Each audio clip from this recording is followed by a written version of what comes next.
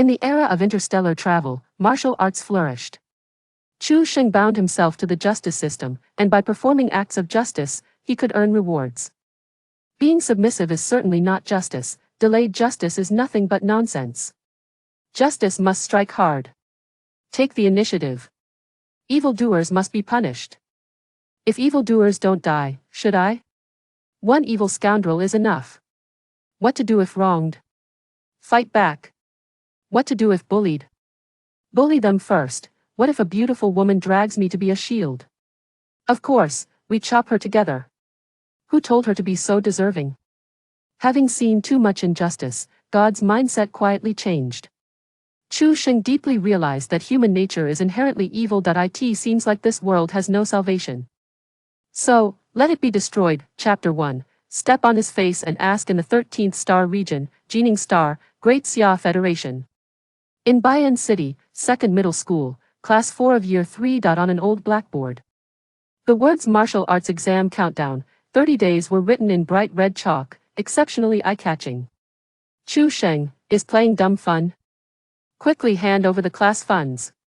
Facing the aggressive girl in front of him and the onlookers around, Chu Sheng, who had just crossed over, felt a bit bewildered.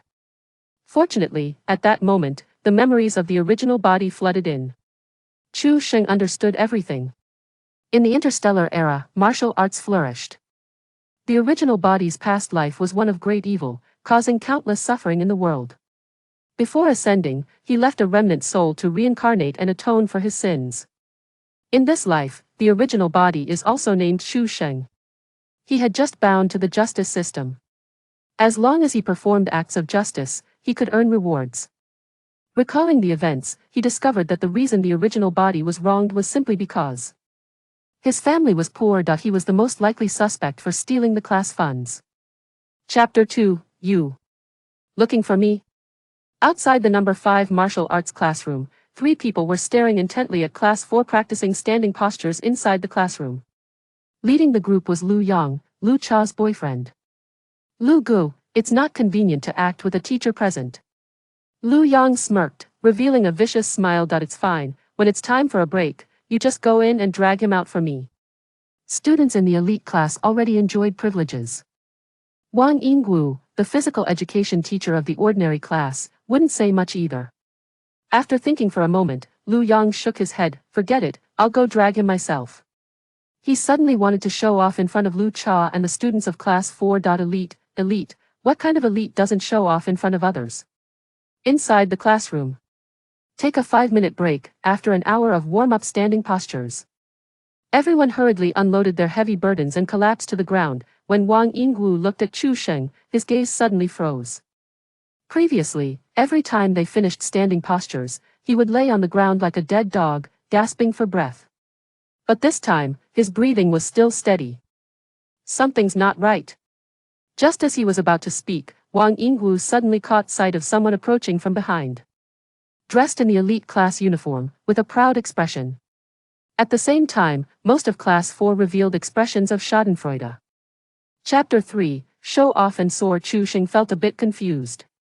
Didn't they say the highest level is 5 levels of body refinement? Hey, just like you, he likes to play dumb and eat the tiger. Wang Yingwu recounted what he saw that day. There were 3 people at the time, 2 at level 6 and 1 at level 7. In less than half a minute, only the level 7 one was still standing. Later, that guy used a rock smash fist and directly broke the level 7 guy's arm. If I'm not mistaken, his rock smash fist must be at least minor success, and major success isn't impossible. Chu Sheng silently pondered, level 7, major success martial skills, playing dumb to deceive you. Isn't that right? Wang Yingwu said. If he encounters someone who doesn't know the truth, he would definitely be played like a monkey. Chu Sheng could understand Lin Chuan's mindset. Playing dumb to deceive the tiger indeed has a unique thrill. But that doesn't mean he could agree with it. Because, it is very unjust. He must make him realize his mistakes. Chu Sheng's damned sense of justice emerged again. Lin Chuan's true combat power should be comparable to level 8. Even if he ascended to level 8, it wouldn't be safe. This was simple, I would just ascend to level 9. Like to play? I'll play with you properly. 200 justice points probably wouldn't be enough. Chapter 4. The rules of the elite class on the martial arts stage. Lin Chuan yawned. Although he wasn't sleepy, that didn't stop him from pretending to be lazy. Determined to play the role of a pig to eat the tiger until the end. As expected, when the audience saw him like this, a chorus of boos erupted.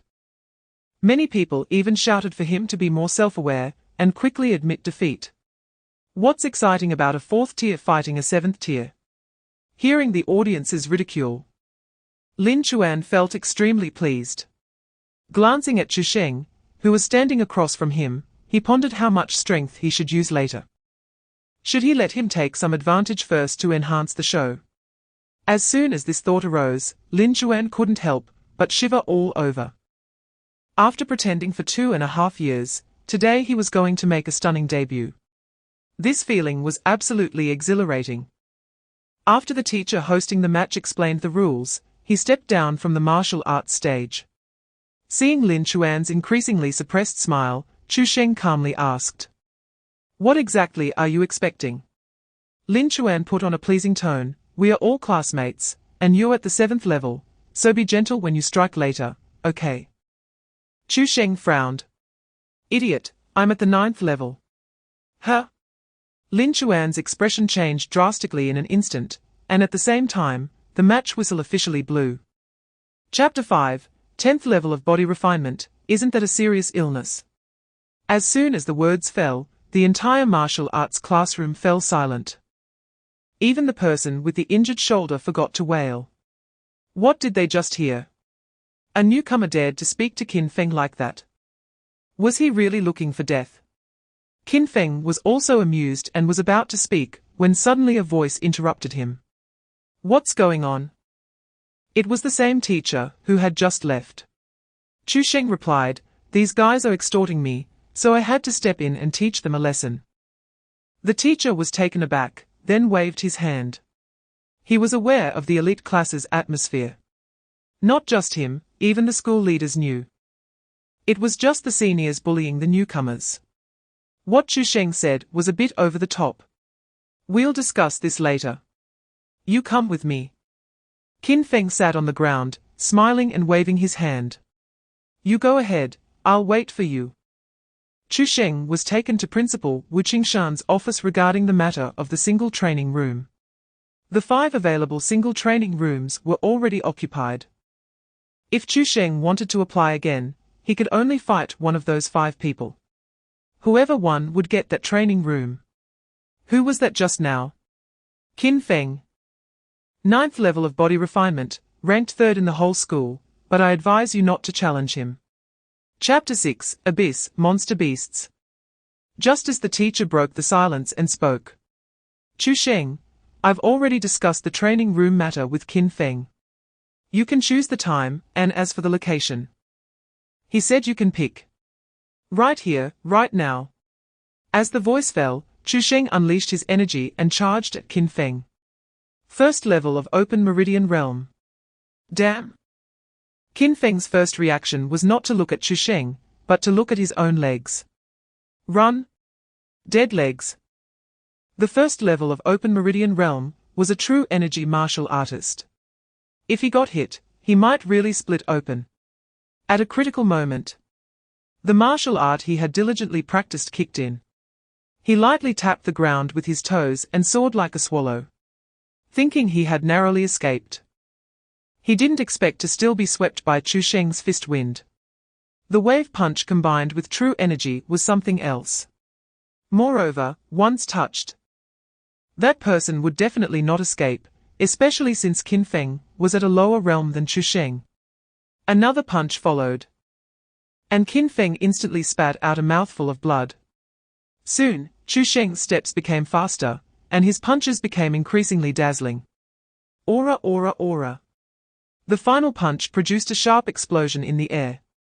After a muffled sound, Chapter 7, SSS level martial arts talent north of Bayan City, outside the F-level abyss. A market was set up here, bustling with people. Most of the visitors were low-level martial artists trying to make a living or simply high school students. Chu Sheng didn't stand out. After passing through the market, he arrived above the abyss. There were people stationed here from the Abyss Control Bureau, but there weren't many.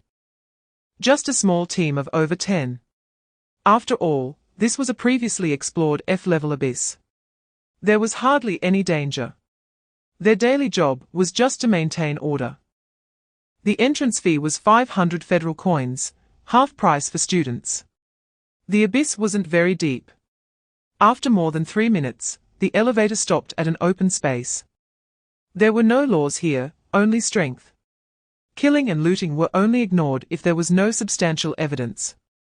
Although it was Chu Sheng's first time here, he had heard some general information about the abyss. For example, valuable items from monster beasts, or where to find valuable materials. Plus, there was a simplified map issued by the Abyss Control Bureau. He could avoid the overcrowded popular spots where monster beasts were scarce. After all, he was just here for justice points. As long as it was a monster beast, it was fine. Referring to the map, Chu Sheng chose a direction with few people. Chapter 8. Don't be afraid, I'm a good person. As a woman brushed past Chu Sheng, she whispered, He, little brother, help your sister avoid this disaster. And your sister will definitely repay you well in the future. The burly man behind her was at the 3rd level of Open Meridian, and she couldn't fight him. So she had to resort to this tactic. As for whether this boy could explain himself clearly, that was no longer her concern. However, just as she was about to continue fleeing, she suddenly felt a chill in her right leg. Phut! The woman's body instantly lost balance and fell to the ground. She propped herself up in disbelief, only to see a bloody scene beneath her. After staring blankly for 2 seconds, she let out a heart-wrenching wail. Ah! My right leg is gone. Not taking the blame, not being a shield, firmly defending justice, never compromising. Justice points, 200. This scene left the burly man stunned. Chu Sheng spread his hands. I don't even know her, she wanted me to be her shield, so I had to do it like this. Ah? After going to such lengths to avoid blame, the burly man had no choice but to believe him. Moreover, that knife from Chu Sheng just now was strange. He didn't even see it clearly. It was just too fast. Fortunately, he was only at the 2nd level of Open Meridian. So there was no need to be afraid of him. Chapter 9. I really want to be his godfather. Seeing Yi Fan block Chu Sheng, the elite class knew a good show was about to unfold. One was a genius at the 1st level of the Meridian Opening Realm, and the other was at the 9th level of body refinement, yet his strength was comparable to that of a 1st level Meridian Opening Realm freak. It was truly hard to say who would win or lose.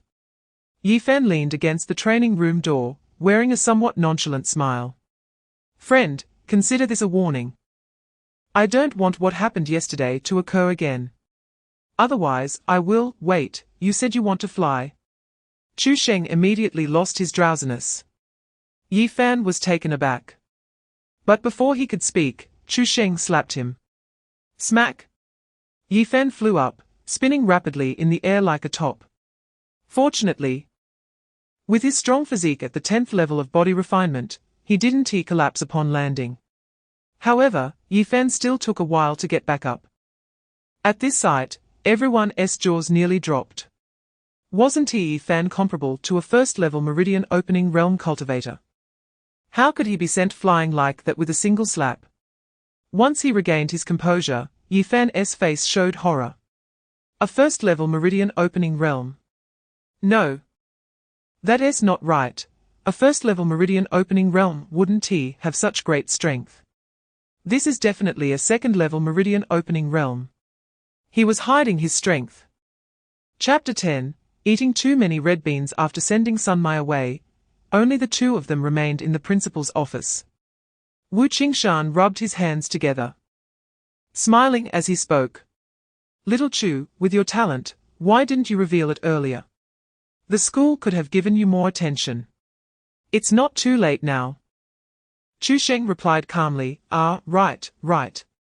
Wu Qingshan nodded repeatedly, not noticing anything strange in Chu Sheng's tone. Genius, after all, is like this. Although Wu Qingshan wasn't a genius himself, as an educator, he understood. After pondering for a moment, Wu Qingshan said, "In the future, the school will provide you with 2 additional mid-grade blood chi pills every week.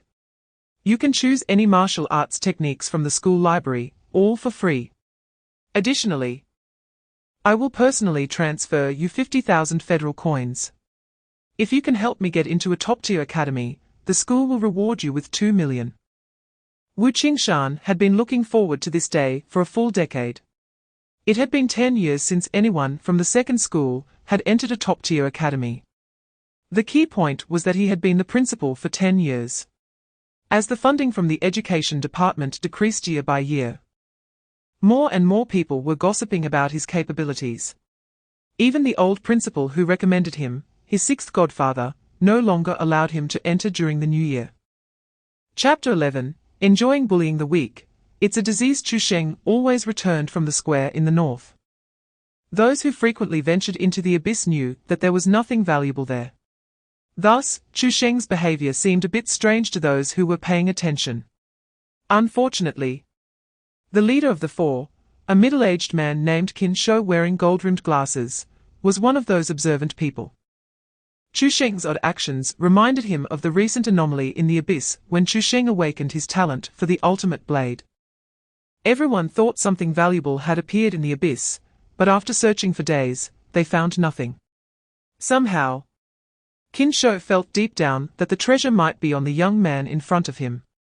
As the elevator ascended, Qin Shou slowly approached Chu Sheng, adjusted his glasses, and asked as politely as possible, "Young man, I've often seen you returning from the north these days. Is there some treasure there?" The 4 were not in a hurry. The elevator took more than 3 minutes to reach the surface, giving them enough time to extract the answers they wanted. Whether through words or fists depended on the young man's performance. If he was stubborn, they wouldn't hesitate to use force. Chu Sheng smiled warmly and nodded. "Yes. There are some brothers." Chapter 12, Reversed Heavenly Gang. Wu Qingshan's mood was somewhat complicated. Since Chu Sheng could defeat Xu Li, it meant he was very likely to secure a top 3 finish in the league. However, the problem was that Xu Li was injured, which would definitely affect her strength. He had originally hoped she could place in the top 3, but now it was uncertain if she could even participate in the league. What happened? Chu Sheng shrugged. "She said she wanted to test my strength, so I gave her a punch." "A punch?" Wu Qingshan was taken aback. He knew Xu Li's strength. Although she was only at the 2nd level of the Meridian Opening Realm, her strength was comparable to an average 3rd-level cultivator. So he widened his eyes and asked, "Did you advance again? I told you I was going for special training, right? Advancing is normal, isn't it? To the 3rd level? To the 5th level?" Wu Qingshan was instantly speechless, and even Xu Li, who was still coughing up blood, raised her head in disbelief. 5th level? I actually wanted to spar with someone at the 5th level of the Meridian Opening Realm.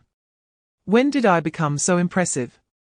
Wu Qingshan exclaimed in shock. "Chu Sheng, it's not that I don't believe you, it's just, well, forget it, I don't believe you. Show me a few punches. First, it was 1 level a day, then 4 days to the 3rd level." Chapter 13, Concealing the Realm. Upon seeing the battle list, Sun Xiachuan's name was prominently listed. Many people were surprised because they had heard that Sun Xiachuan had a bye in the 1st round. However, what surprised them even more was that a 2nd-level Meridian Opening Realm cultivator named Chu Sheng had suddenly appeared in the 2nd school. After all, Bayan City was not that big, and there were only a few 2nd-level cultivators like them. Everyone had a bit of understanding of each other. And suddenly a name they had never heard of popped up. They were all curious about this Chu Sheng. Never heard of him. Did he just advance to the 2nd level? But wasn't he too unlucky? He faced Sun Xiachuan in the 1st round, and it was basically over for him. I just noticed that there's only him from the 2nd school. Why isn't Xu Li participating? Next to Chu Sheng. A girl with twin ponytails studied him for a few seconds before exclaiming, "Chu Sheng. Oh my god, it really is you. Who are you? I'm Li Yuxuan. Don't you remember we sat at the same desk in elementary school? Chu Sheng thought for a moment and did have a bit of an impression. Li Yuxuan continued. I really didn't expect that with your family situation, you could still advance to the second level of the meridian opening realm. It must have been really hard for you. Chapter 14, Fabricating Realms Nonsense. Wu Qingshan was the first to stand up. Chu Sheng has never concealed his realm. Upon hearing this, everyone was dumbfounded. It was their first time witnessing someone lie so blatantly with their eyes wide open. A fifth level claiming to be a second level. What else could this be if not concealing his realm? Huang Wei asked in confusion, Wu Qingshan, what do you mean? Literally speaking, when registering that day, Chu Sheng was indeed at the second level of the meridian opening. As his voice fell, everyone's brains momentarily failed to respond. Huang Wei couldn't believe it and said, so? You mean to say that he only took 4 days and rose 3 levels in a row? That's right. Wu Qingshan's words were firm. Just now, when I wanted to discuss modifying the information with Chu Sheng, it was to correct his current realm. Unfortunately, you didn't give us this opportunity. Therefore, the matter of concealing his realm is purely nonsense. The leaders of Class 1 looked at each other, and the principal even exclaimed that it was impossible. Rising 3 levels in 4 days was simply unheard of. But Chu Sheng's realm was clearly presented before everyone. Huang Wei waved his hand, and his tone became very eager. Hey, old Wu, why are you so excited? I naturally believe you.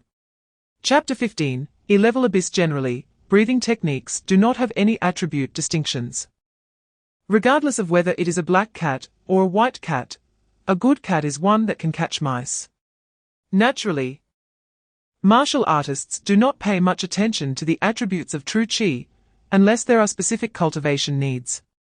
However, this Ling Shaoluai's Yukiju, just by its name, is definitely related to the thunder attribute. It's not that it isn't strong, on the contrary, thunder-based techniques have absolutely T0 level lethality. But the key is, this thing is hard to practice. Because the thunder element is too rare. Although it can be assisted with the demon cores of thunder attribute demon beasts. Those cores can only condense from demon beasts of the 3rd tier or above, and thunder attribute demon beasts are much stronger than other demon beasts. The price of a 3rd tier demon core is at least 200,000 to 300,000. Ordinary people really can't afford to practice. Chu Sheng rubbed his chin with the system. He could indeed practice directly. However, he didn't know how many justice points it would consume. If it really didn't work, he could only ask old Deng to explode some gold coins. Wu Qingshan promised a reward of 2 million for getting into a top-tier academy, which is just 7 thunder attribute demon cores at most. Then, it was time to choose Earth-level martial skills. As the first place in the league, Chu Sheng naturally chose first. Chapter 16, Why is the Wind Rising? Special Recruitment. Which academy? Chu Sheng originally wanted to tell Wu Qingshan about taking a leave of absence, but was informed that several top-tier academies in Daxia had specifically called to indicate that they wanted to specially recruit Chu Sheng. Which ones? Little Chu, you really underestimate yourself, don't you? All 5 top-tier academies in Daxia have called. Although the 5th level of Meridian Opening does not meet the special recruitment conditions, rising 3 levels in 4 days is indeed terrifying. Moreover, it was done with very few resources. With such talent and potential, his future achievements are absolutely limitless. Therefore, as soon as the top academies received Chu Sheng's information, they confirmed that they would specially recruit him. During these 2 days, think about what conditions to propose, be bold, the stakes from the top-tier academies won't be small. After hanging up the phone, Chu Sheng was still a bit dazed. Initially, he was thinking about getting into a top-tier academy. But now it seemed he had underestimated the situation. As for the conditions, he really had to think carefully. Regarding the journey to the abyss, he still had to go. At that time, it would also increase his bargaining chips. The next morning, at the E-level abyss in Bayan City West. Unlike the F-level abyss, Chu Sheng's high school student appearance was very conspicuous here. Chapter 17, Let's Clash with the Top Academies. Time quickly moved to night. Chu Sheng sat down to rest, while also adding some points. Ding consumed 2,000 justice points, consumed 3 third-tier thunder attribute demon cores. Your Lingxiao Luai's Yukiju has been upgraded to great success, the moment the last line of text appeared. Countless tiny thunder shards suddenly surged around Chu Sheng, like silver snakes dancing wildly, crackling and flowing freely. Between the flashes of thunder, the young man stood with his clothes fluttering, holding a sword. His sharp eyes were reflected in a deep indigo color, and in his pupils, 2 figures were also reflected. Chu Sheng looked at the 2 people approaching, 1 male and 1 female. The male had no expression, but the girl's face was extremely cold. When did he provoke her? Chu Sheng had no impression. As they came closer, Sunlinger sneered, I thought you had already left the abyss. I must say, you're a bit unlucky. Chu Sheng disdainfully curled his lips. Who the hell are you? Sun Xiachuan is my younger brother. Not only did you steal his breathing technique, but you even dared to injure him so badly. Hand over the breathing technique, and I can spare your life. After saying that, Sunlinger unleashed her powerful aura at the 9th level of Meridian Opening. Chapter 18, Chu Sheng's Conditions, Jingwu Bureau in the Sun family courtyard. Everyone had not slept for a day and a night. They did not understand why, after so long, the 2 had not returned. Did they not find that kid? It won't be a problem, it won't be. Sun Jianting's eyes were bloodshot, and his brows were filled with gloom. Just then, a loud shout came. Something happened, uncle. Something happened. The person ran over, trembling as they spoke. Uncle Linger and Uncle Wu are in trouble. Then, he told them about finding the 2 corpses in the abyss. Upon hearing this, everyone's tense hearts almost broke. Sun Jianting's veins bulged, and his gaze was ferocious. Where are the corpses? Just outside, but sigh, uncle. You should go take a look. The others followed outside. After seeing the 2 corpses, some women fainted in fright. One was split in half, and the other's head was crushed. Moreover, there were traces of demon beasts gnawing all over their bodies. It could be said that they were completely unrecognizable as human. Who did this? Although Sun Jianting already had a vague answer in his heart, he still found it hard to believe. Chapter 19, Eradicate them to prevent future troubles. The remaining 3 exchanged glances, and then stood up together. It wasn't that they really wanted to leave, but they just wanted to pressure Chu Sheng to change his conditions. They had used this tactic before, and it had always worked. If you don't go for the special recruitment, then just wait to apply later. At that time, you won't get any benefits. Even a fool knows how to choose. Since the negotiation fell through, then forget it. Hopefully, Chu Sheng can find a school he likes. Okay. The 3 were taken aback. Wang He, the leader, pushed the door open and left. He had seen many self-important individuals, but this was the first time encountering someone like Chu Sheng. Students like him were better off without. The other 3 followed him out, but after leaving the second high school, they did not leave Bayan City. In their view, Chu Sheng was merely hoping that the last Dragon Martial Academy would agree to his conditions. Was that even possible? Unless Chu Sheng revealed even greater value.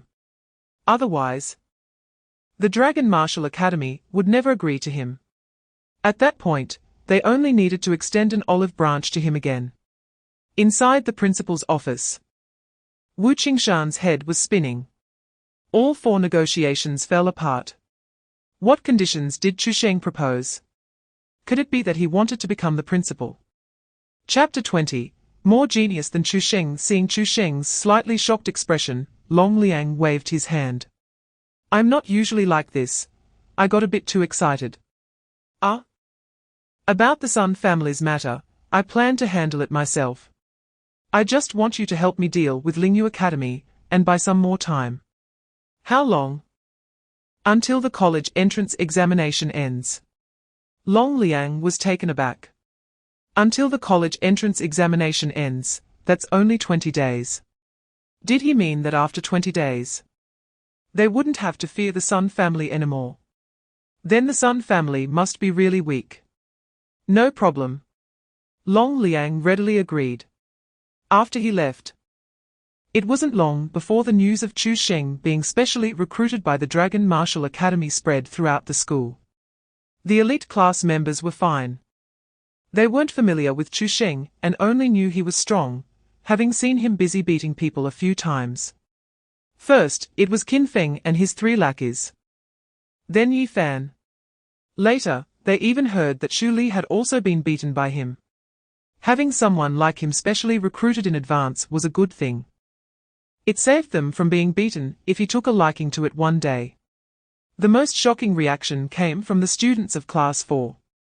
Initially, they compared Chu Sheng entering the elite class to being specially recruited. Their feelings were already complicated. Now, he was truly specially recruited.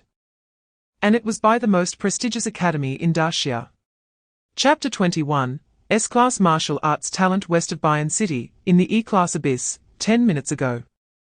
Ding consumed 1200 justice points, but consumed 3 third-grade Thunder Attribute Monster Cores. Your Lingxiao Thunder Zhi Qi technique has been upgraded to perfection. Congratulations, host. For unexpectedly comprehending the profound meaning of Thunder Zhi. The moment the last line of text appeared, thousands of purple lightning bolts erupted, and the rumbling sound was continuous. The abyssal beasts all stood on end, huddling tightly against the rock walls, trembling all over. Thunder is the master of slaughters, all spiritual beings fear it. Let alone these low-level beasts. Chu Sheng slowly opened his eyes, revealing a smile that understood everything. Very good, very powerful. After perfecting the breathing technique, he no longer needed to actively circulate his energy for recovery. The spiritual energy of heaven and earth surged towards him as if summoned, flowing along his meridians. In at most half an hour, he could completely replenish his true energy. Furthermore, in a state of abundant true energy, Chu Sheng could sustain high-intensity combat for 7 to 8 hours. Compared to the previous 100 forging breathing technique, this was an unimaginable improvement.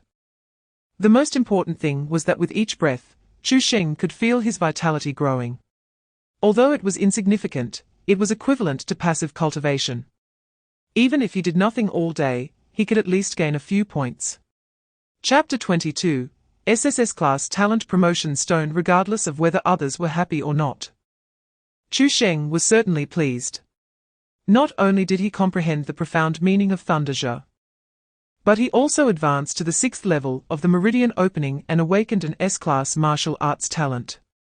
It's worth noting that he previously had an SSS Class Martial Arts Talent, the Ultimate Blade Intent. If awakening a martial arts talent is a 1 in 1,000 chance, then awakening an S-Class Martial Arts Talent is merely a 1 in a million chance. As for SSS Class talents, it seems there are very few even in the entire Daxia. With dual talents, 1 SSS Class and 1 S-Class, don't even think about it. Chu Sheng is the only one. Amidst the thousands of lightning bolts, Chu Sheng rubbed his chin. His mind very calm. This is what it means to have a cheat. The arriving crowd was stunned by the scene before them, their eyes nearly popping out. They thought it was some treasure, but it turned out someone awakened a martial arts talent. And with such commotion, it seemed even the A-Class couldn't match it. Bayan City truly became impressive this time. Once the thunder dissipated, someone immediately asked, "Handsome guy, what grade of talent did you awaken?" S-Class, Thunder Tyrant Body. Then Chu Sheng felt a bit hot, as everyone around him gasped in awe. Wasn't he a bit hot? The Thunder Tyrant Body is the most elite martial arts sacred body. Chapter 23, Thundercloud Sacred Body. In the blink of an eye, 10 days passed. The ghostly wolves in the abyss had long been exterminated, and even the dung-ball beasts were completely wiped out by Chu Sheng. Sitting cross-legged on the ground, Chu Sheng let out a long sigh. Phew, finally enough. Then a blue panel unfolded in front of his vision. Come on, my efforts. Ding consumed 3,000 justice points. Your martial arts cultivation has risen to the first level of the Chi-Si realm. The moment the text appeared, a loud bang suddenly echoed from Chu Sheng's dantian. The originally scattered spiritual energy surged madly towards his dantian, gradually forming a crystal-clear vortex. The vortex spun faster and faster, constantly absorbing spiritual energy, until it formed the outline of an ocean. At this point, the gate to the Chi-Si realm burst open.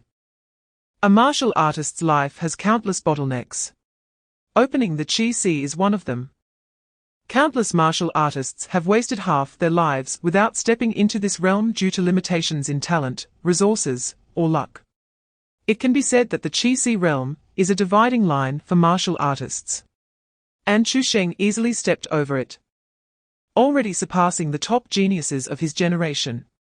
Every year, the top scorer of the college entrance examination in Daxia only reaches the 7th or 8th level of meridian opening at most.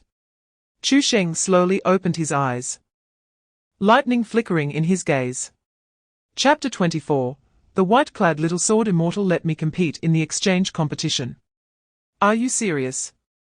On the other end of the phone, Wu Qingshan was very excited. If I don't find you, who else should I find? This was decided early on, there's no way to decline. Shu Li and Qin Feng haven't fully recovered yet and can't be the main force, and Yi Fan has been turned into a depressive because of you. So it all depends on you now. Chu Sheng frowned slightly. The first two are fine, but how can you blame Yi Fan on me? He was promoted to the first level of opening the meridians so early because he couldn't bear the humiliation. Do you think his humiliation came from where? Wasn't it because you slapped him in public? If he had been promoted later, wouldn't he still be depressed? At least he can make it to this exchange competition. You take advantage of others and eat their food. It's really unreasonable not to help out in this situation. All right, which school, when? Xingzi number 3 middle school. The day after tomorrow. Tomorrow morning, you go back to school for a meeting, then depart from the school. Xingzi. That's quite a coincidence. He originally planned to go to Xingzi City. Now, Chu Sheng had no more hesitation and agreed. The next morning, at number 2 middle school, in the conference room. When Chu Sheng arrived, Wu Qingshan had already arranged the order of battle. Chapter 25. Wait for me to come back and drink on the way to Xingzi City. Long Liang was still in a daze, as if he were in a dream. He thought Chu Sheng's comment about not needing to wait for the college entrance examination was a joke. He didn't expect that the person really took only 10 days to go from the 6th level of opening the meridians to the Chi-Si realm. An average of 2.5 days per small realm. Is this reasonable? Of course not. However, an S-level martial arts talent does make it a bit more acceptable. Suddenly, he recalled yesterday's phenomenon. Chu Sheng, was yesterday's phenomenon caused by you? Long Liang's expression froze. He admitted it, he just openly admitted it. Aren't young people nowadays fond of playing the pig to eat the tiger, and having persecution delusions? His talent has been upgraded. Long Liang gasped in disbelief. SS level. SSS level. Wu Qingshan, who was in front, turned his head and exclaimed, "What SSS level?" This single sentence attracted the attention of everyone in the vehicle. Then, Wu Qingshan seemed to realize and exclaimed, "SSS level martial arts talent. Was yesterday's phenomenon caused by you?" Indeed. Chu Sheng nodded lightly. The laughter and chatter in the vehicle instantly disappeared. Chapter 26. My sword will be very handsome. This competition is just for communication and sparring, weapons are prohibited. And talent types are not restricted. Just touch and go. If one side admits defeat, the competition ends immediately. On the martial arts platform, the referee was explaining the rules. The spectators were discussing animatedly. A fourfold opening meridian versus a fivefold, this match is unfair. Indeed, it is unfair, but you missed a condition. It's a fourfold with an awakened B-level martial arts talent against a fivefold, which makes this match particularly unfair for someone named Chu Sheng. Even in Xingzi City. Not everyone knows about this white-clothed little sword immortal from number 3 middle school. They are even less aware that he has already awakened a B-level martial arts talent. Huh? Someone exclaimed, B-level martial arts talent, then this match is definitely worth watching. I thought Liu Zhong had lost his mind for arranging such a match. The double ponytail girl from the Jingwu Bureau said. This Chu Sheng looks too sharp, he must be particularly arrogant. A middle-aged man grinned. If I were in the Long Martial Academy's special recruitment, I would be even more arrogant than him. But doesn't he fear flipping the script? There are people beyond people. If he really encounters someone stronger than him, wouldn't he be in trouble? Maybe by then, he won't be arrogant anymore. At least when facing someone who is a small realm lower than him, he indeed has the capital to be arrogant. Chapter 27, Jingwu Bureau Assessment. In a moment of sudden change, Long Liang flew to the martial arts platform. Upon seeing that Chu Sheng had emerged unscathed from the earlier explosion, he was somewhat incredulous. However, Chu Sheng's next words made his eyes widen even more. This is the martial arts platform, the fight is not over yet. Let me handle it myself. The three people's auras were all only at the Qi-Si realm. And the strongest among them was only at the 5th level of the Qi-Si realm. Not a concern. This is all about justice points. Chu Sheng had no reason to let them go. Are you serious? Of course. On the spectator stand, chaos ensued. The double ponytail girl and the middle-aged man from the Jingwu Bureau immediately rushed towards the three. Unexpectedly, the three had a very clear division of labor. Two intercepted.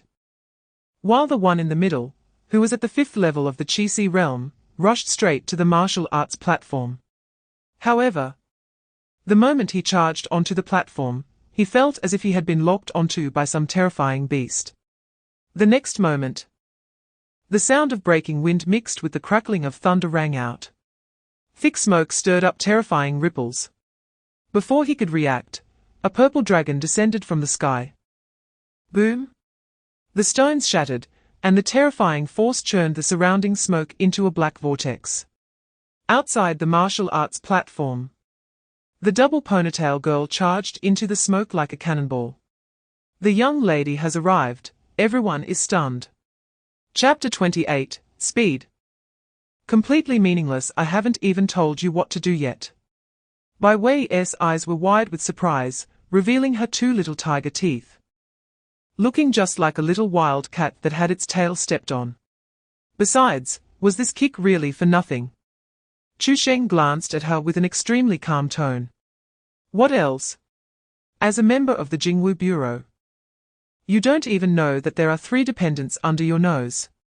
If it was someone else, they would have already succeeded. Considering that, I not only owe you nothing, on the contrary, you owe me a favor. Bai Wei's expression froze, and her tone immediately softened. There are so many people in the martial arts field, how could we keep an eye on everything? Sun Yuya interrupted, Xiao Wei, don't say any more. Chu Sheng is right, this matter is indeed our negligence.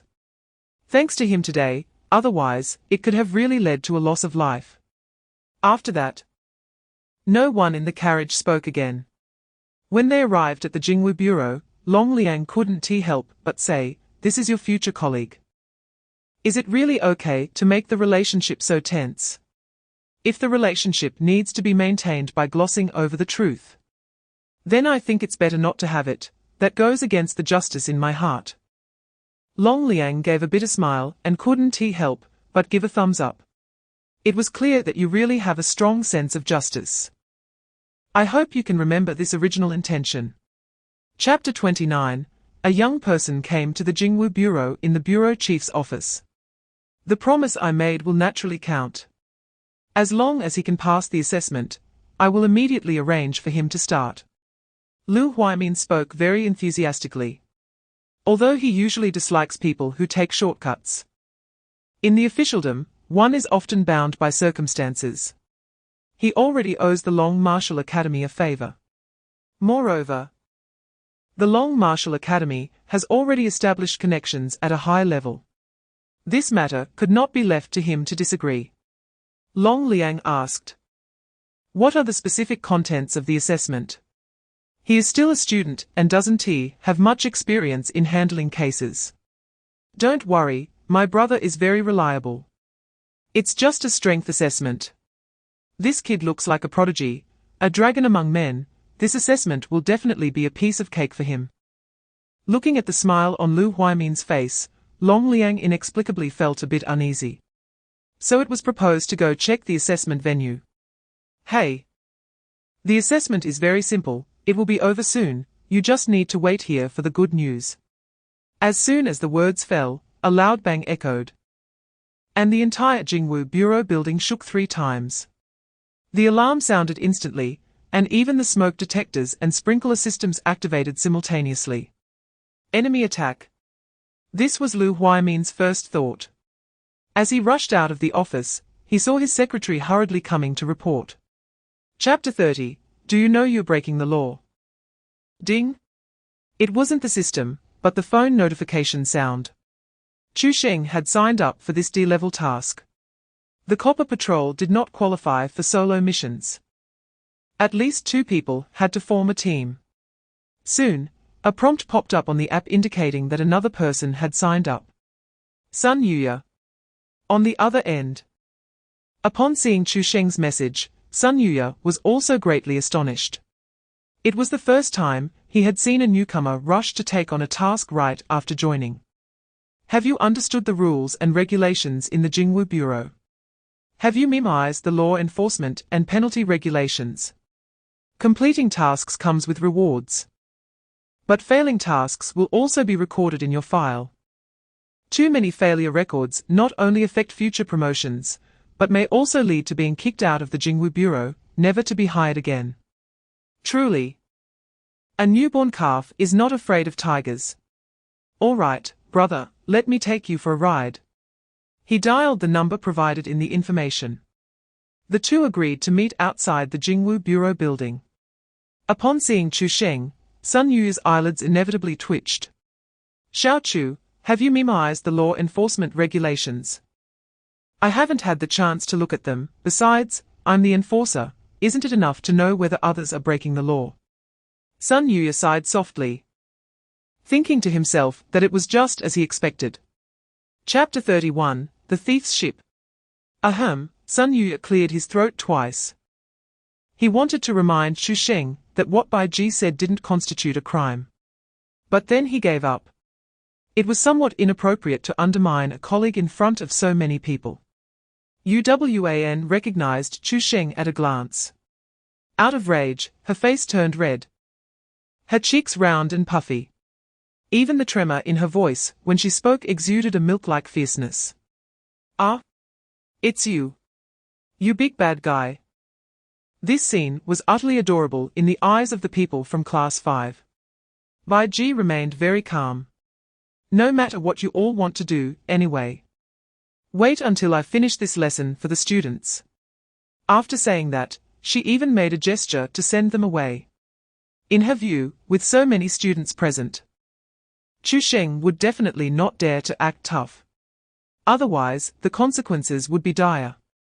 But unexpectedly, before Bai Ji could retract her fingertip, her wrist was suddenly gripped by a force like an iron claw. Chu Sheng forcefully pressed her against the wall with one arm, producing a muffled sound. Bang! Bai Ji felt stars exploding in front of her eyes. A sharp pain pierced through her nose, and warm blood gushed out instantly. It hurt, it really hurt too much. You think you can pretend with me? People like you are fit to teach others. Chapter 32, Scaring Oneself. On the confession. There was one good news and one bad news. The good news was that Bai Ji was indeed an alien's dependent. The bad news was that she was not in cahoots with the three people from the morning. She belonged to a tribe called Tyro, which could make its servants more beautiful and charming. Because she had to offer pleasure to the Tyro tribe, she could come 7 or 8 times a day. The incident with Director Gao was truly just a coincidence.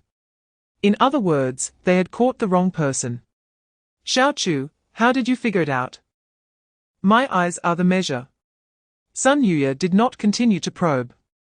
Now was not the time to dwell on this, as the clues from the school had run dry. Fortunately, at that moment, good news came from the information department. The identities of the three had been clarified. Upon seeing the data, Sun Yuya frowned. Kai Men Society.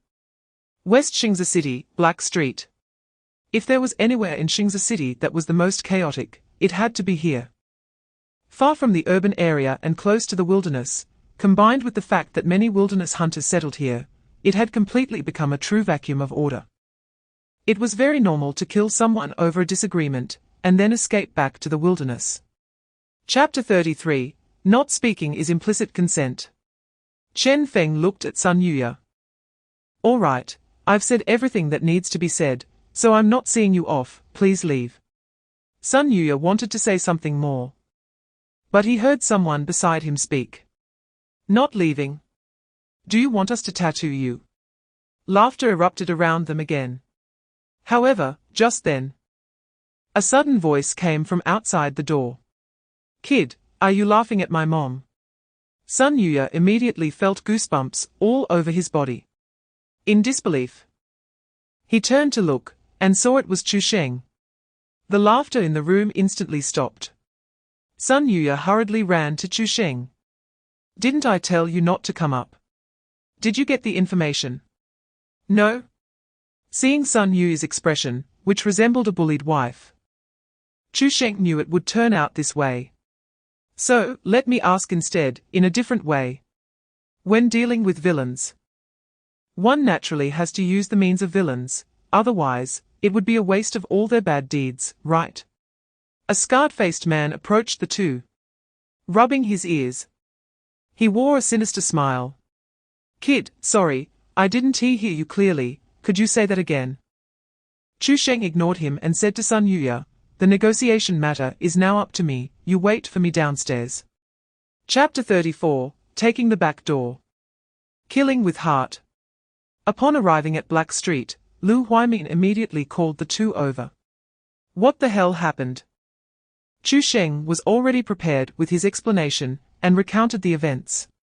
However, in his version, it was the Kai Men Society who struck first. Moreover, Chen Feng also admitted to knowing the identity of the three as alien dependents. In this way, the evidence matched up. Of course, the most crucial element also matched because Chen Feng was already dead. Lu Huaimin was very confused, he had such guts.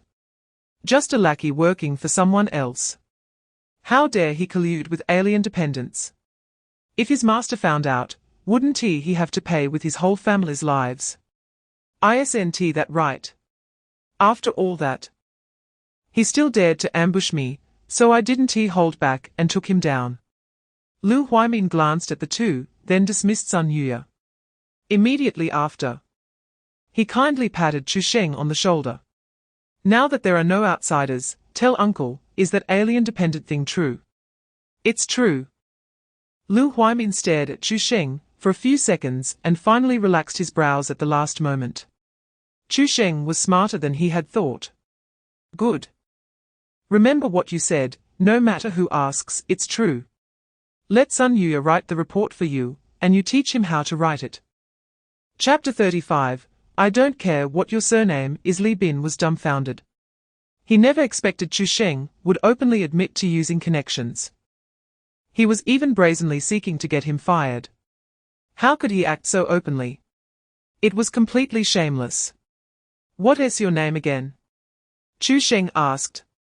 Li Bin lowered his head, his face as pale as blood, not daring to speak. He had worked hard to get into the Jingwu Bureau. And if he got fired now, it would be a huge loss. Chu Sheng smirked slightly and then said into the phone, it's fine, uncle. After hanging up, he looked at Li Bin. I originally planned to interact with you as an ordinary person, but instead, I got treated like a cricket. I won't pretend anymore. I indeed have a background, and I'm laying my cards on the table. This time is a lesson for you. If there's a next time, you're fired. Li Bin numbly nodded and turned to leave. Wait. It's not because I'm kind-hearted that you still have your job, say thank you. Great mercy. Help Li Bin keep his job, Justice points 300, the words thank you seemed to have been pried out from between his teeth. As soon as he finished speaking, Li Bin fled like the wind. Once he was alone, he even coughed up a few mouthfuls of blood. Chapter 36. I'm going to arrest someone from the Zheng family. How much? Looking at the system prompt, Chu Sheng was stunned. This kick was worth 1,000 justice points. To put it in perspective, last night, when he beat up those Kaimen Society members, the highest reward was only 500. This guy could actually add 1,000. The scheming frog is always rubbing your belly. This guy must have committed a lot of evil. He's even worse than those black societies. At this moment, everyone around was still immersed in the shock of Chu Sheng's kick. It wasn't until Zheng, who spat out a mouthful of blood, that they finally woke up. Zheng, who was beaten and kicked to the brink of death. No, this Chu Sheng is simply too reckless. Li Bin rushed to help Zheng, who, while not forgetting to voice his warning. Chu Sheng, you're finished, he's from the Zheng family. And the Zheng family won't let you go. Seeing the strange looks from the crowd, Li Bin was completely unconcerned. What are you looking at? I've already offended him, and there's no place for me in the Jingwu Bureau anymore. I'm done with this, I quit. Now was his perfect opportunity to curry favor with the Zheng family. If he could get on the Zheng family's big ship, wouldn't that be much better than in the Jingwu Bureau? Zheng, who had been helped up, spoke with a sinister expression. And about the Kaimen Society. Chapter 37, Li still has some face. 20 minutes later, a woman with long hair walked up to Chu Sheng and scrutinized him. She was an unfamiliar face, and she was quite young. She must be the newcomer. You are Chu Sheng. When did you come to the Jingwu Bureau? Yesterday. Su Qing nodded. She hadn't been back for 4 days, so it was normal not to know about a newcomer who arrived yesterday. For future tasks, you'd better review them carefully before accepting. Chu Sheng glanced at her. Are you teaching me how to work? Didn't you read the task introduction? You don't know how tricky this task is. I didn't read it, it's not necessary. Chu Sheng just wanted someone to take him to the Zheng family. The task was just an afterthought. Tricky? That really wasn't in his consideration. If intelligence isn't enough, then I'll use force. Fortunately, he was quite skilled in that regard. Su Qing was taken aback, but quickly sensed something was off. Wait, you only joined the Jingwu Bureau yesterday. Where did you get these 400 merit points? I completed a D-level task, and got an extra 300 merit points for clearing the Kaimen Society. All right. Now it's my turn to ask you, can you drive? Chapter 38, Chu Sheng's favorite legal section outside the Zheng family courtyard. Why didn't you tell me you were delivering a summons? Su Qing regretted it deeply. First, he cleared the Kaimen Society. And now he came to deliver a summons to Zheng Dongming. Isn't this just provoking the Zheng family? You didn't ask, and besides, what else could I give them? A clock? While speaking, Chu Sheng checked the time. It's almost 5 minutes, if no one comes out. I'm going in to find someone. This is required by the law enforcement regulations. Upon hearing this, the 2 guards of the Zheng family thought they had misheard. Then, they stepped aside with mocking smiles. If you're not afraid of death, go ahead and try. This is the Zheng family, where 2 true essence realm experts are stationed. A mere copper patrol dares to act wildly here.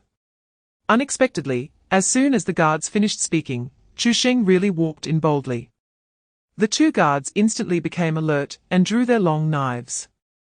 Just then, Chu Sheng suddenly stopped, and the two of them thought he was scared. But they turned to see someone walking out from the courtyard. Not only Chu Sheng, but even Li Bin, who came out from the Zheng family, was stunned. The one delivering the summons was actually Chu Sheng. Chapter 39. Why don't you ask him if he fears me?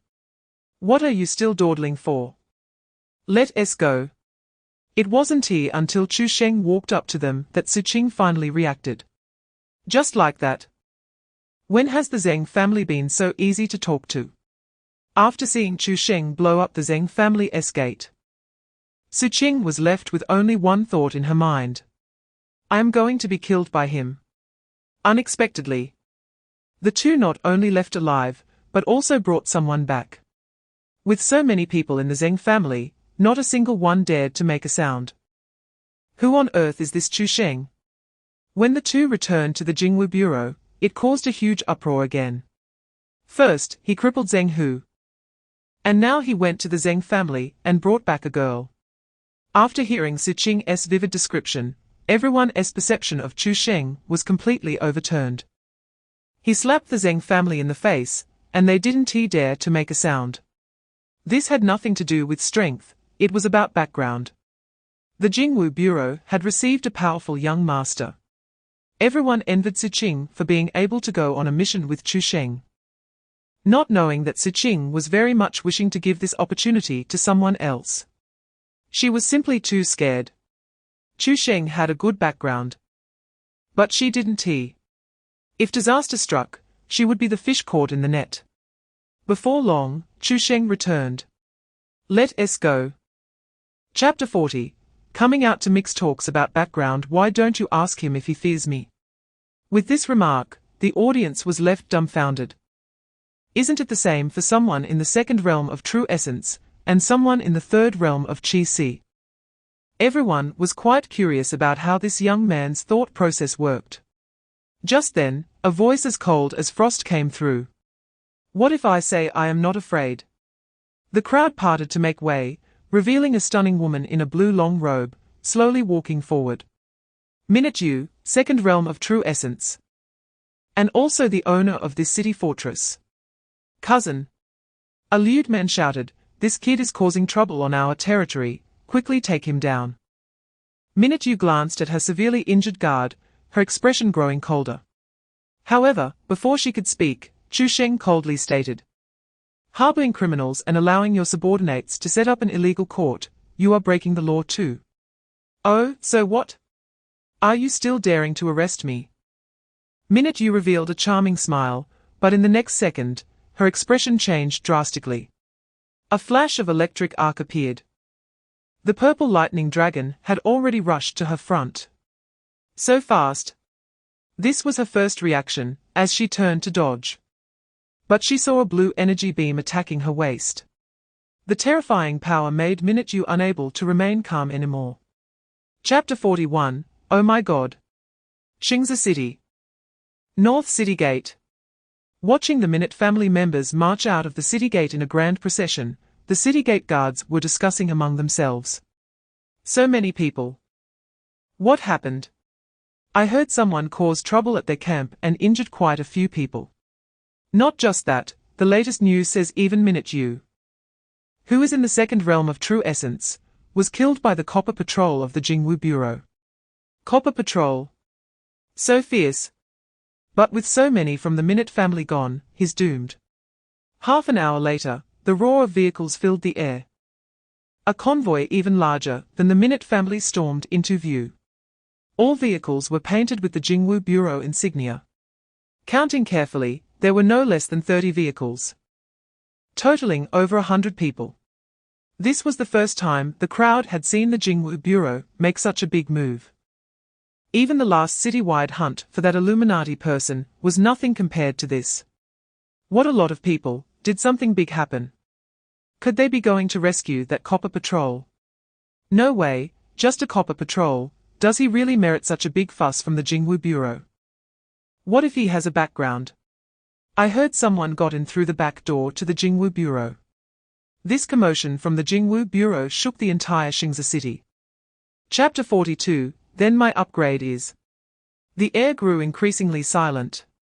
After a few seconds, Chu Sheng remained unmoved like a mountain. In contrast, the old man's face turned red, veins bulging on his forehead. Old fool. Chu Sheng chuckled, raising an eyebrow as he twisted his body, his arm vibrating violently. Muscles tensed. A powerful punch struck the old man's chest like a cannonball. The crowd's pupils constricted. He even hit the old man.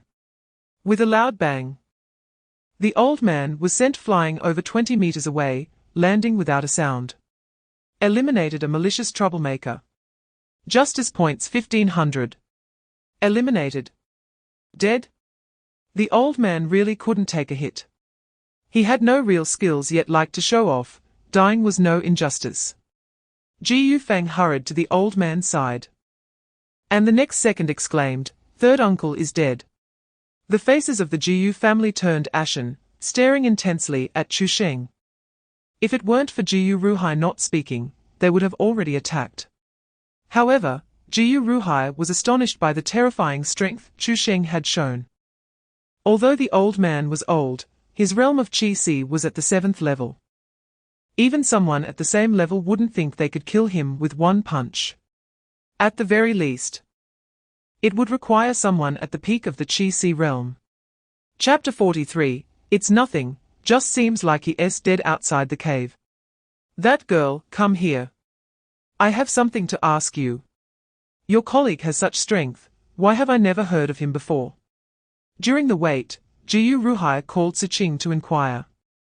Not only was he curious about Chu Sheng's identity, but he also wanted to find out if he had any background. If not, then it was fine. But if he did have a background, then this woman couldn't be left alive. Jiyu Chang'e was one of their Jiyu family's members. And if Chu Sheng died at his hands, there was no telling whether the person behind him would retaliate against the Jiyu family. Siqing had no background and couldn't provoke the Jiyu family, so she could only answer honestly. He just joined our Jingwu Bureau yesterday.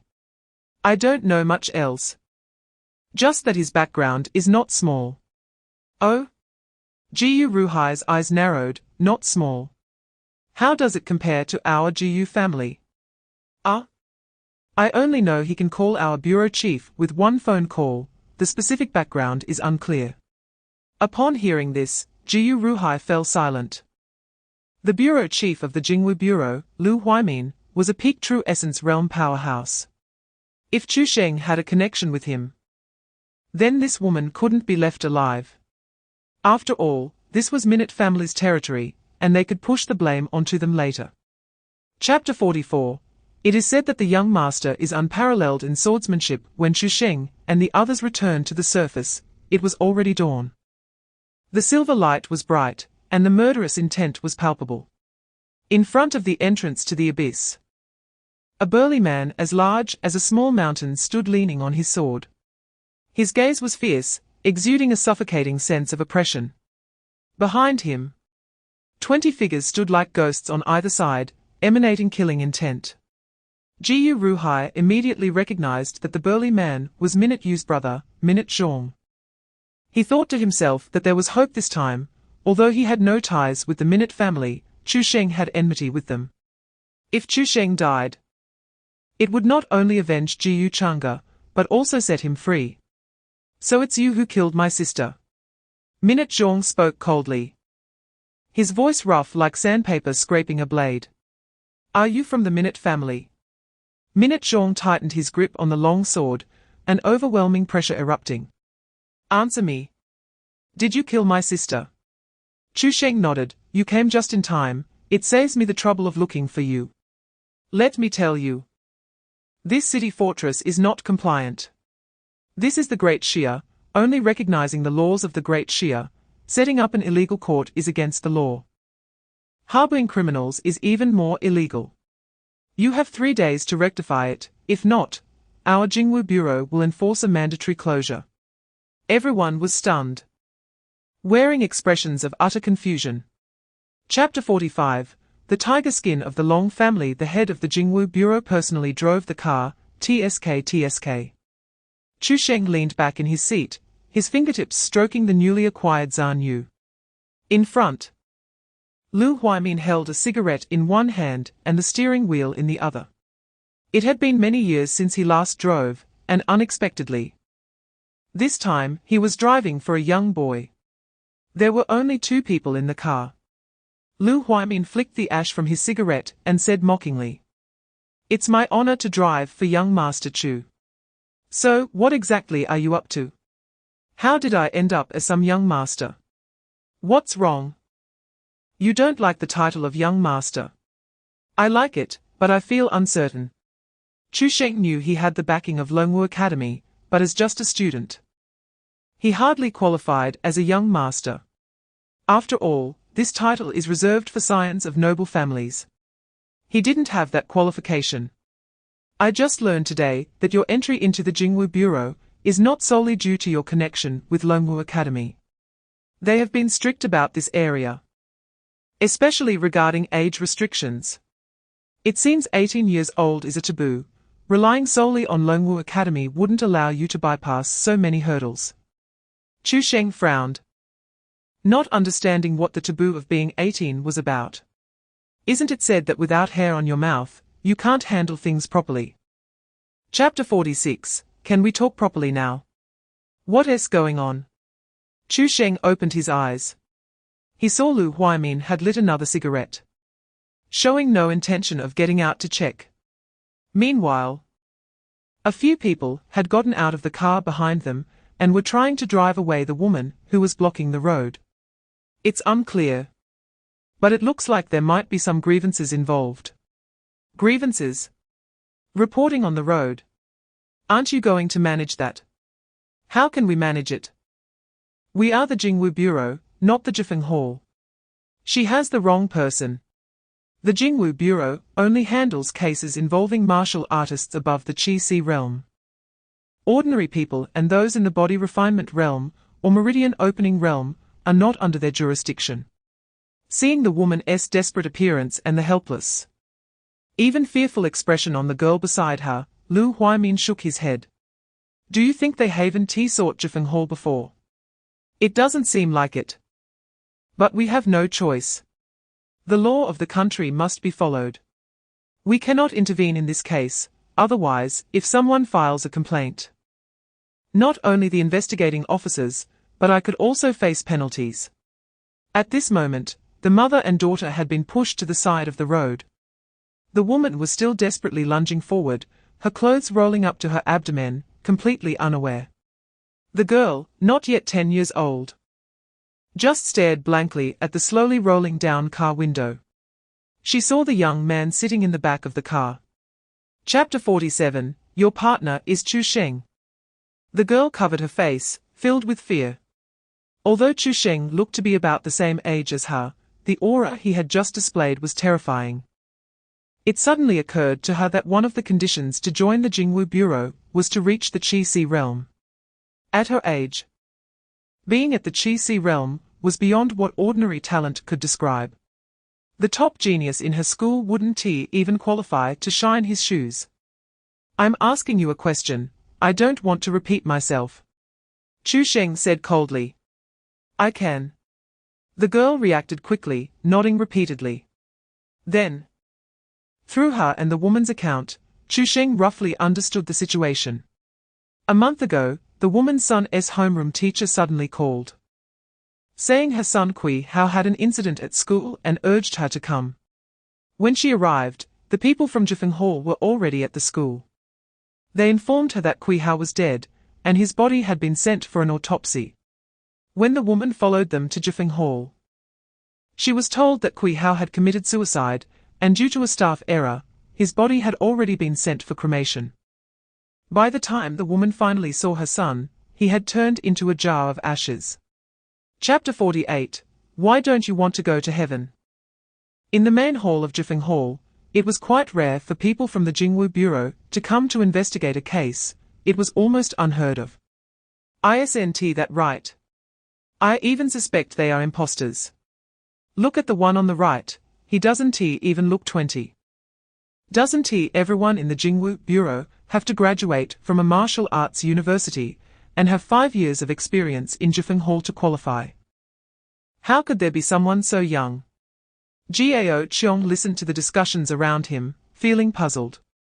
He thought Chu Sheng had already established connections. But they had been waiting for quite a while. It was one thing for the bureau chief not to appear, but why was there not even a receptionist? Just then, Sun Ming returned. Sorry, both of you. Our bureau chief said that you from the Jingwu Bureau, and we from Jifeng Hall belong to different systems. If you want to come here to investigate, your bureau chief has to notify the city lord first. Only with the city lord's special approval can we cooperate with you. Upon hearing this, the surrounding Jifeng Hall agents all showed expressions of as expected. They had guessed this would be the outcome long ago. If a gold inspector had come, even a silver inspector, the bureau chief might have given them some face. But it just had to be 2 copper inspectors. After speaking, Sun Ming made a gesture to see them off. Chapter 49, This is Brutal Murder. In Dongyun Prefecture, the Long family. What a colossal entity that is. Although Zilian was skeptical about this, he was not a gambler and looked down upon gamblers. Gambling dogs are not worthy of sympathy. Winning a bet would bring him no benefit, merely the ability to deal with this young man. But if he lost the gamble, he would be in serious trouble. Hearing what Zelia no one believes he is an inspector from the Jingwu Bureau. A kind-hearted girl leaned in to remind him, classmate. COS law enforcement personnel can actually break the law, you know.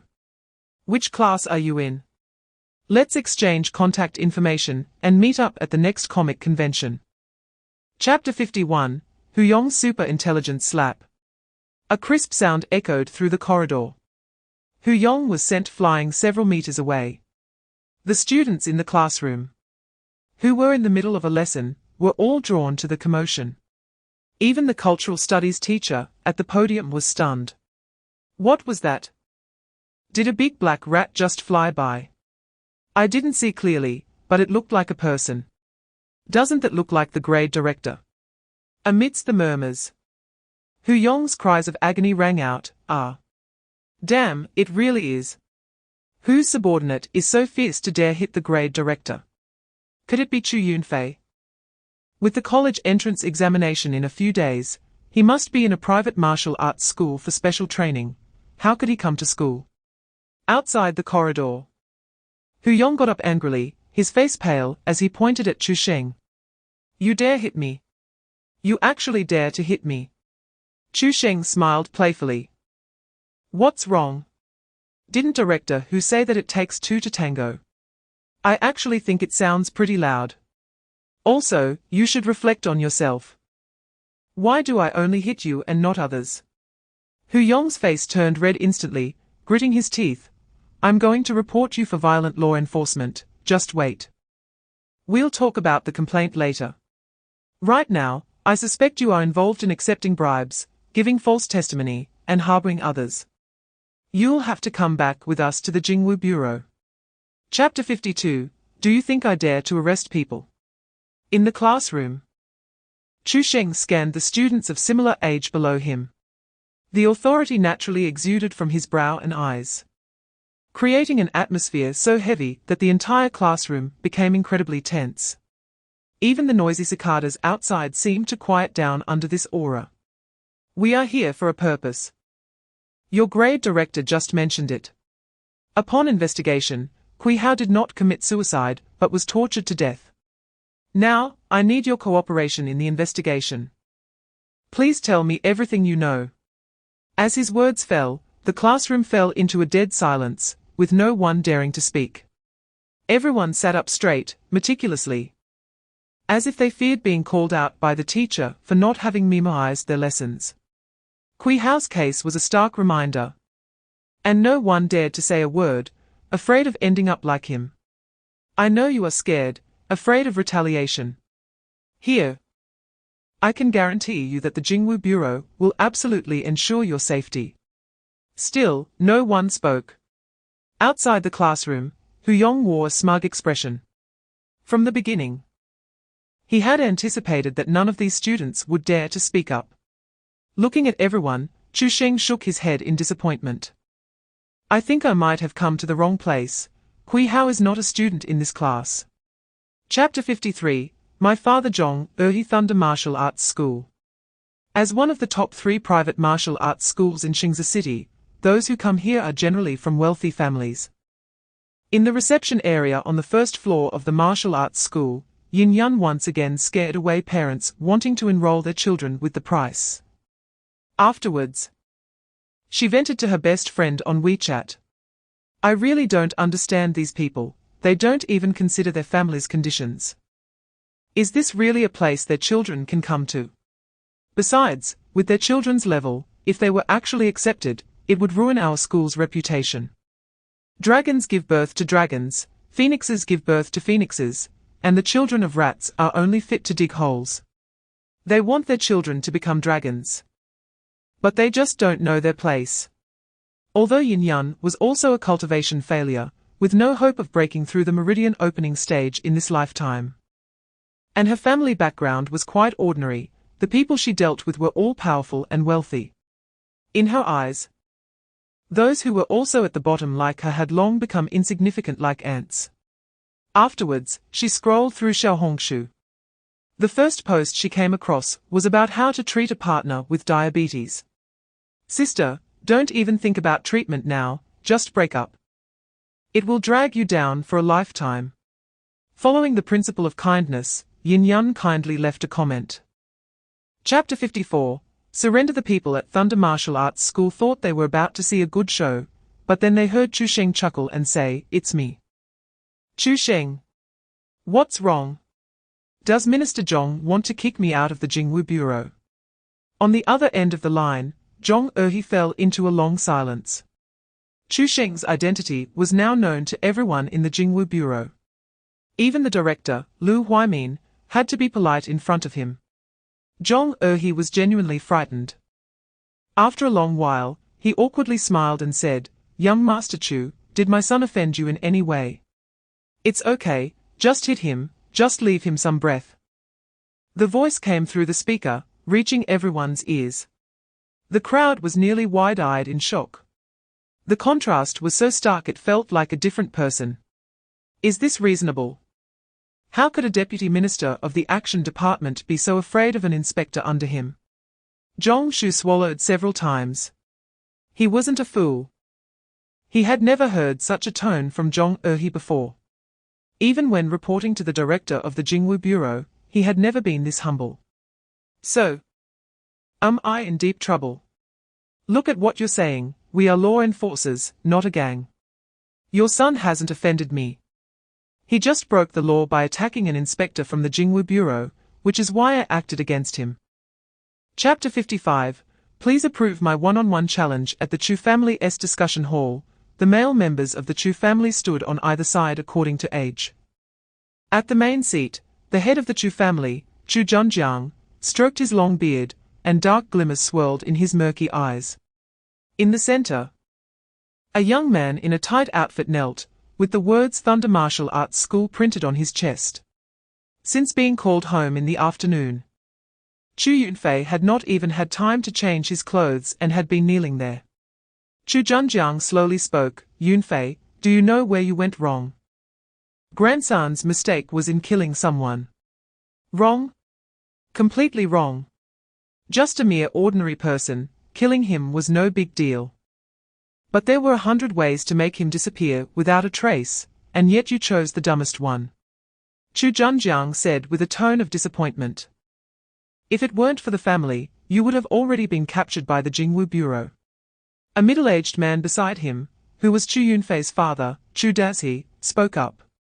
Father, Yunfei is still young and easily impulsive. You shut up.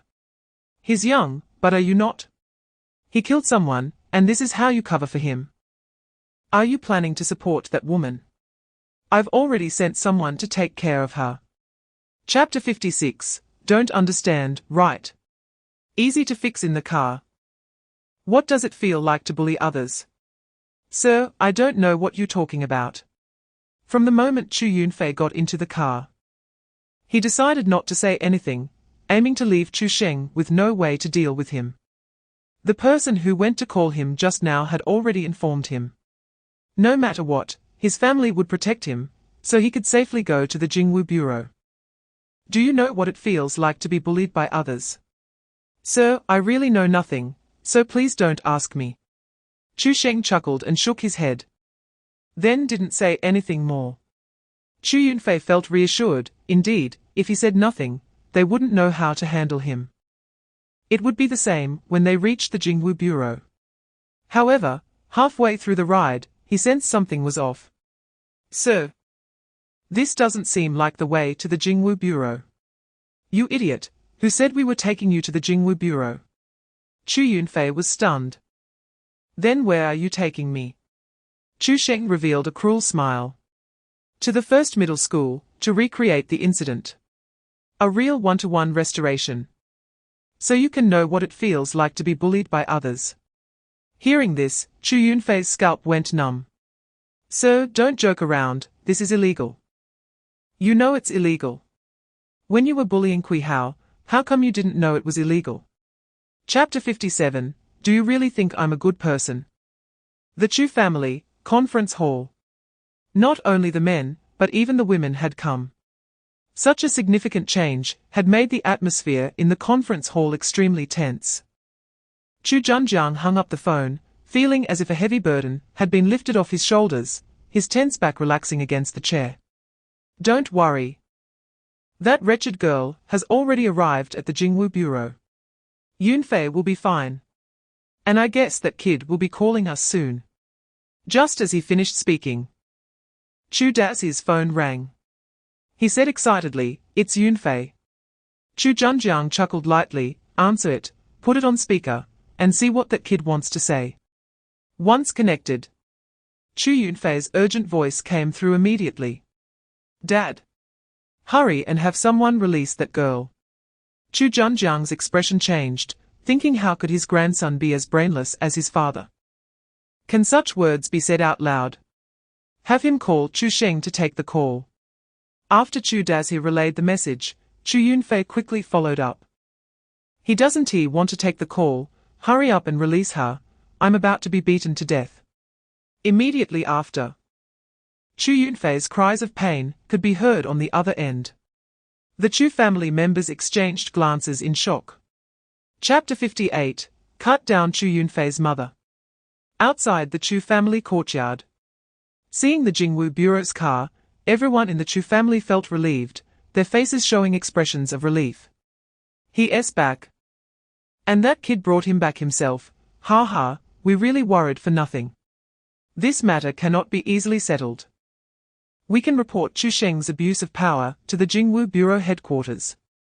Even if he has the Long family's background, he will definitely face consequences. Let's see how serious Yunfei's injuries are. If it's not necessary, let's try not to offend him. This kid is too wicked. My suggestion is to wait until the martial arts exam is over. If Yunfei really gets into a top university, then we can settle the score with him later. Until the car slowly came to a stop, the Chu family members finally ceased their discussions, but the pride on their faces was impossible to hide. This time it was a victory for the Chu family. However, when the car door opened, they were left dumbfounded. There was no sign of Chu Yunfei in either the front or back seat. Young Master Chu, where's Yunfei? He's in the car. Chu Sheng slowly got out, smiling. Don't joke, where exactly is Yunfei? A bad premonition rose in Chu Zhenjiang's heart. Chu Sheng walked to the back of the car, opened the trunk, and pulled out Chu Yunfei's corpse, tossing it in front of everyone. Chapter 59, Demolition Office. Chu Sheng dreamt that during the martial arts exam, he was used as a backdrop by a peerless genius of the 7th stage of the Meridian Opening Realm. It was terrifying. When he woke up, it was already noon. Although he had only slept for 5 hours, a martial artist's vitality is abundant, and 5 hours is already more refreshing than a normal person's full night of sleep. Chu Sheng called Jiao Qiong, asking him to pick some mindless tasks on the Jingwu Bureau app, direct and straightforward tasks with very clear goals. Although Chu Sheng possessed super intelligence, his super intelligence told him to trust his super strength. There was no choice, Chu Sheng had to choose to be a martial general. If it were an alien's dependence, I could accept a little brain work. The reason is simple, alien dependents contribute more justice points. 10 minutes later. Young Master Chu. How about this task? Chu Sheng took the phone and checked the task description. It was to investigate a suspected alien-dependent stronghold, a task released just this morning. It was also a 5-person task, with 2 spots left. Although it was only a D-level task, the rewards used a flexible mechanism. Chapter 60, The Dangers of a Saintly Mother. Bang! The woman was sent flying half a meter away. Chu Sheng's sudden kick stunned everyone. Punish an alien dependent of the 6th stage of the Chi-Si realm, justice points, 100. Looking at the system prompt, Chu Sheng nodded in satisfaction. His hacking was still quite effective. The woman lay on the ground, her face full of astonishment. Discovered. This is impossible, she was confident she had disguised herself well. Moreover, the others acted normally, so it shouldn't have been discovered. The next moment, she heard a woman behind Chu Sheng speak. How can you hit people at will? We can't even be sure they are alien dependents yet. Hearing this, the woman let out a sigh of relief in her heart. Ah, so she was trying to con me. I almost fell for it. Chu Sheng's kick wasn't heavy, even an ordinary person wouldn't be severely injured. The woman felt almost nothing, but since it was an act, she had to perform well. She pretended to curl up on the ground, groaning in pain. Ouch, I got hit. Hurry and report to the wind-catching hall. Chu Sheng turned to look at the woman who spoke. Did you forget what I said in the car? Chapter 61, Then you continue to level up. Young Master Chu. Didn't you say you were looking for clues? No rush, I just had a sudden insight during the battle. I might be about to break through. As he spoke, a blue light screen unfolded before Chu Sheng. Ding, consume 5,500 justice points. Your martial arts cultivation has been raised to the 8th stage of the Chi-Si realm. Current justice points 3,100. The moment the system prompt popped up, the air around Chu Sheng suddenly distorted. Spiritual energy gathered like a whale swallowing water. At the Dantian, the Chi-Si that had been silent for an entire morning suddenly surged. The originally gentle flow of true Chi abruptly transformed into a swirling galaxy, creating tumultuous waves in the meridians. Soon after, Chu Sheng's aura rapidly ascended, stabilizing in the 8th layer of the Chi-Si realm in an instant. This scene left Jiao Qiong completely dumbfounded. 8th layer. He had clearly just been at the 6th layer yesterday. Moreover, Jiao Qiong had heard that when Chu Sheng came to the Jingwu Bureau 4 days ago, he was merely at the 1st layer of the Chi-Si realm. In just 4 days, he had risen 7 small realms. This is simply not human. Chu Sheng slowly opened his eyes. The pressure of the 8th layer of the Chi-Si realm spreading like ripples. Dust swirled up from the ground, and the color steel house emitted a distorted wail under the unbearable burden. Chapter 62, The first martial emperor of the Great Xia. After hearing Chu Sheng's plan, Lu Huaimin sighed inwardly. As expected, he didn't take the wrong name. Not only does he want to pit the Wing clan against us, but he also wants to mess with the Chu family. He thought that after killing Chu Yunfei and his mother, Chu Sheng would let the Chu family go. But little did he know that they were just waiting for an opportunity. Chu Gongzi, this is a major issue. I must report it to the higher-ups. You know, if something goes wrong, I'll take the blame. I'm just worried you won't be able to handle it. If someone else had said this, Lu Huaimin would have felt reassured. But Chu Sheng was different. Not to mention whether he could handle it or not, if something really happened, he could guarantee that Chu Sheng would definitely sell him out, shifting all the blame onto him. Oh, I forgot to mention, I just leveled up again. Now I'm at the 8th layer of the Chi-Si realm. And my information needs to be updated. Upon hearing this, Lu Huaimin's eyes widened in shock. You leveled up again. Is this even human? So, do you think I can handle it? Lu Huaimin hesitated for a moment, then took out his phone. Wait a moment, can I record a message? Later.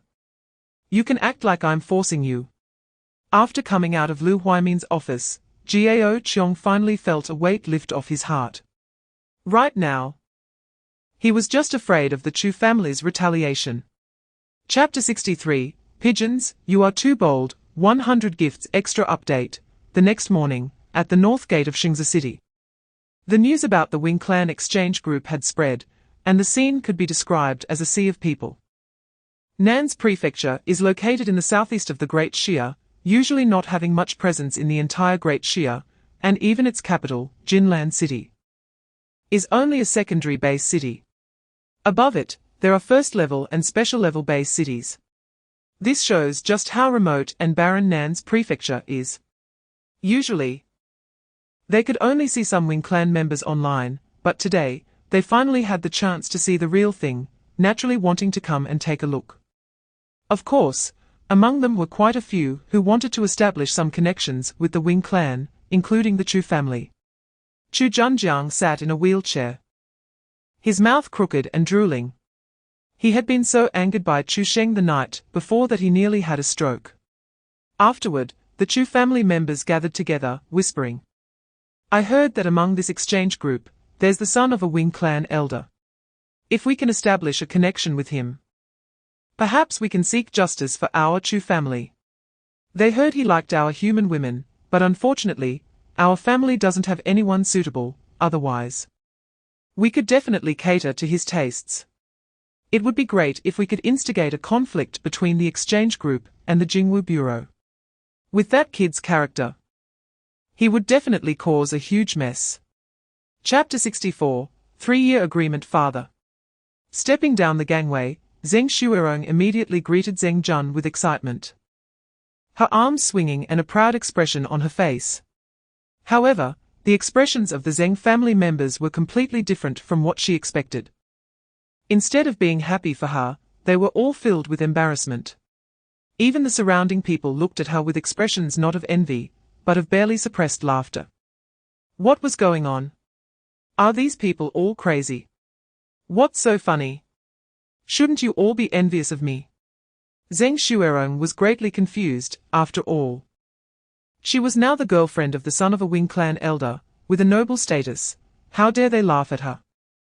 Seeing that all the members of the Wing Clan had come down the gangway, Chu Dazi suddenly had a bright idea. Chu Sheng, if you have the guts, repeat what you just said in front of them. Instantly, all eyes turned to Chu Sheng, including those from the Wing Clan exchange group. Chu Sheng scoffed, his eyes filled with disdain. I said, what a good bitch. As soon as he finished speaking, Zheng Shuerong was still a bit puzzled. But when the gazes of the crowd landed on her, she finally realized. Chu Sheng was insulting her. What did you say? You dare to insult me? Chapter 65, I don't understand, I'm a Marshal General, this seems a bit off, right? Upon seeing the soaring flames, another batch of ambushed Wing Clan associates were all stunned. The plan did not mention anything about explosives. Not only the first few cars, but the entire convoy was blown over half of it. They didn't even need to set up an ambush. Just this alone was enough for the Wing Clan to make a big deal out of it. Do we still need to take action? Of course. If we don't take action, how do we deal with the divine blood? This is too intense, it's not even a competitive relationship. And they are making such a big deal out of it. The leader of this group thought it was just a bunch of women trying to undermine them. Go. Just kill the people in the first 2 cars. If there's a chance, take out a few more from the Jingwu Bureau. Most of these people had committed crimes and held a deep hatred for the Jingwu Bureau. Especially the leader, Yin Ping, who thought it was unreasonable that he was on the wanted list just for forcibly taking a few women. Is this reasonable? I'm a Chi Si realm martial artist. Those women are just ordinary people. Shouldn't it be said that they were trying to climb too high? However, as the group just revealed themselves and hadn't even rushed to the front of the convoy, they saw a giant dragon infused with countless thunders roaring towards them. Chapter 66. I'll send you down to ask. Chu Sheng slashed out with his knife, and the air instantly erupted with a loud bang. The indigo energy, swallowing and spewing forth thunder light, caused Yu Yao, who had already advanced to the peak of the 4th stage, to change her expression. This strike definitely exceeded the limits of the 3rd stage. Even an ordinary 4th stage might not withstand it. In an instant, the air around Yu Yao trembled violently, and countless pale blue wind lines converged from all directions, forming a translucent wind shield. The moment the blue energy touched the wind shield, boom! It sounded like thunder exploding, and the terrifying airflow swept through like a hurricane. When everyone came back to their senses, they were horrified to find that the surface of Yu Yao's wind shield was already covered in spiderweb-like cracks. What kind of damn shield is this? Break for me! Majestic true chi surged wildly into the Zhan Yu. The blue energy suddenly surged, as Chu Sheng pressed down with all his strength. The wind shield could no longer hold up and released a crisp sound. The pale blue spiritual power burst forth like a popped bubble, transforming into a sky full of flowing light that dissipated into the air. Yu Yao let out a muffled groan, staggering back 2 steps, her pale face filled with shock. The Wind Guardian, capable of easily withstanding a full-force strike from the same realm, was actually broken by a 3rd-tier human. What kind of joke is this? This was her bloodline talent. Chapter 67. Haki Jiang, you are very brave. Seeing the astonished expressions of the Chu family members, Chu Dazi felt immensely pleased. They all said his name was wrong. But that was not the case. This name was simply too fitting. A wise man appearing foolish, he was merely hiding his strength. Look, he threw out a trump card, instantly earning everyone's respect. Even the crooked-eyed Chu Junjiang felt a hint of comfort in his heart. His son had finally grown up. Under his leadership, the Chu family would surely go further, right? All right, I've finished speaking. Who is in favor, who is against? As his voice fell, the Chu family members exchanged glances, about to voice their agreement. But suddenly, they heard, I oppose. Then, with a loud bang, the door of the conference hall was kicked open, bringing a gust of fierce wind. On this moonless night, only dark clouds rolled across the sky. Chu Sheng strode into the conference hall, his sharp eyes sweeping over everyone like a blade. The air in the entire hall seemed to freeze, and the Chu family felt a chill run down their spines. Walking to the center of the hall, Chu Sheng drew out the Zhan Yu and stood there with his sword propped up. You dare to fabricate incidents out of thin air, deliberately provoking the relationship between my great Xia and the Wing clan. Do you know the crime you are committing? Chapter 68. A good show is about to begin. You're effing crazy. Chu Sheng directly slapped him. Slandering the Jingwu Bureau, deliberately sowing discord between Great Xia and the Wing clan. How many lives do you think you have? This slap caught Kui Lai completely off guard. He thought he had Chu Sheng in the bag and didn't have time to react. He saw Chu Lingyan being slapped away. Kui Lai instantly flew into a rage. This was simply not taking him, the city lord, seriously. Even a clay Buddha has some anger, let alone he was the city lord of Xingzi city. Chu Sheng, since you still want to pretend, let me clarify. What do you think will happen if it turns out that this explosive was from your Jingwu Bureau? This matter concerns the Wing clan, and has resulted in so many deaths, even the Long family might not be able to protect you. Upon hearing this, Chu Sheng merely scoffed, then shook his head. I can't understand you. But you reminded me, since this military explosive is so difficult to obtain, how did the Chu family get it? It definitely wasn't from our Jingwu Bureau, so there's only one possibility, the city guard.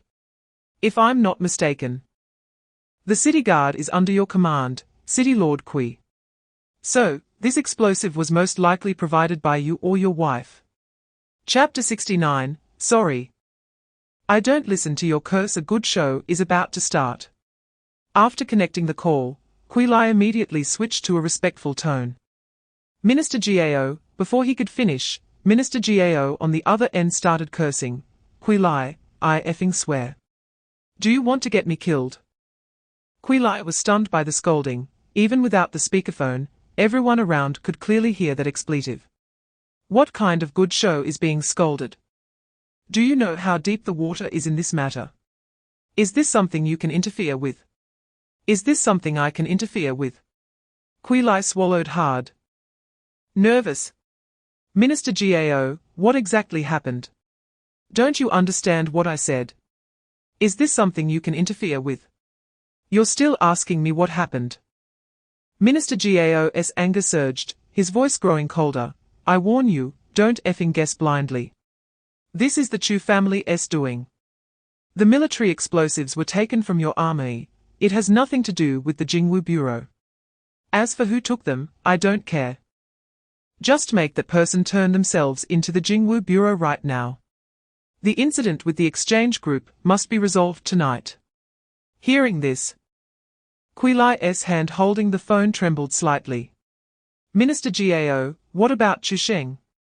Chapter 70, Are there still geniuses in the Jingwu Bureau? The Wing Clan's foothold. Yu Feng was filled with confusion. Aunt, this is clearly the work of their Jingwu Bureau, why let it go like this? They must pay with their lives. Yuyo sighed deeply, helplessly saying, Do you think I don't want to? But the Jingwu Bureau dares to do this because they must have received instructions from the Federation. This means they have already grasped the evidence we plan to fabricate. If Great Xia uses this matter to make a fuss, we would be passive. How infuriating. So infuriating.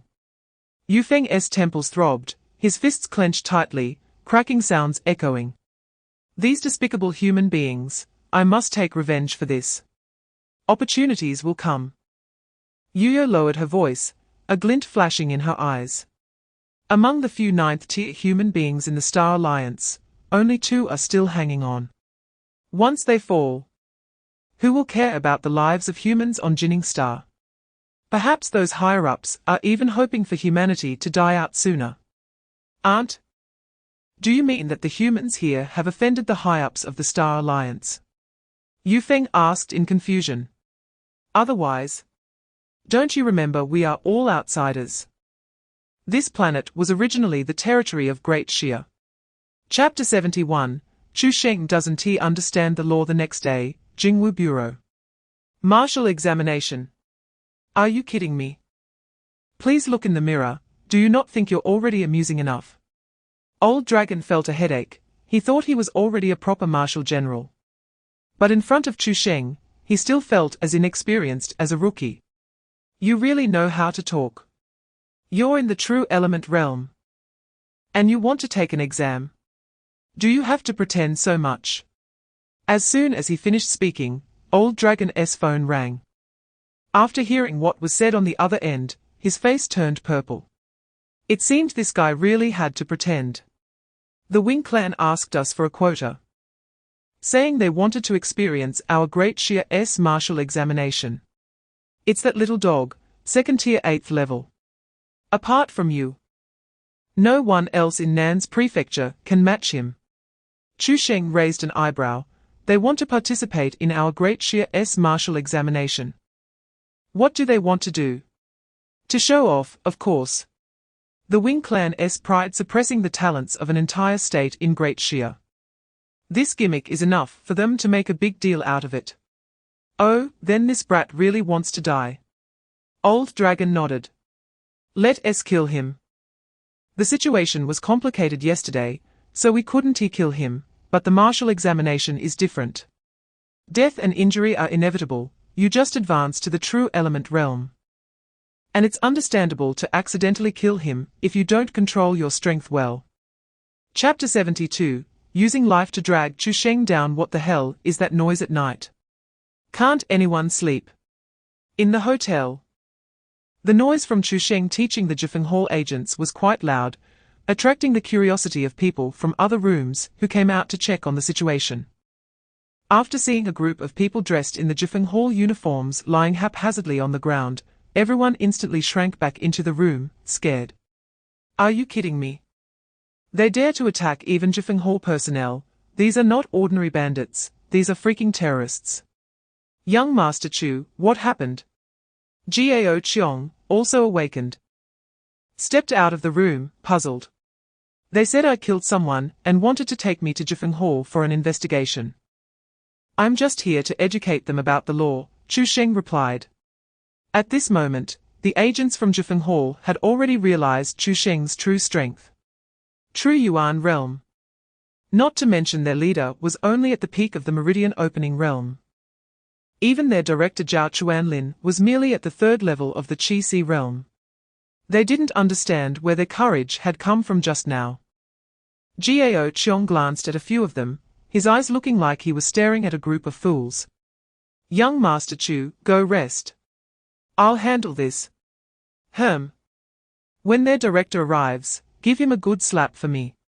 What the hell, I came back with great difficulty, and they have to ruin my mood. Chapter 73, You overlooked one thing, provocation. A smirk of disdain curled at the corner of Chu Sheng's mouth. This trick was of no use to him. Is there a possibility that I never intended to let you go? Before he finished speaking, Chu Sheng flashed to Xu Yang's side. His true yuan surged like a burst dam, the wind from his fist tore through the air, producing a sharp whistling sound. Boom! With a punch. A deafening sound shook the heavens and the earth. Xu Yang didn't even have time to react before being hit head-on by this terrifying fist force. Flesh shattered like a torrential rain. The surroundings were instantly dyed a vivid red. You fools, you all came to kill me. Why do you think I would let you go? Chu Sheng looked at Song Gang, who was stunned on the side. Don't worry, you'll die too. Let me show you how your father escapes legal punishment. Then, he kicked open the door to Old Dragon's room. Old man, stop sleeping. They've come to kill me. What kind of protection are you providing? Call the director of the Jingwu Bureau in Donglin City and ask him how he manages his subordinates to the point where they dare to kill me. I suspect they are hidden members of foreign races. Old Dragon rolled his eyes helplessly. I'm your guardian, not your butt wiper. Chapter 74, You're still a boy. So small-minded. At Bayan City No. 2 High School. The morning light broke, and the cicadas had yet to pierce through the heat. A cool breeze swept through the corridor, causing the red banners with yellow characters to flutter. 10 years of hard work, sharpening a sword, June's battlefield tests its edge. The college entrance examination is not the end, but a new starting point in life. Keep pushing forward. Every extra point can defeat 1,000. There were only 3 days left until the college entrance examination. Classes had stopped 4 days ago, and today was the day to collect the exam permits. At school, boys were playfully teasing each other while standing on tiptoes, and girls were linking arms, chattering about the interesting things that had happened in the past few days. The occasional bursts of cheer startled the grey sparrows dozing on the branches of the phoenix trees. Son, I've advanced to the 8th level of body refinement realm. So a third-rate school is guaranteed. From now on, Dad will take care of you. But you still have to take the martial arts exam. Once you specialize in martial arts, you can become a teacher. What can you do with a third-rate school? You can't say that. I think a good martial arts school isn't necessarily worse than a martial arts specialty school. Have you heard? Shu Li has advanced to the 3rd level of Meridian Opening Realm. A first-rate school is guaranteed. Who knows, she might even get into a top-tier school. Speaking of top-tier schools, one must mention our Class 4. Chapter 75, Setting Off to Jinlan City. Chu Sheng directly slapped him. Smack! A crisp sound exploded in the classroom. Lucy Ha flew across the room like a kite, with a broken string, crossing half the classroom, and finally crashing heavily into the trash can at the back. Small-minded. You're wronging me. You want me to generously forgive you. You did something wrong, and you think just saying forget it is enough. What, do you have a big face? Using real actions to give Class 4 a vivid lesson in life philosophy, Justice points 500, this scene left everyone in the class dumbfounded. Ahem, Li Ming coughed lightly. If it was someone else, he would have said a few words, but this was Chu Sheng, what could he say? Moreover, Li Ming had heard about the false accusations against Chu Sheng, and he thought Chu Sheng made a lot of sense. Why should the person in the wrong demand generosity from others? Should honest people just be bullied? All right, everyone return to your seats. We will start distributing the exam permits now. When half of the permits had been distributed, Wu Qingshan specially brought Chu Sheng's permit over. Just thinking about Chu Sheng's strength at the first level of the Qi realm, securing the top spot in Nan's prefecture was absolutely guaranteed. And a smile never left Wu Qingshan's face. Chapter 76, Scared to the point of being stunned. At the north gate of Jinlan City, the Jingwu Bureau and the city guard lined up in 2 rows, extending hundreds of meters from the city gate, imposing and grand. Passers-by had never seen such a spectacle. Pausing to whisper among themselves, unable to contain their curiosity. The Jingwu Bureau and the city guard are mobilizing together. Can anyone tell me what is going on? I heard a big shot is coming, and they are here to welcome him. Just doing some face-saving work. Look, apart from our great Xia, who else cares about this? Why not do some real work? Sigh, who knows who they are welcoming? It better not be some Qianlong people. I wish our great Xia could truly achieve equality like other races. As soon as the words were spoken, many people immediately looked at the man who spoke.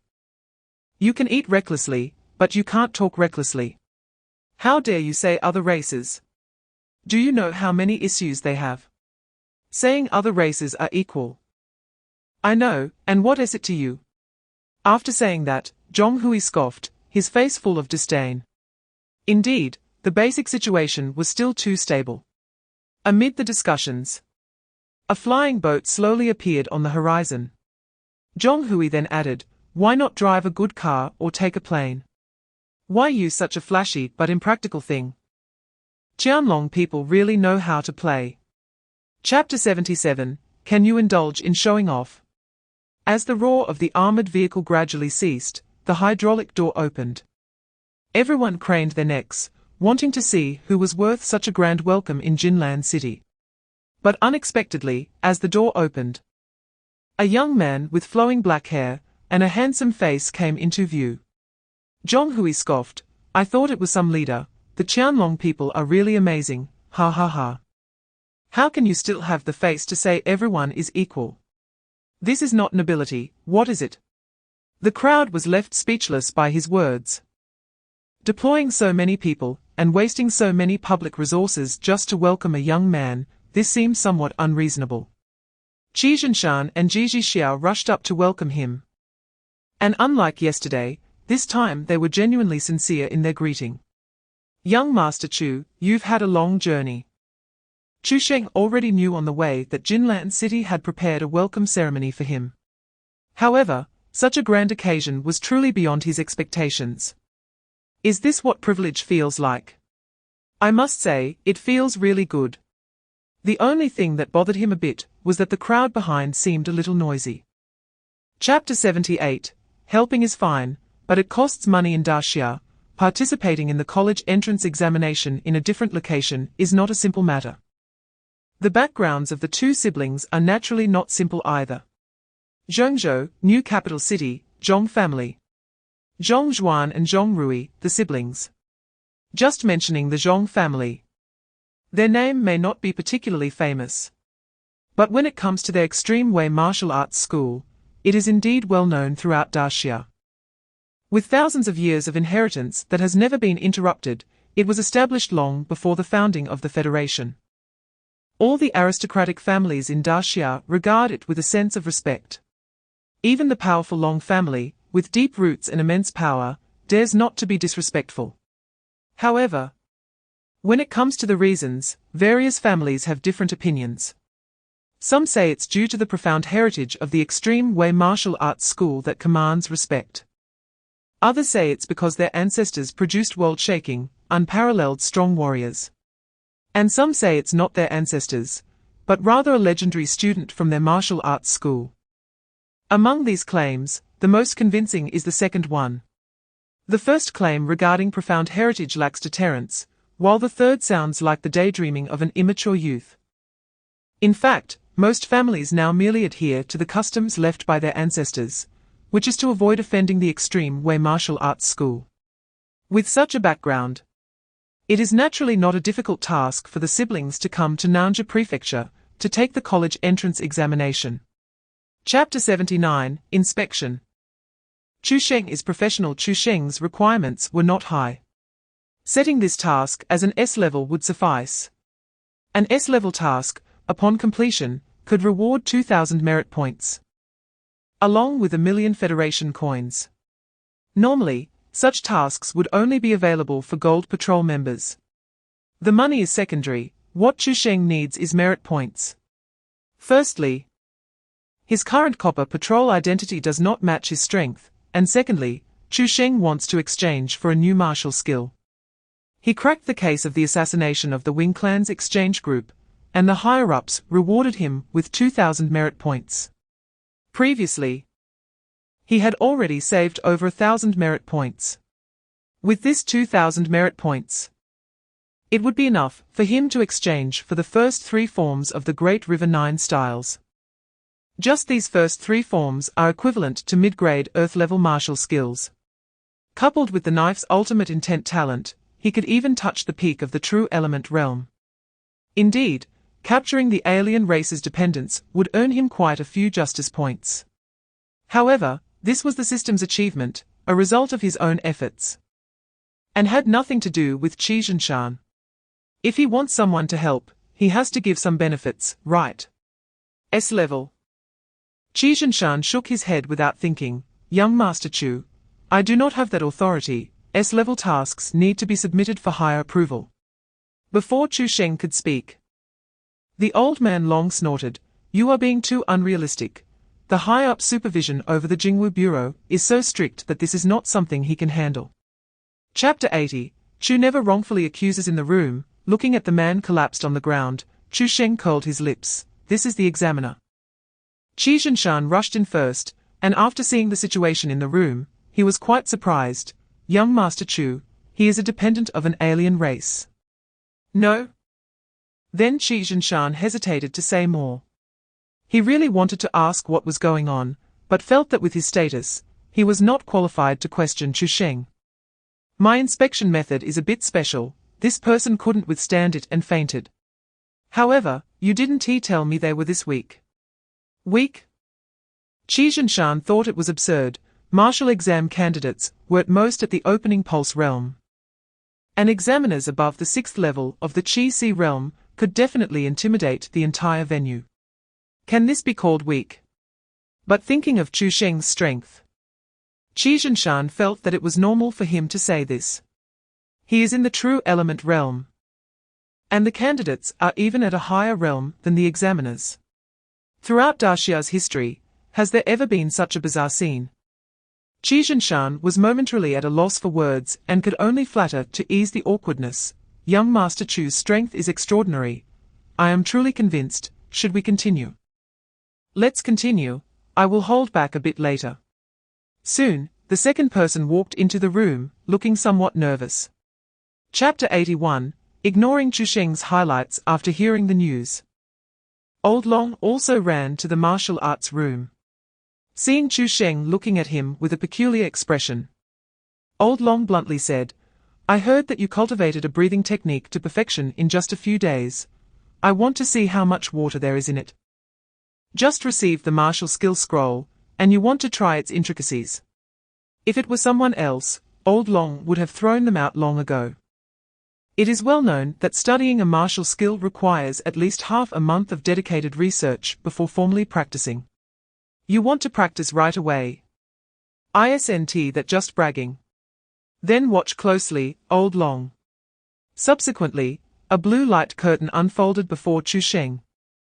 Beep consumed 5,000 justice points. Your Great River 9 styles, first 3 forms, has been upgraded to perfection. Current justice points, 1,200. The host's diligent practice has moved the heavens.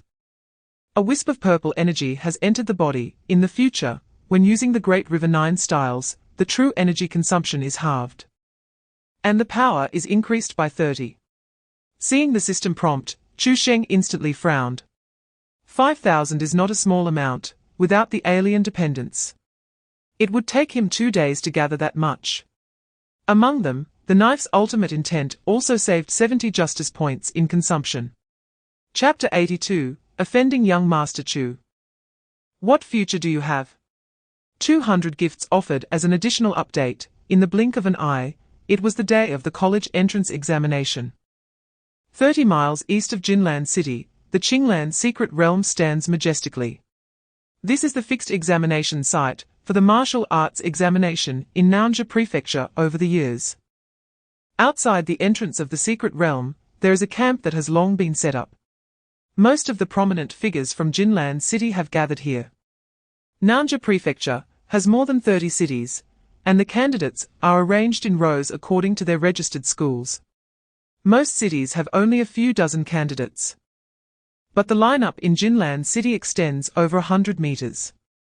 As the only secondary base city in the entire province and the location of the provincial capital, the number of opening Pulse Realm candidates in Jinlan City exceeds 1,000, almost accounting for half of all candidates. The remaining candidates combined are roughly equal to the number of candidates from Jinlan City. Education is fair, but educational resources have never been fair. Schools in Jinlan City distribute a fixed chi blood pill even to ordinary class students every week. In contrast, in a 5th-level base city like Bayan City, ordinary class students receive just a bottle of something similar to a functional drink every week. The lineup in Bayan City. Hi, Chu Sheng. I heard you were specially recruited by the Dragon Martial Arts Academy. Why are you still here for the martial arts exam? Seeing Chu Sheng's slightly confused expression. Chapter 83, I will crush your pride. On the high platform ahead, City Lord Ji Shao looked at the group of candidates below. He started reading from his script. I am the chief examiner for this martial arts exam, Ji Shao. You are all elites from Nan's prefecture, gems that have emerged from thousands of students. Afterwards, Ji Shao explained the rules of the exam. First, the division of regions within the Qinglan secret realm. It is divided into 4 areas, the outer, middle, inner, and core regions. The distribution of demon beasts is in sequence: second tier lower, middle, upper, and second tier peak. Scores are calculated based on the number and levels of demon beasts killed. The exam lasts for 10 hours, with the first 8 hours prohibiting fighting, otherwise you will be disqualified. However, this rule does not apply to the core area. That is the exclusive battlefield for top talents. Although the scores for second-tier peak demon beasts are high, their numbers are few, and martial artists should compete fiercely, especially top talents. Therefore, fighting is never prohibited in the core area. The other areas leave 2 hours for combat to make students understand that what is dangerous in the secret realm is not necessarily the demon beasts. Speaking of the core area, Ji Shao reminded everyone. The core area is extremely dangerous, although there are protective wristbands that generally prevent death. Once the formation on the wristband is triggered, it means you must leave the exam site. Chapter 84, This is emergency evacuation. Who is this person? Are they from Bayan City? Why do I have no impression of them? I haven't seen them, they came from the lineup of Jinlan City. Could they be someone's relative or friend? The martial arts exam does not have a rule against students from different cities teaming up. In previous exams, there have been instances of bringing students from other cities, but usually, they join their own team. It's rare for someone to come alone into another's lineup. The people from Jinlan City are much stronger than us. Whose friend is this? Just say it, and I promise I won't be envious. Observing the expressions of the crowd, Zhong Zhuan felt little pleasure. He had seen this kind of gaze countless times growing up.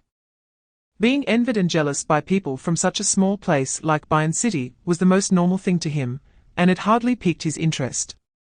However, what surprised him was that the envy on everyone's faces lasted less than a second. Then, they all turned their attention to a young boy. The boy was alone, and his aura was inscrutable even to him. There were only two possibilities: either that person's realm was too high, or that person had cultivated a method to conceal their aura. In Zhong Zhuan's view, this boy was definitely the second case. Chapter 85, Understanding Wing Clan. Outside the secret realm, the moment Chu Sheng made his move, the teleportation array had already activated, and under the white light, everyone did not see what happened. But Ji Shao had been paying attention to him, and naturally saw the fleeting blue light. This is too crazy. Not to mention in the non-core areas of the secret realm, he even made a bold move before entering the secret realm. In past high-stakes exams, there have been instances where someone acted right after entering the secret realm, relying on the special recruitment status. But to act outside the secret realm, this is truly unprecedented. This shows that he doesn't care about the exam rules at all, nor does he regard me, the chief examiner, with any seriousness. After sending someone into the secret realm to bring Zhong Zhuan out, the crowd erupted into chaos. Who is so bold to injure someone right after entering? Don't they fear being disqualified from the assessment? I am even more curious. Isn't there a protective wristband? How could he be injured like this? It might be that he was overconfident, or maybe he didn't want to give up the martial arts exam so easily, so he didn't activate the wristband. Amid the discussions, Wang Qingguang's face had already lost all color. The martial arts exam identities of the Zhong siblings were arranged by him, and he was very clear about their backgrounds. Chapter 86, Oh no, it's flying. Who did this? Everyone turned to see a woman in white, with a cold and beautiful appearance. Ji Shao did not know this person, and was puzzled about her presence. May I ask who you are? Jingwu Academy, Liu Jingqiu. Xiao Zhuan's guardian. Upon hearing this, everyone finally recalled the identity of the injured. The deputy leader of the Extreme Martial Arts Hall, Zhong Zhuan. According to what the woman said, he is actually a student of Jingwu Academy. The exam hasn't even taken place yet, which means he was specially recruited. Special recruitment, and he even has a guardian assigned, which shows how much Jingwu Academy values him. From this, it can be seen that Zhong Zhuan's strength must not be low. Who is so powerful that they could injure him like this in such a short time? Could it really be that Wing Clan candidate? No wonder the exchange group wanted to help the injured party. I'll ask again, who injured Xiao Zhuan? Liu Jingqiu spoke coldly, and her peak 4th tier true essence aura was no longer concealed. Unbeknownst to her, the crowd was not intimidated but rather more confused. Wait. You're a guardian from Jingwu Academy, and only at the peak of the 4th tier. What kind of protection can you provide? Chapter 87, If you have the ability, suppress your strength to the opening veins realm. In his previous life, Chu Sheng hated a certain plot in novels. The female protagonist casually grabs a passerby and claims he is her boyfriend to shake off others' entanglements. Coincidentally, this passerby is also the male protagonist who likes to play the fool. In his opinion, this female protagonist is both cheap and bad. Who the hell knows you? Doesn't she realize how much trouble this causes others? The male protagonist is even worse, acting like a sycophant, approaching any pretty girl he sees. Since he ran into her, he must teach this kind of lowly girl a lesson. Punish the lowly girl, justice points 500, bang. Zhong Rui crashed heavily to the ground, and all her internal organs felt a piercing pain.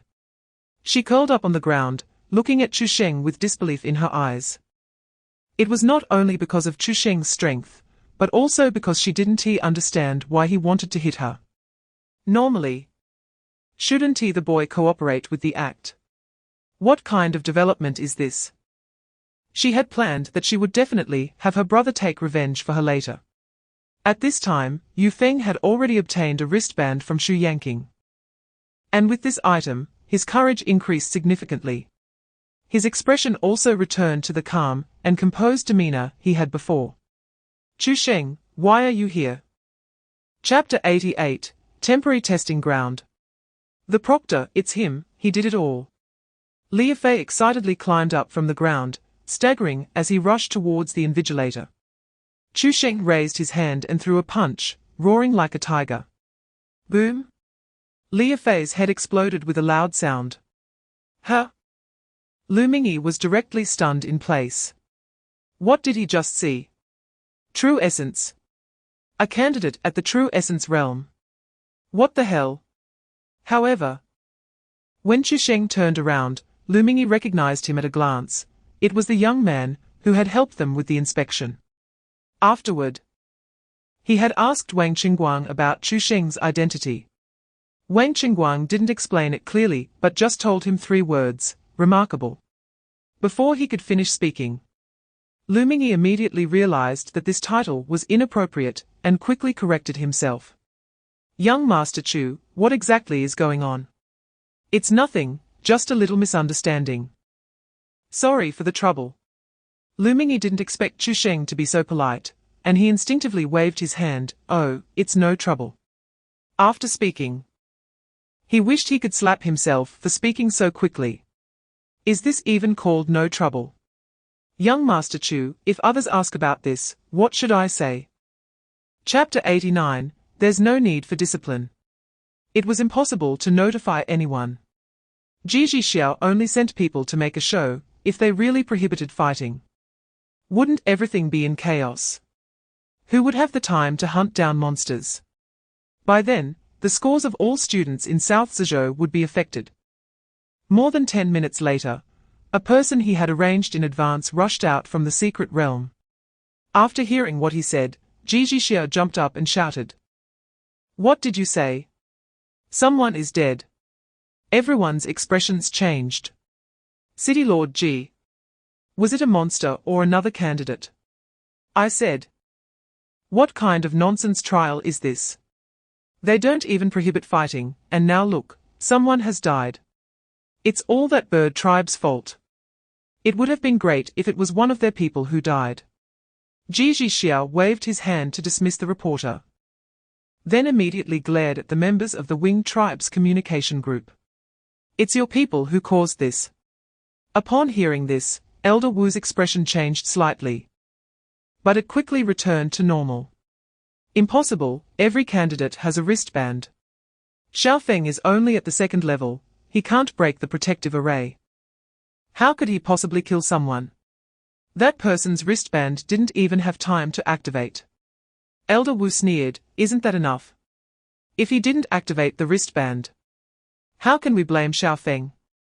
Chapter 90, 30,000 points. In the Qinglan secret realm, the peaks are continuous and lush. No matter where candidates are teleported in from, they can see the majestic Qingyuan mountain at the center of the secret realm, reaching straight into the sky. As the core area of the martial arts exam, only the top talents from South Zhezhou have the qualification to step foot on Qingyuan mountain. The mountain is home to peak 2nd level monsters. And even the beasts at the foot of the mountain are at the 2nd level, corresponding to martial artists at the 7th or 8th level of the opening meridian's realm. Candidates with slightly weaker strength who get too close will be eliminated. It is indeed considered a holy land in the hearts of the candidates from South Zhezhou. And no one would argue against it.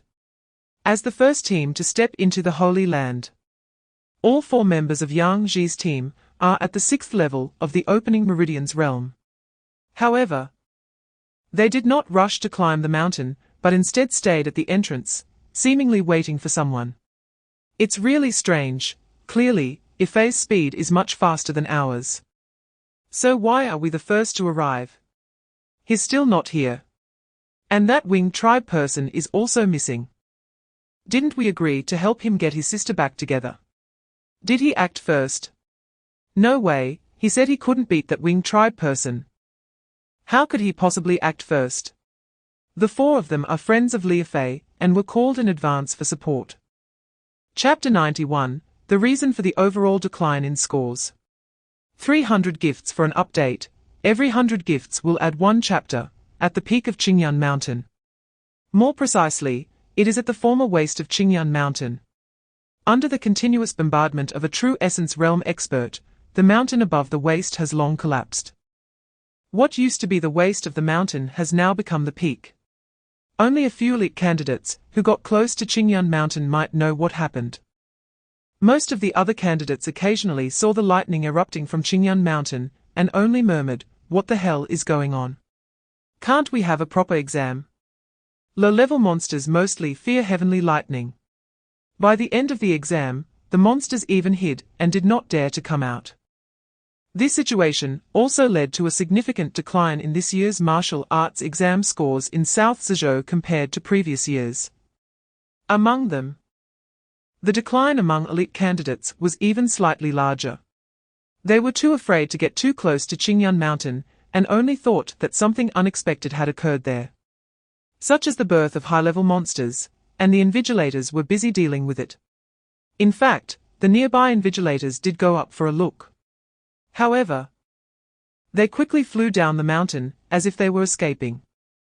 The thunderous display of Chu Sheng's full-force thunder march could not be endured even by those at the same true essence realm, let alone the invigilators, whose strength was only at the Qi realm. Chapter 92, You Want to Sue Me? Who is that woman? Senior Long. She is Zhong Zhuan's guardian. Zhong Zhuan and Zhong Rui are from the Extreme Path Martial Arts School. Old Long waved his hand to interrupt. All right. I know about their matters. Senior Long, I was wondering why I haven't seen you for so long. It turns out you went to the secret realm to protect young Master Chu. Clearly, there shouldn't be any danger in the secret realm, yet you still went. Young Master Chu is fortunate to have you as a guardian. Huh? Senior Long glanced at Gao Qiong in surprise. Why are you speaking so coherently? Did you go for some training? Gao Qiong nodded sincerely. I really want to improve. In fact, ever since Chu Sheng advanced to the true essence realm, Gao Qiong felt a strong sense of crisis in his heart. Although he had tied himself to Chu Sheng's big ship, trying to catch up with Chu Sheng in strength was completely impossible. The gap between them would only grow larger. He feared that one day, Chu Sheng would simply abandon him. Since he had no practical value, he simply adjusted his direction and tried to provide emotional support. You're quite clever and lucky. Chu Sheng's future is limitless, and achieving martial saint status within 100 years is definitely not out of the question. Chapter 93, No Grudges, Instant Retribution. Seeing Chu Sheng put on the uniform of the Jingwu Bureau, everyone's pupils reacted, as if an 18-level earthquake had occurred. A high school student is actually a patrol officer of the Jingwu Bureau. He must have gone through the back door. But surprisingly, people did not resent Chu Sheng's behavior. Isn't it normal for geniuses to have a few privileges? Just like in schools, where top students have privileges, no one would say anything. Everyone who can come here has enjoyed privileges, even the candidates below are the elite of South Zhezhou. How could you be from the Jingwu Bureau? Compared to the people from Nanzhou, as a person from Zhengzhou, Liu Jingqiu knows how strict the oversight of the Jingwu Bureau is. No matter how much effort Long Wuxuefu puts in, Chu Sheng could never get in. Unless Long Lao knows that she must have guessed that Chu Sheng is related to their Long family. Hey, you need to get yourself together. Don't just stay silent, speak. Liu Jingqiu's tone immediately softened. Even if he is from the Jingwu Bureau, he can't act recklessly and hit someone in public. Chapter 94, Law Enforcement Must Have Warmth Her. Witnessing the terrifying momentum of this knife, Liu Jingqiu almost scared her soul out. Even at her peak, she couldn't withstand it, let alone the fact that she had already been heavily injured by Long Lao. In the blink of an eye, the jade pendant on her chest suddenly burst forth with brilliant light. The moment the terrifying blade energy approached, the light suddenly condensed into a boiling mass. Boom! The two collided, producing a deafening roar like a mountain collapsing, with the explosive energy dancing like a frenzied golden snake. Below the stage, the candidates, due to being too far away, hadn't initially paid attention here. But upon seeing this terrifying phenomenon, they couldn't help but widen their eyes. What exactly is happening? They had just finished the exam, and after the chief examiner spoke a few words, they could all go home. Why is it that no one has spoken until now? And there are still people fighting up there. Are they playing? Do they really not take the future talents of the great Xi seriously? However, when everyone saw clearly, the one fighting was actually a young boy. Everyone couldn't help but swallow hard. It was because the energy swirling around the boy was not true Qi, but a substantial true essence that resembled liquid. As soon as they heard about Chu Sheng, the candidates had been searching for his trace among the crowd. Chapter 95. The Xu family came to cause trouble that night. Chu Sheng slept soundly. After the martial arts exam during the day, he was indeed a bit exhausted. However, countless people across the Great Xia were tossing and turning, unable to sleep. The teachers and students of Bayan City No. 2, the Jingwu Bureau in Xingzi City, and the top scholars from various states, whose scores were even lower than Chu Sheng's, were all restless. In Jinlan City, Wang Chongguang hadn't slept at all. Qi Zhenshan had already called him, asking him to thoroughly check whether the process of the Zhong siblings was legal. After much thought, he could only find someone to take the blame. He couldn't just say that he, the director of the education department, personally handled it and sent the siblings in, right? After a whole night of interrogation, the siblings refused to admit guilt no matter what. The next morning, when Chu Sheng went in to listen, the siblings finally couldn't hold out any longer and confessed. Now, they wouldn't be getting out for 3 years. However, Chu Sheng also knew that their confession and even prison time were not the end. With their temperament, claiming that the people from the Extreme Path Martial Arts School were easy to talk to would be nonsense. Perhaps this was just the beginning. Chu Sheng was also curious to see what tricks they could come up with now that the case had been classified. When leaving the interrogation room, Chu Sheng ran into 2 interrogators escorting a middle-aged man. Aside from his hair having turned white for some unknown reason, there was nothing particularly special about him. Chapter 96. How have the girls been bullied? In looming his report, Chu Sheng saw Yu Feng kill Liu Fei, which made him unable to hold back his anger and take action. He killed both Yu Feng and the accomplice Xu Yanqing. He thought that with the announcement from above as backing, killing someone would be without guilt, and no one would make a fuss about it anymore. Unexpectedly, the Xu family still dared to come knocking. This also surprised Qi Zhenshan. Why were there always people who didn't know how to write the word death? Hearing him say that, Chu Sheng nodded thoughtfully. So it was that bitch. He then looked at the person who came to report. What are their demands? They wouldn't want me to pay with my life, would they? No, they said they want you to apologize to Xu Yanqing and also keep vigil for her. Enough?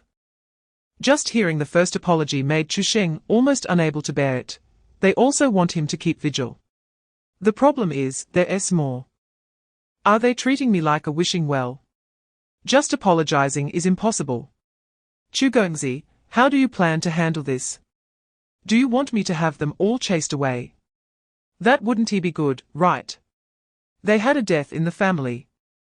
We should at least empathize with them a bit. So, does that mean you want to invite them in for a chat? Chapter 97. Being his protector is really exhausting. After speaking, Xiaoli shed tears of accusation in front of the camera. This was her tried and true tactic. She would cry every time there was a mediation. In this way, even if the other party was in the right, their momentum would weaken a bit. As fellow candidates, not only did they not help each other, but they also struck with deadly force. Don't you feel any pangs of conscience? Or do you have no conscience at all? After finishing her pre-prepared speech, Xiaoli immediately looked at Chu Sheng's expression. But strangely, she didn't see any awkwardness or embarrassment. Instead, Chu Sheng looked even happier. He turned to ask Gao Qiong behind him. She said, I have no humanity and no conscience. What kind of behavior is that? Responding to Gongzi, she slandered you in front of the media, which is extremely malicious, and can be considered slandering the Jingwu Bureau's inspection, as well as provoking trouble. Upon hearing this, Xiaoli was completely stunned. Oh, I understand. Chu Sheng nodded, then slapped Xiaoli, sending her flying. In an instant, the crying stopped.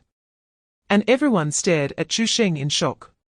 Take her inside, and handle it however you see fit. What is this? Always talking about moral coercion.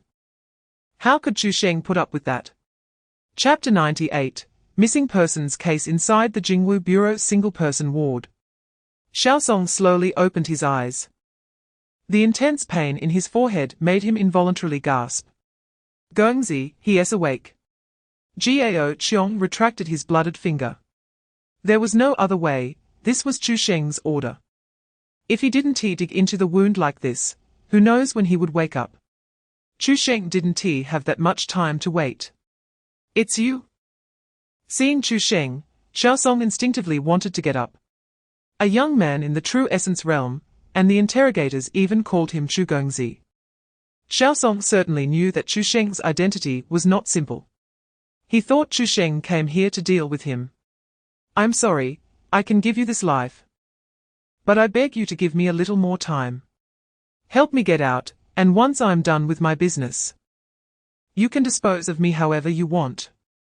He, Chu Sheng scoffed, where is your wish? You've committed a crime. And it's a serious crime of killing 2 people, you still want to get out. Xiaosong propped himself up, rolled out of bed, and directly knelt on the ground. Chu Gongzi, I know you must not be an ordinary person, I beg you. His voice trembled, and his eyes gradually turned red. If it weren't for Chu Sheng and Gao Qiong not knowing him, they would surely be surprised that this well-known tough guy in the Jingwu Bureau could have such a side. Chapter 99, Aunt Sen Takes Action, Steady. Xiaosong is an old hand in the Bureau, and I have seen Xiao Juo, she is a good seed, such a pity. Qi Zhenshan's words carried an indescribable helplessness. Clearly, the Jingwu Bureau is a national violent agency, and he is the director of the Jingwu Bureau, which should be a position of immense power. Yet, he never expected to be constrained at every turn, even having to be cautious when seeking justice for his subordinates. He really couldn't understand why the headquarters treated its own brothers like wolves. In his view, this situation could only mean one thing: something major had happened in the Jingwu Bureau. However, as far as he remembered, the Jingwu Bureau had not had any issues since its establishment all these years. He didn't know which bastard was messing things up. Strangely, Chu Sheng felt his ears getting a bit hot. Were you cursing me in your heart? Hey, what are you talking about, young Master Chu? My admiration for you is as boundless as the Yellow River. How could I dare to curse you? Oh, Chu Sheng didn't take it too seriously. Is Baishi village one of the 6 villages of the 3 rivers? The water system in Nan's prefecture is extremely developed, with 3 rivers running through it. Among them, 6 villages built along the rivers are the most famous and powerful. Chapter 100, I don't have the habit of hitting the elderly, there's an old man. This time it's going to be a bit tricky. Seeing Old Long, the village chief's face darkened immediately. It is well known that the elderly are the most composed. With him around, even if the other 2 were provoked, they would likely be advised not to fight. Fortunately, there was also a young boy who hadn't even grown his hair yet. He looked very impulsive. It's up to you, Aunt San. Upon hearing this, Aunt San seemed to be energized, her chest puffing up high. The Jingwu Bureau handles cases. All unrelated people get lost. Gao Qiong shouted at the villagers. Without saying a word, Aunt Sen picked up her cane and poked it at him. The villagers in the fishing village couldn't help but sigh. It really is Aunt San, they would only dare to curse a couple of times, but she just goes straight for the poke. Not only did Aunt San poke, but she also directly started cursing. You little bastard. However, before she could finish, a powerful force swept past. An artisan flew into the air in front of everyone. Before she even landed, she had lost all signs of life. The villagers were all taken aback, staring in shock at the young man who had taken action. Although they hoped the Jingwu Bureau would act, wasn't this a bit too direct? They had discussed many ways on their way here. Chapter 101, He is still a child. No wonder he is the young village master. This aura suggests he is not far from breaking through. Xiao Cheng only lacks an opportunity. Perhaps this battle will help him break through to the true essence realm. But I wonder if these two can make him go all out. Seeing that Chu Sheng and the others had no intention of attacking first, Jiang Cheng immediately broke into a beautiful smile. If you don't come, I will have to strike first. That old man, stay back, don't get hurt. Saying this, a surge of water vapor erupted, and Jiang Cheng seemed to walk on waves, charging towards Chu Sheng and the others. The people from Baishi village were all shocked by this scene. This was their top martial skill, waves without trace. Especially in places with water. Its power could be even stronger. With such speed, it was evident that he had already mastered this technique to a small extent. Truly a natural talent. However, in the next second, everyone saw the young man opposite draw out a long knife and effortlessly slash down at Jiang Cheng. Boom! The already majestic water vapor suddenly surged. Jiang Cheng's smile froze in an instant as he desperately tried to hit the brakes, but it was too late. Chapter 102, Elder Long. Please make an exception outside Baishi village. The river flowed over the roots of an old banyan tree. An old man, whose clothes were full of patches, sat alone on the tree roots. When he saw the three approaching, his murky eyes suddenly rippled. After much thought, he finally sighed and slowly stood up. The old man was unkempt and looked withered, but the most striking feature was his red, rosacea nose. When he reached the three, the old man took a wine flask from his waist and took a small sip. Then he comfortably burped. Chu Sheng and the others exchanged glances, none understanding what this old man wanted. Your three's bloody aura is so strong, it seems you have killed quite a few people. On account of this old man, can you come back another day? Chu Sheng politely said, Old Bai Deng, who do you think you are? Ha ha, I'm nothing much. Just happened to come to Baishi village for some wine today. The young village master here is kind-hearted and gave me a flask. So I thought I should return the favor. After saying this, the old man gently shook the wine gourd, and a few wisps of fragrance mixed with the river wind spread out. At this moment, Jiang Yuan had brought people to the village gate. Upon seeing this strange scene, they froze in place. No one recognized this old man, nor did they know his origins, but judging by his demeanor, he seemed to be a reclusive expert. Chapter 103. Then I really am quite cowardly. After the words of the middle-aged man in the black shirt fell, everyone turned their gaze to Old Long. His surname is Long. Most likely 6th stage, surname Long, a protector sent by the Long Martial Academy. ISNT this just directly saying that this old man is from the Long family of Dongyun Prefecture. In this case, strength is secondary. Just the fact that he is surnamed Long means he can walk sideways in Nan's prefecture. Compared to everyone's attention on Old Long's identity, what Chu Sheng cared about most was that this middle-aged man actually knew Old Long. Old Long did not explain. Thinking about how the case started with a missing persons report, he had a rough idea in his mind. Is it to treat her illness? The middle-aged man nodded solemnly. But why did you kill that girl from the Jifeng Hall? I didn't kill her, she just happened to stumble upon something. You know, we had no choice. Old Long pondered for a moment and said, Hand over the murderer, and this case will be closed. The middle-aged man's face brightened, and he was about to speak when a strange voice interrupted. Hey, Old Bai Deng, when did you become the law enforcer? What business is it of yours? You say it settled just like that, with such a big face. Chapter 104. not even worth being Chu Gengzi's dog. When Chu Sheng's words fell, the atmosphere instantly froze. In the end, it was Su Dinghai's laughter that broke the tension. Ha ha ha, young Master Chu must be joking with us. Chu Sheng directly slapped him. Su Dinghai's expression changed instantly.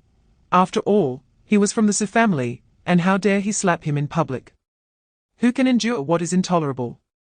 However, upon seeing the slightly squinted eyes of Old Dragon, he felt a chill in his heart. A crisp sound echoed, and a slap mark appeared on Su Dinghai's face. What is this? Do you think I will joke with you? Su Dinghai said angrily, Senior Long. Is he serious? Is he really going to arrest me? I am just his protector, and my responsibility is to ensure his safety. I have no right to ask what he wants to do. But this matter is from above. Cough cough. Su Dinghai was stunned. You can't do this. I am innocent. I want to file a complaint. That is your right. But right now your only task is to obediently return with me to the Jingwu Bureau. Chu Sheng, you are indeed a genius. But Jin Shu'er became famous even earlier than you, and she is already at the 5th level now. There was a hint of threat in Su Dinghai's words. Chapter 105, Peak of True Origin Realm. Jingwu Bureau, Qi Zhenshan's office. It had only been a little over half a month since he last saw Chu Sheng. Yet Long Liang felt as if many years had passed. Who would believe that just half a month ago he was still at the Qi Si realm? And in the blink of an eye, he had jumped to the True Origin realm. Half a month, he had completed the lifetime journey of an ordinary martial artist. You should know that the limit for ordinary martial artists is just this realm. Even among the students who graduated from their long martial academy, there are many who cannot break through to the 5th level essence gathering realm in their entire lifetime. Uncle 13. As Old Dragon's voice fell, Chu Sheng and Jiao Qiong both widened their eyes. Old Bai Deng, what did you call him? Uncle 13, what's wrong? Oh? I forgot you are the only one on your household registration. You can't understand the troubles of our noble families. I don't blame you. That is indeed very troubling. Do you want me to help in the future? Old Dragon had long been accustomed to Chu Sheng's boldness, and since he couldn't argue against it, he chose to remain silent. Long Liang smiled and tried to smooth things over. Little Chu, he was just joking with you, don't take it too seriously. First take a look at this technique. As he spoke, he handed a thick book of techniques to Chu Sheng, thicker than the Oxford Chinese Dictionary. Chapter 106, Where did you get your law enforcement power? If you were to ask Old Dragon whether he had seen miracles, he would have scoffed before. Is there a god in this world? Even his great-aunt, the first president of the Great Shu Federation, the 9th level martial god Long Yufei, wouldn't he count as a deity in his eyes? But today, his answer to this question had changed. If there are no gods, how do you explain everything he saw? Thousands of pages of advanced techniques, just flipping through them twice led to instant mastery. It was as if he had triggered an epiphany, and his cultivation soared. Directly advancing from the 1st level of True Origin Realm to the peak of True Origin Realm. Geniuses often like to describe their advancement as simple as drinking water to showcase their high talent. But for Chu Sheng, to say that advancement was as simple as drinking water is an understatement. This is no longer something that can be explained by talent, this is a true miracle. Initially, Old Dragon was worried that advancing so quickly might lead to an unstable foundation. But once Chu Sheng's aura completely stabilized, Old Dragon was shocked again. Unstable foundation. Please. He had never seen such a stable aura at the peak of True Origin Realm. Just like the recently captured chief of Bishi village, Jiang Yuan. A person who had wasted half his life stuck at the peak of True Origin Realm. Chapter 107, Undying Sacred Body. When Chu Sheng first looked at the files, he was a bit surprised. He didn't know that Great Xia actually had special forces. This is a world of high martial arts. Regular armies are already special enough. Why would there be a need for a special forces unit? Moreover, Not only is the name so imposing, but it also has a connection to the Long family. Dragon Soul Special Forces. Old Dragon rubbed his chin, a thoughtful look appearing between his brows. Soon, he suddenly slapped his thigh. I remember now. The Dragon Soul Special Forces does indeed have a connection to our Long family. I didn't expect your Long family to be so middle too. Hey. This was created by a little nephew of mine. He was only in his early 20s at the time, just the right age for being middle too. Old Dragon continued to explain. The family saw that he was getting too bored, so they thought to give him something to do, and didn't pay much attention. Who would have thought that a few years later, this fellow expanded the Dragon Soul Special Forces to over 1,000 people, and even led them to attack a small sect in our Dongyun state, claiming that the sect wouldn't allow them to station troops. The family almost skinned him alive, and the Dragon Soul Special Forces were all disbanded as a result. After hearing this, Chu Sheng couldn't help but exclaim, what a talent. Chapter 108, King of Soldiers and Son-in-Law. Undying Sacred Body, grants the body extreme enhancement. Even if subjected to fatal injuries, as long as the fighting spirit remains undiminished, it will endure like an eternal flame. Message: I have been here, I have fought. But I have never lost. After reading the introduction, Chu Sheng instinctively exclaimed, invincible. Originally, he thought it was just about being nearly immortal, but the introduction clearly stated, as long as the fighting spirit remains undiminished, it will endure like an eternal flame. In other words, if he doesn't want to die, he won't die. That's definitely a power of self-seeking. The key is that the undying sacred body also grants extreme enhancement to the flesh. Coupled with the second characteristic of the thundercloud sacred body, divine thunder tempering body, the double enhancement has already raised his physical strength to an astonishing level. This is true invincibility. It's just that the message below is a bit strange. Hey, it doesn't matter. Chu Sheng was eager to test his current strength. An ordinary martial arts room could no longer satisfy him. He had to go to Qizhanshan's exclusive martial arts room. The test dummies there could withstand the full force of a peak 5th level essence gathering realm expert. Until this moment, Old Dragon was still chattering away, like an old lady. Are you even listening to me? Chapter 109, Kinmai is not a waste. Yunding Hotel, Entrance Hall. The person responsible for welcoming guests was Liu Chen's nephew. Liu Chen. Just after welcoming a batch of guests, the smile on his face hadn't faded when, the next moment, upon seeing a figure in a tattered shirt and riding pants ahead, Liu Chen's smile immediately froze on his face. Kinmai, what are you doing here? Didn't the family tell you not to come and make a fuss? Kinmai shrugged, rubbed his nose, then revealed a careless smile. Today is the day when Ruyan officially takes over the Liu family. How could I, as her husband, not come to congratulate her? As he spoke, the smile on his face became even more indifferent. Ruyan, oh Ruyan. If you knew that the Liu family's current glory is all because of my silent contributions behind the scenes, I wonder what your expression would be. It's a pity you won't have the chance to know. Over the years, you've made my heart feel so cold. I guess I'll just repent for the rest of my life.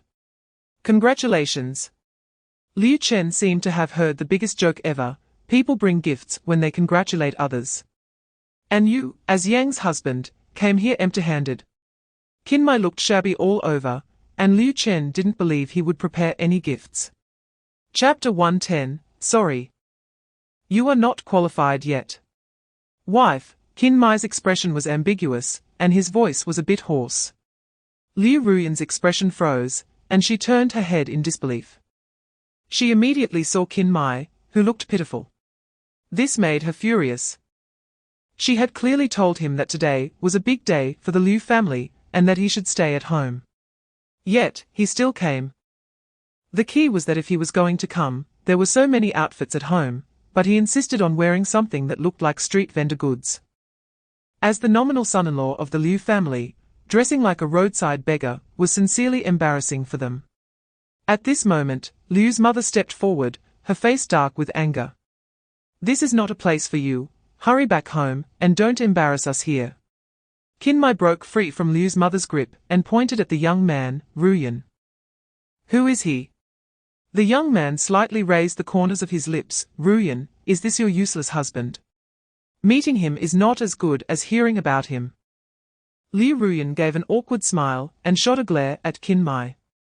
Liu's mother hurriedly pulled Kinmai again. Stop causing trouble here. Come back home with me. With Kinmai's strength, even if everyone present combined, they were not his match. Chapter 111, You are not qualified to catch me. Outside the banquet hall, Chu Sheng looked disdainful. Another group of people who didn't understand the law.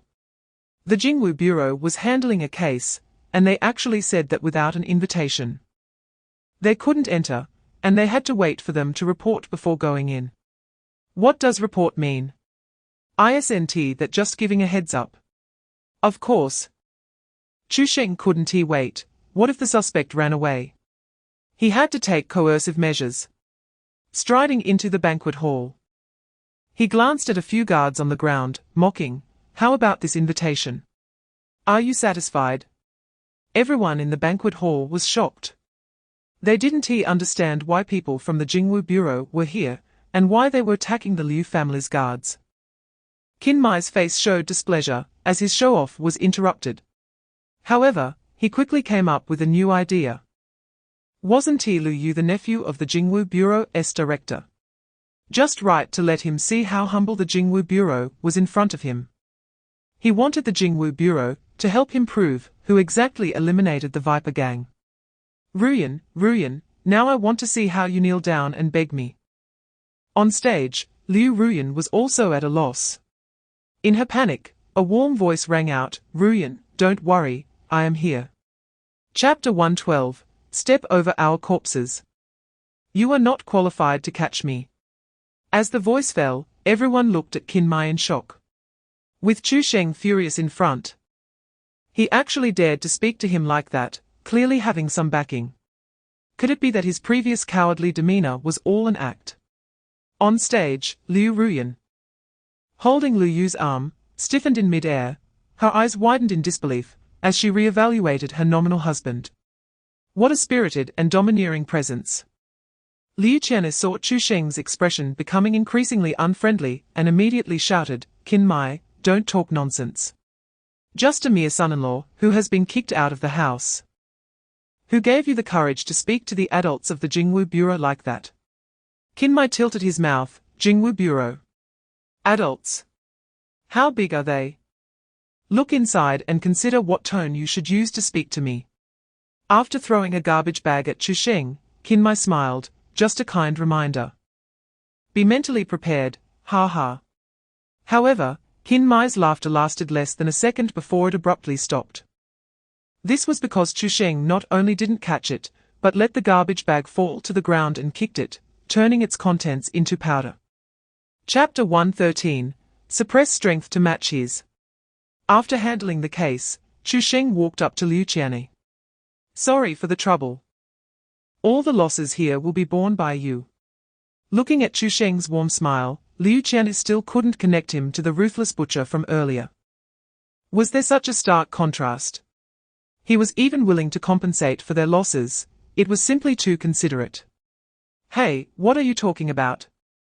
This little loss, What did you just say? The gate was destroyed by your people obstructing official business, and Kinmai is your Liu family's son-in-law. Is there a problem with you being responsible for it? Liu Qian was stunned. He wanted to say that Kinmai was no longer part of their Liu family. But thinking of the person in front of him, who was a ruthless killer, he decided that it was better to avoid trouble. Just compensating a bit of money was no big deal, getting them out was the priority. Looking at the time, Liu Qian smiled, it's getting late. Our banquet is about to start. What do you think, sir? All right, then I will give you this face. Huh? Liu Qian was directly dumbfounded. Give face? The usage of this phrase was incorrect, right? Chapter 114, If the young do not work hard, the old will come to the Jingwu Bureau. 2 days later. Outside Jinlan City, Zhong Lianxin stood for a long time, recalling the stories told to her by the older generation. Seeing her frown, Zhu Mingyuan asked, "Miss Zhong, have you been here before?" "No." Zhong Lianxin shook her head, "But I heard from my family that our Extreme Path martial arts school started from here. It seems it wasn't even called Jinlan City back then." "Oh? I thought your Extreme Path martial arts school was originally in Zhengzhou. But what you're talking about must be over 2,000 years ago, right? Since the establishment of the Great Xia Federation, there has been no renaming of cities." In Zhu Mingyuan's view, this could only have happened before the establishment of the Federation. Yeah, it really wasn't easy. Zhong Lianxin slightly nodded, her eyes filled with admiration. Jinlan City was too ordinary. Although it was a secondary-based city, it was only to flatter Nan's prefecture. At best, it was just a bit better than a tertiary-based city. Zhong Lianxin simply couldn't imagine how much perseverance and courage the predecessors of the martial arts school must have had, along with what extraordinary strength they needed to step out of here and establish a great reputation in Zhengzhou, letting the words Extreme Path resonate throughout the Great Xia. How magnificent, my Extreme Path martial arts school. Chapter 115. I want to be the director. What are you all laughing at? Li Qi, although he didn't understand the humor of the crowd, could clearly capture the mocking expressions on their faces. This made him extremely angry. What the hell is wrong with these people? They are all so abnormal. You should know that at Jingwu Academy, anyone who sees him must be courteous. Let alone ridicule, not even anyone dares to retort against him. Little did he know, when he doesn't speak, it's fine, but once he does, everyone laughs even harder. Even the experienced Jiao Qiong couldn't help but let out a chuckle. This is too ridiculous. A second tier in the True Essence realm actually suppressing his strength to fight against a peak True Essence realm. Guys, are you really not preparing an escape route for yourselves in advance? When you can't win later, you'll have an excuse to say you suppressed your realm.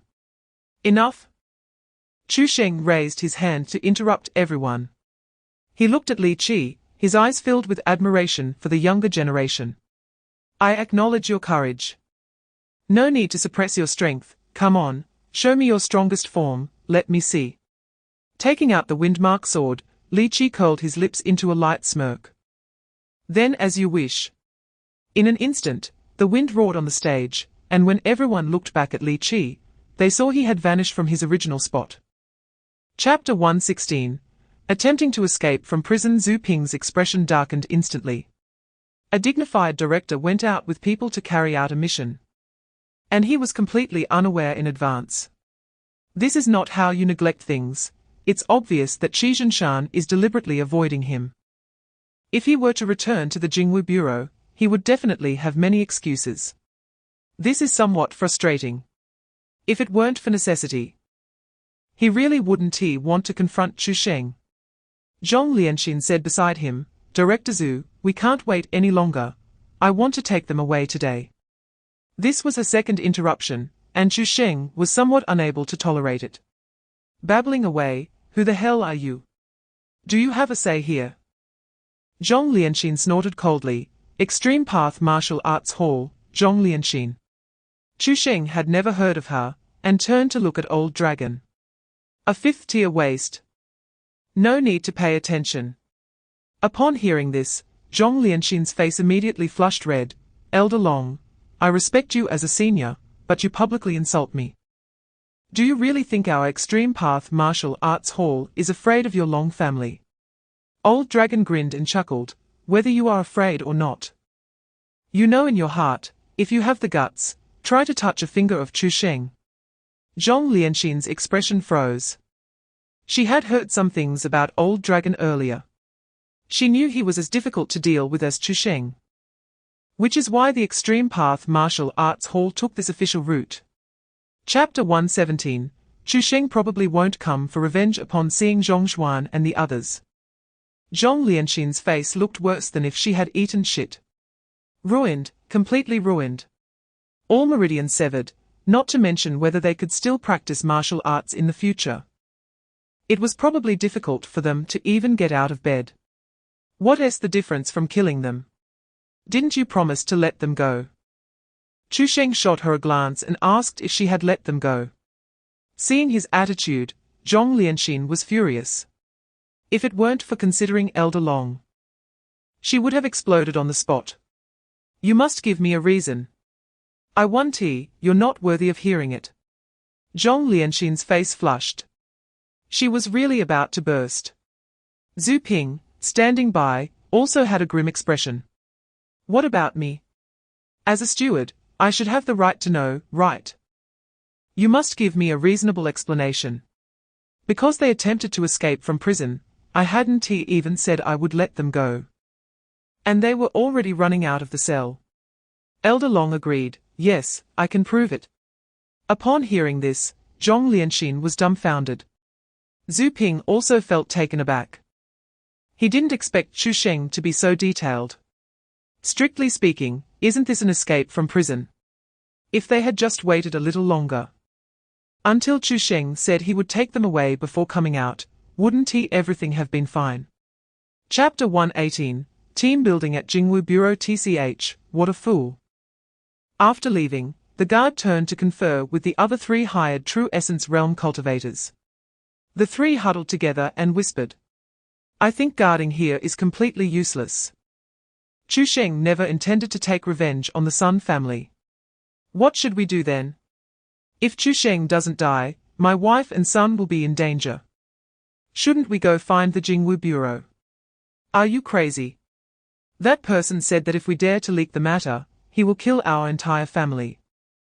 If you want your family to be wiped out, that's your business, don't drag us into it. But I'm afraid that even if we kill Chu Sheng, he won't spare our family, and besides, aren't you afraid that Chu Sheng's protector will kill our family? The three exchanged glances. And then they all focused their attention on the silent middle-aged man with a square face not far away. 7th level of the True Essence Realm. The highest cultivation among the four.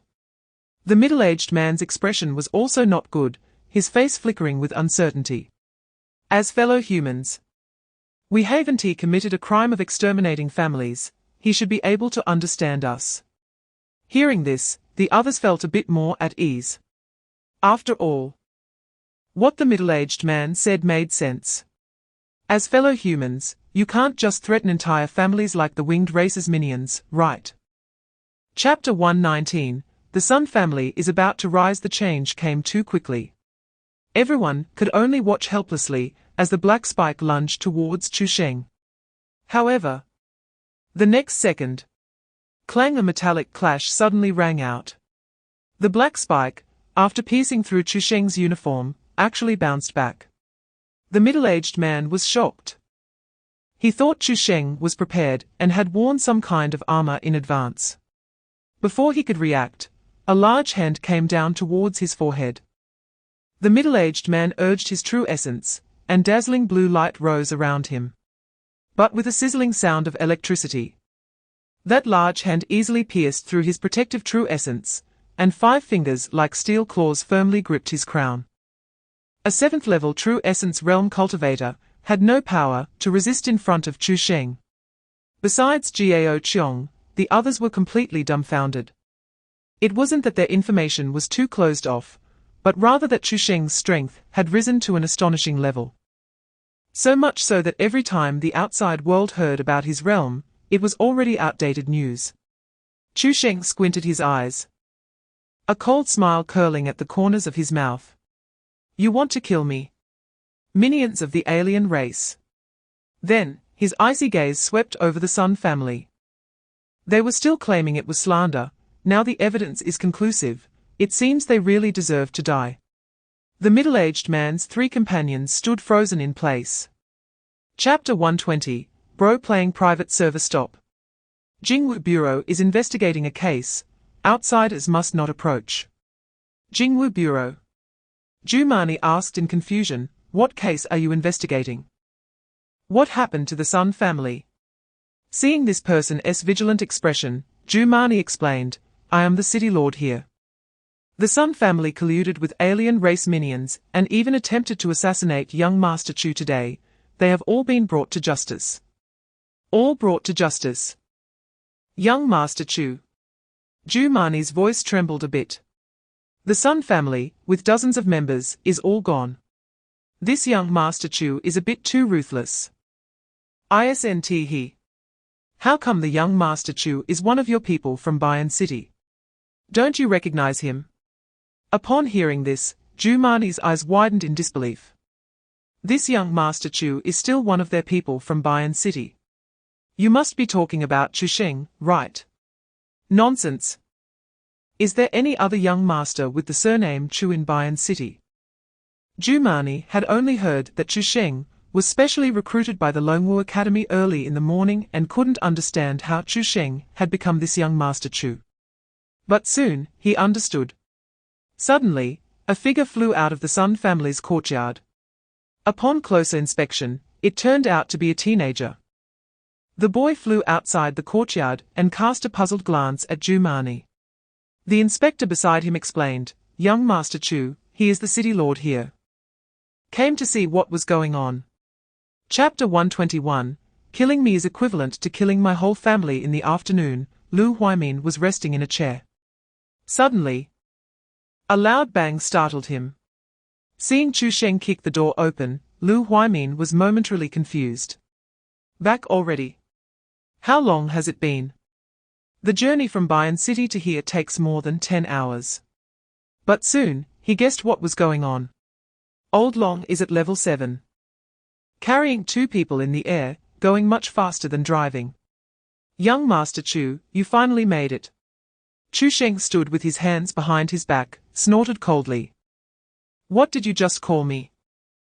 Young Master Chu, Lu Huimin replied, somewhat puzzled, but before he could finish speaking, he felt Chu Sheng's aura suddenly surge.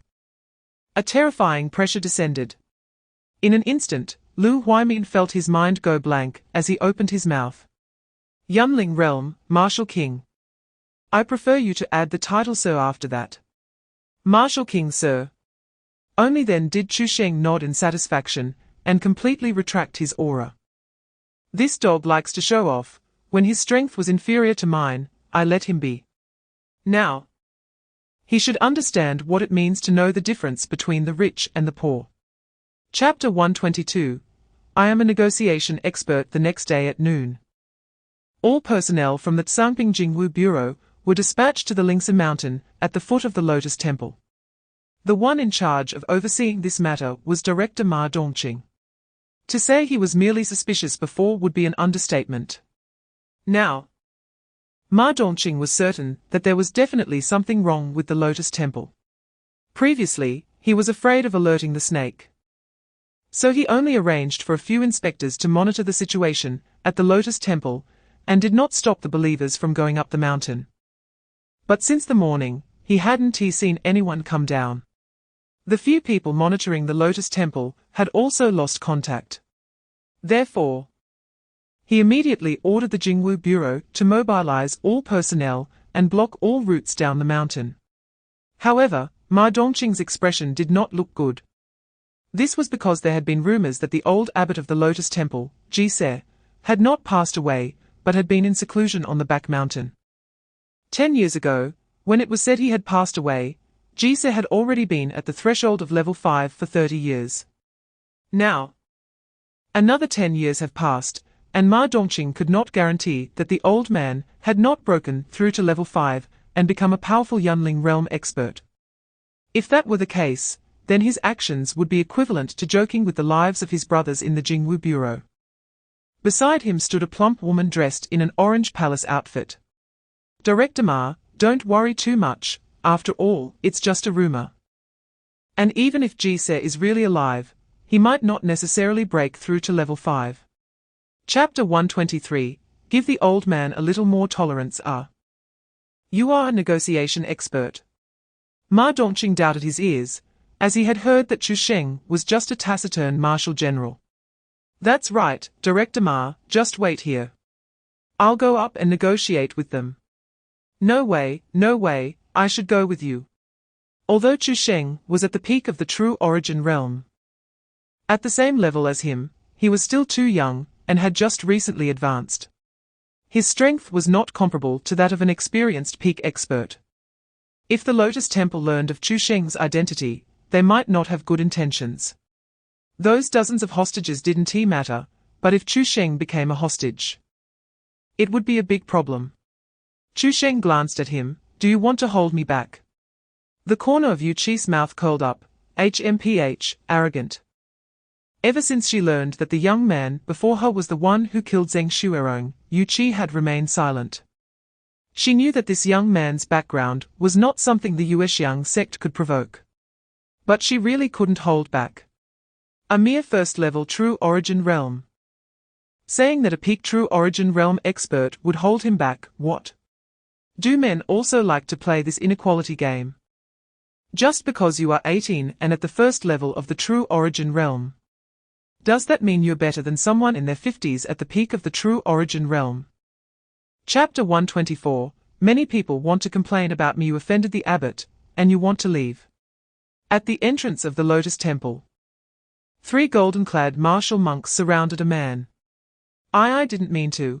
I really have an urgent matter at home. I need to go back. The leading monk showed a malicious smile. Hey, since we are already at this point, we don't need to pretend anymore. Let me tell you the truth. You can't leave today. The man had come up the mountain this morning claiming he wanted to learn some culinary skills, not even a believer. The monks in the temple originally didn't want to pay him any mind. But when they found out there were inspectors from the Jingwu Bureau monitoring, they immediately realized they had been exposed. So, they changed their minds and warmly welcomed the man into the temple. After all, hostages are always welcome. Based on the compassionate nature of monks, Abbot Huaining did not let anyone resort to violence directly. Instead, he deceived the man into staying with other believers in the temple. Meanwhile, the personnel from the Jingwu Bureau had already secured the routes down the mountain, so they simply stopped pretending. The reason these monks were all golden was that they all had the bloodline of the Jinri Battle Clan implanted. The Jinri Battle Clan is known for its powerful physique in the Jinning Star. Even just a trivial amount of bloodline power had significantly enhanced these monks' physiques. Chapter 125. Do you need me to buy you a bag of sunflower seeds? The martial monk rushed into the main hall, shouting, Abbot. Big trouble. The Jingwu Bureau is coming for us. Abbot Huaining and the other monks were all taken aback. Where is Haking? I don't know, there were just 2 inspectors. I didn't see Master Haking. Hey, just 2 inspectors. Look at how scared you are. I thought their main force had arrived. It's fine. Let me deal with them. As a peak True Origin realm expert, if it were Ma Dongqing and Yu Qi coming, Huaining might have to consider whether he had the strength to take on 2 at once. However, since it was just a couple of mere inspectors, there was no doubt he could easily take them down. But no buts. We don't need to use hostages as a bargaining chip. While speaking, Huaining calmly walked out of the main hall. Abbot. But they have a 5th stage. Huineng didn't pay attention and nearly tripped over the threshold. What? 5th stage? Where did they get a 5th stage in the Jingwu Bureau? I don't know, and they look very young. I can't even tell if they are 20 yet. This is not the time to talk about that. Hurry. Gather all the hostages together. Chapter 126. Are you teaching me how to do my job?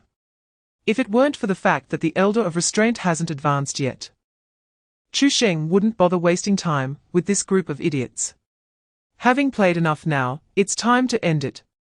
A cold light flickered in Chu Sheng's eyes as he slowly approached the crowd. The ones he feared the most were not the monks from the Lotus Flower Temple, but the hostages. Their lives are in someone else's hands right now. Are you crazy? We have so many lives in your hands, can't you just agree to his terms? Don't go crazy, so many people are dead, you can't explain that. Young man, I've seen life and death for so long that I've become indifferent, but you're different. Your future is at stake, you need to think of the bigger picture. Sir, I can't die. My daughter is still in the hospital. I came up the mountain to pray for her. If I die, she won't survive either, sir, I beg you. A middle-aged man cried and repeatedly bowed his head. Seeing this, Huineng also began to persuade, spouting various Zen sayings, such as putting down the butcher's knife immediately becomes a Buddha, and saving a life is better than building a 7-story pagoda. The kidnapper was also trying to persuade the enforcers not to act recklessly, which is something unheard of throughout the entire daxia. Chapter 127. The old monk finally succeeded. Chu Sheng remained the focus of the scene. After his words fell, everyone was confused as to why his tone was so cold. Clearly, he had just said he would agree to those 4 and save these people. The woman swallowed several times and stopped dwelling on the previous question, instead asking, "Is my brother okay?" "Not good, he's dead, I killed him." The atmosphere in the room changed again. "Ha ha, you must be joking, right?" The woman couldn't believe it, since he killed the person. How could he possibly agree to save them? Chu Sheng did not speak, but instead took action to prove he was not joking. With a casual slap, he turned the woman's head completely around. The woman, dead. Huh? The monks from the Lotus Flower Temple were startled, thinking Chu Sheng was going back on his word. "You want to break your promise?" "Nonsense, I just said I would let you go. What does that have to do with these people?" "Ah?" Huineng was really confused now. Chu Sheng leisurely stood up. Since he had nothing to do anyway, he might as well deal with these people first. "You all won't stop me, right?" Then, the monks from the Lotus Flower Temple watched helplessly as Chu Sheng slaughtered every hostage he had just claimed he would save. Chapter 128. The myriad soldiers devour the abyss. Good news, the Elder of Restraint has exited his seclusion. Bad news, the Elder of Restraint has passed away. There was less than a minute between them. The moment Chu Sheng struck, the Elder of Restraint had already used all the methods he could think of. Stance skills. Protective treasures, activating the bloodline power of the Golden Beast War clan to transform into a small golden figure. But none of it worked. After practicing the Lingxiao Thunder Cannon, Chu Sheng's true essence had completely transformed into Thunder Essence. Thunder is the master of killing and destruction. Its destructive power is far superior to that of attribute-less True Essence. Even the Thunder Clan, which possesses this cannon, has never had anyone master it to perfection in the True Essence realm. What Chu Sheng cared about was not the advantage of being stronger than True Essence, which in front of his Thunder Sacred Body, could only be considered trivial. The main point was that after possessing Thunder Essence, all the martial skills he performed could be classified as Thunder Attribute. It's similar to changing damage types in some dark games from his past life. The Thunder Sacred Body has a characteristic that greatly enhances the destructive power of Thunder Attribute martial skills. The extreme intent of the blade also has a characteristic that enhances the destructive power of blade techniques. Now, he could reap the benefits of both, directly allowing the two SSS talents to interact. With this strike of the Dragon Hidden Kangbo Slash, let alone the Elder of Restraint's physique comparable to the 5th layer of the Spirit Nourishing Realm, even if he came with the 10th layer of the Extreme Realm, he would still end up as nothing but bones. Chapter 129. Speaking up for them. Go, my sweat and effort. Ding consumed 50,000 justice points. Your martial arts level has been raised to the 2nd layer of the Spirit Nourishing Realm, consumed 60,000 justice points. Your martial arts level has been raised to the 3rd layer of the Spirit Nourishing Realm, counting the 2 days of back and forth. Plus, having wiped out a sect, he had only risen 2 small realms. Chu Sheng was not very satisfied with this speed. Host. You should think of it this way, if killing a person of the same realm can raise a level, wouldn't that be easier to accept? Chu Sheng shook his head. No, it's equally hard to accept. Killing a person of the same realm to rise a level sounds simple, but it's difficult in practice. In Nan's prefecture, a 5th stage is already in existence that can establish a sect, and not just a small sect like the Lotus Flower Temple. You can count them on your fingers. Moreover, Chu Sheng has always acted in accordance with the law. He can't just go after someone who hasn't committed a crime, right? As he walked out of the temple, Chu Sheng unexpectedly saw Jiao Qiong doodling in a small notebook.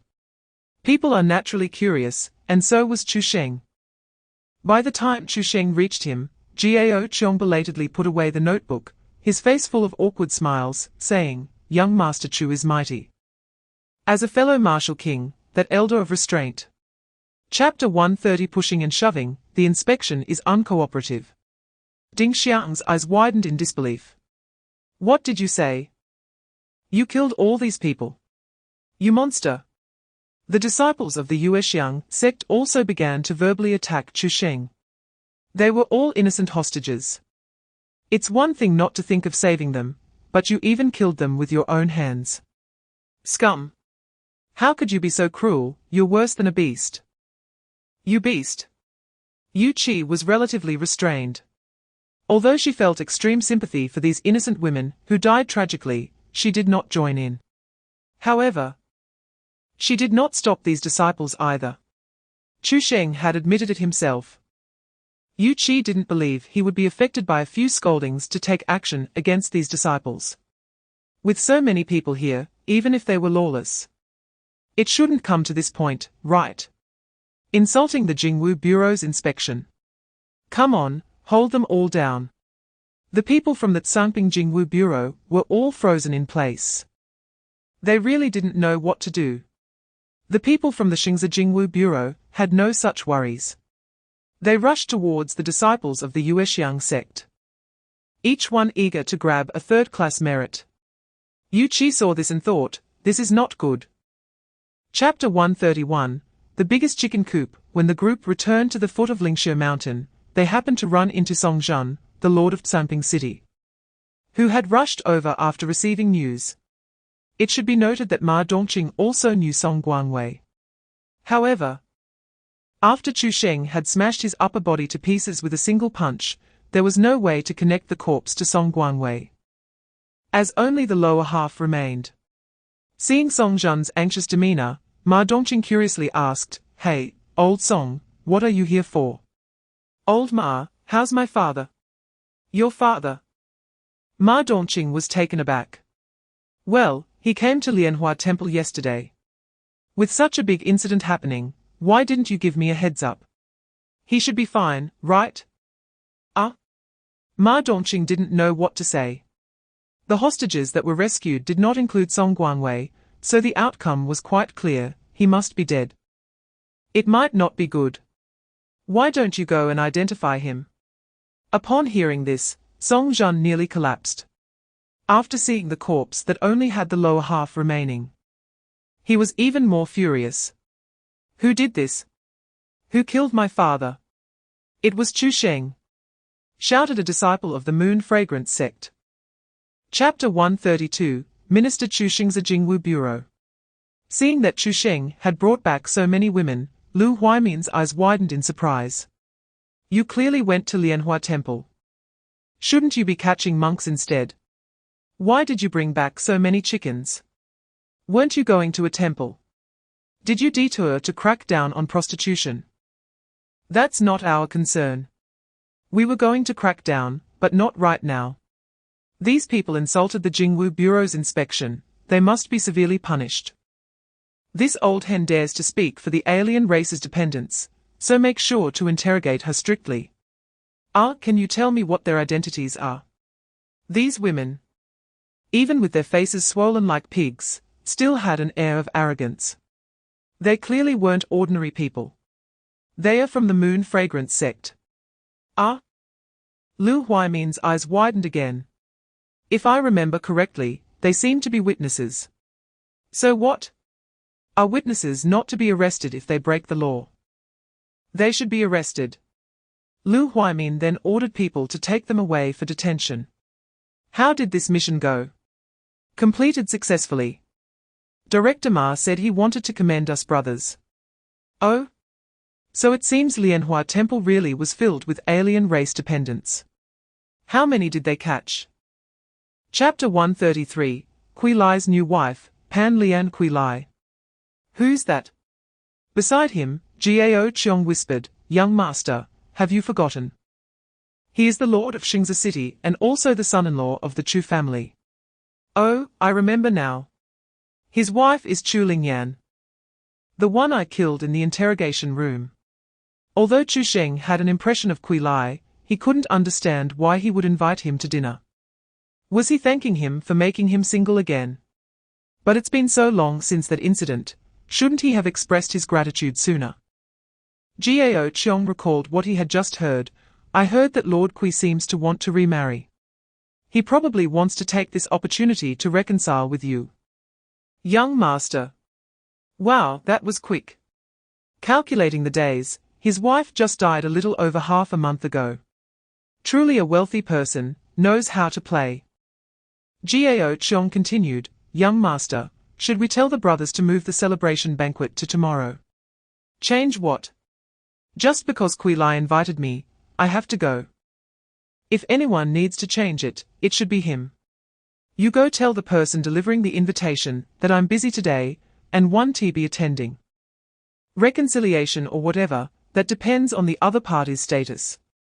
A lord of a 4th-level base city with only peak 4th-tier cultivation, why should I accommodate him?" For Chu Sheng, this was merely ineffective socializing. He couldn't let this matter undermine the face of his subordinates. Chapter 134, A Distinguished Guest. How distinguished? The Chu did not go to Lianhua Temple, and were unaware that Chu Sheng had brought back a group of people from the Moon Fragrance sect to the Jingwu Bureau. They still thought that Chu Sheng knew Pan Lian. "Minister Chu, do you know her?" "I don't know her." Chu Sheng shook his head. "I just heard she is from the Moon Fragrance sect and was a bit surprised." He didn't expect that Kui Lai would choose such a wife. The previous one had just been killed by him. Now he had turned around and found a new one from the chicken coop. Not knowing much about the Moon Fragrance sect was fine, he was only interested in that 5th-tier sect leader. However, after hearing that the Moon Fragrance sect was using its disciples to build a vast network of connections, he really wanted to dismantle this chicken coop. The aristocratic sects already belong to a privileged class, and now they unite together, truly leaving ordinary people with no way to survive. In that case, don't blame me for cutting off your paths first. At that moment, the hall manager rubbed his hands together, with a forced smile on his face. As he pushed open the box door, speaking with a hint of flattery, "Gentlemen, I apologize. A group of distinguished guests just arrived at the store. And we are in a hurry to arrange seating for them. Do you think?" The manager knew that anyone who could enter the Tingwang Pavilion Hotel was either rich or noble. Moreover, these people had booked 3 private rooms. Chapter 135, Then I really will come. At the entrance of the private room, Jiang Yi gently asked the nearby waiter, "Is this the private room?" The waiter's heart raced. She absolutely adored the contrast of this domineering CEO turning into a soft puppy. Just thinking about what might happen later made her face flush with excitement. She lowered her head and spoke in a voice as faint as a mosquito, "Yes." Jiang Yi chuckled lightly, "Don't be afraid, they won't dare blame you. If it comes to it, I'll leave you my contact information. If they cause you trouble, just tell me, and I'll deal with them." Before the waiter could respond, Jiang Yi quickly transformed back into the style of a domineering CEO. He was cold, aloof, and mixed with a bit of nonchalance and mockery. Finally, a wicked smile replaced the line graph on his face. Bang! With his hands in his pockets, Jiang Yi kicked open the private room door. The crowd behind him followed closely, all wearing expressions that suggested they were eager to watch a show. However, the moment Jiang Yi strode into the private room, his body suddenly stiffened. He couldn't quite pinpoint the reason, but it felt as if something ghostly was resting on his shoulder, whispering in his ear. Goosebumps prickled all over his body. Chapter 136, The Night Before the Wedding. Wife arrested at the Wanxiang Hotel, 8th floor. The crystal chandeliers sparkled like stars, with millions of lights cascading down. The guests were dressed in high-end evening gowns, the meticulously tailored fabrics shimmering delicately in the light. Luxury watches adorned their wrists, and jewelry around their necks reflected the glow of the chandeliers. Although it was only a fourth-level base city, Shingza City did not fall short in creating an atmosphere of top-tier luxury compared to Jinlan City. At that moment, the chandelier suddenly dimmed, and the spotlight precisely locked onto the center of the stage. A woman in a misty pink mermaid gown gracefully walked down. Many male guests were slightly dazed, feeling a strong sense of jealousy towards Kui Lai. They couldn't understand how a dignified elder of the Moon Fragrance sect could be attracted to a city lord who had just recently lost his wife. Kui Lai noticed the gazes of the crowd and felt an immense sense of satisfaction, sweeping away the repression he had experienced in the past few days. However, there was still a small thorn in his heart. To be honest, he had previously harbored some resentment towards Chu Sheng, after all. He had been married to Chu Lingyan for over 10 years. How could he not have any feelings? But since meeting Pan Lian, and with her comforting words, Kui Lai not only let go of all his grievances, but even developed the thought of reconciling with Chu Sheng. Chapter 137, The Counterattack of the Moon Fragrance Sect. Outside the Wanxiang Hotel, Chu Sheng called Gao Qiong to come pick him up. It was true that Chu Sheng could fly, but he didn't want to carry a woman while flying. Pan Lian blinked her eyes, wearing a half-smiling expression. Sir, are we going to the Jingwu Bureau by car? Or do you want me to take you back? Pan Lian couldn't help but chuckle lightly. It's not impossible, you know. If you don't mind what others say, I can do it. After saying this, Pan Lian closely watched Chu Sheng's expression, but he showed no reaction. As if his state of mind had not been disturbed at all. This was the first time Pan Lian had seen such a strong-willed young man. No wonder the sect leader said to observe him for a while. He truly was a tough nut to crack. However, Pan Lian was not discouraged. She decided to seize the moment and at least figure out whether he would respond to her advances. If he did, it would truly be a great gain. An 18-year-old fifth tier, being his lover, would surely be more promising than following some city lord. I thought you would fly me back to the Jingwu Bureau. I was just thinking about what pose to use. Holding onto you should easily lead to misunderstandings, right? Actually, I don't like Kui Lai, this is just the sect's decision. And I can only accept it obediently. Chapter 138, How dare you speak the name of the martial king? Beast-tide. Upon receiving the news, Chu Sheng was somewhat surprised. As far as he knew, there hadn't been a large-scale beast-tide in Nan's prefecture for a long time. Moreover, he had been dealing with people recently, almost forgetting that the Jingwu Bureau was also responsible for suppressing beast-tides. Lu Huaimin nodded and said in a deep voice, yes, although it's somewhat irregular. I think this matter might be related to the Moon Fragrance sect, so I wanted to ask for your opinion first. What do you mean? Chu Sheng's interest was piqued. He thought this beast-tide might be connected to the Moon Fragrance sect. If that were the case, there would be no need to wait for the Moon Fragrance sect to make a move, they could go directly and take care of them. The incident occurred in Suyue City, a level 5 base city. You might not be familiar with the name, but just 100 miles south of Suyue City is Lingyu Mountain, where the Moon Fragrance sect is located.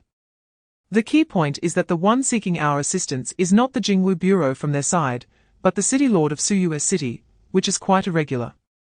I suspect this might have been instigated by the Moon Fragrance sect, intending for you to make a visit. Upon hearing this, Chu Sheng spoke without the slightest hesitation. Then let's go. We must meet the public's demands, of course. Chapter 139, In such a hurry, are you rushing to reincarnate? Xing Rong lowered his head. His back hunched like a shrimp. Even though the cold wind tightened around his neck, sweat continued to bead on his forehead. What? City Lord Xing didn't hear what I said. Do you want me to repeat it? I heard it, but... Xing Rong felt bitter inside. How was he supposed to answer this question? Yes, there were indeed many martial arts families in the city. But many of them didn't send their own family members, instead, they sent guards or temporary hires, which made it seem like there was a labor shortage. Could he say such things? There were plenty of daughters from prominent families in the city who were disciples of the Moon Fragrance sect. If he offended them all, he would be finished. Of course, even if he didn't say anything, Chu Sheng could guess it. It was nothing more than these martial arts families valuing their lives. And each family only sent a few people to maintain appearances. I can't be concerned about the past, but since I'm here, I cannot ignore it. Chu Sheng lightly tapped the blue bricks of the city wall, a cold light flashing in his eyes. If they don't even care about defending their homes and country, do such parasitic families still need to exist? It would be better to turn them all into my firewood. After going to the underworld, if anyone asks, they can still hold their heads high and say they died for a worthy cause. Chapter 140, Borrowing Your Head for a Use. So there really are people who aren't afraid of death. On top of the city wall, Chu Sheng revealed a chilling smile. And it's 3 families, very good. The laws of the Great Shia clearly state that in the event of a beast tide, more than a third of the martial artists at the Chi Si realm and above from each family must participate in defending the city. Therefore, it's quite simple to tally the numbers, just count heads by family. With the beast tide approaching, I have already warned them in advance. The Li, Jia, and Qi families still dare to openly disregard the laws of the Great Shia. This action is no different from treason. As his voice fell, the city wall was instantly silent. The crime of treason was simply too shocking. They could already foresee the fate of these 3 families. The Jia and Qi families were somewhat understandable. They hadn't sent anyone last time and were unaware of the summons. The crowd wouldn't inform them either. But the Li family had clearly sent someone yesterday, so were they out of their minds? Or were they betting that Chu Sheng's gun wasn't loaded? Chu Sheng looked at Xing Rong beside him. City Lord Xing, it seems I need to trouble you to lead the way. At this point, the demon beasts had already reached just outside Suyue City. Xing Rong nervously said, Young Master Chu, with the beast tide upon us, the situation is perilous. Why not focus on defending the city first, and after repelling the beast horde, we can deal with those 3 families later. Chapter 141, Do you know what I'm thinking? Time ticked away. The women silently calculated in their hearts. If Chu Sheng made a decision to go rescue them within 2 seconds, that would be a perfect score. 5 seconds would just be passing, and anything beyond 5 seconds would be failing. Chu Sheng had no idea about the underlying rules. He was just thinking that this was the abyss, and what happened wouldn't be known by anyone. What rescue? An old busybody wasn't worth saving. He was torn between whether to just slaughter them all right there. Soon, 5 seconds passed. The women's opinions of Chu Sheng inevitably dropped significantly. With such little courage, he still wanted to pursue their sect leader. Just then, Chu Sheng spoke, Why are you all here? The woman explained, the sect leader saw that the beast tide was too strong and worried that Suyue City alone would not be able to withstand it. So he brought us here to plan to eliminate the source of the beast tide. Chu Sheng slowly nodded and told me the direction. After the woman pointed out the direction, Chu Sheng directly performed the purple sky dragon technique. The moment the thunderous dragon roared, Chu Sheng's figure had already disappeared from the sight of the few people. So strong. So handsome. The woman couldn't help but exclaim. But when she came to her senses, she couldn't help but shake her head. It's a pity that she failed the first test. If the sect leader knew, he would definitely be very disappointed. Chapter 142, The Most Beautiful Woman. Just firewood her. Ren Yaji was instantly shocked. She never thought that her charm technique would fail one day. Moreover, the opponent was just a 5th-level cultivator like her. Just as she thought. The moon laurel phantom behind Ren Yaji suddenly solidified, and the silver light surged. At the moment of facing this slash, the chaotic flow of spiritual power swept like a raging tide. With a deafening sound, Ren Yaoji's white skirt was torn into flying snowflakes. Her hair was in disarray, and crimson blood dripped from the corner of her mouth. She blocked the slash, but it was an extremely embarrassing situation. Raising her head, Ren Yaoji's face was filled with disbelief. Not only was it because her charm technique was ineffective, but she also couldn't believe that Chu Sheng's strength was so formidable. Clearly, he wasn't this powerful when he was slaying the monsters just now. To know, she was ranked 6th on the Kanglan list. And yet she almost couldn't withstand this young man's slash. Even the top 3 old monsters on that list might not have such strength. Doesn't this mean that he already possesses the strength to compete for the first person in Nanzahou? You how? Saying this, Ren Yaoji suddenly felt a chill on her skin, and she realized that she was currently in a state of complete undress. Although she was nearly 70 years old, it was truly the first time in her life to be so face to face with a man. Chapter 143, Let the Brothers Hurry to Get Rich. Who are you? Daring to intrude on my Yuexiang sect. The chief disciple of Yuexiang sect, Chu Sheng, stepped forward with a long sword. Although the young man in front of her could hover in the air, at least he was a 5th-level cultivator, but since it concerned the sect's reputation, how could she back down? I warn you, our sect leader is in seclusion. If you leave now, there may still be room for negotiation in this matter, otherwise, if you disturb the sect leader, you might just leave your life here. Her words were forceful, and the disciples of Yuexiang sect looked at their senior sister with admiration. But seeing no trace of fear on Chu Sheng's face, Chu Sheng suddenly had a terrifying thought. Could it be that this young man knows the sect leader is not here, so he dared to intrude on Yuexiang sect? Then his purpose was clear. He must want to engage in some wicked deeds. Men are like this, they are all filled with thoughts of women. This was also the reason why Chu Sheng had always disliked men, even her biological father was among those she despised. Just as Chu Sheng made up his mind that these chickens were also a disaster, and it would be better to kill them all. A sharp sound of wind broke through the sky. Looking up, she saw the old dragon rushing towards them. Chapter 144, Selflessly benefiting others. The people from the Jingwu Bureau were somewhat anxious on their way. After all, Yuexiang sect is a nearly 1,000-year-old all-female sect. Its influence in Nanzahou is not ordinary. They really couldn't imagine what kind of wealth they could obtain there. As they approached Lingyu Mountain, they saw groups of Yuexiang sect disciples.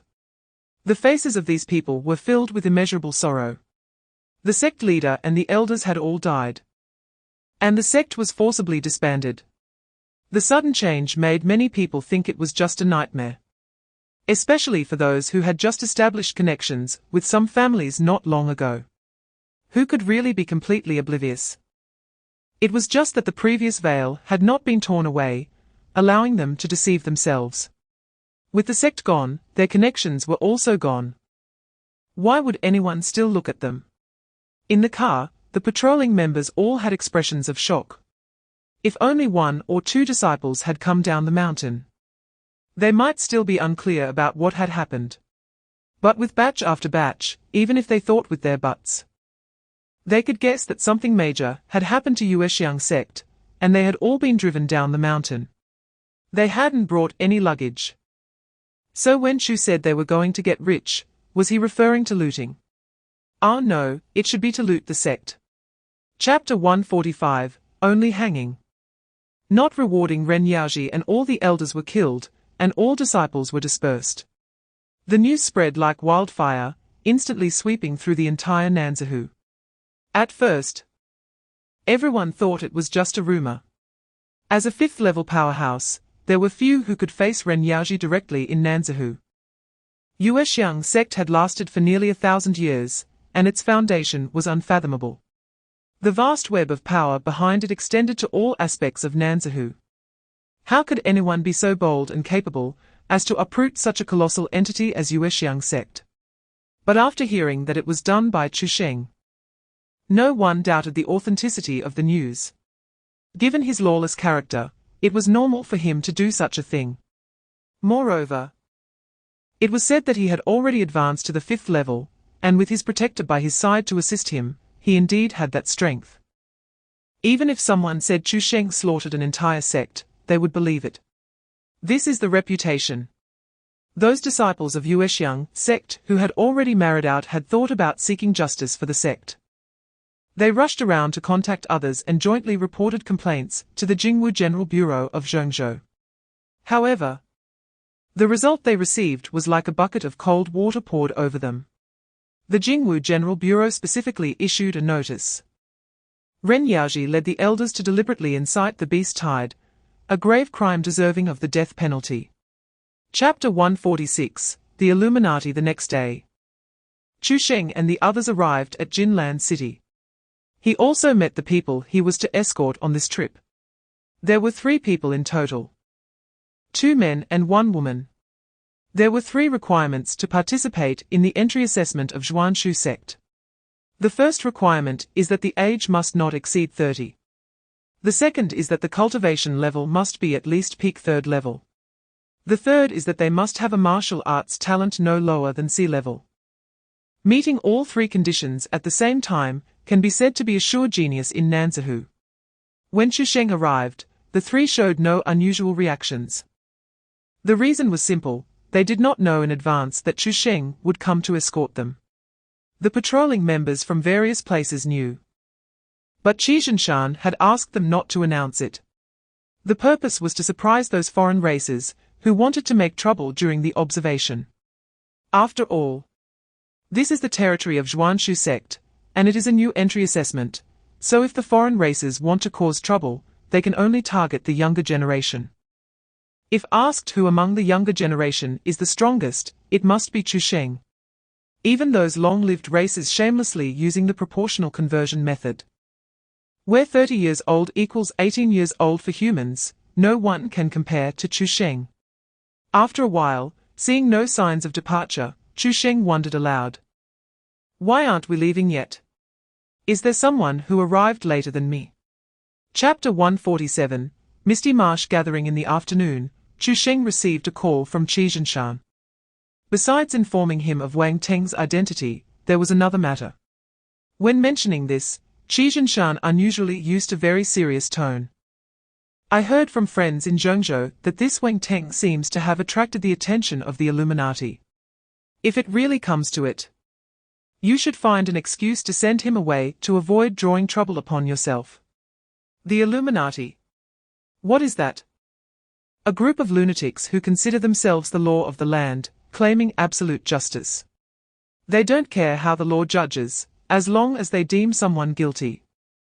They will take matters into their own hands. Chu Sheng was taken aback and muttered softly, Damn, isn't that my daily routine? Huh? Young Master Chu, what did you say? I said, isn't this a private court? They must be eradicated. In Chu Sheng's view, although these people's actions resembled his own, their methods were illegal. Moreover, they were stealing his work. Therefore, Chu Sheng had to find a way to eliminate this illegal organization. On the other end, Chu Sheng's side. The higher-ups want to wipe them out too, but it's difficult. The Illuminati has existed for at least 1,000 years. They have long infiltrated all sectors of society. And they operate as independent groups, with information largely cut off from each other. Even if we catch a batch of them, it's hard to follow the trail. Chapter 148, The leader of the main hall. In a quiet little courtyard, the sound of locust leaves rustled. A young man walked hurriedly, excitedly shouting, He's here. Wang Teng is here. A middle-aged man, who was meditating, suddenly opened his eyes, and in an instant, brilliance shot out. Only to be retracted in the blink of an eye, returning to calmness. Ha ha, it seems our luck is better. At that moment, the wooden door of the side room was suddenly pushed open with a creak. A disheveled woman stumbled out, her gaze hazy with about 70% drunkenness. Liu Zai. Are you sure you recognized the right person? The young man, called Liu Zai, rolled his eyes in exasperation. Please, there should be a limit to looking down on people. Even if Wang Teng turned to ash, I could recognize him. Do you think I'm a drunk like you? The middle-aged man immediately frowned. How are you speaking to your sister, Gigi? Dao Gigi waved her hand. It's fine, I don't feel offended. Besides, we are happy today, so I won't bother with this brat. She then staggered over to the middle-aged man and threw an arm around his shoulder. Can you tell me how you ended up choosing this place for us to hit the jackpot? Chapter 149, Playing with Thunder. I am your ancestor, who are you? Dao Gigi's voice trembled, the drunkenness dissipating significantly. Young master. As Chu Sheng's voice fell, the blade struck down, its light like a ribbon of silk cutting through the air. Aimed directly at Dao Gigi. Why waste words with a villain? Just kill him directly. Dao Gigi's pupils constricted, and the seven-star sword was unsheathed in response. The sword energy danced like a spirit snake, instantly forming an illusion of a wine vessel. Clang! The moment the blade's light collided with it, the wine vessel illusion exploded. Dao Gigi instantly spat blood and flew backward. Beside her, Yuan Qiangang had sensed something was off with Chu Sheng, but didn't expect Dao Gigi wouldn't even withstand a single attack. It's important to note that although Dao Gigi was only at the third stage, her actual strength was barely a line weaker than his. If the two were to truly fight to the death, it was hard to say who would win. Without hesitation, Yuan Qiangang stomped his foot on the ground. His whole body shot out like a cannonball, swinging his iron hammer to create a storm of thunder. Heaven-level martial skill, Thunder Hammer. Brilliant arcs of lightning gathered, roaring into the shape of a fierce thunder beast, charging straight at Chu Sheng. This was Yuan Qiangang's trump card. The violent power of the thunder element was already famous. And this move contained the ability to penetrate any protective treasures. He had once used this move to kill a fellow master of the same realm in one strike. Chapter 150, The people of Misty Marsh gathering are kind. Leaving the courtyard, Dao Gigi couldn't help but ask again, are you really from the Jingwu Bureau? Don't you think this uniform is a restraint? Chu Sheng remained expressionless. It might be a restraint for trash, but not for me. Dao Gigi appeared thoughtful. But no matter how she pondered, she still couldn't understand. With so many broken rules in the Jingwu Bureau, and so many corrupt powerful figures outside, how could this uniform not be a restraint? What does it matter whether one is trash or not? Moreover, this young man was merely a patrol officer. Let alone the powerful, would he dare defy the orders of the bureau chief? At that moment, Chu Sheng suddenly stopped in his tracks. Dao Gigi looked up to see more than 10 guards from the Misty Marsh gathering standing ahead. These guards were formed by families with certain strength and status within the Misty Marsh gathering. Their main task was to maintain order here. Although the earlier commotion wasn't too loud and was almost resolved quickly, it still caught the attention of nearby people, who reported it to the guard team. It wasn't because the people of Misty Marsh gathering were warm-hearted, but because there was a reward for reporting. Fighting was a serious crime explicitly prohibited in the Misty Marsh gathering, and anyone caught would be fined. Chapter 151, I don't do illegal things. In the courtyard at the center of the Misty Marsh gathering, after learning Wang Teng's identity, Go Ba flattered, young Master Wang. Please rest assured. With me and Brother Duan who guarding, you can do whatever you want without anyone daring to disturb your pleasure.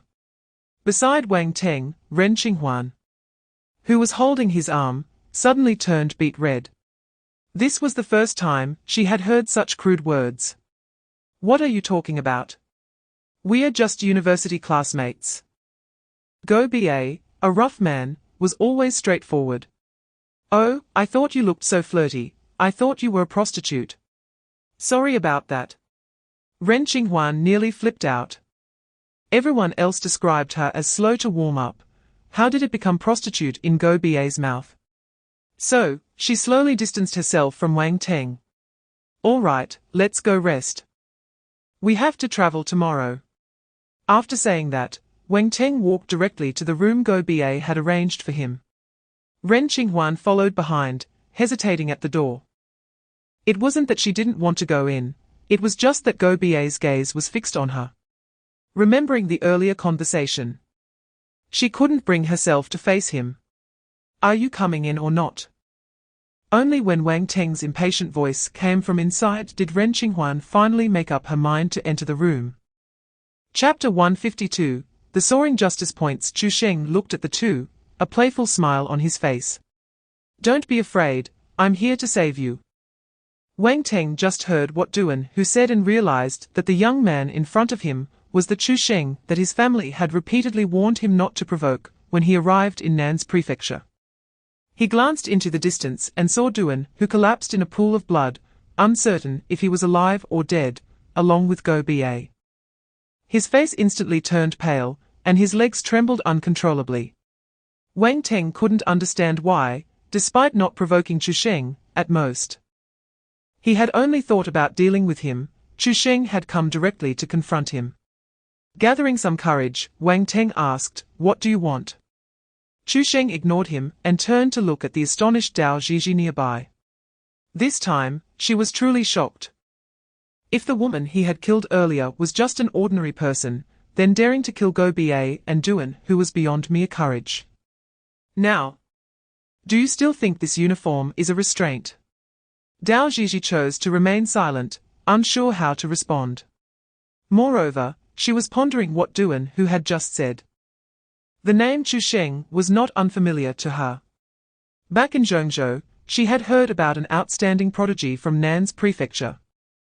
An 18-year-old at the first level of True Element Realm. Chapter 153, Standard Configuration for Protagonists, Consume 90. 000 Justice Points. Your martial arts cultivation has been raised to the 6th level of the Spirit Reservoir Realm, consume 100, 000 Justice Points, to consume 120. 000 Justice Points. Your martial arts cultivation has been raised to the peak of the Spirit Reservoir Realm. The host has diligently trained, moved the heavens, and received a heavenly blessing. Rewarded with a heavenly Dao gift box, your 10,000 weapons devouring abyss has been upgraded to the 2nd tier, second ability unlocked. Array Breaker can accurately lock onto the core nodes of formations. Strike at the eye of the array, greatly enhancing the destructive power against all formation seals as the system prompt popped up. The 10,000 weapons devouring abyss in Chu Sheng's hand trembled violently. In an instant, countless tiny runes burst forth from the weapon and floated into the air. The spiritual energy within 100 meters swirled like a galaxy, frantically rushing in, accompanied by falling stardust.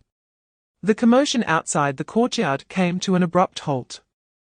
Even Long Lao Chu, who was accustomed to grand scenes, widened his eyes in astonishment.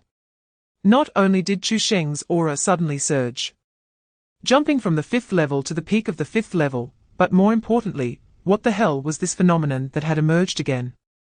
One should know that even if a person could create a shocking phenomenon, it would be enough to brag about for a lifetime. Chapter 154, You won't be anxious 2 days later, in Zhuan-Piyu City.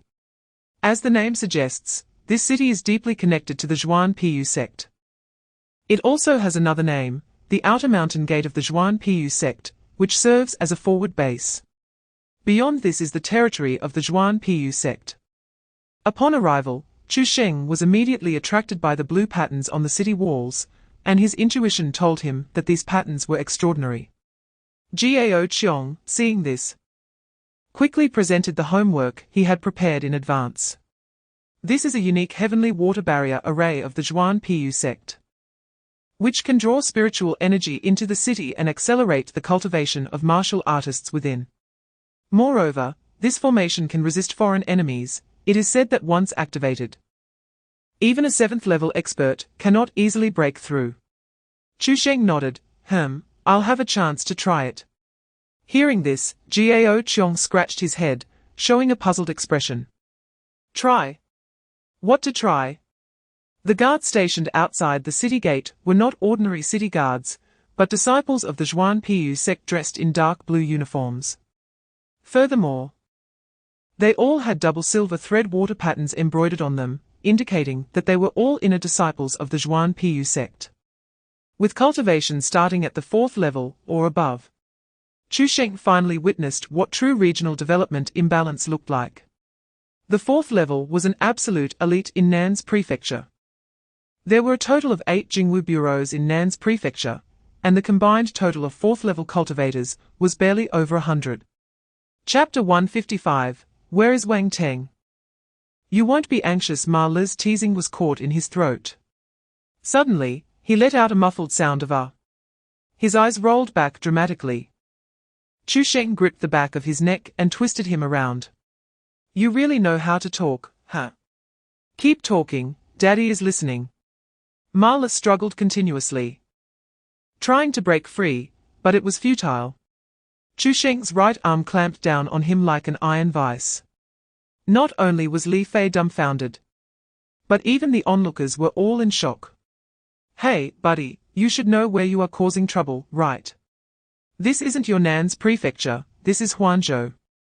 And it's the territory of the Zhuan Piyu sect. This kid is indeed asking for it, but he was just talking, that's not a crime. How dare you act directly in public? Once she realized what was happening, Li Fei hurriedly shouted, Stop. Stop it now.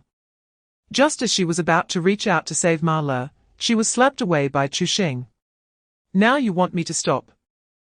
Why didn't you tell him to shut up earlier? You consider yourself Gao Qiong's friend. What kind of thing are you? After being thrown over 10 meters away, Li Fei felt her mind go blank. Chapter 156, Chu Sheng's thought process. Chen turned to look at the newcomer, a middle-aged man with a calm expression, wearing a long robe embroidered with 6 water patterns. Those who could wear such clothing were all powerful elders, and their strength was firmly at the peak of the 5th level. In the meeting hall, everyone stood up respectfully. Elder Guo. The middle-aged man waved his hand and then turned his gaze to Chen. I ask you, where is Wang Teng? Guo Hansong had a close relationship with the Wang family. Wang Teng was confident about the assessment partly because of his own strength and partly due to his connection with Guo Hansong. Days earlier, Guo Hansong had received a message from Wang Teng saying he would first detour to Nan's prefecture to find a college classmate and then join the Nan's prefecture examination team. After hearing from the disciples outside Zhuan Piyu City that the examination team from Nan's prefecture had arrived, he came specifically to look for Wang Teng. Chen's Adam's apple rolled heavily, and he squeezed out 2 words with trembling lips. He is dead. Guo Hansong was stunned, he thought he had misheard. What did you say? Wang Teng is dead. Before Chen could finish his words, a tremendous pressure erupted from Guo Hansong's body. Say it again. Chen was directly thrown away, and when he got up, he felt a sweet taste of blood in his throat. Chapter 157, This kid is really ruthless. Chu Sheng's face was filled with disdain. I was just joking with them, what's the problem? Guo Hansong sneered. Whether it's a joke or not is not up to you to decide. The person who was beaten, tell me what happened. The Ma family father and son hurriedly approached. Please, elder, see clearly, he is deliberately causing trouble and even injured us. Guo Hansong looked at Chu Sheng, the corners of his mouth curling into a mocking arc. You have nothing to say now, right? I do. Chu Sheng directly ordered the other inspectors. These 2 dared to openly slander me, not knowing what they were thinking. Take them down and bring them back for strict questioning. Upon hearing this, not only were the onlookers stunned, but even the inspectors from Nan's prefecture were caught off guard. This seems to be the legendary reversal of black and white, right? Not at all considerate of others. As the leader of this operation, Chen had spent some time with Chu Sheng in Jinlan City and was well aware of his character. Even when the Shu family caused trouble at the Jingwu Bureau, he dared to arrest the journalists they invited. Why would he care what others think? Forget about the territory of the Zhuanshu sect, the Guardian was right there. Even if the sect master intervened, they wouldn't be able to handle him. Chapter 158, Giving it my all. Yet unable to enjoy it, Chu Sheng looked at his Jingwu Bureau uniform, and then at the robe worn by Guo Hansong. He asked this question, thinking the other party was a member of the Jingwu Bureau, but he was just an ordinary citizen. Why should I explain myself to him? Does he even qualify? What status do you hold in the Jingwu Bureau? What right do you have to ask me for an explanation? This sentence was already quite damaging. Coupled with Chu Sheng's provocative gaze that seemed to look down on others, Guo Hansong's forehead instantly bulged with veins, and he could hardly contain himself. The Zhuanshu sect had dominated Huan Prefecture for nearly 1,000 years, always acting like a local emperor. As an elder with real power in the sect, when had he ever suffered such humiliation? If Chu Sheng weren't wearing the uniform of the Jingwu Bureau, he would have been a dead man by now. Glancing at the onlookers, Guo Hansong managed to regain a bit of reason. With a clear mind, he actually came up with a way to deal with Chu Sheng. Moreover, it was the method that could hit Chu Sheng's soft spot the most. Aren't you supposed to escort the candidates for the entrance examination? Then it's easy. I'll just refuse to accept them, and then we'll see how you report back to Nan's prefecture. Besides, to specially send someone only to be rejected. Nan's prefecture would surely make a big fool of itself this time. Chapter 159, Interrupting his spellcasting. I've heard that Master Yinchuan's temper is quite volatile. This kid is likely to be in big trouble. To incapacitate an elder on their territory, he is indeed reaping what he sows. The question is whether he can still keep his life. After all, he is a true genius, and it would be a pity if he died. Everyone stared at the surging blue water curtain in the southeastern sky, their throats unable to stop swallowing. Master Yinchuan's reputation was formidable. Just the momentum of his arrival was so grand that everyone already sensed Chu Sheng's tragic fate. Guo Hansong watched this unfold, feeling a sense of relief in his heart. You have incapacitated me, and now you must pay with your life. The father and son of the Ma family seemed to see a glimmer of hope. Since Master Yinchuan had intervened, surely he wouldn't just stand by and watch them get captured. However, when that blue water curtain pressed down from above, it suddenly erupted with a sound like shattering glass. The overwhelming water vapor transformed into countless light points that fell like rain. A warm laughter echoed from the center of the sky, gentle like a spring stream flowing over blue stone. A figure in dark robes stepped out from behind the blue water curtain, hands behind his back. He had a gaunt face like an ancient pine, and the smile lines at the corners of his eyes radiated warmth. Chapter 160, The Radical Faction Thinks It's Too Radical at the Peak of Zhuantao Feng. The nine-curved long pavilion soared into the flowing clouds. Master Yinchuan tilted his head, lightly swaying his teacup, while 3 strands of silver beard fluttered along the wind against the blue porcelain cup's edge. He truly looked like a celestial being. Young friend, your visit this time is likely not just to escort the candidates, right? If there are other matters, please do not hesitate to speak frankly. Chu Sheng nodded. He was straightforward and preferred to get to the point. I want to slaughter all the foreign guests who came to observe. Hiss! Master Yinchuan's eyes widened in shock, almost crushing the teacup in his hand. No, brother? Was it necessary to be so direct? You start by wanting to slaughter everyone. What? Didn't you tell me to say it directly? Are you scared? Not at all, not at all. I just suddenly understood why General Long was willing to be your guardian. It's simply a continuation of the same lineage. Chu Sheng glanced at Old Long, smirking. Old Bai really has a story to tell. Do you want to hear it? Old Long took a sip of tea and said casually, I don't want to hear it, it's none of my business. Old Long was already familiar with Chu Sheng's character and expected he would respond this way, so he didn't show any unusual reaction. Chapter 161, I want to see rivers flowing with blood. The next morning, the southeastern maritime area erupted with a roar like a dragon's cry. The 1,000-foot blue waves seemed to be split by a heavenly blade. The waves surged against the reefs, shooting high into the sky, and the shattered waves formed a towering water curtain on the coast of Huan Prefecture. The wall glowed with a faint blue phosphorescence, and charged towards the Zhuanshu sect like a rampaging beast. Master Yinchuan stood with his hands behind his back under the eaves of Zhuantao Feng, looking at the water barrier that spanned the sea and sky. His silver beard rose in a cold arc with the morning breeze. This is the unique secret technique of the wave-splitting division, the Qianwu wave-shifting technique. The sea tribe is different from us. Once they come ashore, their strength is greatly reduced. With the wave-raising division present, the sea tribe's power can remain unaffected. Beside him, Chu Sheng wore a look of understanding. I see. In the future, I'll just wipe out that dog-like wave-raising division. Master Yinchuan was taken aback. That was not what he meant. He was just worried that Chu Sheng might not know, so he explained it to him.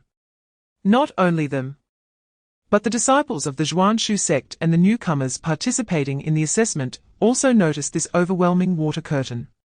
For a moment, everyone was greatly shocked. Is this the power of the sea tribe?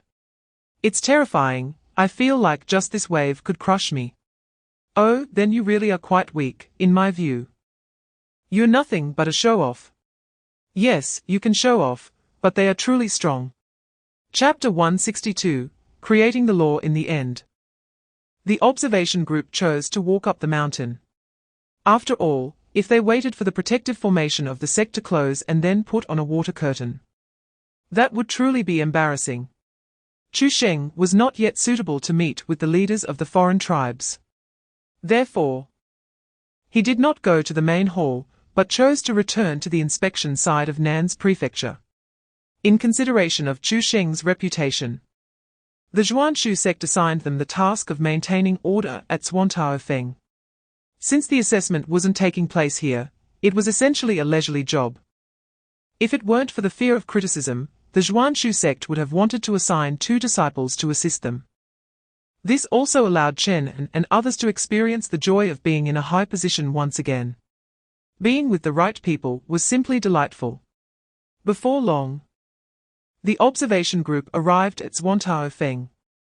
The elder in charge of welcoming them led the 3 leaders into the main hall to discuss matters with Master Yinchuan. The remaining 10, also members of the observation group, waited in the square outside the main hall. As soon as they stood still, the eyes of several young members of the observation group began to scan the Zhuanshu sect disciples. Their goal is to deliberately provoke a conflict, preferably inciting the disciples of the Xuanpu sect to strike first.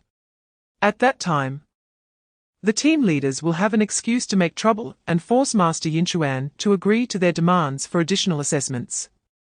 After all, they represent the 3 clans. And even the smallest conflict is a diplomatic issue. Chapter 163, Promoting the Process of Legalization inside the main hall of the Xuanpu sect. Master Yinchuan had been chatting with the 3 team leaders for quite a while. He initially thought they would bring up the assessment issue again, but unexpectedly, the 3 never touched upon the topic. This made him somewhat anxious. If he were to bring it up himself, it would inevitably raise suspicion. The expressions of the 3 alien leaders were also not very relaxed. The leader of the Lingguang clan appeared particularly restless, frequently glancing outside. Finally, when he saw a disciple of the Xuanpu sect rushing into the hall, his tense expression finally eased. These kids are quite quick with their actions. I just wonder if there's been bloodshed. The newcomer rushed forward and shouted loudly, Master, it's bad. Someone's been killed. Upon hearing this, all 4 of them jumped up from their chairs, looking extremely shocked. Master Yinchuan had no idea what was going on. The 3 leaders did not expect their people to be so ruthless. Were there not still many elders outside? Why didn't they tell them to rein it in a bit? If someone was killed, how could they use this matter to their advantage? But when the 3 stepped outside the hall and saw the scene before them, they were all stunned. Chapter 164, Tang San, thanks to Master Z outside the hall.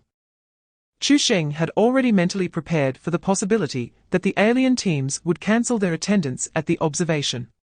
However, he did not regret it. Participating in the assessment could indeed yield more points of justice. But he simply could not bear to watch the aliens commit crimes without intervening. However, once the discussions were settled, Master Yinchuan brought good news, saying that the additional assessments had been confirmed. There was excitement.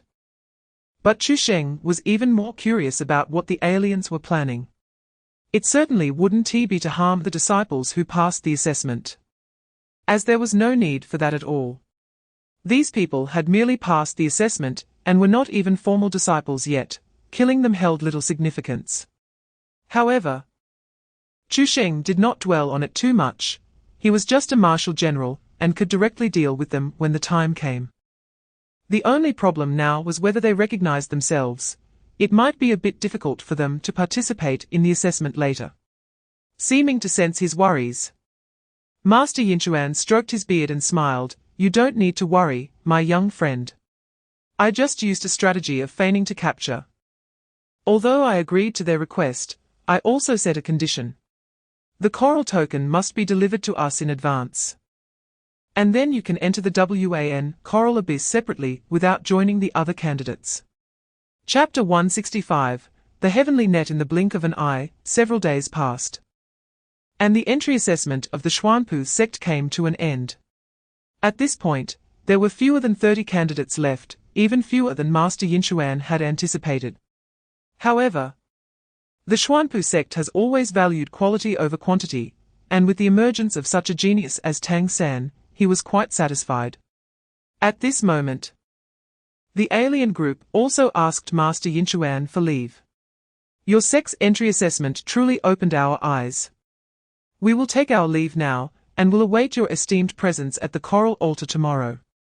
As they turned to leave, there was a brief exchange of glances between Jiao Jiao and Tang San.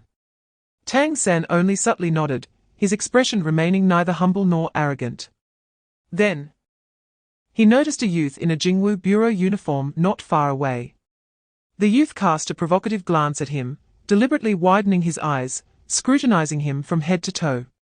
Tang San was furious. How dare he stare at him like that? This person had already chosen the path to death. He recalled that Jiao Jiao had told him to pay attention to this youth tomorrow, wondering if he would go to the Coral Altar with them. Although he was temporarily unaware of their intentions, Tang San believed they mostly wanted to target this youth. That made things simple. If the youth truly entered the Coral Altar as Jiao Jiao had said. Chapter 166, The Descent of the Celestial. One of the alien elders conversing with Master Yinchuan spoke up. "It's about time. Shall we start the assessment early? It seems they are getting a bit impatient." "All right," Master Yinchuan nodded, thinking that Chu Sheng might also be feeling a bit impatient. Then, he and the 3 alien 7th-tier powerhouses pressed their hands against the massive coral pillar in the center of the altar. As their spiritual energy flowed into the coral veins, the entire altar suddenly erupted with a buzzing sound. The candidates' coral tokens first emitted a lustrous white light, then transformed into glowing motes that attached themselves to their bodies. When the white light became bright as day, the sea currents suddenly reversed into a whirlpool. The candidates felt as if the ground had vanished beneath their feet. And the next moment, they disappeared from their original location. Only the few high-ranking aliens who knew Chu Sheng intended to enter the secret realm had somewhat unnatural, stiff expressions. Because they noticed not far away, another white light had also illuminated. It goes without saying that it was definitely that Chu Sheng. I wonder if he brought anyone with him. Why not just come directly? We could completely pretend not to know.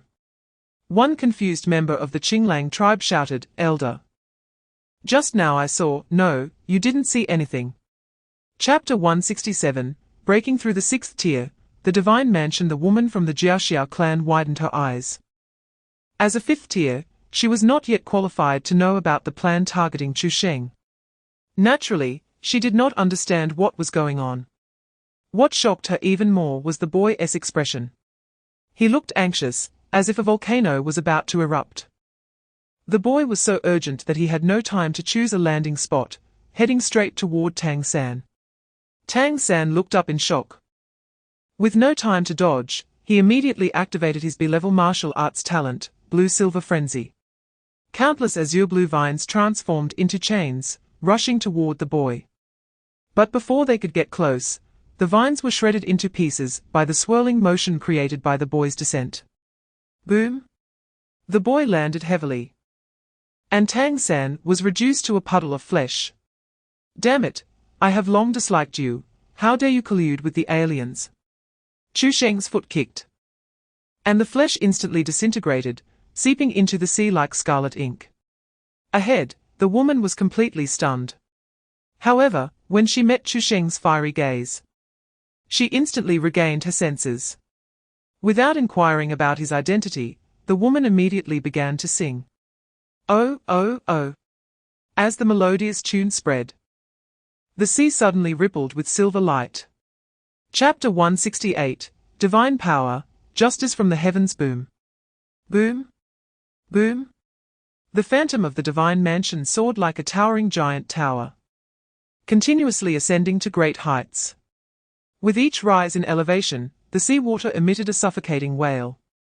As it approached the depths, the entire coral abyss seemed to be grasped by an invisible hand.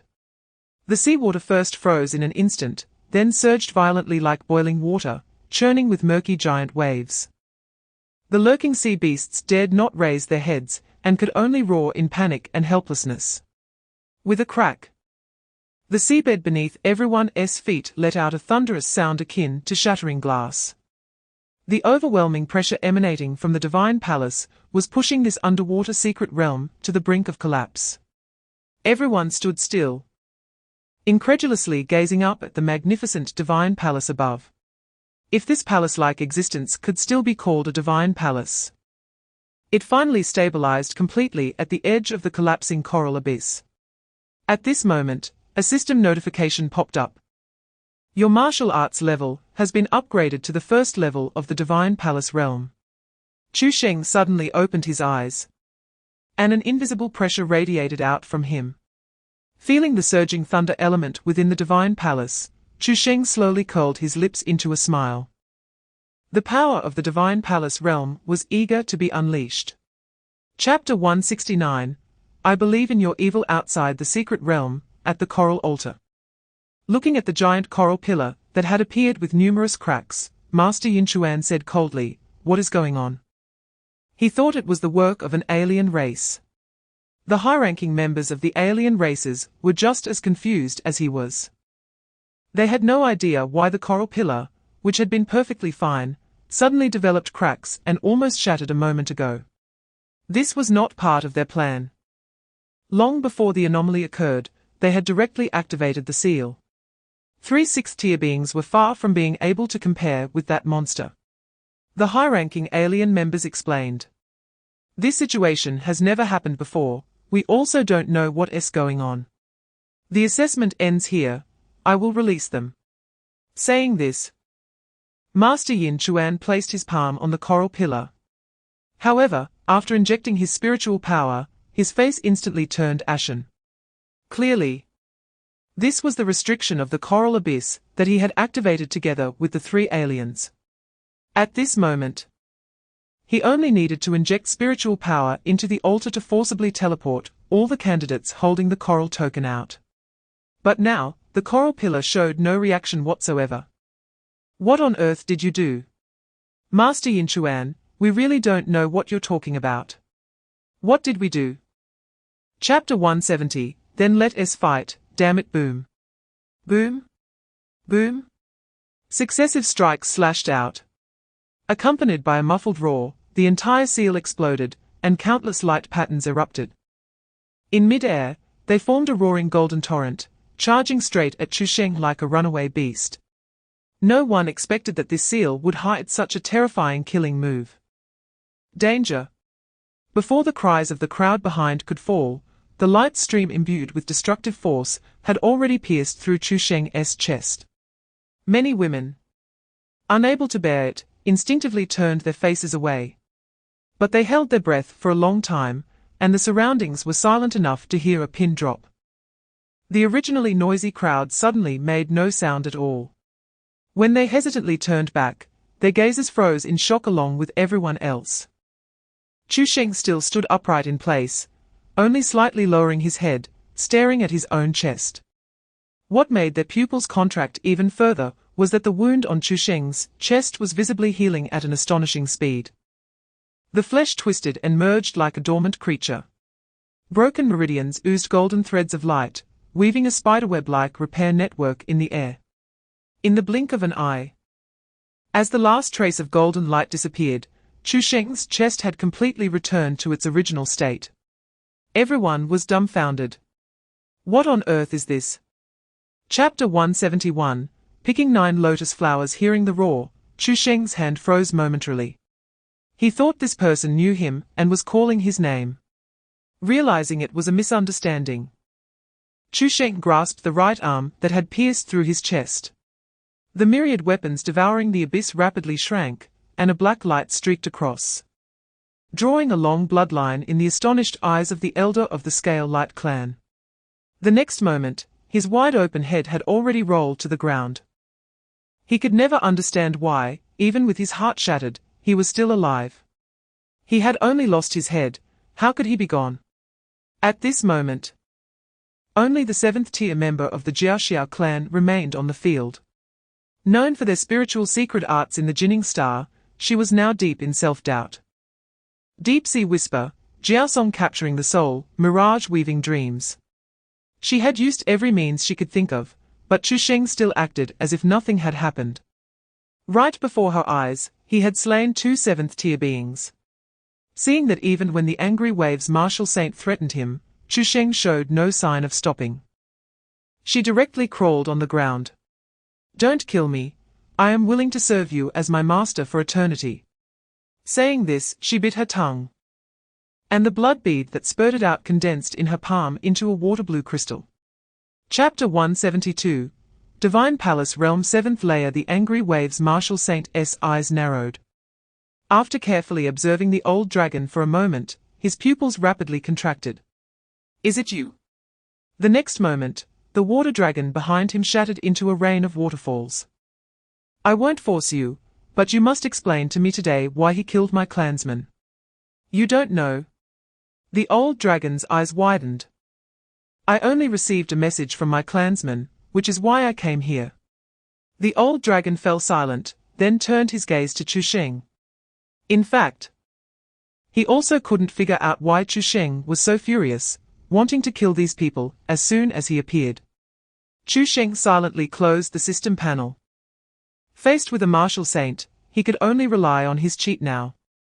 However, he felt a bit at a disadvantage with just this one martial saint.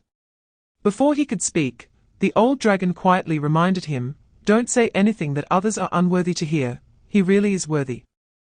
The 8th tier is already the strongest combat power in Jinning Star, let alone this one, who could rank among the top 3 in the sea. He was truly afraid that Chu Sheng would anger him. Although Chu Sheng listened to the advice and didn't he use the old trick. What he said still almost made the angry wave's martial saint unable to hold back from making a move. Because they deserved to die. Then, after hearing about Chu Sheng's experiences in the Coral Abyss. Chapter 173, Invulnerable to all laws, drawing the sword to heaven. Leave Jinning Star. Why?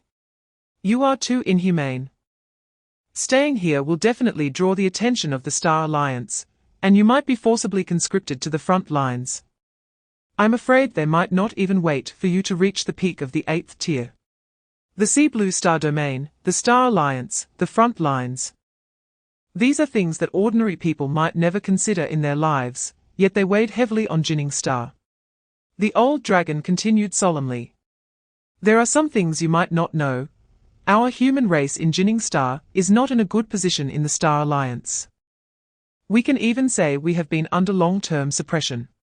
For the past 2,000 years, although many pinnacle 8th tier beings have left this place, their fates have been the same, they all fell early, with no one ever breaking through to the 9th tier.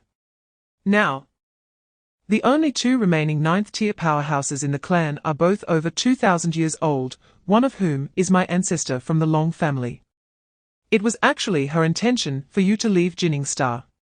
She also wanted me to be your guardian, and she specifically instructed that if there was a chance, she would like to meet you in person.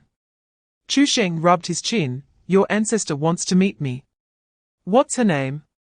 Long Yufei. Oh? I learned about her in history books, the first leader of the Great Xia. I thought she had died early like that writer Shihua.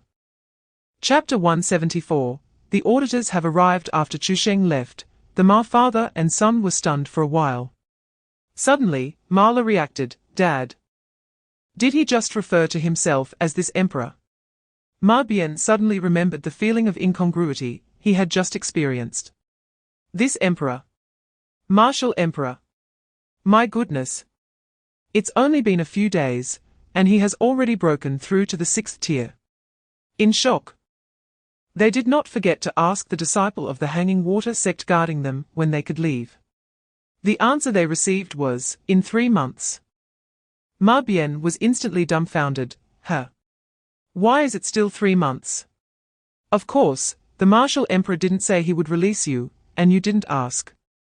So I will definitely follow the previous instructions given to me. The strong guard outside listened to everything Chu Sheng had just said word for word.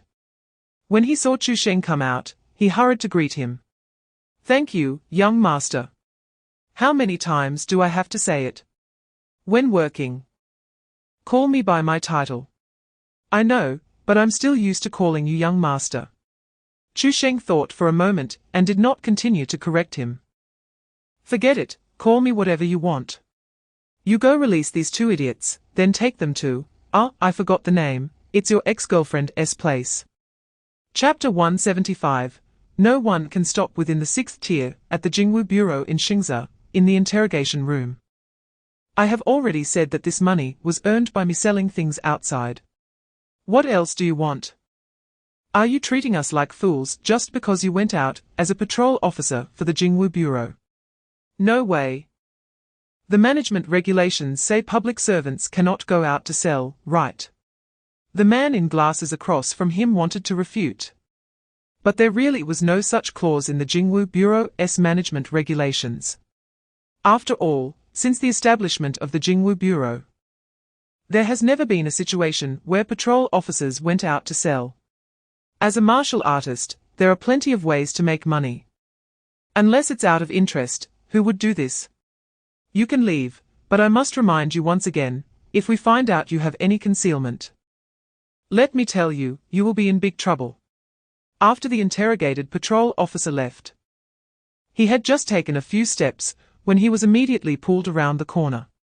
What the hell are you doing? The minister said to keep the things for yourself first, don't exchange them for money. Do you want to get us killed? Hey, you guys got it wrong. I really didn't sell the stuff, I'm not an idiot. Then how did you get so much money? What I said inside was all true. Chapter 176. I can guarantee that Chu Sheng won't dare to make a move. Chu Sheng frowned slightly. He knew these 3 were very bold. But he didn't expect them to be this bold. Investigate me. Have you thought this through? Of course, but we absolutely believe in Minister Chu's character. The reason for doing this is merely to hope you can set an example. Chu Sheng noticed that the other 2 men remained silent, their faces full of embarrassment. He knew in his heart that the one making the decision among these 3 was the mushroom-headed woman in front of him. Very well. Now you are qualified to tell me your name. Su Chang's expression remained calm, a hint of a smile at the corners of her eyes. Then I am quite honored. Let me introduce myself, my name is Su Chang. If you want to visit in the future, just go to the Su family in Zhengzhou to find me. Now, please cooperate with us to check your storage ring, Minister Chu. Chu Sheng took off the storage ring and tossed it to Su Chang. The Su family in Zhengzhou. I still have some impression. Last month when I was at Bishi village, I caught someone with the surname Su. You don't have to say it. I will visit your Su family in the future, and you better not be unwelcoming then. Su Chang chuckled again. Of course, but Minister Chu must be cautious. Junzu has already reached the martial emperor realm. Chapter 177. Chu Sheng is different. He truly gives in. Chu Sheng's office. Old Long sighed helplessly. Don't tell me you plan to deal with them. Didn't you see? They started it first. But they are also following the rules. The things you reported are obvious to even a fool, and if they don't investigate, They won't be able to explain it when they go back. Can you say that bitch isn't motivated by personal vendetta? Old Long remained silent for a moment and continued, but at least on the surface. She is also following the rules. If you move against her, the higher-ups will definitely not spare you, and they will definitely send people to thoroughly investigate this matter. At that time, it won't just be you who is unlucky, everyone in the Xingzi Jingwu Bureau will suffer with you. Chu Sheng rolled his eyes at him. I'm not an idiot. If I really want to make a move, I definitely won't do it openly. You're the idiot. Does it matter if you do it openly or secretly? All three of them are 5th tier, in the entire South Zhou, besides you. Who else can deal with them? There are, but there's one thing I need to confirm first. Is Su Juanxue a target of the Bright Association? Old Long was taken aback. What do you want to do? Didn't I tell you to meddle less with the Bright Association? And don't forget. Last time at Wu Zhao Gathering, you even killed 3 of their people. Chapter 178, Chu Sheng doesn't have martial arts mystical powers. His advantage lies with you. What Chu Sheng was thinking was actually very simple. Whether the people from the Bright Association believe it or not, come or not. The news has spread. From the perspective of outsiders, the Bright Association will definitely come to South Zhou. Taking a step back. Even if the people from the Bright Association do not come, at that time, one can just casual. Chapter 179, Minister Chu, don't blame me young master, it's bad. Gao Qiong barged into Minister Chu Sheng's office. What's the rush? Speak slowly, what's happened? Su Chang and the others have captured one of our colleagues and are interrogating him in the interrogation room. Chu Sheng's eyes narrowed slightly. A glint of cold light flashing through them. Are you sure they captured him, not just asking him to cooperate with the investigation? Absolutely. They just brought him back. Saying that Sun Yuya has a large amount of money with an unknown source, and they are interrogating him now. Sun Yuya. Chu Sheng's expression froze for a moment, feeling that the name sounded somewhat familiar. Just then, a woman rushed in as the door was ajar. Minister Chu, you have to save old Sun. Glancing at the woman, Chu Sheng finally remembered who Sun Yuya was. During a competition at Xingzi No. 3 Middle School, Sun Yuya worked with this twin-tailed girl to maintain order at the venue. Later, he executed his first mission with Chu Sheng, taking down the Kaimen Society, and then this girl blacklisted his number. Let's hear it, what exactly happened? Bai Wei anxiously said, Minister Chu, let me explain. I know old Sun's situation best. His son has been weak and sickly due to blocked meridians. But he wanted to become a martial artist. A few days ago, while training, his blood surged back, causing his dantian to explode. And he was urgently sent to the hospital. Chapter 180, if you keep talking, I'll make sure you don't leave Nanzahou. Just as Sun Yuya was about to reveal everything, boom. The door of the interrogation room exploded. The 4 people inside froze simultaneously, staring in shock at the door. In the corridor, Chu Sheng's body was surrounded by a surge of thunder. And the golden eagle on his shoulder glinted with a cold shine. He tugged at his collar, which had been blown askew by the shockwave. The sound of his boots crunching over the debris echoed painfully. Su Chang swallowed hard, forcing herself to stand tall. In the moment she locked eyes with Chu Sheng. She truly saw the intense killing intent in his gaze. Minister Chu, we are interrogating a prisoner, what do you intend to? It's nothing, you continue your interrogation. I'm just here to observe. This is against the rules. According to Article 37 of the Management Regulations, as this person's superior, Minister Chu must recuse himself. Chu Sheng sneered. So you want to play this game with me? He snapped his fingers, and immediately over 10 inspectors rushed out from the corridor. Su Chang's expression changed. And she shouted sharply, what do you want to do? Are you staging a rebellion? We are from the General Bureau. Gao Qiong wasn't intimidated and stepped forward, saying, Sun Yuya colluded with foreign forces, accepted bribes, and used his position to betray Jingwu Bureau's intelligence. The evidence is conclusive, and we are here to interrogate him. Chapter 181, You got the wrong message. That's the enemy. Half an hour later, Chu Sheng held the special approval documents from the General Bureau. A smug smile on her face, as she headed straight for Chu Sheng. Minister Chu, this is the special approval from the General Bureau. Take a look. And if everything is fine, we will continue to interrogate Sun Yuya. Chu Sheng did not lift his eyelids, waving his hand at Gao Qiong behind him. Take her to bring him in. Minister Chu, you should still take a look, Chu Sheng insisted, pushing the document forward. So that you don't later use the excuse that the special approval is fake to delay our normal interrogation. If you do this, it will really trouble us. Before she finished speaking, the air suddenly froze. Chu Sheng's hand clamped down on her neck like a vice, and with an unstoppable force. He slammed her head onto the table. Boom! The specially made glass table shattered, and Chu Sheng's forehead narrowly avoided the sharp corner. Warm drops of blood fell to the ground from her hair. Chu Sheng held Chu Sheng by the neck, slowly lifting her to face him. I don't understand. Who gave you the courage to speak to me like this? Is it the Su family? No, it shouldn't be. If your Su family had this kind of guts, it wouldn't have come to this. Chapter 182, You are headed in the wrong direction. Cough, cough, cough. Chu Sheng trembled violently from a severe cough. Just as her colleagues helped her sit up, she forced herself to stand and look for Chu Sheng's figure. She had almost been sent to meet her great-grandmother just now. As for why it wasn't her great-grandmother, that's because the latter was still fine in Zhengzhou. The bespectacled man asked, Section Chief Su, what exactly is going on? He's a madman, just a madman.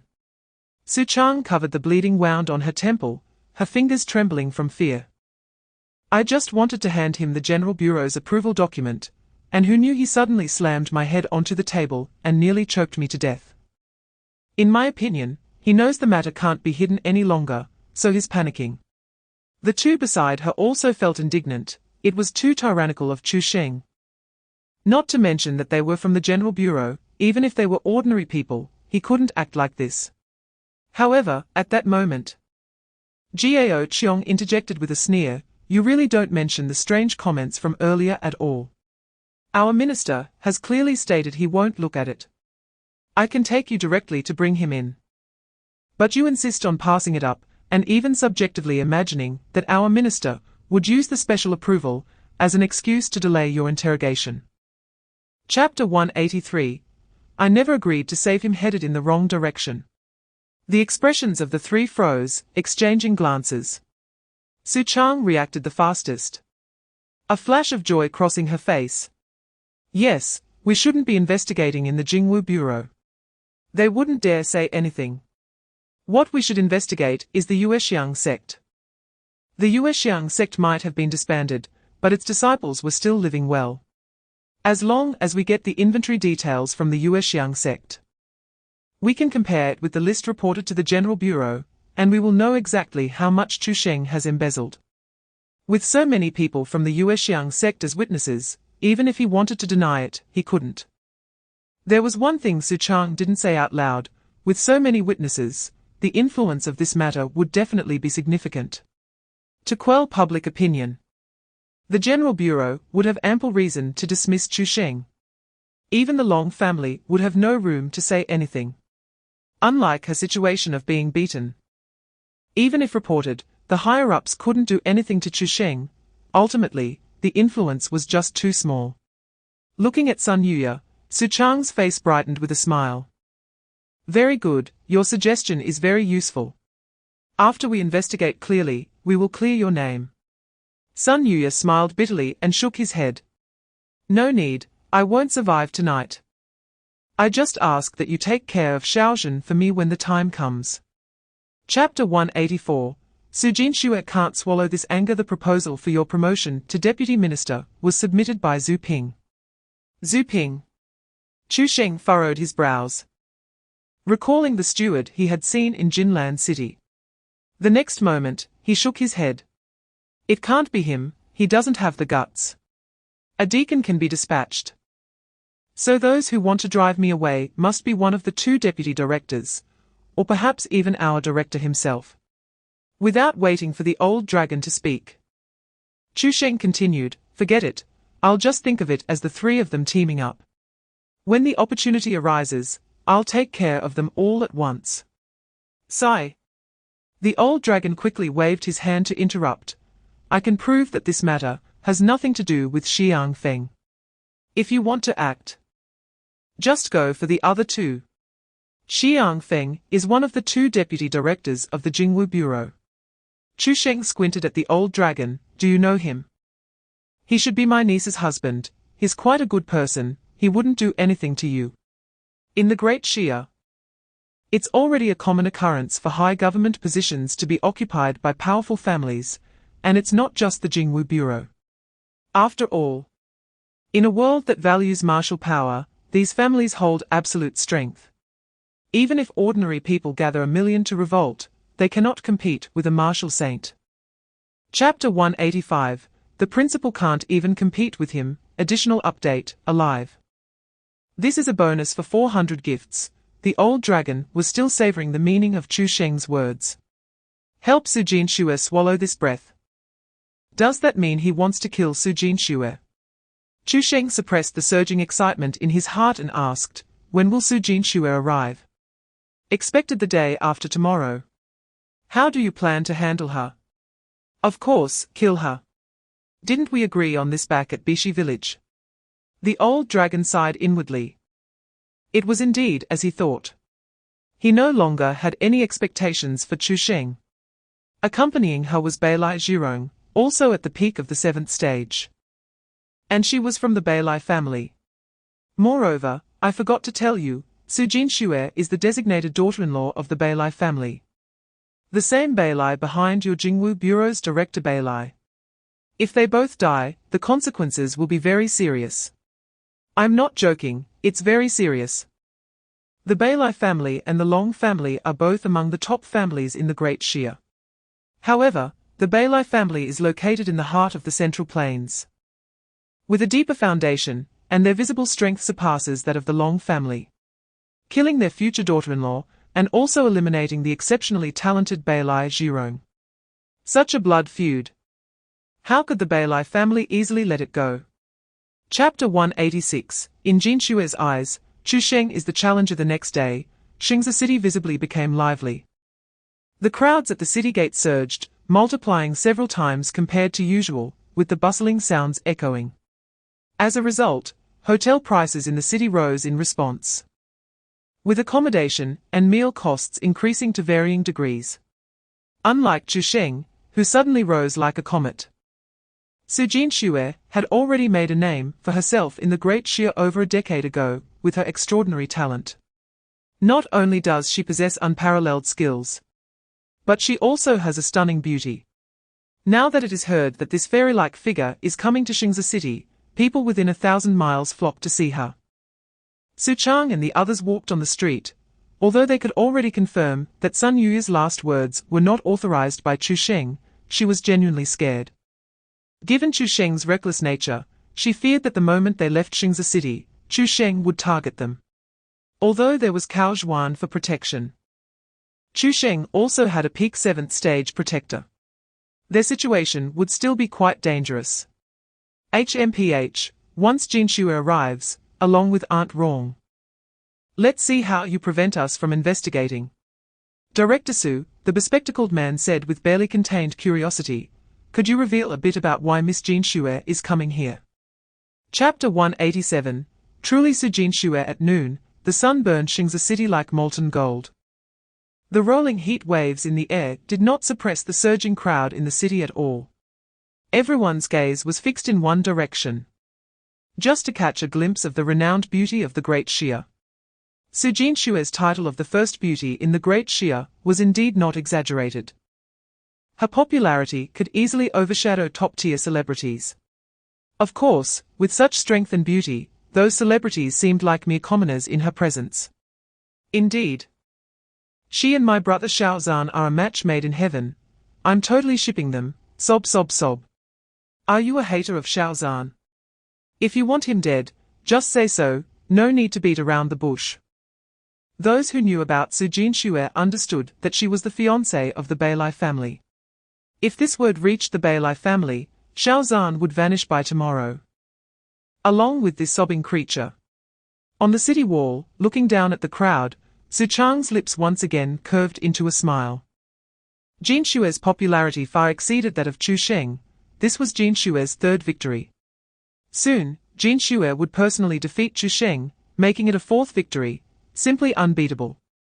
Just then, in the distance. Chapter 188, What if I say I'm from the Illuminati? Within the Jingwu Bureau. The news that Su Jinshue was challenging Chu Sheng spread like wildfire. Upon hearing this, the inspectors turned against Su Jinshue, their words filled with disdain. What is she thinking? Wanting to challenge our director. And to challenge beyond her level. Bah, the director could beat her to a pulp. From today on, I unilaterally declare a complete break with Su Jinshue. No matter how she begs, I will no longer pay her any attention. Wow, you really are heartless. Unlike the heated discussions outside regarding the outcome of this match, everyone in the Jingwu Bureau had no doubt about Chu Sheng's strength. Losing? Absolutely impossible. Because Chu Sheng had never lost. Their focus of discussion was whether Chu Sheng would accept this challenge, and if they did fight. What kind of embarrassing fate would await Su Jinshue? Just as the discussions were lively, a sudden commotion erupted outside the Jingwu Bureau building. The inspectors' expressions tightened as they rushed out to check. The scene before them took their breath away. A dense crowd surrounded the building tightly, buzzing with discussions. At the front of the crowd, Auditor Su Chang, in a sharp uniform, was furiously accusing something. Chapter 189, Innate Strength. Practice some martial arts. Chu Sheng's playful expression faded as his legs slowly slid off the table. The Illuminati. How strange, the Illuminati is looking for me. A Jingwu Bureau person, to collaborate. I think you're more likely looking for death. Don't speak too confidently, Cao Zhuan squinted his eyes and chuckled. Whether Long Xiaoxiao can use that trick is still uncertain. In his view, the reason Chu Sheng dared to threaten him was because Long Xiaoxiao was around. What Long Xiaoxiao relied on was her unreasonable supernatural powers. However, judging from her current state, it seemed that trick would be quite difficult to use. Yet, the next moment, Chu Sheng's reaction completely exceeded his expectations. Chu Sheng had a face full of suppressed laughter and eventually burst out laughing. Ha ha ha, Long Xiaoxiao. I really can't believe it. No wonder he didn't tell me his name, that little brat is actually called Long Xiaoxiao. Cao Zhuan looked astonished. You don't know his name? No, that's not right. You should be more concerned about the fact that he might not be able to use that move anymore, right? Chu Sheng stood up, tilted his head, and said, When did I say I would kill you? I don't need him to take action. Cao Zhuan frowned. It's fine for young people to be a bit arrogant. But being so arrogant to the point of being brainless is truly annoying. Chapter 190, Chu Sheng is not good at prolonged battles. The headquarters sent the list. And it also indicated the identities of these people in the Moon Fragrance sect. Su Chang rubbed the paper, and the corners of his mouth couldn't help but rise. HMPH. So what if the Long family is a backing? This is the headquarters' intention. Once the case is cleared up, I want to see how you will continue to rely on the Jingwu Bureau. Although the Long family has immense power, it is still the Beilai family that truly has the final say in the Jingwu Bureau. After all, the head of the Jingwu Bureau is from the Beilai family. In Su Chang's eyes, he is merely a blade in the hands of the Beilai family. His task is to ensure that the Jingwu Bureau always belongs to the Beilai family. There is a Xiang Feng in the headquarters, which is already enough to give the Beilai family a headache. Chu Sheng is young, but shows remarkable talent. If he is allowed to rise smoothly in the Jingwu Bureau, it won't be long before he enters the headquarters. Once he joins forces with Xiang Feng, the power foundation of the Beilai family will surely be shaken. Although the Jingwu Bureau often faces difficulties from various forces at the local level, its function of supervising warriors is like a sword hanging over them. Whoever can wield this sword will have absolute initiative. As one of the top families in the Great Shia, if the Bailai family can firmly grasp this sword. Chapter 191, An Ambush? No, I choose to charge directly. 4 additional chapters today, 800 gifts have been added. Jinglan Jingwu Bureau. In Chu Sheng's private martial arts room. Ding consumed 80,000 justice points. Your Great River 9 forces has been upgraded to perfection, joy from heaven. The host's talent is astonishing, and after much accumulation, has unexpectedly comprehended the hidden ultimate form of Great River 9 forces, swallowing sea and sealing mountains. The host's diligent cultivation has moved the heavens. Receiving the blessing of the Tao, awakened martial arts supernatural power Jiang High Decree, in any water area, strength can be significantly enhanced, and when performing martial techniques, it can draw on the spiritual veins of the water system within 100 miles, condensing a mighty water dragon to strike the target. Looking at the dense system notifications, Chu Sheng fell silent. The surprise came too suddenly. He was originally worried that his values couldn't crush the peak of the 7th stage. But with a hidden ultimate form plus a new martial arts supernatural power, both are the purest values. If he still can't defeat Cao Zhuan and Beilai Zhirong in an instant, it might be a bit unreasonable. After that, Chu Sheng called for Chu Sheng. 4 days later, I will spar with Su Jinxue. I will be in closed-door cultivation here for the next few days. And no one is allowed to disturb me, do you understand what I mean? Chapter 192, All of you, die. An ambush? Impossible. Before the battle, Chu Sheng had already maxed out all his values. The advantage was his, and he could just confront them head-on without needing to hide or ambush. Su Chang was astonished. Chu Sheng, how come you're here? Didn't you go to Jinglan City? Su Jinxue stepped forward and spoke in a tone of someone who's been through it.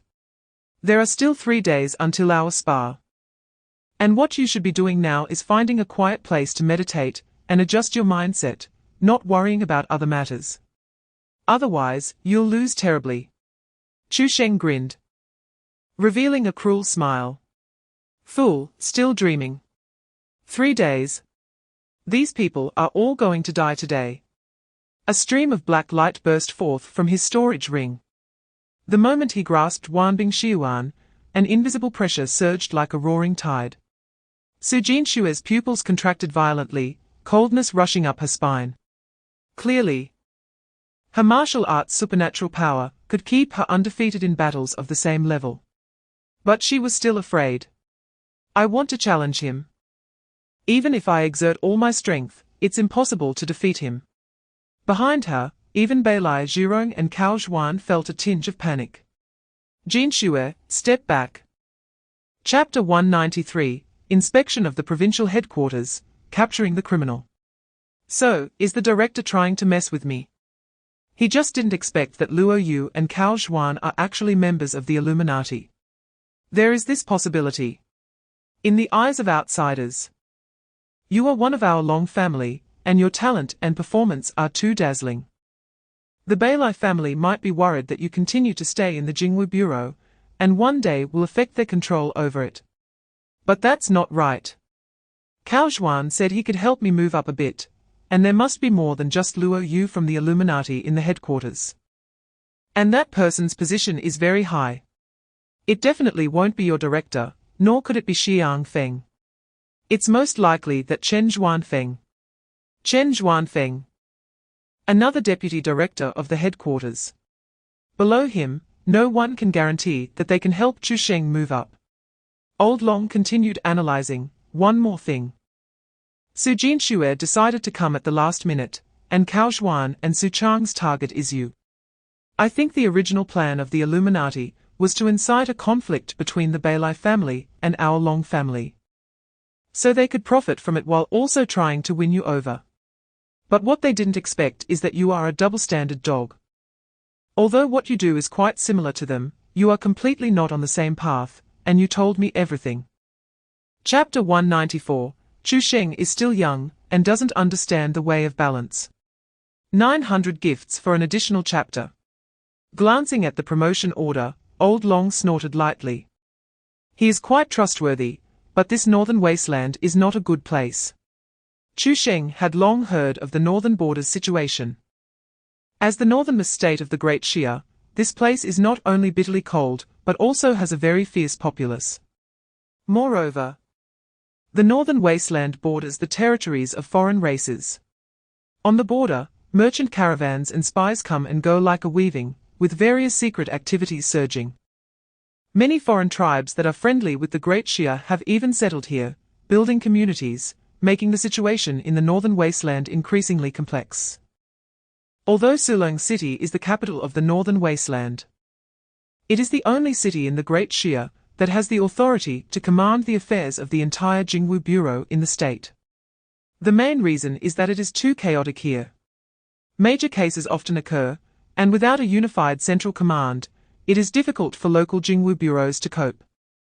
Regarding what Old Long said, Chu Sheng disagreed. Chaos is good. What would he go there for if it weren't chaotic? A fierce populace. I really want to see just how fierce they are.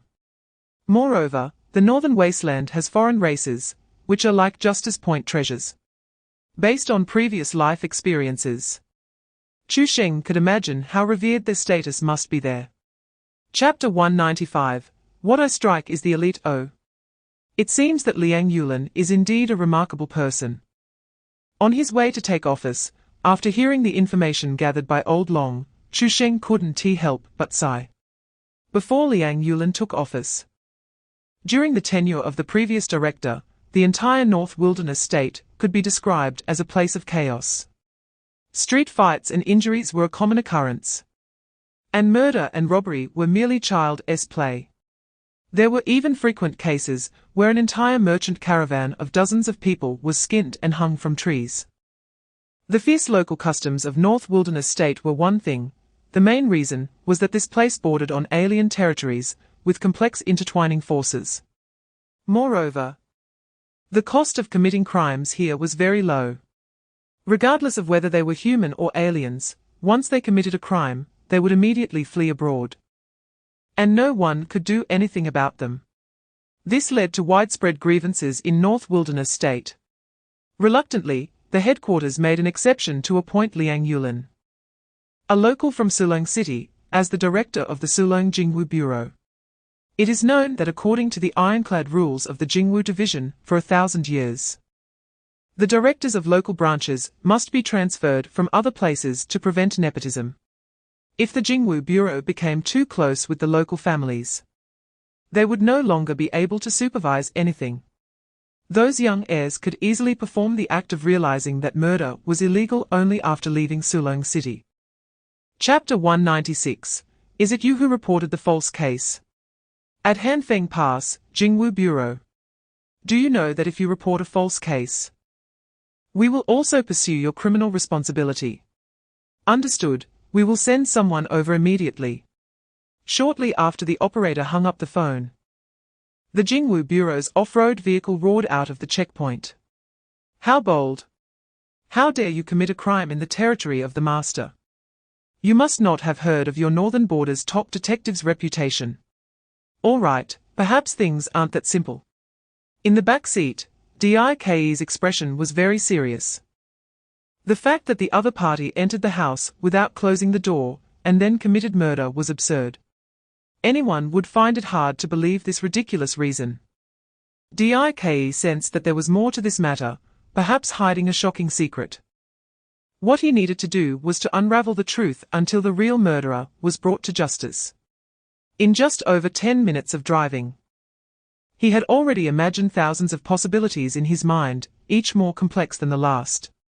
Upon arriving at the scene, they immediately saw the victim with a flattened head, more squashed than if he had been squeezed through a door frame. At that moment, the hotel lobby was already surrounded by many travelers. After scanning the area, Dike asked, "Who reported the case?" Before his words fell, the front desk rushed over in a flurry.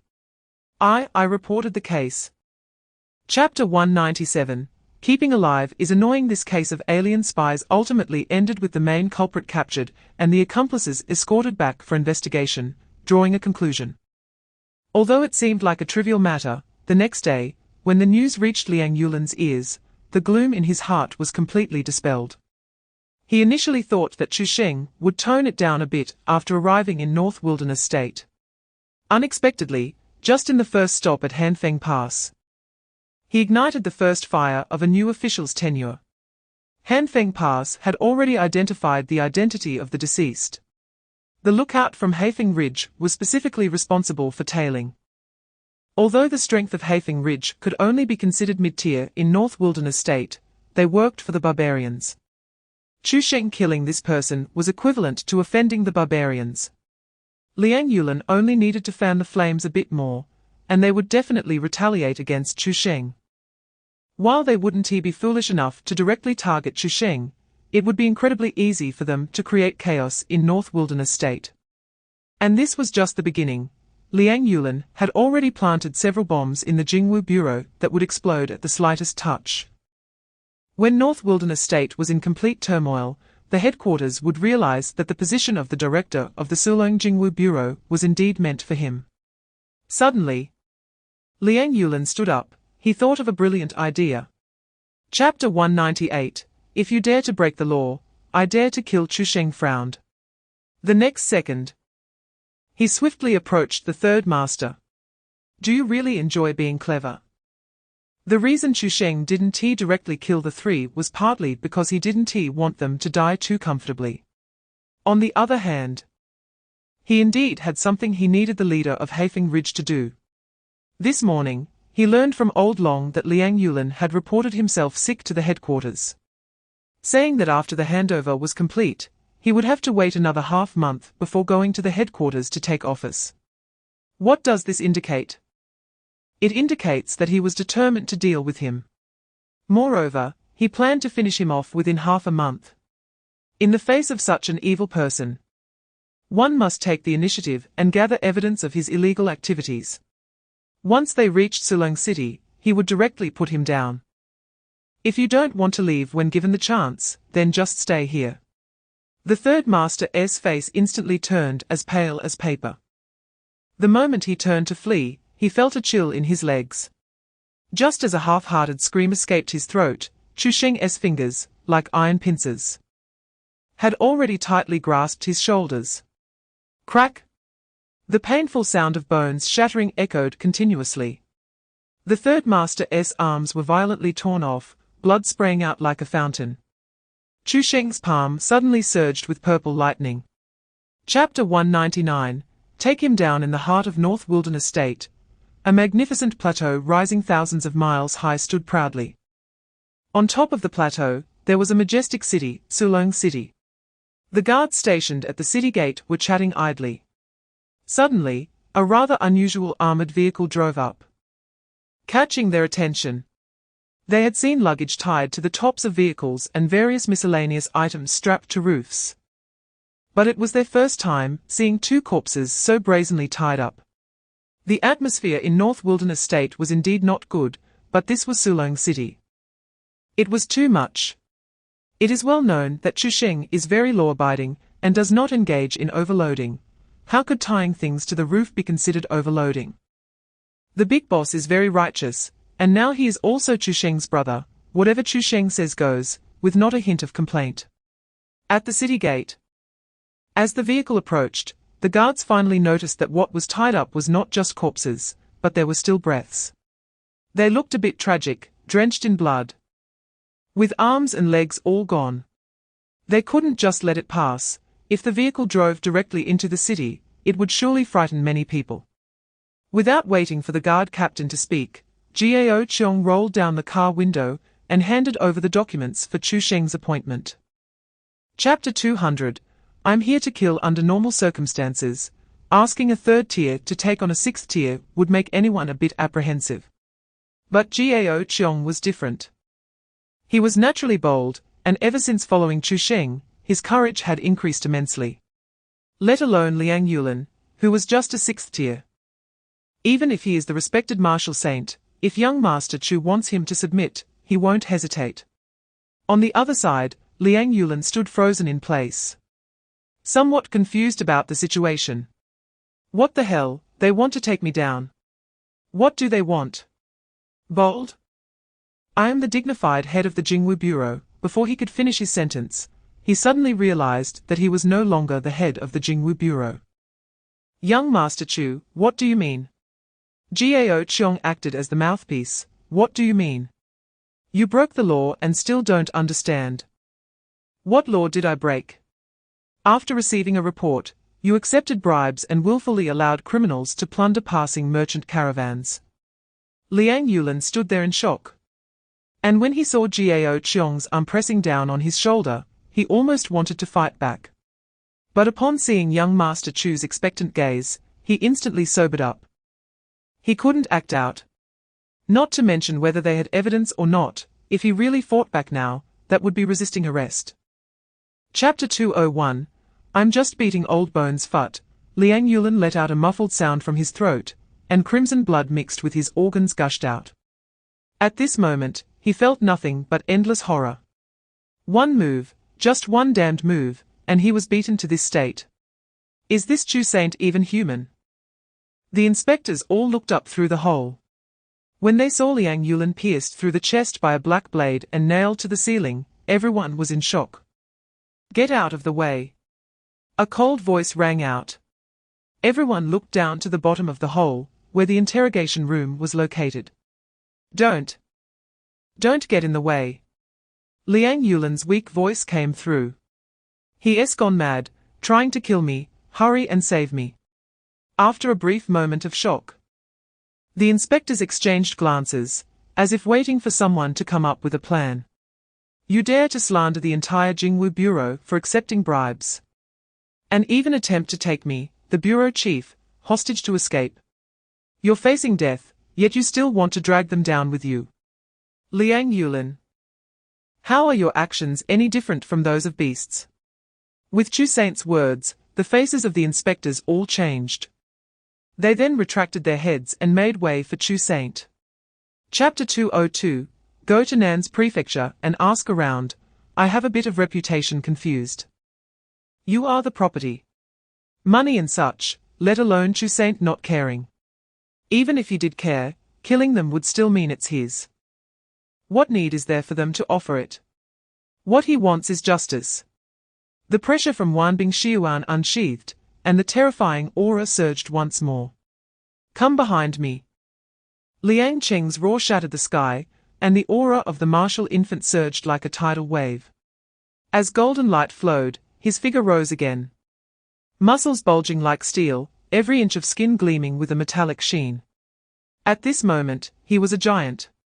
The Liang family members were firmly protected behind him, feeling a strange sense of security. In the instant Wanbing Xiuan slashed down, azure purple thunder like a raging dragon broke free. Boom! The torrent of thunder, carrying a destructive force, engulfed the Liang family members entirely. Where the blazing lightning passed, carved beams and painted rafters turned to powder, and the blue stone foundation shattered inch by inch. Rushing through every street and alley ignited with ghostly blue flames under the scorching thunder. Until 100 meters away, that earth-shattering power finally dissipated with a thunderous crash. Looking at the wreckage and ruins, with wisps of blue smoke rising among the broken walls, Chu Saint frowned slightly. The values are too high. It seems there is indeed some trouble. Chapter 203. The law doesn't punish the masses. Wrong? The more people, the happier I am. The news of Liang Yulin's death caused an uproar in Sulong City. The headquarters felt the same. He was not only the former head of the Jingwu Bureau, but he was also about to take on the position of the head of the auditing department at the headquarters.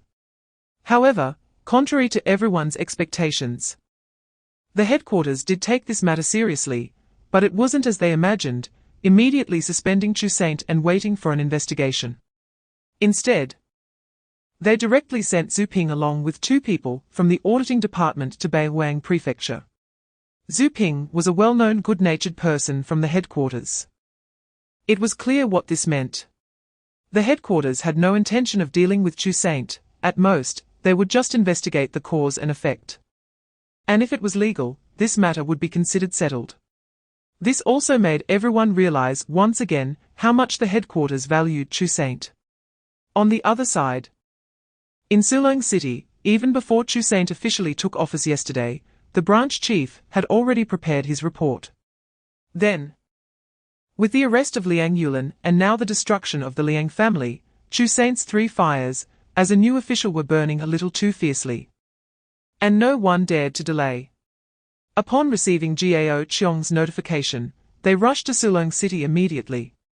Not even a driver was brought, and even the secretaries came flying in. Chapter 204, You Want Evidence from Me? In Beihuang Prefecture, in Donglin Town. The cold wind cut like a knife. And as it blew past the cracked old locust tree in the town center, it carried a faint scent of blood. It wasn't just the illusion of passers-by. Many had died beside this old locust tree. Those who refused to obey and played the martyr, those who tried to escape when caught off guard, or those who reported to the authorities, the old locust tree was their final resting place.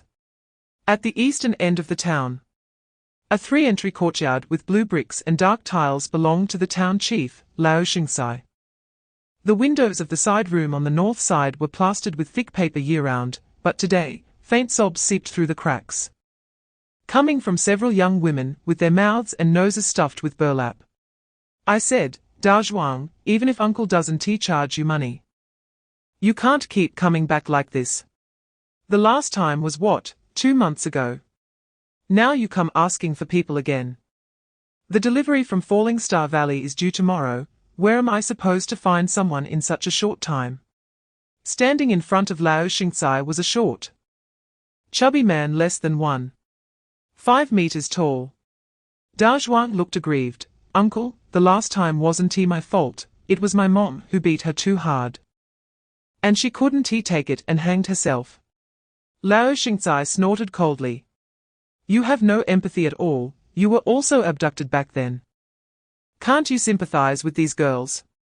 They are so pitiful. Just pick another one, I'll think of a way for the Falling Star Valley matter. Chapter 205, Explaining to me is useless. I don't understand. As Chu Sheng finished speaking, the people of Donglin Town were all stunned. Even if they racked their brains, they couldn't understand the logic of this statement. Lao Shingsai glanced at the black long knife still in its sheath at his neck, then gave a signal to the people behind him. Immediately, everyone started shouting about the Jingwu Bureau's violent law enforcement, and said they would report it to the Federation. Lao Shingsai's confidence immediately surged, and he smiled. Sir, could you move your knife a bit? I'm a coward. I was almost scared to death by you just now. Oh? Regarding the reasonable demands of the masses, Chu Sheng always responded to requests with one slash. Lao Shingsai's head flew straight off. The headless torso fell straight down. The wind suddenly intensified, howling and causing pain to people's eardrums. Yet, the thousands of townsfolk in Frozen Scale Town were all plunged into a deathly silence. Was the town chief really killed just like that? Following this, everyone immediately scattered and fled. Chu Sheng knew that such a chaotic situation couldn't be managed with mere verbal warnings. So he swept to the front of the crowd. The flash of a blade passed, and more than a dozen townsfolk, who had just turned and taken half a step, suddenly exploded into a crimson mist of blood. Anyone who dared to move another step would be mercilessly killed. As the words fell, the last few wisps of blood mist had yet to dissipate. Chapter 206, Go eliminate Shen Lianxi, completely eradicate the human trafficking drug den, seek overdue justice for the abducted. Justice points 100,000. However, a group of ordinary people without cultivation, the highest among them was only at the 4th level. Chu Sheng didn't expect to gain much justice points from here. But this sudden system prompt still moved him slightly. It seemed that this group indeed deserved to die. At that moment, a sharp sound of breaking air approached from afar. Chu Sheng looked up and saw three shadows rapidly pouncing toward their direction. The three were dressed in uniform attire, with a star pattern embroidered on their chests. Combined with the earlier words from that person, their identities became clear. People from Falling Star Valley. After landing, the leading woman among the three saw the scene of blood flowing like a river at the town's entrance, her brows suddenly furrowed. Despite their haste, they were still a step too late. Moreover, the actions of the Jingwu Bureau were excessively ruthless. According to Falling Star Valley's intentions, they only aimed to kill the main culprit and conveniently take a few people back to the Jingwu Bureau. Unexpectedly, Frozen Scale Town was already a bloodbath. However, upon reconsideration, the woman's brows relaxed again. Their visit was less about helping Frozen Scale Town out of trouble, and more about silencing the people of Frozen Scale Town. Chapter 207, What the Hell, Zine? Director, what did you say? Zhong laughed awkwardly, thinking he misheard. Chu Sheng pointed at the white-haired elder in a long robe, at the foot of the mountain gate. Seeing that old bastard, the chief of Falling Star Valley, Shen Lianxi. You, my friend, go eliminate him. Zhong's expression changed repeatedly until he finally confirmed that Chu Sheng was not joking. Killing someone is just a matter of hitting the ground. If you want me dead, just say it directly. Why humiliate me? Asking a 5th level to take down a 7th level, isn't that outright humiliation? Have you forgotten how you agreed to me before? You need to stand up. Zhong clenched his fists tightly, his face turning red. You are far inferior to Director Liang. He would never humiliate others like this. But he isn't as kind as I am. You know the fate of the Liang family. Do you think, as Liang Yulin's confidant, after doing so many dirty things, I would let your entire family go? Upon hearing this, Zhong's face instantly turned pale. Chu Sheng patted his shoulder again and said earnestly, to put it plainly, this is not to humiliate you, you are not worthy of that. Chapter 208, Refining Oil with the Living. Shen Lianxi suddenly turned around. Upon seeing the mocking expression on Chu Sheng's face, he was completely stunned. You came in. The protective formation is still up. How did he get in? Before Shen Lianxi could finish, Chu Sheng directly slashed toward the Falling Star Valley behind him. The protective formation could indeed shield an entire Falling Star Valley. But this was a slash made within the formation. Boom! At the moment the myriad soldiers devouring abyss cut down, dazzling lightning surged wildly.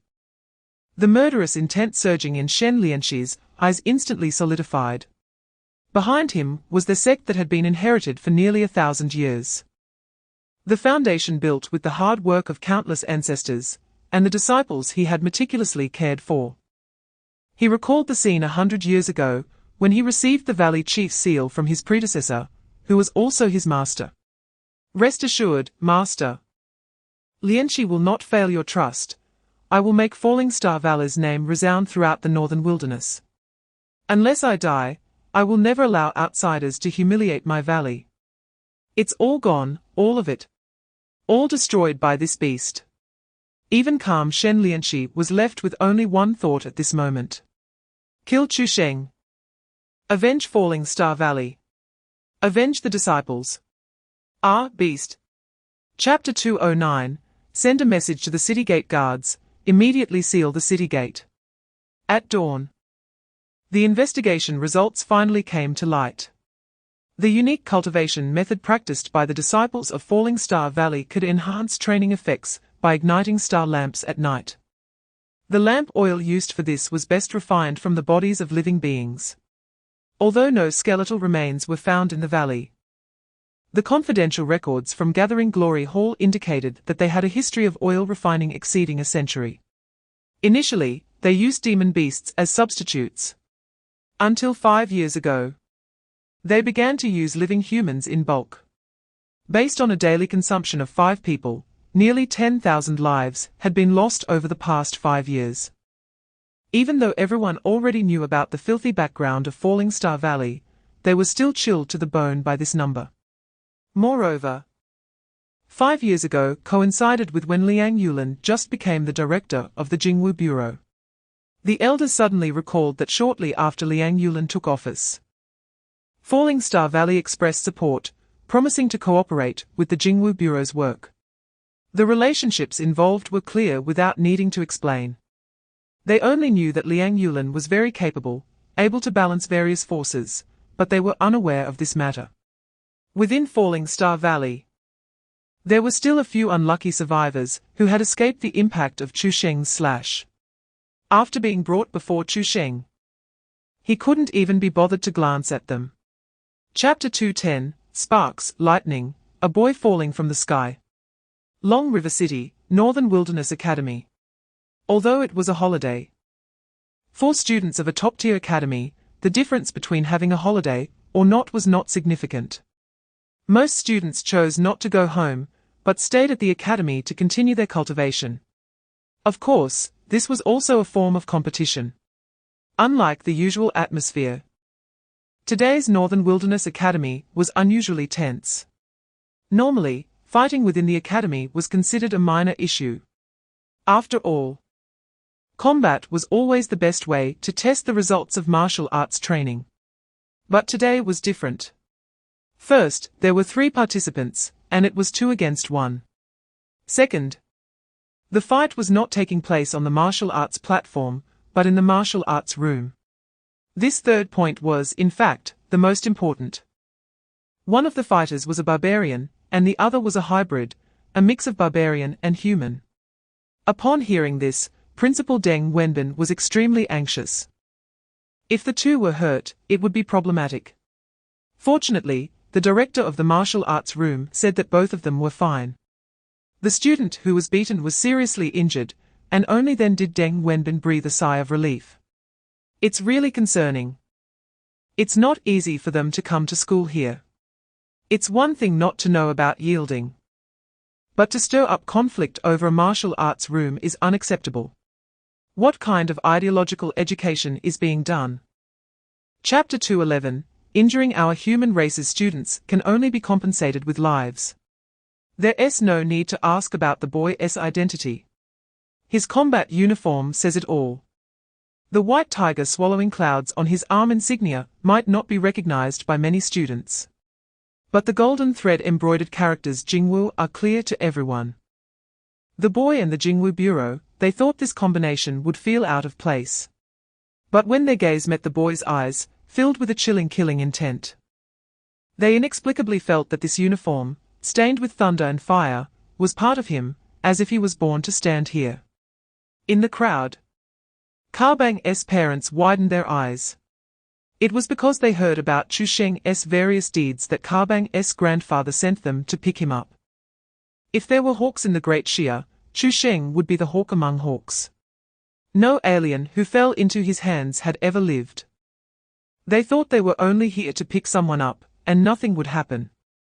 But who knew they had attracted this killing star? Deng Wenbin swallowed hard and forced himself to speak.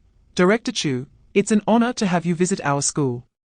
What brings you here? I am the principal of Beihuang Academy, Deng Wenbin.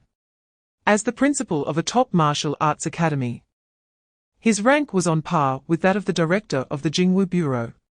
However, he was only at the 3rd level of the 6th rank, while Chu Sheng was already at the peak of the 6th rank. Chapter 212, My Knife Has Something to Say. Kabang's smug smile suddenly froze. He thought Chu Sheng was like Deng Wenbin, someone who wouldn't dare to offend him. Until the last second before his body fell stiffly, consciousness fading. He was still somewhat confused. I, the dignified barbarian lord, just dead like this? Bang! Kabang's body thudded heavily to the ground, making the eyes of the surrounding students twitch. According to their initial thoughts, no matter how tough Chu Sheng was, he would at most just take him back to the Jingwu Bureau. Who would have thought he would act so unpredictably, killing him right in front of so many people? This decisiveness seemed to suggest that he wasn't killing a barbarian, but an ant. Deng Wenbin had a look as if he had just lost his father. Before he could cry out, Kapaba had already grabbed his mother barbarian's arm. The mother barbarian let out a suppressed growl, her eyes swirling with crimson killing intent. With her son dead before her eyes, she was almost on the verge of a breakdown. Don't be impulsive, Karpaba's voice was deep and hoarse, carrying an undeniable firmness. He then looked at Chu Sheng. Even if my son hurt someone, according to your great Shia's laws, it's not a death penalty. On what grounds do you kill him? Chapter 213. Not enough people died quickly. In the dead air, a middle-aged man with an oiled head and a beard suddenly rushed out. He dashed to Deng Wenbin's body, hugging him tightly. Principal, oh my principal. I never expected you to have such a noble spirit of sacrificing yourself for others. My heart feels so heavy. Saying this, he wiped his face with his sleeve. When he turned to look at Chu Sheng, his mournful expression instantly faded by half. Director Chu. We all saw that the principal was killed by this barbarian villain while trying to save a student. As the vice principal, I want to hold a decent memorial service for him, to comfort his spirit in heaven. What do you think? For such a reasonable request, Chu Sheng would not refuse. He slightly raised his eyelids and nodded slowly. That is appropriate, Principal Liu. Director Chu, I'm not Liu, my surname is Ma. Oh, Principal Ma. Then I'll leave the matter here to you. These students have been frightened. Whatever method you use, make sure to comfort them well. If anything goes wrong, I'll hold you accountable. Principal Ma immediately got up from the ground, patting his chest to assure him. Chapter 214. We are all at the 6th rank. I suppose to avoid Chu Sheng's sharpness. At the north city gate of Longshui City, armed forces were attacking the city gate defenses, trying to seize control of the gate. The commander of the city guard, Liao Lun, had his hand on the hilt of his long knife, letting out a cold snort from his nostrils. If you don't put down your weapons, I'll take it as you Jingwu Bureau wanting to rebel. On the opposite side, a group of inspectors all stood frozen. It wasn't that they were afraid of Liao Lun in front of them. He was at the 5th level of the 6th rank, and the leading golden inspector was of the same level. If they really fought, they might not be at a disadvantage. But behind Liao Lun stood a middle-aged man who remained silent, like an invisible mountain, making everyone feel breathless, the city lord of Longshui City, Cheng Chuwu. At the peak of the 6th rank, he was almost at the top of this city. At this moment, Cheng Chuwu hadn't spoken, only looking down at the ground. Yet his restrained aura was more oppressive than Liao Lun's shouting. I told you to put down your weapons, are you deaf? Liao Lun, relying on Cheng Chuwu's backing, shouted again. Seeing everyone still tightly gripping their weapons, Liao Lun sneered and walked towards the leading golden inspector. Do you think just because you have that new director backing you, I won't dare to do anything to you?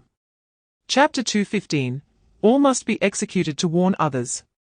But that is not a reason to kill Liao Lun. Cheng Chuwu's tone softened a bit, although Chu Sheng explained why he sent people to attack the city gate. Killing someone in front of him was unacceptable no matter what. Chu Sheng curled his lips into a cold smile. I only killed him, not you, so you feel unbalanced. Cheng Chuwu was taken aback and didn't dare to say anything more. He was about to leave with his people. This Chu Sheng was just a pure martial general. He wouldn't reason with you at all. This was serious. He had to hurry back and clarify what that reckless kid had done. Moreover, it was certain he couldn't protect him anymore. It was best to find out his hiding spot and take him out directly.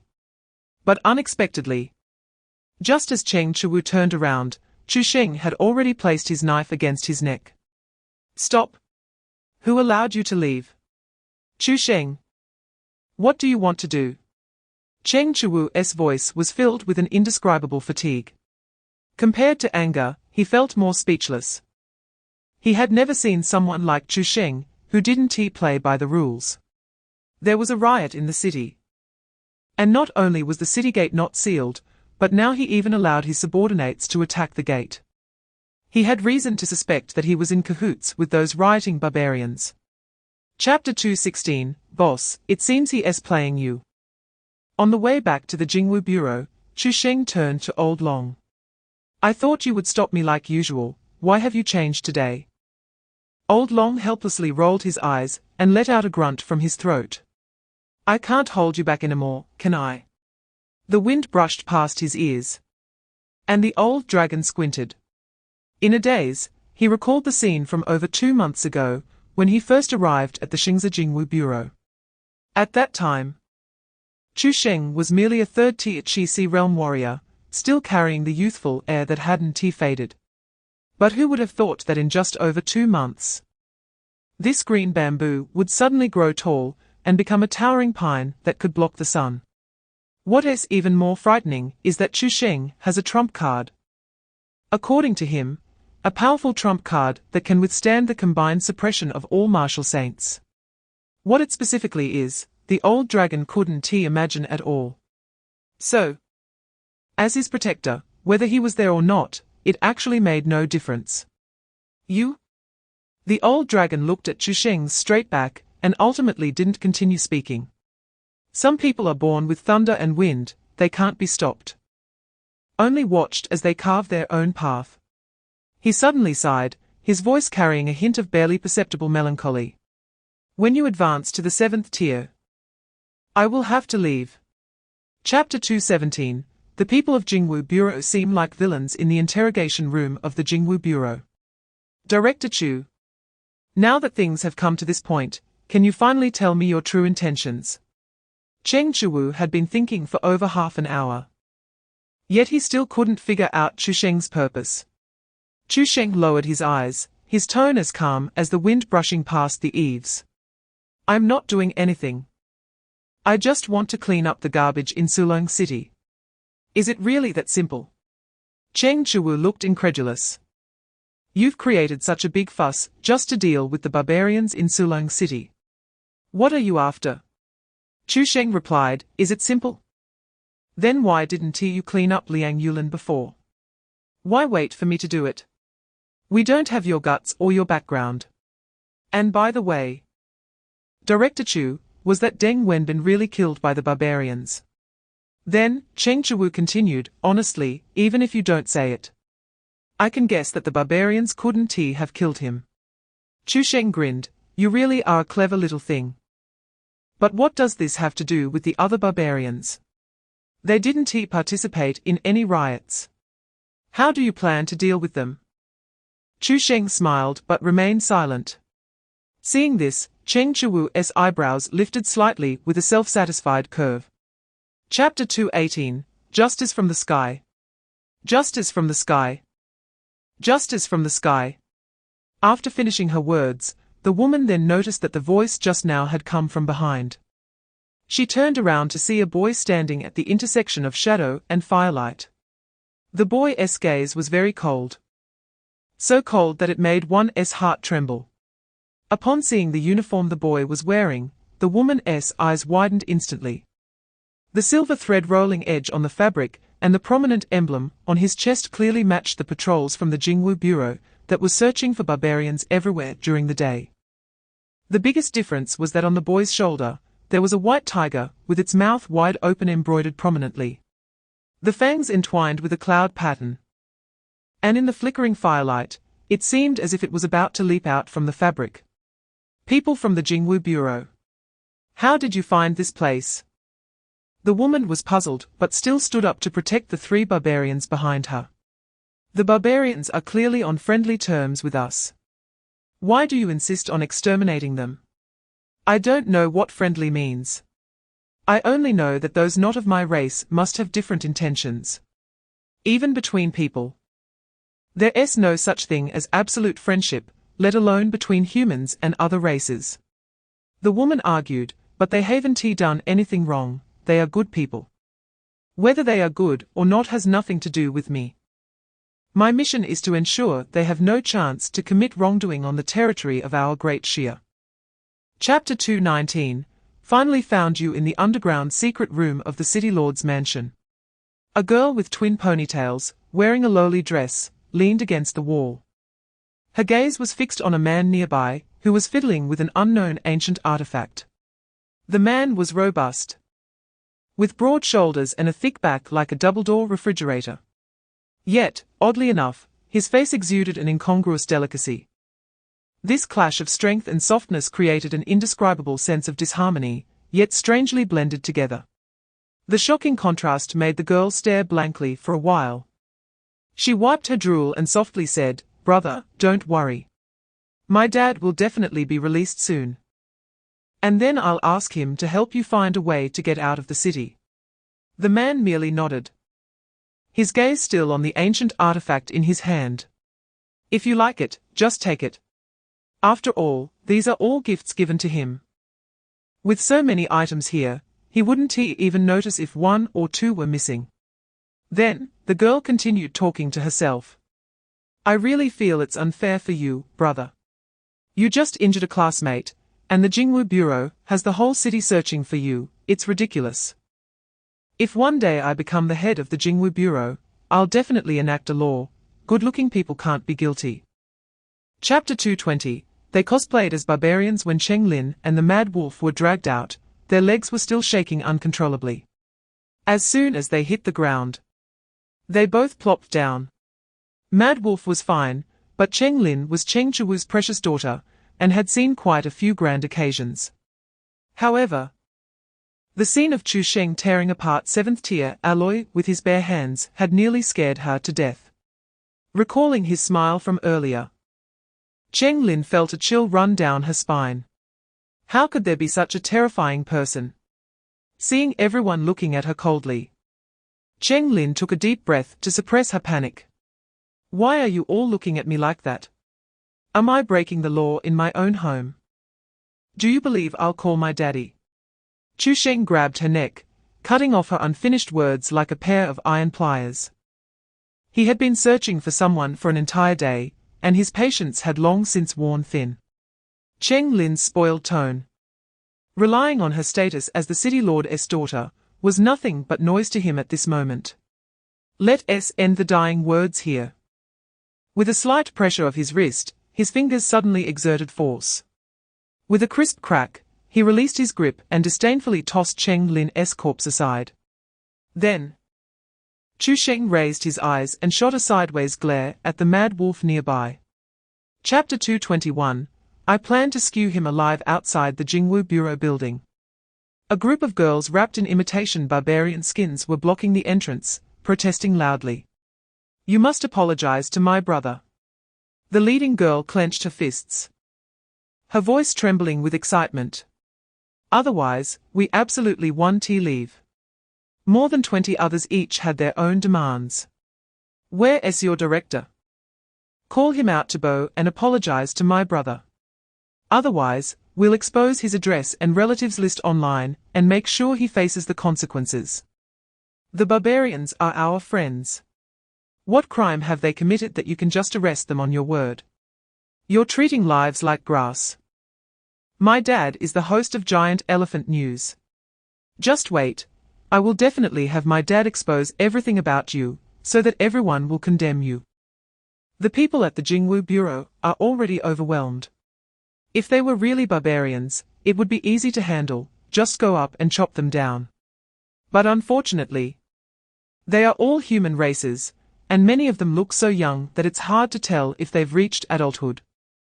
They've been at the Jingwu Bureau for so many years, and this is the first time they've dealt with such brainless fans.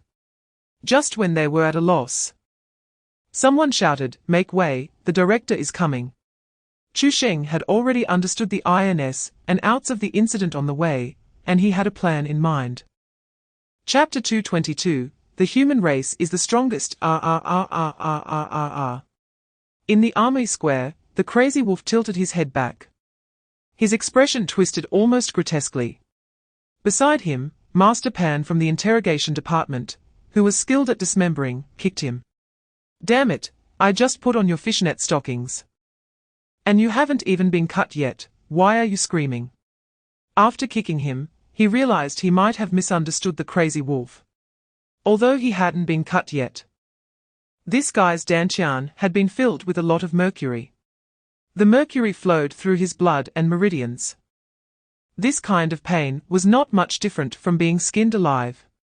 It was indeed a high-level tactic from the director.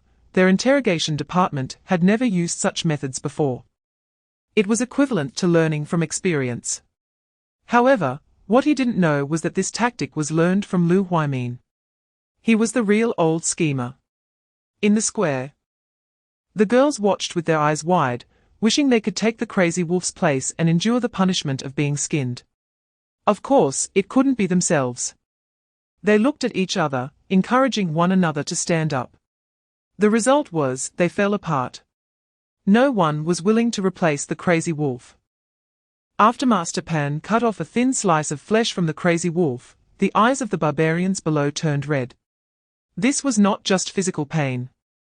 It was a brutal trampling of their dignity in front of them. Chapter 223. A noble guest will come soon. Watching Chu Sheng's rampage.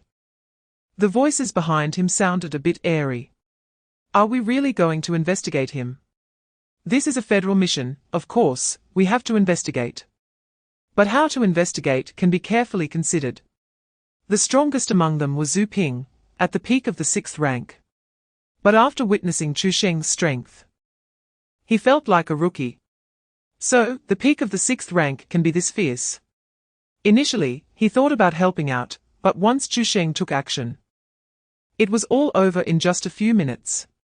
Chu Sheng put away the Wanbing Xiuan and slowly walked in front of everyone, his body reeking of blood.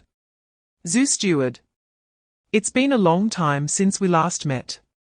It's been a long time since we parted in Jinlan City. Director Chu's cultivation has actually advanced to this level. Truly remarkable.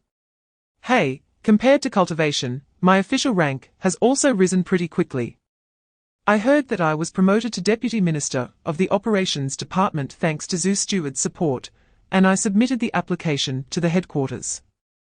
Zhu Steward is truly a trustworthy good person. Zhu Ping's face twitched slightly.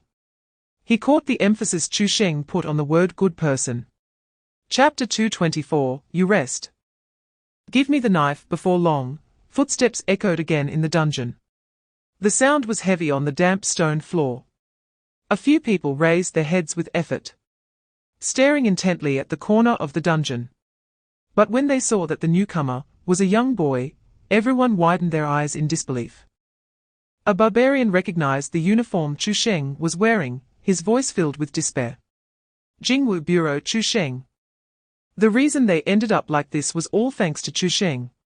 If it weren't for him, Su Fang wouldn't have had the guts to touch them. Chu Sheng glanced at a few barbarians, showing no interest in acknowledging them. Su Fang stepped forward. Director Chu, thank you so much. If it weren't for you, I wouldn't even have had the chance to avenge Qing'er. A small team leader dared to impersonate a vice commander, and even dared to deceive me. You're quite a talent. I was also forced, Qing'er. Chu Sheng waved his hand, interrupting Su Fang. All right, I'm not here to listen to your explanation. I've heard about your daughter. She's a tough one. A new city lord will soon take office in Sulong City, and I'm here just to hear your thoughts. Su Fang said solemnly, Director Chu. Rest assured, before the new city lord takes office, I will definitely turn the city guard into an iron wall. Chapter 225, The Yi Family. Half-step Marshal Saint. 3 days later, the people of Sulong City were in a state of panic. First, there was a barbarian riot in the city, which was ultimately exterminated. Following that, more than 10 families that had been entrenched in the city for nearly 100 years also collapsed one after another. What does this mean? In Sulong City, counting the third-rate families, there were barely 50 households. In one go, Chu Sheng had wiped out nearly a third of them. The key was that he wasn't just killing randomly, he had solid evidence in hand. These were all traps laid by Liang Yulin, who was clear-headed even before his death. He didn't harm Chu Sheng in the slightest, but instead, caused the families in the city to explode by nearly half. It wasn't until this moment that the families in the city finally understood that there was no saying about new officials taking office with a burst of fire. Chu Sheng was coming with a knife held high. The remaining families in the city chose to stay behind closed doors these days. At the slightest hint of trouble, everyone in the household would feel a tightness in their hearts, fearing the Jingwu Bureau might come knocking. They knew their own business. They were aware of whether they were clean or not. Now the main thing was to see if the Jingwu Bureau had evidence. At that moment, a piece of uplifting news arrived, causing the anxious families in the city to suddenly feel a sense of relief, as if they had cleared the clouds to see the sky. Chapter 226, I came out. And I came back in the next day, more than 10 miles outside Sulong City. The wind outside the car carried the dry air unique to the northern wasteland, rustling the dry grass by the roadside. Yizan tapped his fingers lightly on his knee. He had already made 2 plans on the way here. First and foremost, and most importantly, was to retrieve the city lord's seal and take control of the city guard. This was the foundation. Although the city lord's seal was with Chu Sheng, as the city lord appointed by the Federation, would Chu Sheng dare not give it to him?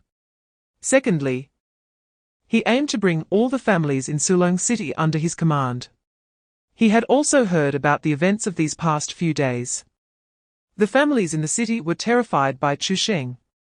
As long as he slightly posed a confrontational stance against Chu Sheng, these people would surely come forward willingly, like grasping a lifeline. In this way, even without the old ancestor's intervention, he has the ability to stand against the Jingwu Bureau. If Chu Sheng is sensible, then they can coexist peacefully. If he is not sensible, then let him know what it means to have an arm that cannot twist a thigh. After all, he has the old ancestor, a half-step martial saint, as his trump card. What is there to be afraid of? What trump card does Chu Sheng have? The Long family. But this is Bei Huang's Hu, not Dongyun's Hu. Chapter 227, You can report me to the headquarters. Yixian only jumped twice repeatedly before the last sentence was finished. A black light suddenly streaked across. Blood splattered like a splash, and a round head was thrown into the air with a thud. Chu Sheng slowly withdrew his Wanbing Shiyuan, squinting as he glanced at the headless corpse on the ground. Breaking into the city guard's camp, killing without mercy. Su Fang, arriving late, was also somewhat astonished at this scene. He had thought that Chu Sheng would be very aggressive, but he did not expect him to be this aggressive. He had imagined that Chu Sheng just wanted to capture this person to show the Yi family his strength. But killing directly, isn't this clearly a declaration of war? Although the Jingwu Bureau did not have any records related to the Lingwu City Yi family, the Yi family's reputation was already well known in Bei Huang's Hu. The resources of Lingwu City and several surrounding cities were mostly controlled by the Yi family. From fertile fields to minerals, wherever there were profits, there would be their shadow. Merchants traveling north and south had to obediently pay the Yi family for protection fees. Even ordinary martial artists wanting to venture into Bei Huang for training had to present generous gifts and invitations to the Yi family first. Exploitation and oppression had long been ingrained in the Yi family's bones. Chapter 228, I, Yi Yuan, accept your talent. Watching Chu Sheng leave swaggeringly, the Yi family members were almost grinding their teeth in frustration. Arrogant, simply too arrogant, he clearly looks down on our Yi family.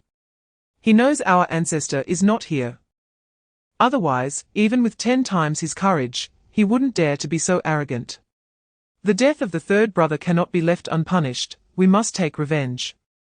Even if we can't kill him, we must let him know that our Yi family is not to be trifled with. Yi Bai covered his swollen face, looking like he wanted to eat someone. 30 years in the east, 30 years in the west. Now they couldn't enter the city lord's mansion because their ancestor was not there. With a peak 7th tier protector by Chu Sheng's side, if they were to confront him head-on, they would be the ones to suffer. Reluctantly, Yizan had to find another residence in the city to settle his family. The originally planned banquet at the city lord's mansion was naturally cancelled. He didn't bring it up, and the heads of the other families, upon learning of the events outside the city lord's mansion, didn't dare to ask either. Asking would be like reopening old wounds. However, what puzzled them was why Chu Sheng had such boldness. Was he really not afraid of the Yi family's half-step martial saint ancestor? Chapter 229, Melting Infants and Forging Bodies. Half-step martial saint 2 days passed in the blink of an eye. In Sulong City, the Yi family's temporary residence was festooned with lights, filled with joy. Today was the celebration that the Yi family held for Yi Bai's advancement to the 5th tier, and the news had spread throughout Bei Huangzhou. It should be noted that the Yi family was the #1 family in Bei Huangzhou, not only having a half-step martial saint ancestor to keep watch. But now Yi Zhan had also assumed the position of City Lord of Sulong City. With all these accolades, who among the various forces in Bei Huangzhou wouldn't want to leverage this celebration to gain favor? Inside the hall, Yi Zhan's right eyelid kept twitching, causing him great annoyance. He was not a superstitious person, and did not believe in the saying that a twitching right eye signified disaster. For a full 2 days, there had been no movement from Chu Sheng. Although it was strange, Yi Zhan was not worried. The Yi family was waiting for the ancestor to emerge from seclusion. What was Chu Sheng waiting for? Waiting for their ancestor to teach him a lesson. Thinking of this, Yi Zhan couldn't help but smile. His previously twitching right eyelid suddenly calmed down. Instead, his left eyelid began to twitch. A twitching left eye signifies wealth. Could it be that their ancestor would emerge today? Just as he was pondering, a sudden excited shout came from outside the hall, nearly shaking the roof off. Chapter 230, The Heir Will Not Respond. But the Yi family's ancestor will. As the golden light pierced through the clouds, countless people across Bei Huangzhou raised their hands to shield their eyes. Yet couldn't help but look up. Until that golden torrent across the sky suddenly shattered, transforming into billions of golden rays that dove down like meteors. In an instant, time seemed to pause, everyone's heartbeats slowed down a beat. Clearly, breaking through the 3 barriers of the golden body should have sounded the horn for the journey ahead. However, when the last wisp of golden light disappeared below the horizon, and the celestial phenomena completely subsided, a sense of emptiness surged in everyone's hearts. As if they were witnessing the end of a grand era. In the wilderness, the grand phenomenon finally dissipated. The young man stood quietly in place. As the tremendous power of the heavens and earth converged into his body, in that moment, an awe-inspiring aura spread like ripples. It was like the rising sun piercing through the sea of clouds. Though not glaringly fierce, it possessed a grandeur that could make all valors submit. Ding consumed 666. 666 justice points. Your martial arts level has been upgraded to half-step martial saint, first realm. The host has diligently practiced, moving the heavens.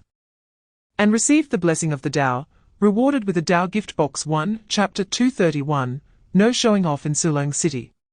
After the grand phenomenon faded, the Yi family members hurriedly tried to contact their ancestor, who was in secluded cultivation, but there was no response. This left them feeling somewhat unsettled. Logically speaking, it was impossible for there to be a second person in Bei Huangzhou breaking through to the half-step martial saint realm. But without confirmation, no one could say for certain that there wouldn't be any changes. Well, even if it wasn't the ancestor, such a phenomenon was still an auspicious sign. The ancestor would surely break through soon and step into the second realm of half-step martial saint. When that time came, Chu Sheng would understand that the Yi family was not to be trifled with.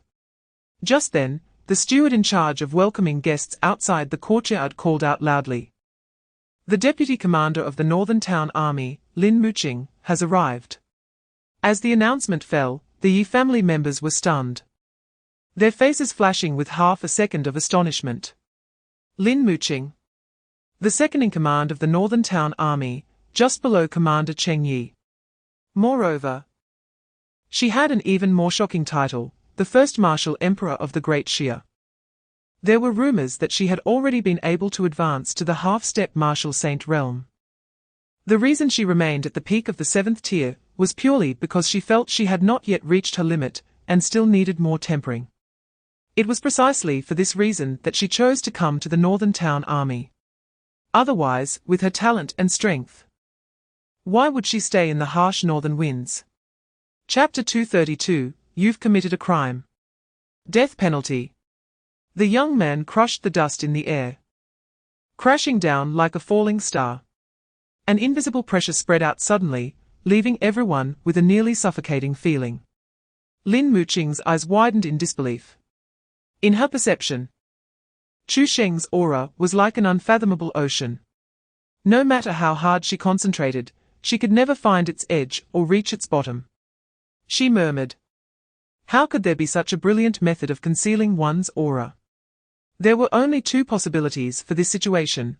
Either Chu Sheng's realm was higher than hers, which was clearly impossible, or Chu Sheng's method of concealing his aura was so exquisite that it could evade the detection of her, the number one martial emperor of Daxia.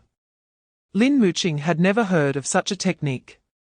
Just as Yi Yuan's aura surged violently after being interrupted, it stabilized significantly upon seeing that the young man was wearing the uniform of the director of the Jingwu Bureau.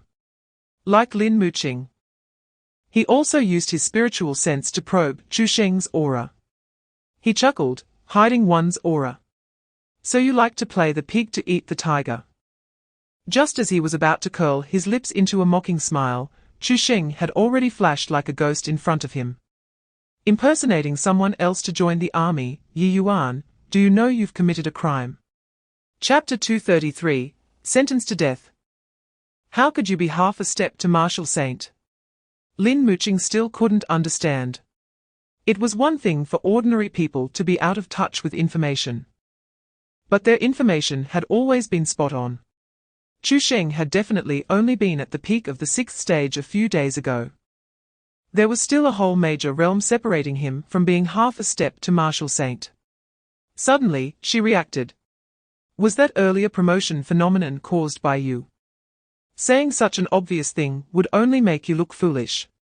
However, I have a question to ask you. Why does Yi Yuan want to kill me? This was what Chu Sheng was most curious about. Clearly, he had no acquaintance with Yi Yuan, and he wanted to kill Yi Yuan because this guy committed a crime and loved to show off. But why did Yi Yuan want to kill him? It wasn't just because he interrupted his show-off. Before this, Chu Sheng had sensed his killing intent towards him. Lin Muqing was stunned. She didn't understand how Chu Sheng figured it out. But talking about wanting to steal his talent was something that could never be said. After thinking for a moment, she coldly replied, "Shouldn't you ask yourself that? Have you forgotten what good deeds you've done?" Before her voice fell, Chu Sheng reached out and grabbed the long spear, its shaft vibrating under the burden. Chapter 234, ran away, but it was all for nothing returning to the Jingwu Bureau. Chu Sheng immediately instructed Gao Qiong to send orders to all branch officers to gather personnel in Hanxi City without delay, starting with the largest Duansha camp. As for the excuse, I still need an excuse for being at the peak of the 6th stage. I'm now half a step to martial saint. Do I still need an excuse? Moreover, the barbarian tribes are daring enough to massacre villages at the border, with such blood debts in front of us. Who needs an excuse? After giving his orders, Chu Sheng flew away from Sulong City. He needed to deal with the hidden danger of the Yi family's ancestor first. Lao Beiding was very cunning. Chu Sheng wasn't afraid of him coming to find him. He was just afraid of him hiding behind the scenes and making trouble for him. By then, even if he wanted to find him, it wouldn't be easy. Arriving at the Yi family's stronghold, Lingwu City, Chu Sheng found that he was a step too late. Not to mention that there was no trace of Lao Beiding nearby. The entire Yi family ancestral home was devoid of any figures. Chu Sheng was used to cutting the grass and removing the roots so naturally. He couldn't let a single one of the Yi family escape. Now, he had to figure out where they had run off to. At the city lord's mansion of Lingwu City, Zhu Yuan was still lamenting the unpredictability of the world, thinking about how the first family of Beihuang Prefecture could end up in such a situation. Chapter 235, Does Chu Sheng dare to rebel? The Yi family's ancestor had a face full of difficulty. He knew his own business. If he could deal with Chu Sheng, he wouldn't have had to flee from Lingwu City. If he had successfully advanced to the second realm, dealing with Chu Sheng would have been easy. But the problem was, he had failed to advance. All of this was thanks to Chu Sheng. Just because of what Chu Sheng did that morning. The spiritual energy of the entire Beihuang prefecture had undergone a violent upheaval. Not only did it disrupt the golden qi he had painstakingly condensed, but it also caused him to misalign his internal energy during the breakthrough, resulting in significant damage to his meridians. Now, with his cultivation greatly reduced, he might not even be able to exert 70% of his peak strength. Coupled with his advanced age, he believed that his chances of defeating Chu Sheng were only 70 to 30. The older he got, the more he valued his life. He didn't want to face Chu Sheng even if the odds were 90 to 10. Chief, could you please elaborate on what exactly is going on? It's like this. At noon, I received news that Chu Sheng has ordered all branch office personnel in Beihuang Prefecture to gather in Hanxi City. Since Hanxi City is so close to us, I think he might be targeting us. But he is only gathering in Hanxi City. Why are you so sure he is targeting you? Chapter 236. I won't slaughter you. I'll praise you according to common sense. Federal documents have their own dedicated channels. And it wouldn't fall to Zheng Shuang, a city lord, to run errands. Unfortunately, Chu Sheng had preemptively cut off all communication signals. Messages between the Federation and the Jingwu General Bureau couldn't get through at all. In the end, there was no other choice but to let Zheng Shuang step in. The storm caused by Chu Sheng's purge of the barbarian tribes in Sulong City had not fully settled. Early that morning, he had killed so many people from the Yi family. Now, he was about to eradicate the Duansha camp. Once the news was confirmed, a series of orders to stop him were issued like a torrential rain. Doing so was tantamount to slapping a war notice in the faces of the barbarian tribes, forcing them into conflict with Daxia. Not now that you have handed those people over, Chu Sheng has no reason to take action. And the Duansha camp will surely be safe. It is said that having an elder at home is like having a treasure. Hearing the ancestor of the Yi family say this, Cash's mood calmed down a bit. A few days ago, when Chu Sheng was coming to the Duansha camp, he was absolutely not afraid. After all, at that time, he was still at the peak of the 6th stage, while Kasha was already at the 7th stage, 6th level. But who knows if this world has gone mad? In the morning, a piece of news that shattered his understanding hit him. Chu Sheng had actually advanced to the half-step martial saint. The exaggerated phenomenon this morning was caused by him. Of course, Kasha didn't believe it. Who could believe such a thing? But he couldn't ignore the fact that Chu Sheng had displayed great power in Sulong City, killing so many people. And his advancement to half-step martial saint had been certified by many parties. He had no choice but to believe it. It was precisely because of this that when the ancestor of the Yi family sent a message to come, he agreed without a second thought. What if? And I mean what if, Chu Sheng still came? How much chance would the Yi ancestor have against him if they met? Chapter 238. I only recognize the knife in my hand, not reason. The wind suddenly stilled. The dust swirling in the wilderness hung in mid-air. The light of the ancient bronze seal in the hands of the Yi family ancestor seemed to freeze. The middle-aged man had just concealed his figure. In the southwestern clouds, a sudden burst of dense light points appeared, falling like spilled stars. In the next moment, thousands of figures dashed down from the clouds like flowing light. The dark robes spread like ink clouds blocking the sky, trailing long light tails across the heavens. The entire Duansha camp was pressed down by this overwhelming momentum. Dimmed by 3 points. Under normal circumstances, the Jingwu Bureau would usually choose to travel by vehicle on missions. It was not for comfort, but to conserve spiritual energy for emergencies. But this time was different. There were over 1,000 patrols, basically starting from the 5th stage. Plus a half-step Marshal Saint leading the team. In this northern wasteland, except for the Northern Town Army, which had a Marshal Saint stationed, they could almost be said to be oppressing everything, with no one able to stop them. The moment the 1,000 pressures spread out together, it felt as if a magnificent heavenly might suddenly descended. Among them, the half-step Marshal Saint aura emanating from the leading youth was particularly terrifying. Pressing down like a collapsing sky. Kneel. Although it was a youthful voice, it carried a chilling authority. The group of barbarians felt as if their limbs were gripped by an invisible giant force, and their faces turned as pale as paper. Chapter 239, The so-called gods are nothing more than this.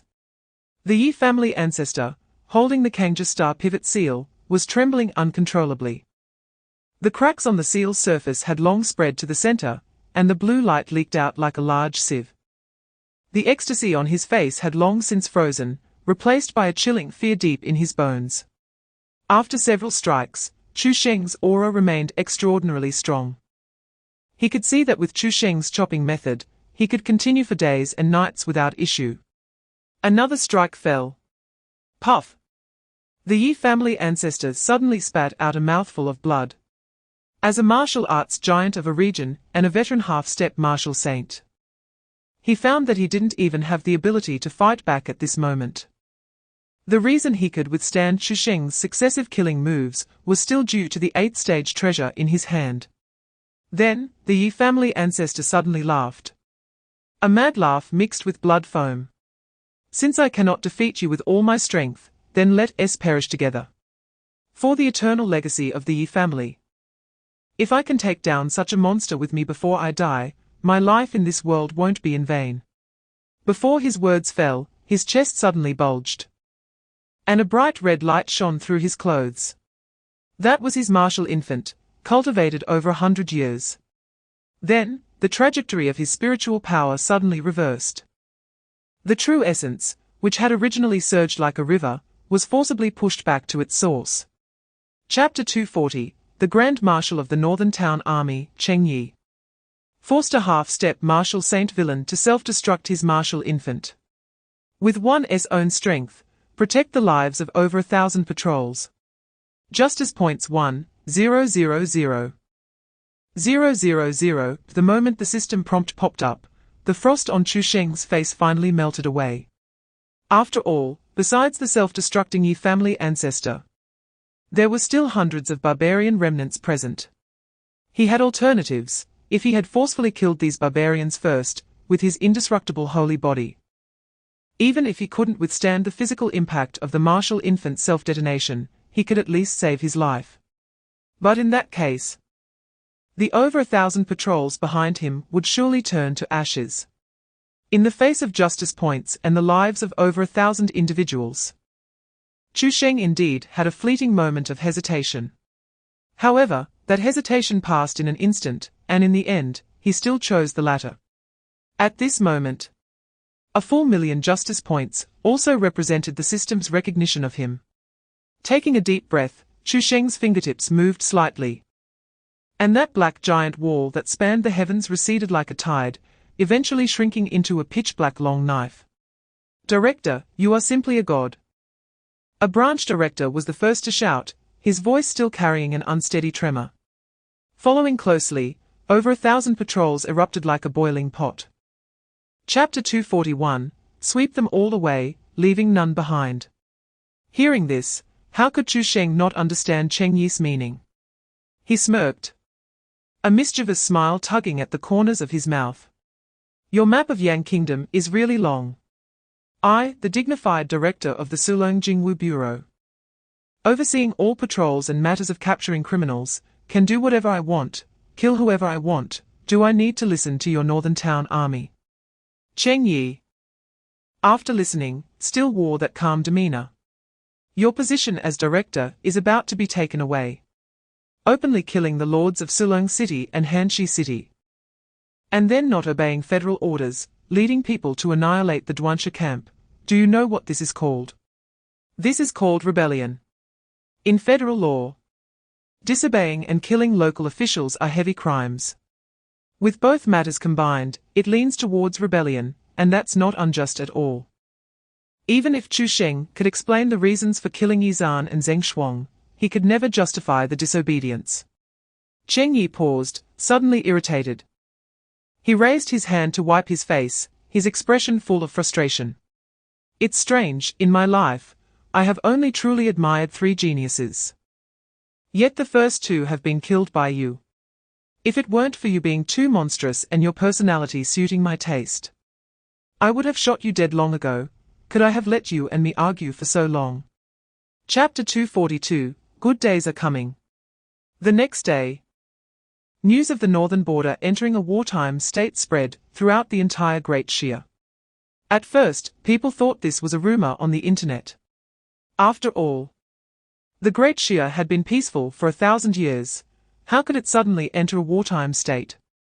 But soon, another shocking piece of news came, shattering their worldview. The northern border entering a wartime state was indeed true. Moreover, there were rumors that this move was made by the commander of the Northern Town Army, Cheng Yi, to protect one person. The federal government previously sent a martial saint to capture Saint Chu, but he has been driven back by Cheng Yi. Upon hearing this news, all states and counties were in an uproar. Such a large show of force just to protect one person is one thing. But the person he is trying to protect is actually Saint Chu. This name still resonates with most people. He is the martial examination champion, who previously scored 30,000 points in the Southern Zhezhou martial examination, setting an unprecedented record. As the news spread, discussions erupted online in an instant. Countless people flooded forums and social media, questioning whether Cheng Yi had gone mad. For the sake of a mere 4th-tier Chu Sheng, he was willing to openly defy the federal government and even declare a state of war. This was simply playing with the safety of the entire northern border.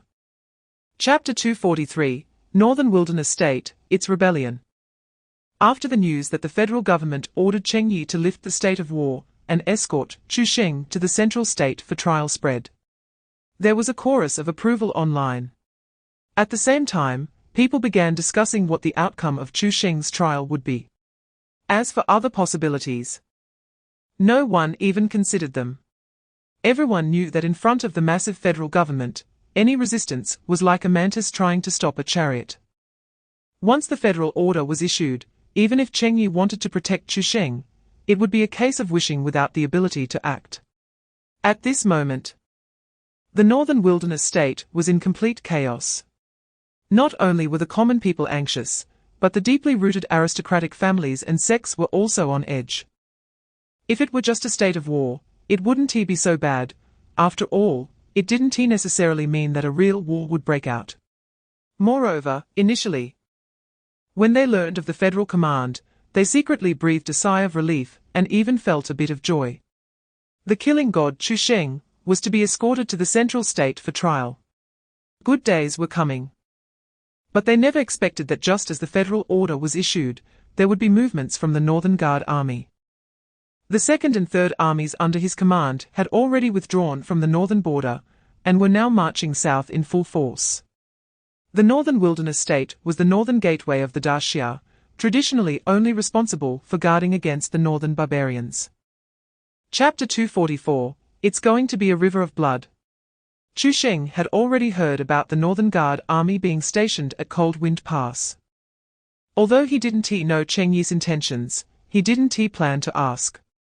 These power struggles were not important to him. After all, he always had options. If no one came from the central state, he would continue to develop here. If someone came, he would go to the central state to continue developing. When the Star Alliance arrived, he would deal with it then. Anyway, he wouldn't let anyone else suffer at his expense. Moreover, without the federal constraints, this was a good thing for him. He could stop eating beef. Right now, he had a case to handle. A matter of priority that, in his view, surpassed the extermination of the barbarians. Chu Sheng pinched a small amount of white powder between his fingers.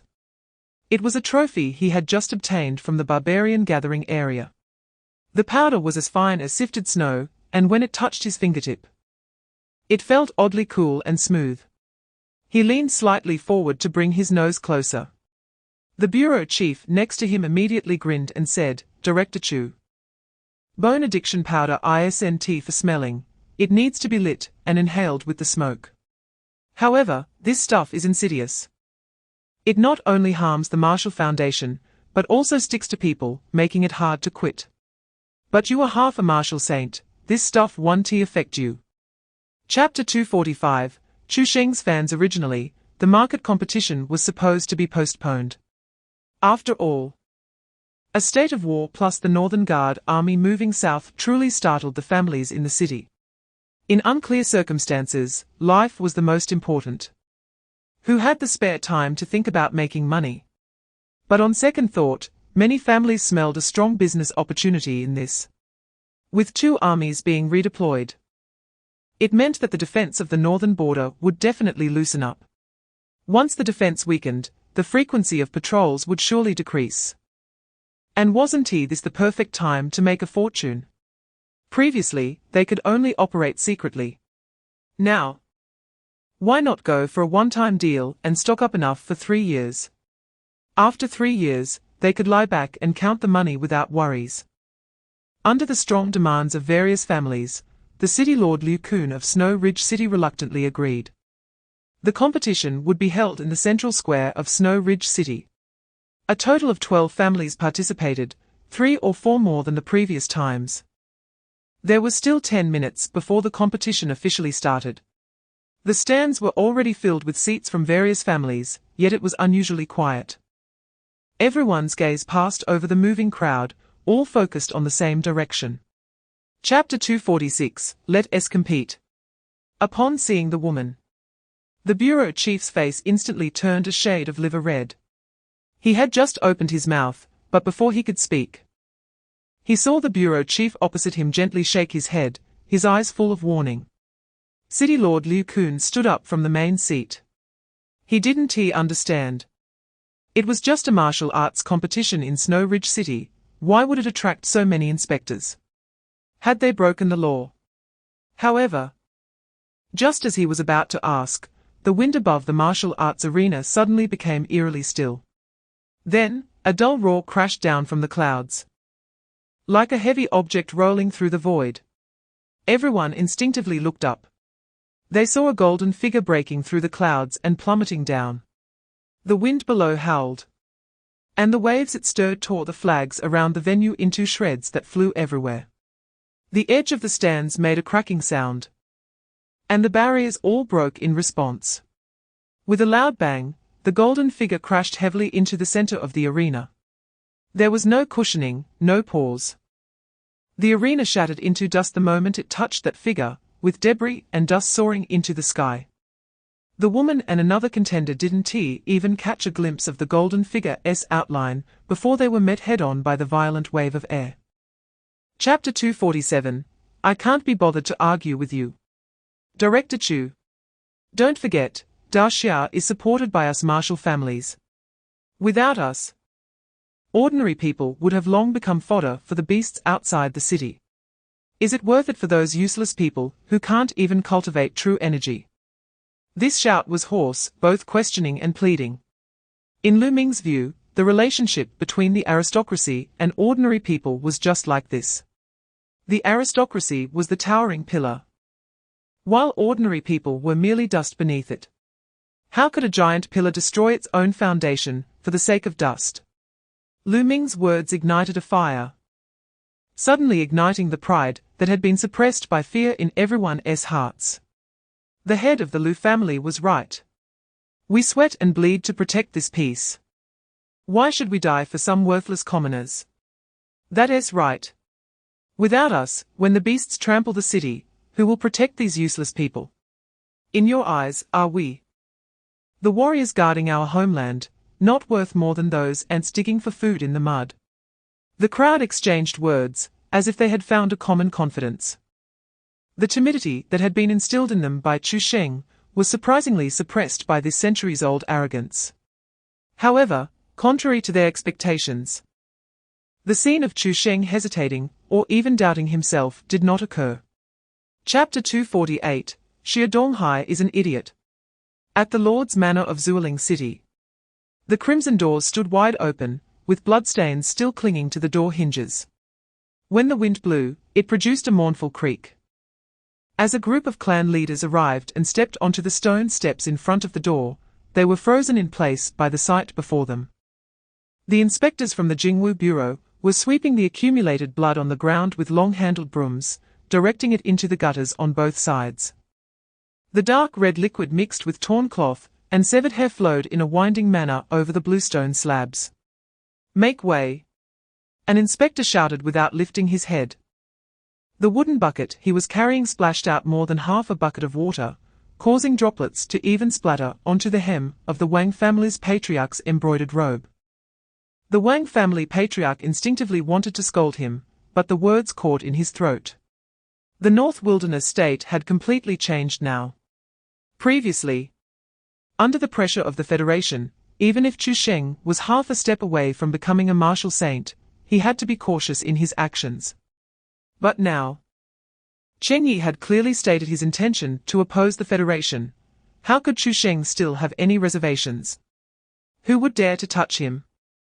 Didn't they see that the Falling Star Valley was annihilated just because they killed his subordinates? Who would dare? Moreover, after Chu Sheng's large-scale slaughter of the clan leaders earlier, the inspectors now looked at these once high and mighty clan leaders with a different perspective. Chapter 249, I have spoiled you too much.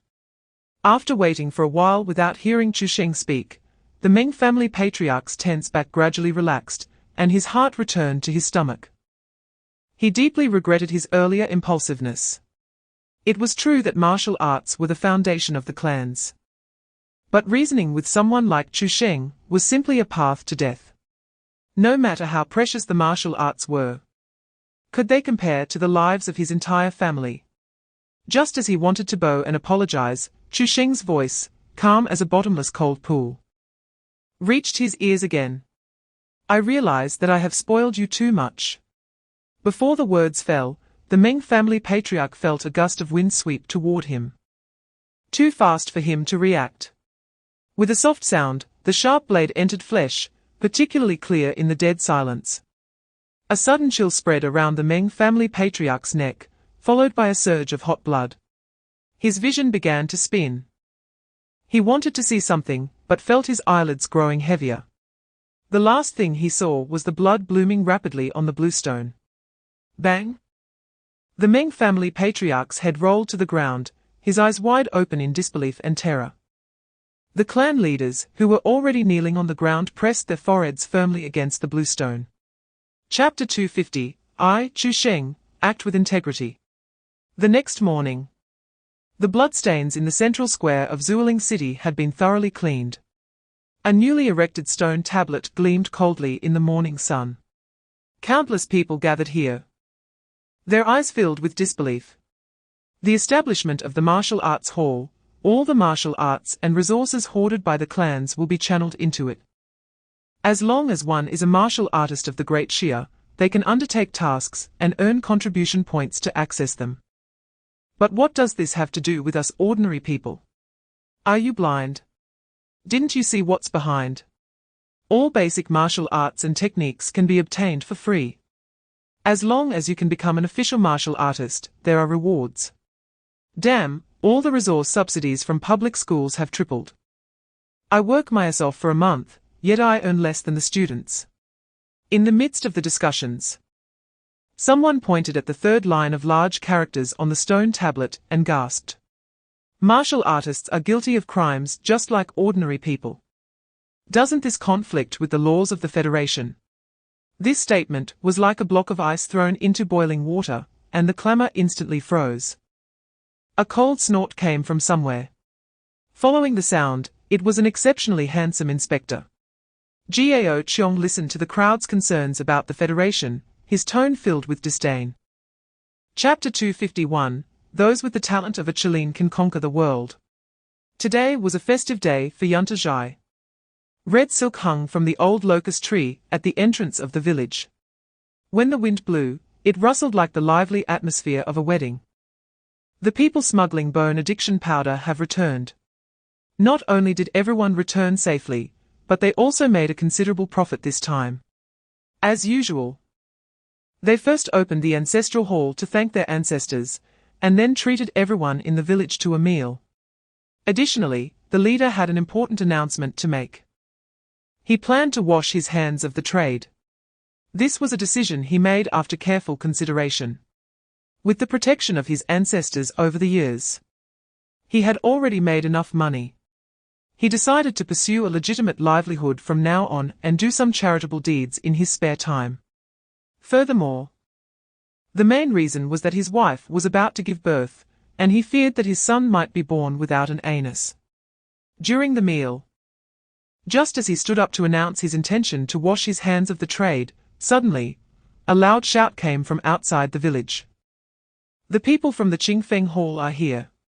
Upon hearing the voice, the crowd did not panic too much. The man in the main seat stood up and shook his head. "Let me see what is going on." The people of Yantajai were only responsible for smuggling and never involved in sales. They always sold the bone addiction powder directly to those clans qualified to engage in this business. Chapter 252, Chu Sheng lacks the wisdom to steer the ship. Geniuses are often as lonely as snow, perhaps in this world, only I can understand you. Deep within the My Manor, a young man in a wheelchair gazed at the falling snowflakes, his voice low enough to be swallowed by the wind and snow. He wore a silver-white fox fur coat, his profile appearing especially pale, with only his eyes shining like cold stars tempered in ice. In just over 3 months, from a nameless person to half a step away from becoming a martial saint, Chu Sheng, only someone like you, an unparalleled prodigy, is worthy of my Hanjing coming out of seclusion to assist. The snow accumulated in the corridor was swept up by the wind. Yet he remained indifferent to the biting cold. Eradicating the barbarian tribes, slaughtering the clans, and controlling the bone addiction powder. The entire North Wilderness state was in awe of Chu Sheng's ruthless methods, but he saw something deeper hidden beneath the surface. It was a layout concealed beneath the brilliance. He turned his wheelchair to look at the map of the North Wilderness state hanging on the wall of the study. The areas marked in red ink as barbarian gathering places had been crossed out significantly, while the towns occupied by the clans were annotated with densely packed small characters. That was his prediction of Chu Sheng's next moves. Unfortunately, you possess the skill to slay dragons, but lack the wisdom to steer the ship. And this is precisely what I, my Hanjing, excel at. Chapter 253, One Code for One Code. The Lord of Linfeng City, Wei Mingyuan, had been waiting at the city gate early in the morning. After seeing the neatly arranged corpses, the heart that had been hanging in suspense for a night finally settled down. What does it mean to have Chu Sheng, this half-step martial saint, personally come to collect the bodies? It means that Chu Sheng acknowledges the heroic act of these individuals sacrificing themselves for their country. In this case, even if he later finds out that these people's families had previously been involved in the bone addiction powder business, could he still go and cause trouble for their families? That would be absolutely impossible. Similarly, as the indulgent lord of the city, he would not pursue the matter any further. Wei Mingyuan secretly admired Mr. Mai. He was truly impressive, and had an extraordinary grasp of human nature. He quickly concealed the calculations in his eyes, put on a perfectly appropriate smile, and walked up quickly. "Director Chu, you've worked hard all the way." He slightly bowed, his gaze sweeping over the corpses behind him before quickly retracting it. "To be honest, Director Chu, I've heard about the situation as well. They are all heroes. How about I lead you to the heroic corridor and temporarily place these martyrs' bodies there?" Linfeng City had a heroic corridor built along the eastern bank of the city moat, with columns engraved with the names of those who sacrificed their lives to resist the barbarian tribes when the alien races first descended. Chapter 254, My Hanjing's Test You Scum. With a PFF sound, the elderly woman's attempt to utter the word people was abruptly cut off in her throat. A pillar of blood shot into the sky. splattering onto the white cloth behind her, creating large grotesque red stains. The elderly woman's head rolled to the ground, her white hair splayed out, eyes bulging wide. Eyebrows still displaying lingering contempt. The entire scene fell into silence, with only the sound of the wind rustling the white cloth, making the sudden quietness feel extraordinarily eerie. Family members who had just wanted to join in the commotion all covered their mouths tightly.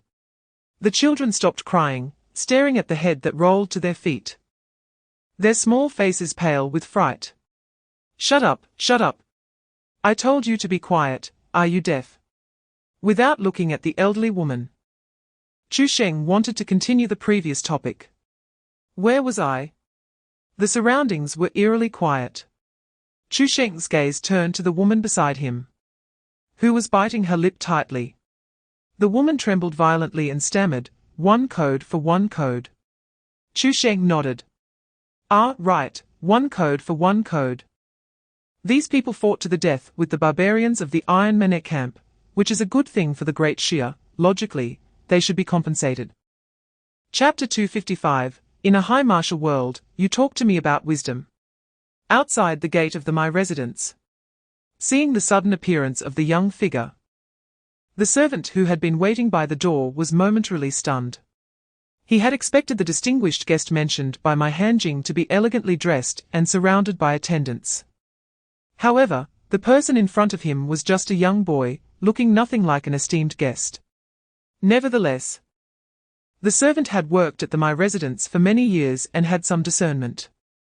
He recognized that the uniform worn by Chu Sheng belonged to the director of the Jingwu Bureau. The servant hurriedly stepped forward, bowed, and said, "You must be the distinguished guest that my young master mentioned, but unfortunately, my young master has already retired for the night.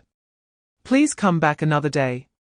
Chu Sheng frowned, visibly impatient. "What are you babbling about?" The servant looked up in shock, not having the time to ponder the meaning of these words, when suddenly a dark light split the air in front of him. The 10,000 soldiers devouring the abyss surged with a piercing energy, slicing straight towards the My residence. In an instant, the sound of bricks and stones shattering, beams and pillars snapping, and tiles breaking all mixed together, forming a deafening roar of destruction. The servant and the large My residence were directly split in half. A chasm deep enough to see the bottom extended from the front gate all the way to the backyard. Chapter 256, Zhuanshan Prefecture. That side was silent for a full 2 seconds, as if the air had solidified. Then, Cheng Yi's furious shout erupted like thunder. "You killed him too?" "Yeah, he wanted to protect those families selling bone addiction powder, so I just killed him. What's wrong with that?" "What's wrong? Haven't I told you that there are only 3 geniuses in my life that I truly admire? My Hanjing is the third." Cheng Yi's tone was filled with immense sorrow. However, this couldn't be blamed on him. The 3 geniuses he had the highest hopes for, the 3 pillars of the future Northern Expedition Army in his eyes, had all fallen at the hands of the same person. If it were anyone else, they would be furious to the point of spitting blood. But Chu Sheng was a genius among geniuses, a superman. Compared to anger, what he felt at that moment was more of an inexplicable frustration, an urge to curse. "Oh, I'm really sorry about that. Why didn't you say so earlier?" Upon hearing this, Cheng Yi's anger dissipated by more than half in an instant. He had thought Chu Sheng would only stand his ground or scoff dismissively. He never expected to hear such an apology-like statement. This was quite rare and indicated that he genuinely recognized his mistake. Chapter 257, Help me convey a message to the Federation's High Command superpower. Cheng Yi asked in confusion, "What do you mean?" Chu Sheng's voice remained calm. "Just the literal meaning. Instead of negotiating, directly send troops to the barbarian territory and bring our compatriots back from Zhuanshan Prefecture." Cheng Yi shook his head without thinking. "That's not possible. If the Great Shia dares to be the first to ignite the flames of war, the Star Alliance won't let it pass. If we lose our qualifications as a member of the Star Alliance, the Great Shia is finished. Don't worry, I got this. I know you are very talented." But right now you're not even a martial saint, you still need time. Cheng Yi paused, his tone becoming heavier. I know you have a trump card. But as you said, such a card that can turn the tide, I guess you currently can't prove it. Without concrete evidence, who can believe you?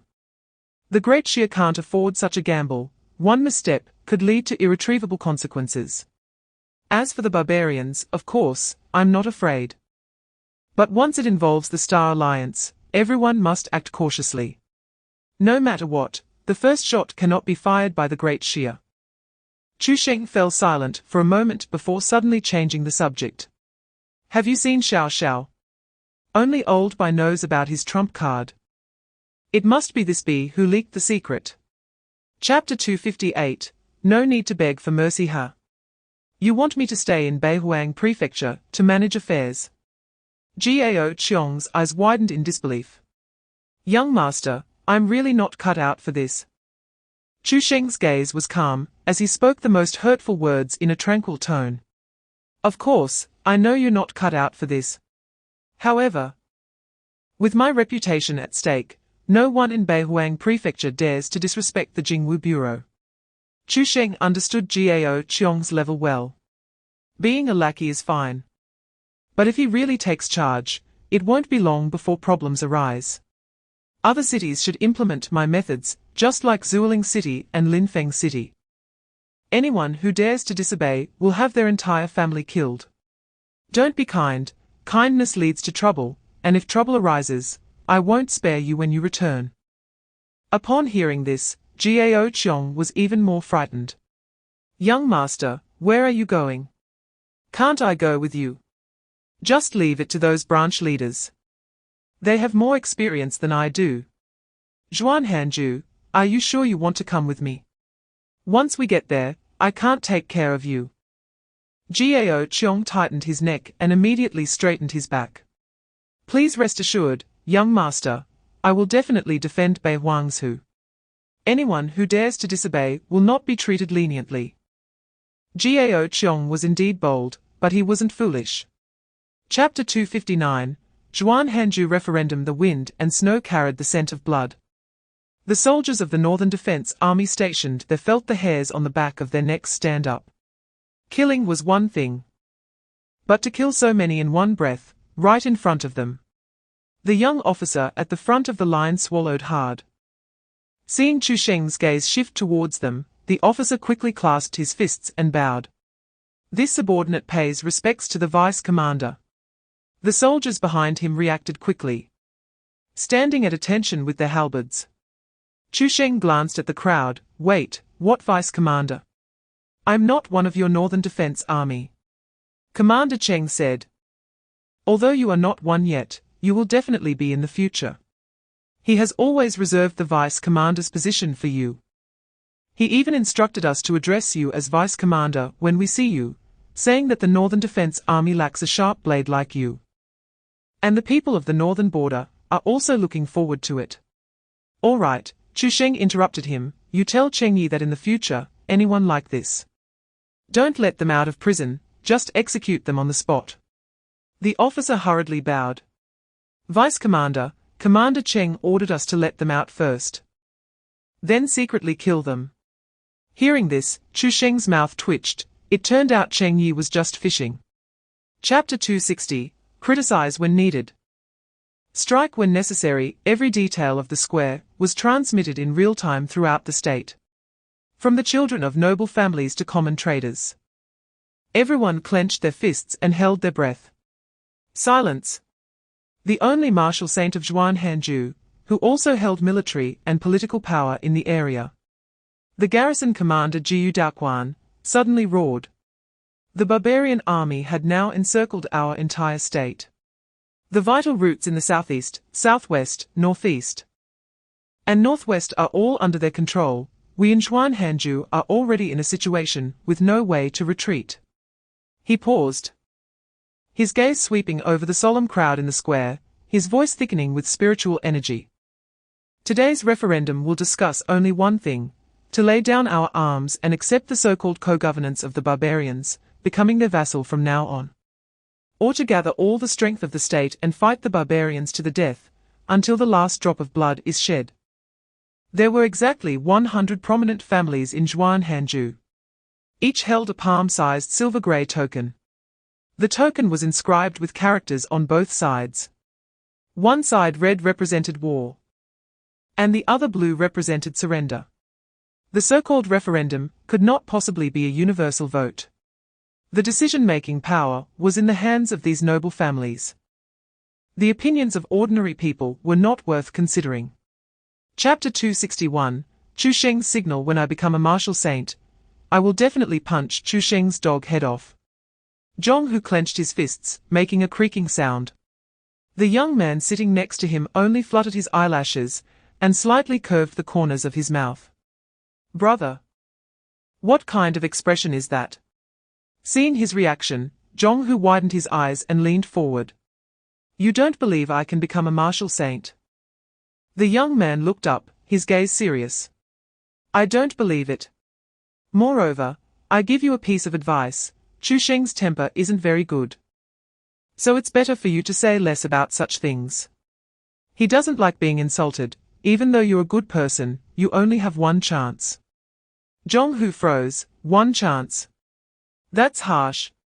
Be grateful. If it were someone else, they wouldn't even wait for the insult to be uttered before he would have acted. You're still better than that, Chu Sheng. Zhong Hu looked at the young man's profile, feeling indignant. It was his mess to begin with. And now all the trouble is left for Zhuanghanju to bear, while he acts as if nothing happened. Only you, brother, came all the way from the Great Shire to support. I truly admire your courage. How about this, since we are fated to meet, let's become sworn brothers, supporting each other in life and death from now on. Chapter 262, Unless a martial saint comes a few minutes earlier. In the main tent of the barbarian camp, the barbarian leader Momocha looked up at the man in the brocade robe beneath him, his eyes filled with undisguised disdain. I have arranged everything as you said. If they don't come to attack the camp, you know the consequences. The man smirked, his face showing almost arrogant confidence. Rest assured, General, my information is absolutely reliable. The people at Duanlang Pass will definitely come tonight. Perhaps someone has already infiltrated the main camp. Momocha nodded in satisfaction. He casually grabbed a piece of raw meat still stained with blood from the table and tossed it to the man like throwing a bone. The brocade-robed man caught it. Though he found it disgusting, he quickly bowed to accept it. Very good. Momocha grinned, revealing 2 rows of yellowed fangs. Once we flatten Duanlang Pass, this place will be handed over to your Kong family to manage. Everything within the pass that has benefits will belong to your Kong family, as long as you obey. I guarantee your Kong family will be 10 times more prosperous than before. Kong Ji shook his head calmly. General, you misunderstand. The reason I took the risk to come here today is not for the wealth of the Kong family.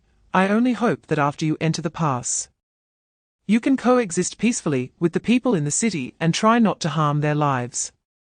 Chapter 263, Eliminate traitors and collaborators. Is this what they call a battle formation? Chu Sheng's lips curled with interest. That earlier move, swallowing the sea and sealing the mountains. Even a martial artist of the same realm would find it hard to withstand. Yet now, this blood-red dome was formed by 3,000 barbarian soldiers, most of whom were only at the 4th level, with the strongest being merely at the 7th level. Yet this group of ants could withstand it steadily, even counterattacking with some force. This was already a commendable achievement. He slowly raised his hand, and the 10,000 soldiers devouring the abyss once again gathered strength. Before the knife strike fell, a blood-red wave suddenly erupted from the camp. A burly figure, like a cannonball, landed right in front of Chu Sheng. It was the barbarian General Momocha. With blood on his lips, he raised his neck and shouted angrily, Senior. As a half-step martial saint, you dare to slaughter my clan's soldiers? Aren't you afraid of divine retribution, being unable to break through the 3rd realm in this life? Chu Sheng's hand holding the knife paused slightly. Huh?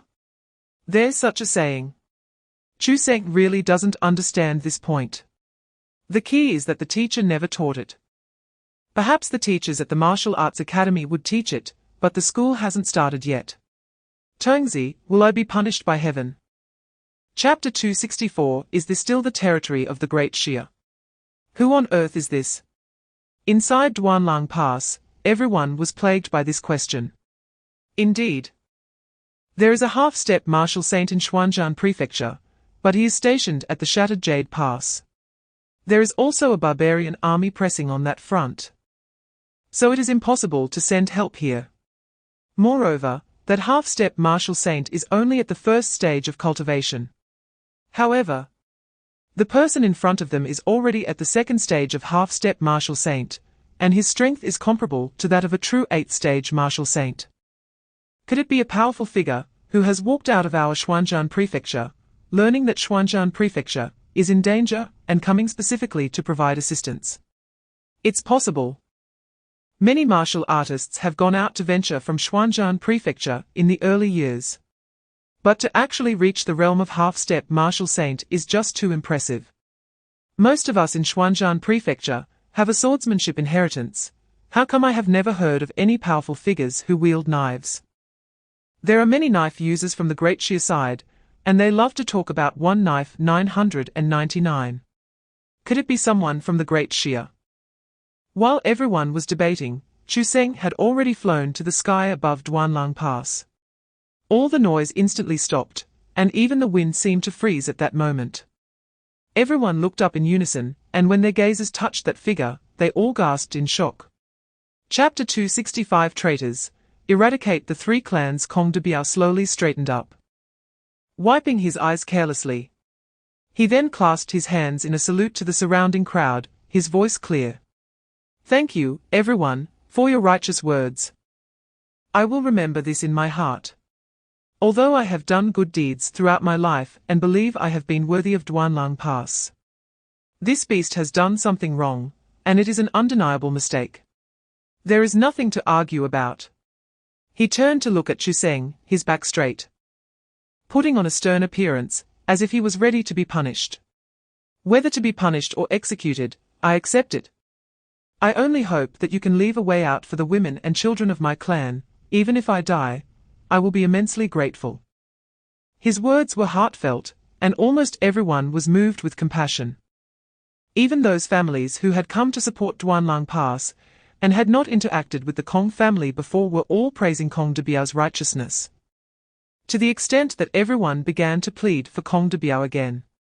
Chu Sheng's fingers gently stroked his storage ring, but the coldness in his eyes did not diminish in the slightest. The head of the Kong family is indeed very principled. I am deeply impressed by this.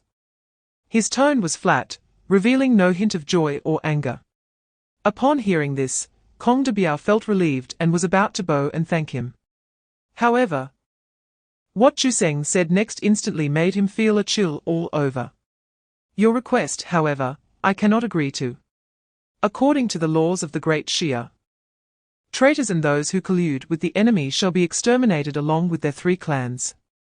Chapter 266. I've finished speaking, you may express your opinions now.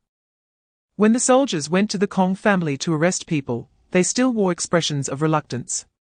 Over the years, the Kong family had a really good reputation at Duanlang Pass. They only thought that the Kong family was entirely implicated by Kong Yao.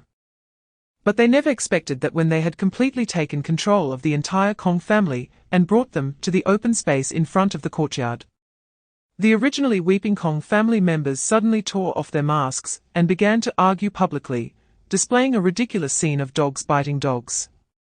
It was the second branch. The idea of informing the barbarians was first proposed by the second branch. The second branch was not willing to back down, their sharp voices piercing through the chaos. Nonsense. You all said Duanlang Pass couldn't be held, that we should have made plans early, we only proposed it. Aren't you the ones who made the decision? Both sides exchanged words and revealed all the details of their collusion with the enemy. The expressions of the escorting soldiers gradually changed from reluctance to shock and disdain. They did not expect that the entire Kong family had indeed colluded with the enemy. This truly was a death that was not unfair at all. In the morning, after the news of the Kong family's collusion spread, those who had previously spoken for Kong de Biao all had particularly ugly expressions. At the same time, their awe for Chu Sheng increased several folds. Chapter 267 Preparing for promotion. The head of the Li family had not yet spoken when a black light, as fast as a meteor, tore through the air, accompanied by a piercing whistle, and charged directly at him. Bang! With a muffled sound, the Wanbing Xiuan directly pinned him to the wooden pillar behind him. The blade sank into the hard alloy pillar by several inches, leaving only half of the tail end exposed. Warm blood dripped down the blade, soaking the pillar and blooming into a glaring red flower. The eyes of the head of the Li family widened, and after a brief spasm of his limbs, they completely drooped, and he fell silent. Everyone in the hall suddenly froze, their faces drained of color. I have said before, when I speak, I do not like to be interrupted. If you have anything to say, wait until I finish. His gaze swept over the trembling heads of the families. The head of the Li family tried to defy the law, which serves as a reminder to all of you. Saying this, he lifted his chin and called out to the soldiers outside the hall. Drag him away and clean it up. Additionally, send my orders for General Sun to immediately take people and execute his entire family, leaving not one behind. All the materials stored in his residence will be confiscated and, after registration, handed over to the military for management. The soldiers outside the hall took their orders, and the crisp sound of armor clashing was particularly jarring in the silence. Chapter 268 The twin dragons compete for the pearl. The heavenly pillar tilts the next day, outside Fascia Pass, in the barbarian Central Army's tent. Say that again. The commander of the barbarian coalition, Kaya, wondered why there seemed to be some weakness in that red light. It turns out it was for this reason. How ridiculous that I previously thought it was because that true dragon was aging and its fate was gradually declining. It turns out it coincided with the hidden dragon in the abyss, about to break through. No wonder the great Khan. This is a heavenly opportunity that must be seized to deal with him now, otherwise, once he breaks through in the future, he might truly become a great threat to our clan. The great Khan nodded. Although he became Khan mainly because of the golden bloodline flowing in his veins, his judgment at these critical junctures has never been wrong. In fact, like some other alien rulers nearby, he had already planned to send someone to infiltrate Daxia and secretly assassinate Chu Sheng as soon as he heard about his deeds. The course of events was astonishingly similar to those of other alien races. Chapter 270 Myriad spirits devour the divine body on the 1,000-mile ice river. The grand spectacle was ultimately coming to an end. The azure golden light column, like a giant candle burned out, gradually retracted its brilliance. The snow armor in the sky also shed its armor's chill and returned to soft snowflakes. At this moment, the ice river had long since turned into a surging torrent. The broken ice was tossed and turned by the waves, carrying the last few strands of sunset light from the horizon, rushing eastward. Chu Sheng stood at the crest of the waves, his dark robe fluttering in the cold wind, making a rustling sound. The aura of an 8th-level martial saint surged like a tidal wave across the land, pressing down the wind in the world by half. There was no one around to witness it, yet it could be said that every inch of land on this planet, every breeze, was a silent witness. They witnessed how Chu Sheng shattered the martial arts chasm over more than 100 days and nights, and stood atop the pinnacle of this planet. The hardships he endured were known only to Chu Sheng himself. Ding consumed 4,000,000 justice points. Your martial arts level has been raised to the first layer of 8th level, Golden Body Realm, alongside escaped, carrying away the stagnant energy accumulated over more than 100 days, dispersing cleanly in the cold wind.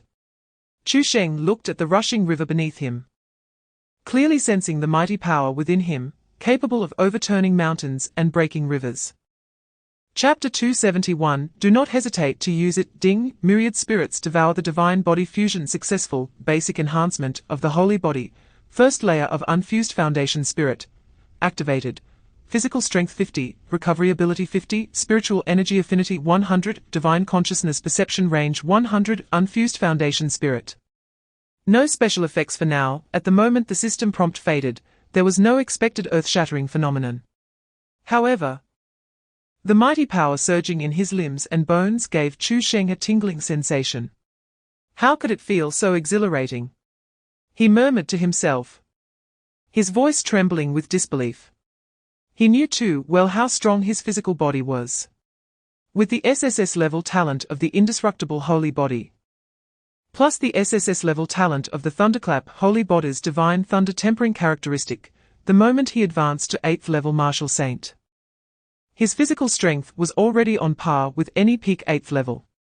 It could be said that in terms of physical strength alone, he was the ceiling of Jinning Star. And now, under the 50-point enhancement of the myriad spirits devour the divine body, the ceiling of Jinning Star had risen significantly once again. Leaving others far behind was indeed a very pleasant thing, but suddenly, Chu Sheng's brow furrowed. Chapter 272 The coldness does not come from the wind and snow. Seeing everyone stop and take out porcelain bottles from their bosoms, pulling out a pill. Behind, the barbarian leader was taken aback, then raised his hand to signal the pursuing crowd to stop. It turned out to be the people of the Northern Army. I wondered why they were so bold. To be honest, what I admire most are those with blood and guts. How about this? As long as you surrender, I can spare your lives. Besides, I know you hate the people of Cold Moon City, and when we break through Cold Moon City, I will let you take revenge personally. Zhao Shanhe chuckled softly. Surrender. Do you know what the first rule of the Northern Army is? The barbarian leader raised an eyebrow. Oh? I would like to hear more. Defend our territory, protect our people, and fight to the death without surrendering. Zhao Shanhe articulated each word, his voice not loud, but it sounded like thunder in the wind and snow. The accounts of Cold Moon City are our internal affairs of Daxia. It is not up to you barbarians to incite us.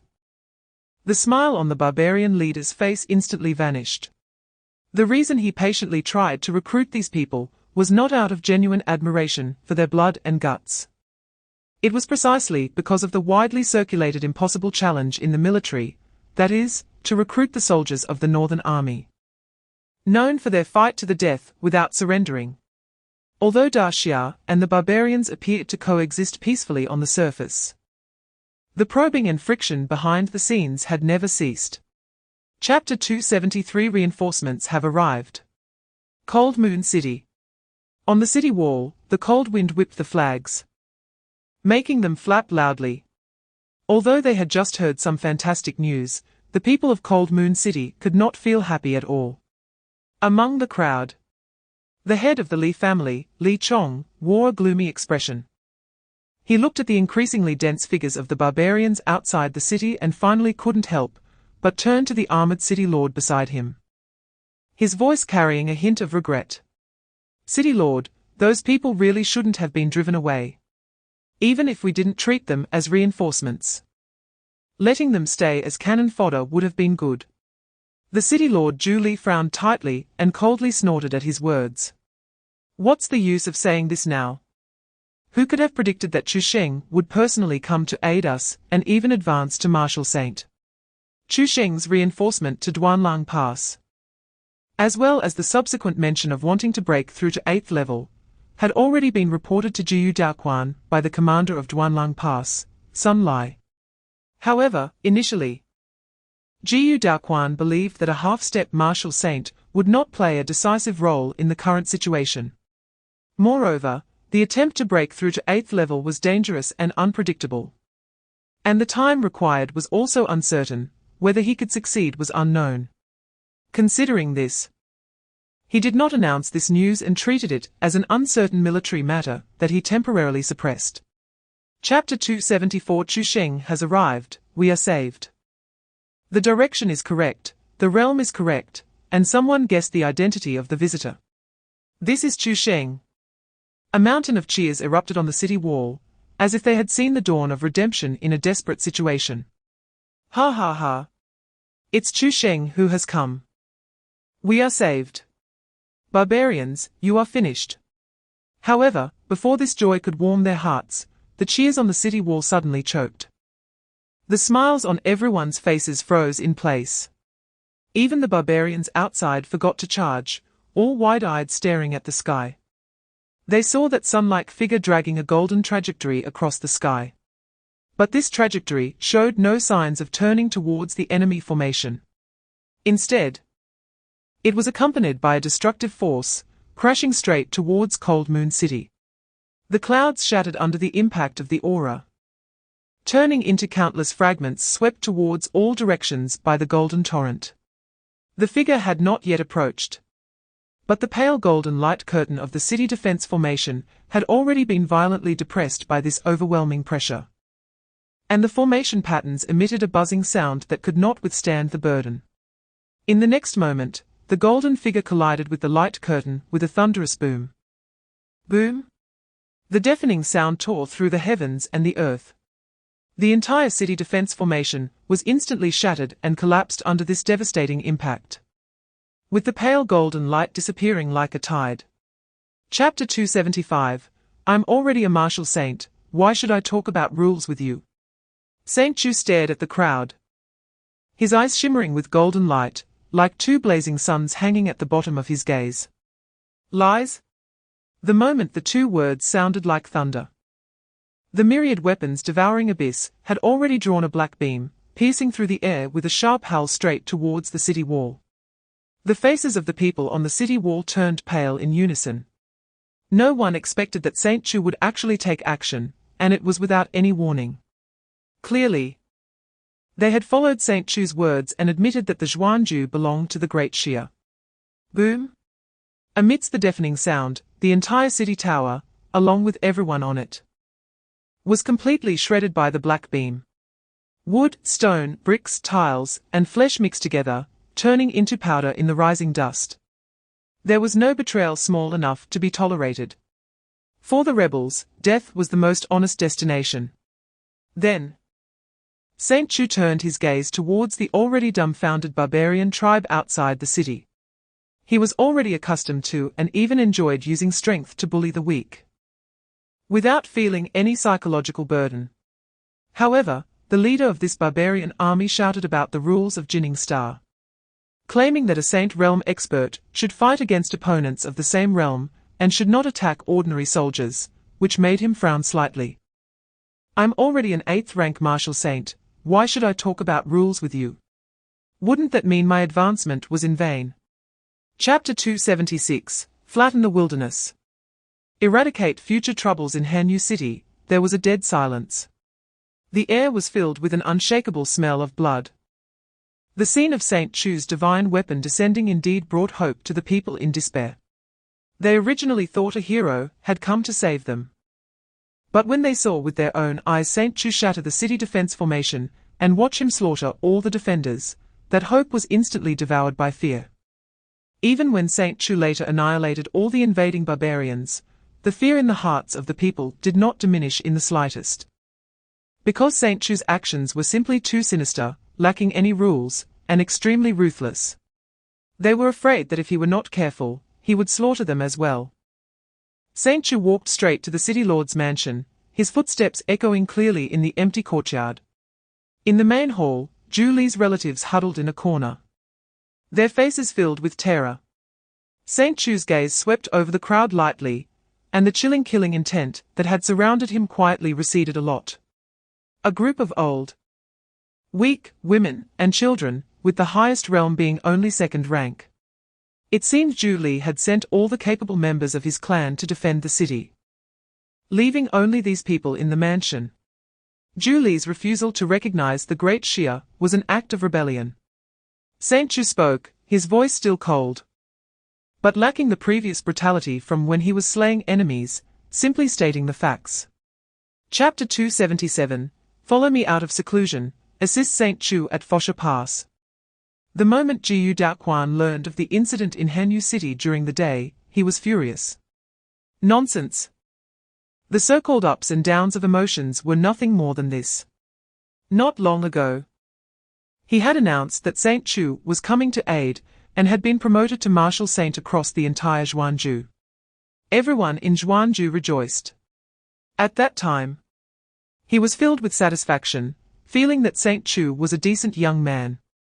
He had made a mess and knew to come and bear it. Although Saint Chu had caused quite a stir at Duanlang Pass, provoking a number of families there to collectively seek justice from him. Such small problems were almost negligible in the face of the survival of Zhuanzhou. But in the blink of an eye, Saint Chu had nearly wiped out the defending army of Hanyu City and the various families. This was no small issue. The city defense formation was broken. The troops were gone. What if the barbarians took advantage of this gap to invade? Zhu Li and others did not recognize the Great Xia. Drove away the Great Xia reinforcements, and Saint Chu killed them, which was justifiable as treason. But what Jiyu Daoquan truly cared about was that they were at a critical moment with the barbarian army pressing in. Saint Chu should have waited until they passed this immediate crisis before settling accounts. He thought about scolding Saint Chu a few more times. Chapter 278, Indestructible. But what about the inside? Stop!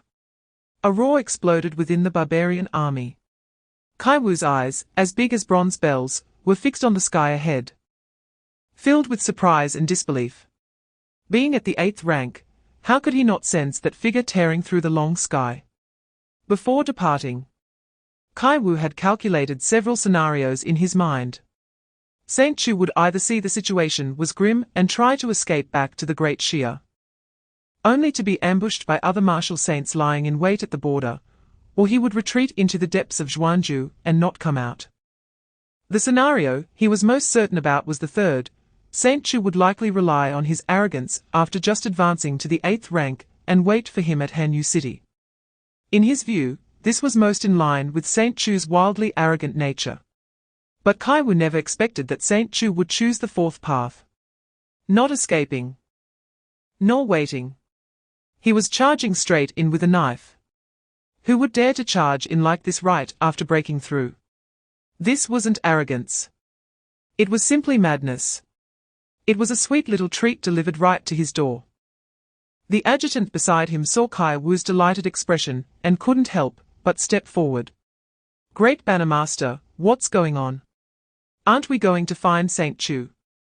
Kai Wu stared at the horizon, shaking his head and smiling. No need, he has already come to our door. Chapter 279, Within 5 days. Flatten the wilderness, a top-tier formation master once said. When designing a formation, there is no need to consider the situation of enemies appearing inside. That is not something we formation masters should manage. This statement has always been regarded as a guiding principle by all formation masters. Of course, the enemies appearing inside here refers to traitors, not someone directly breaking into the formation. After all, no one would expect that there would exist a power like heavenly justice that is so insidiously cunning. The body of a martial saint at the Golden Body Realm is still quite tough. When Saint Chu unleashed his swallowing sea and sealing mountains, Kai Wu was only left charred all over. But the other barbarian soldiers did not have such resilience. Without the blood energy barrier provided by the myriad beasts devouring heaven formation, the thunderous torrent swept through like a flood breaking a dam. And thousands of barbarian soldiers turned to charcoal before they even had time to scream. The originally dense military formation instantly left a large area empty. Before the remaining barbarian soldiers could react, Saint Chu struck again with his knife.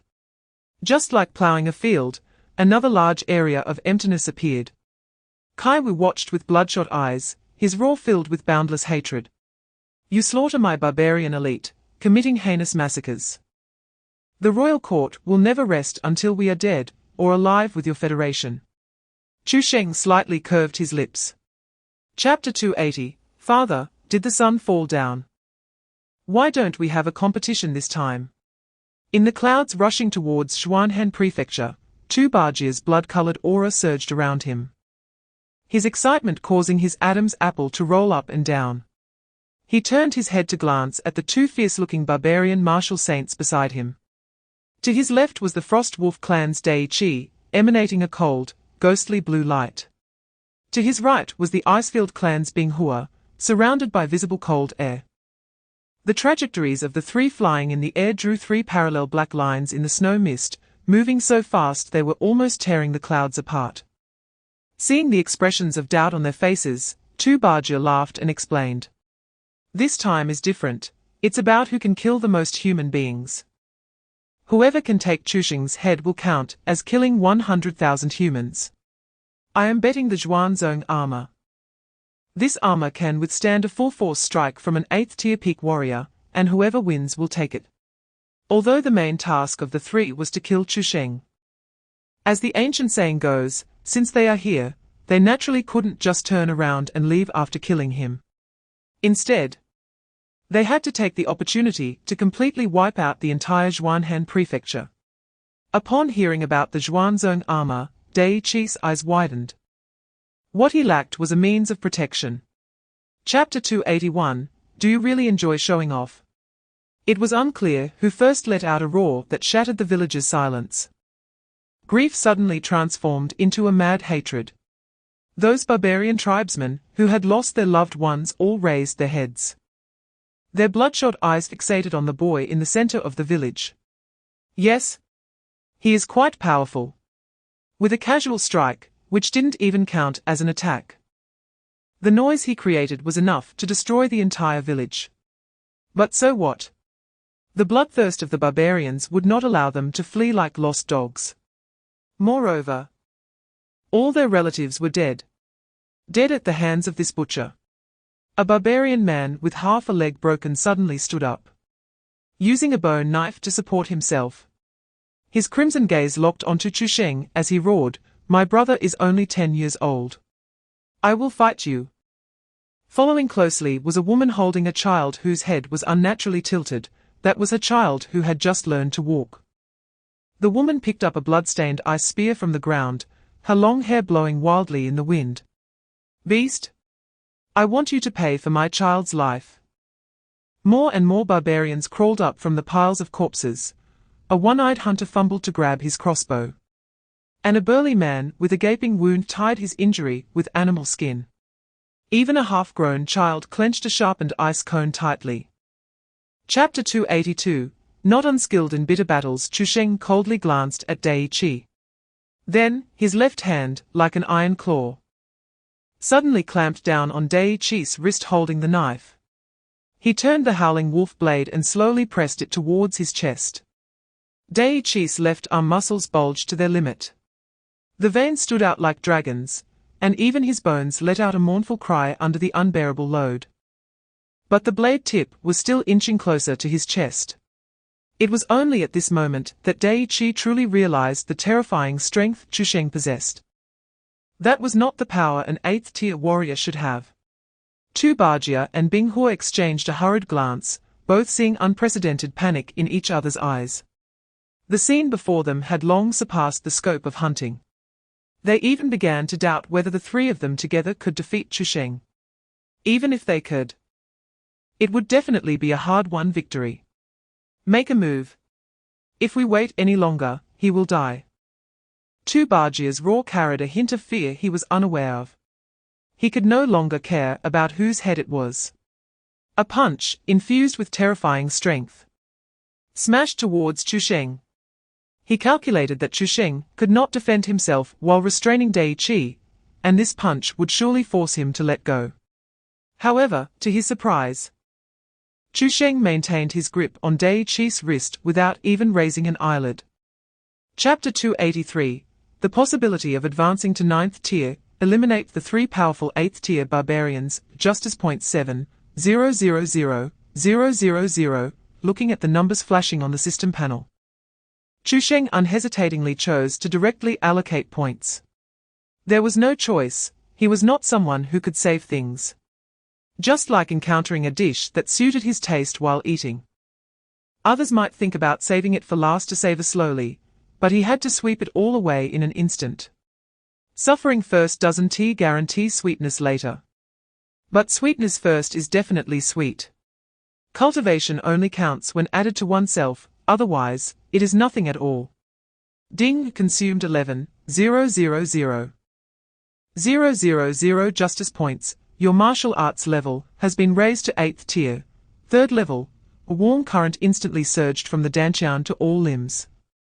A more powerful spiritual energy surged through the meridians, and the barrier of 8th tier, 3rd level crumbled like bamboo. The physical body and spiritual energy surged simultaneously under the nourishment of justice points. Before he could savor the pleasure of leveling up, even more delightful prompts followed. The host has diligently cultivated, moving the heavens, receiving a heavenly blessing, reward, Heaven's Gift Box 1, you have accumulated 20,000 justice points. You have unlocked LV6 Justice Package. After accumulating 2 justice points, you will unlock LV7 Justice Package, Chapter 284, Feigned Injury. Bluster. Red and white faces. Impossible. Absolutely impossible. Inside the barbarian king's tent, the great Khan suddenly sprang up from his throne. The high priest under the tent turned ashen, his withered fingers clutching 3 broken beast bone tokens. The tokens were made from the lifeblood of Tu Bajia and the others, refined with the sacred fire of the royal altar. They were used by the royal court to control the core combat power. This item allowed the royal court to sense their life and death in real time, and once their aura weakened, a warning red light would illuminate to dispatch reinforcements in time. But who would have thought, just moments ago, the bloodbone tokens of the 3 suddenly erupted with piercing red light, signaling that they were in danger. However, before the great Khan could send reinforcements, the 3 bloodbone tokens broke one after another. In total, it had only been 3 minutes. The great Khan did not just select any random personnel. Tu Bajia had an astonishing physique. Even ordinary martial saints found it hard to injure him. Daichi was incredibly fast.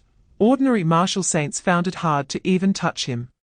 Binghua was quite versatile, with her ice skills being exceptional, capable of offense, defense, and control. With the 3 working together, he truly could not fathom how they could lose. And lose so completely and quickly. Even if they encountered an 8th tier peak warrior, they might not necessarily be defeated. How could they be killed in just 3 minutes? Could it be that the great Xia had set an ambush in advance? Chapter 285, in the name of the Federation, order Chu Sheng to return outside the barbarian royal court. The lead envoy straightened his robe, which had been blown askew by the wind, and turned to remind the few attendants behind him. The barbarian royal court is very hierarchical. So pay attention when you enter the big tent in a moment. We represent the Great Xia Federation, and losing face means losing the Federation's dignity. Then he looked at the middle-aged man beside him. Zhuo Long, you will be fully responsible for the negotiations later. Remember, General Long is our last trump card. So make sure to reveal him only at the most critical moment. Zhuo Long, who was called out, was taken aback and pointed at himself in confusion. Ah? Me? Minister Wang. I only got into the reception hall through connections. I really can't handle negotiations. Minister Wang waved his hand. Hey, with General Long here, what are you afraid of? Anyway, anyone can do it. This will be a good experience for you. Zhuo Long was so anxious that his face turned pale, and just as he wanted to decline again, a coarse voice from the barbarian guards outside suddenly announced, "The Great Khan summons you into the tent." Without giving Zhuo Long another chance to speak, Minister Wang directly pushed him forward and urged in a low voice, "Hurry up, remember to say less and nod more. If you really can't handle it, just look at my expression, I'll give you a signal." Chapter 286. The plan needs to be restarted. The Great Khan stared intently at Minister Wang. Seeing the flustered look on his face, which didn't seem feigned, he pondered secretly.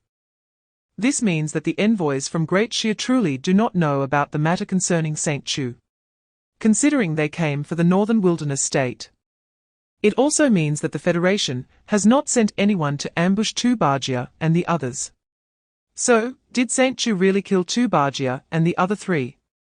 The moment this thought emerged, the Great Khan's pupils suddenly constricted.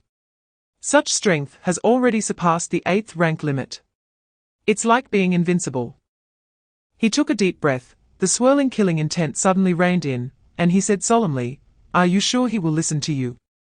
Minister Wang straightened his back and confidently patted his chest. "Rest assured, Great Khan, I am fully confident about this. As the official envoy of Great Shia, our every word and action represents the Federation. If Saint Chu dares to defy orders, it would be a blatant violation of the Federation's laws, truly a rebellion." The Great Khan still had some doubts. Can your Federation's laws control this monster? Minister Wang slightly raised his chin, and a hint of pride flashed in his eyes. Of course they can. This is not like before. If he dares to resist, even Cheng Yi won't protect him. How can he stand against the entire Federation by himself? Chapter 287, You Say I'm Heartless.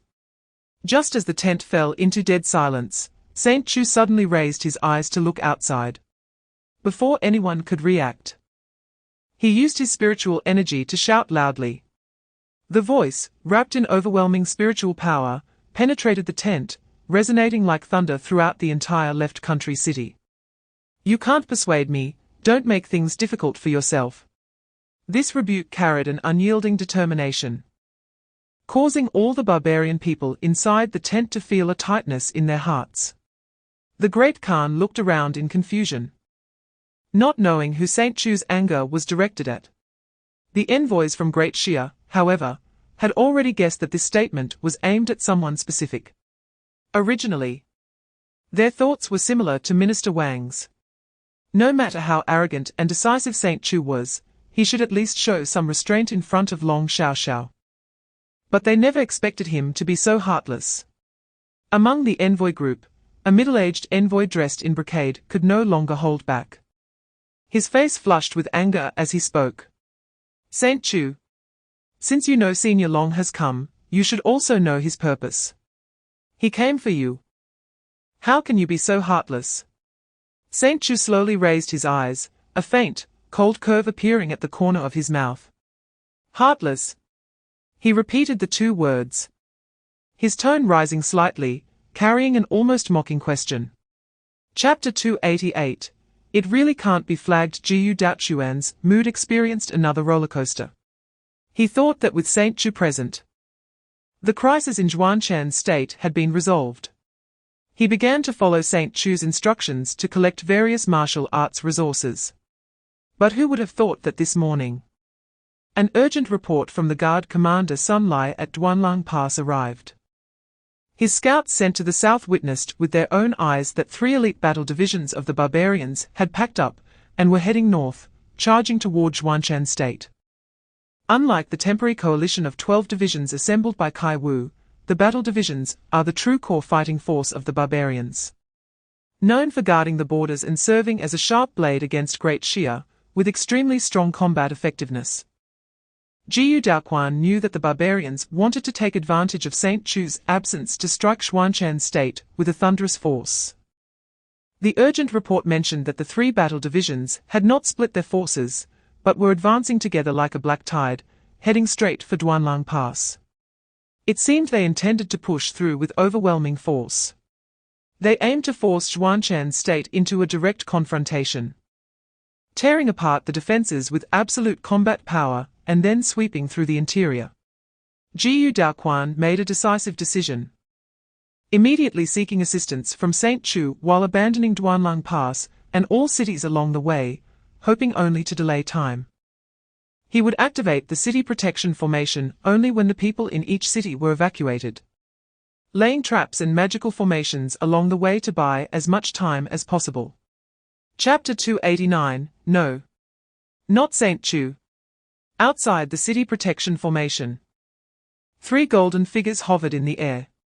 The unique pressure of the 8th rank martial saint enveloped the entire Dingchuan city like 3 massive mountains. They looked at the light barrier that enveloped the city, their smiles filled with undisguised disdain.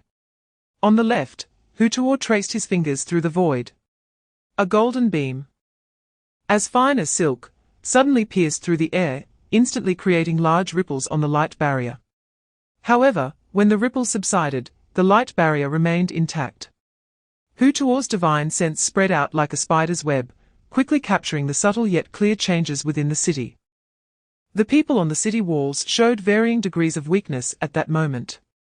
He raised an eyebrow, a cruel smile forming at the corner of his mouth as he scoffed.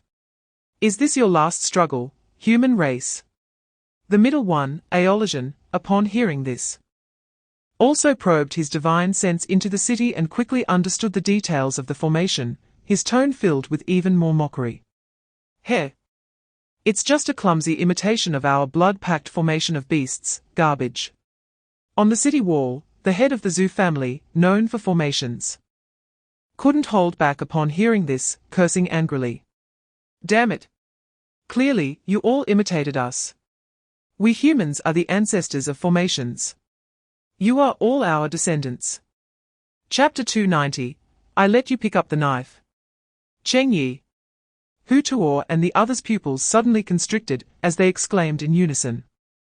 They knew better than anyone how strong the strength of this Northern Army commander was. At this moment, looking at that golden light tearing through the sky and feeling the familiar pressure that made their blood freeze, Hu Tuo and the others felt their scalps tingle, fear surging like a tide in their hearts. Crazy, Cheng Yi has gone mad. He is openly declaring war on my barbarian race. The Great Khan will definitely report this to the Star Alliance. The Star Alliance won't let him off. He is finished, and Great Shia is completely finished. Ollie suppressed the fear in his heart and roared, "We'll talk about this later. Let's join forces first." Hu Tuo and Teng Ji almost simultaneously reacted. The three of them pushed their palms together, unleashing their spiritual power without reservation. 3 golden torrents, as solid as cast iron, roared and converged in midair, intertwining into a dense, impenetrable spiritual barrier covering several meters, facing the incoming gunlight. Clang! The huge sound of metal clashing shook the heavens and earth. The violent energy ripples swept around, sending the barbarian soldiers in front of them flying in chunks, creating a 100-meter-wide vacuum zone. Chapter 291, A Trip to Zhengzhou. The sounds of battle outside Dingchuan City gradually subsided. The afterglow of the setting sun dyed the sky a crimson red, merging with the winding river of blood below, making it indistinguishable where the sky ended and the blood began. When Cheng Yi arrived at the top of the city, Jiyu Daoquan trembled and saluted, saying, "If it weren't for General Cheng personally leading the Northern Army to provide timely support, Dingchuan City would have turned to ashes today. And we would have become souls under the blades of the barbarians. The grace of rebuilding, on behalf of all the military and civilians of the province, I, Jiyu Daoquan, will never forget." The others also knelt down one after another, their hoarse voices of thanks rising and falling. Cheng Yi raised his hand to signal Jiyu Daoquan to stand up, his voice calm, but carrying immense weight. "General Jiyu, your words are heavy. The Northern Army's duty is to guard the borders. The barbarians' wolfish ambition has trampled upon our signal fires and slaughtered our border citizens countless times over the centuries. Today, they dare to openly invade. We soldiers must draw our swords. What talk of gratitude is there?" After Jiyu Daoquan stood up, he nodded reluctantly. "It's laughable. I once thought the Federation would truly abandon us. Now that I think about it, I was wrong about the Federation." As soon as he finished speaking, Jiyu Daoquan did not see a reply. When he looked at Cheng Yi, he noticed a strange expression on his face. Chapter 292, The Position of the Commander. A matter of course, Jiyu Daoquan looked into the undeniable golden light in Chu Sheng's eyes and felt a chill run down his back. Lead the troops to Zhengzhou. ISNT that to take the Northern Army into Zhengzhou. His Adam's apple bobbed twice, and he found it difficult to speak. After all, although Chu Sheng was at the peak of the 8th stage, the Federation's head, Ji Qingyang, was also at the peak of the 8th stage, and had been for a long time. Not to mention that Zhengzhou was filled with hidden talents. There were at least 10 8th-stage experts, both openly and secretly. In terms of top-tier combat power, the northern border was already at a disadvantage. It was one thing to be outmatched in top-tier combat power, but what was more concerning was the disparity in troop strength. Although the Northern Army was said to be the elite of the northern border, every soldier was capable and battle-hardened. Their full strength only amounted to half of the Central Army. If the Federation truly became angry and called upon troops from other army divisions to reinforce Zhengzhou, the Northern Army would appear even more fragile. This seemed like hitting a rock with an egg. Chu Sheng and Cheng Yi had already saved Zhuanshan province twice, and he genuinely did not want anything to happen to them. However, Chu Sheng did not give him the opportunity to persuade him. He suddenly turned around, his gaze like a golden blade falling on Jiyu Daoquan. Now that the barbarians have been completely eradicated, there are no major threats in the northern border, and your Zhuanshan province does not need any city defenses. Chapter 293, Capturing Jiao Qiong, is not targeting Chu Sheng in North Wilderness Province, Sulong City. Outside the city, dust billowed, and the Northern Army's iron armor reflected a cold, hard iron color in the sunlight, making it hard to breathe. The commanding Northern Army General, Sun Fei, stood at the foot of the city, holding his token high.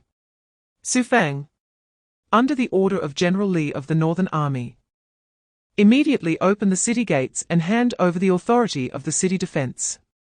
On the city wall, Su Fang shook his head and replied calmly. General Sun seems to have forgotten that the City Guard Army is part of the local defense system, governed by the city supervisors. Your Northern Army's order cannot extend to my City Guard Army's defense. Sun Fei's face stiffened, and he forced a calm demeanor. General Cheng announced that the northern border has entered a wartime state. Wartime defenses are unified. You are clearly using the system as an excuse to disobey. If you delay any further, I will treat it as collusion with the enemy. Su Fang suddenly laughed, a hint of mockery in his voice. General Cheng. It's rare for General Sun to remember General Cheng. But the order you hold is clearly from your General Li. General Cheng has been placed under house arrest in Zhengzhou, instead of thinking about how to rescue him. You are using the new commander's token to seize the city defense of your own city. Upon hearing this, there was a stir among the Northern Army ranks below. Many soldiers instinctively lowered their heads. Chapter 294, This high-level match is secure. Chu Sheng did not lower his gaze to the filth beneath his feet. Full of lies. When did the Northern Army come under the orders of such a clown? The surviving soldiers were swept by his gaze, each lowering their heads in fear to avoid direct eye contact. Under whose orders are you here for Sulong City? A leading ensign trembled and raised his head, cold sweat covering his forehead. Back to Chu Sheng, it's General Li, Marshal Li Wenlong's order. He said there are flaws in the city defense of Sulong City and wants us to take over the defense. Li Wenlong. Marshal. Chu Sheng frowned, a glimmer of understanding flashing in his eyes. Sure enough, those in the Federation had seized the excellent opportunity, while Cheng Yi was under house arrest and could no longer hold back their desire to take control of the Northern Army. What was the matter with Jiao Qiong being captured? Chu Sheng pressed, his spiritual power unconsciously surging. The ensign turned pale at the questioning, stammering. Some clan leaders united and reported Jiao Qiong to General Li, saying he abused his power under the guise of law enforcement and was actually trying to seize the assets of each family. General Li said that the clans are the foundation of stability in the northern border and must not be moved. Moreover, the Federation has also issued a clear order stating that Jiao Qiong must be severely punished to serve as a warning. Chapter 295, You Don't Know. Chu Sheng is already at the peak.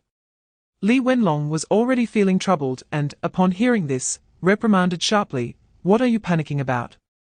What happened? A personal guard swallowed hard and said urgently, It's the old family head of the Qian family from Changzheng City.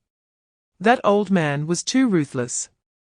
He broke 3 of Jiao Qiong's ribs, and his mouth and nose are full of blood. He might have ruptured his internal organs, now he is lying on the ground, barely breathing. Nonsense. Li Wenlong gritted his teeth and cursed under his breath. Quickly send my order, use the best pills to treat Gao Cheong and ensure he survives. If he dies, the Northern Army will know that I never took Chu Sheng, the successor personally chosen by Cheng Yi, seriously.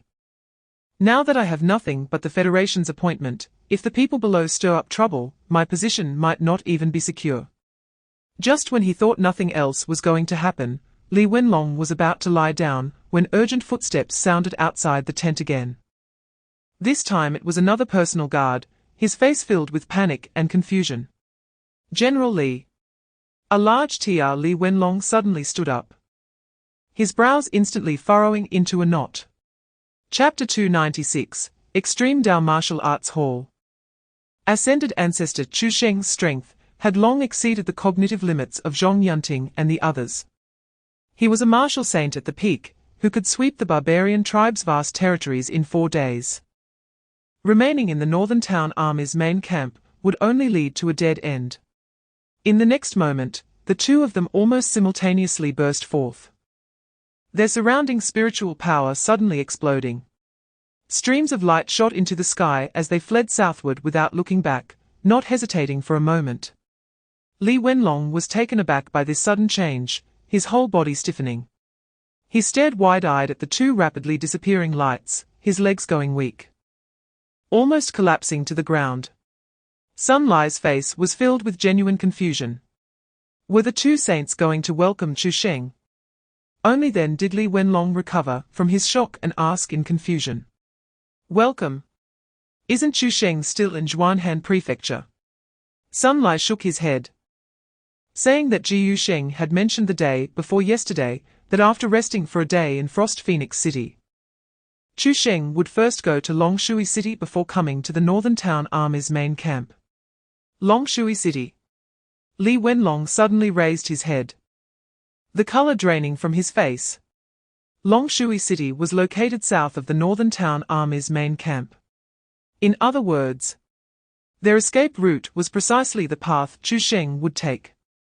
This wasn't an escape, it was simply walking into a trap. Chapter 297, History is merely a cycle. As one of the most famous heavenly breathing techniques in the Great Xia, the yin-yang spiritual breath technique was the treasure of the Extreme Dao Martial Arts Hall. This breathing technique, when cultivated to a deep level, could switch the attributes of true energy within at any time.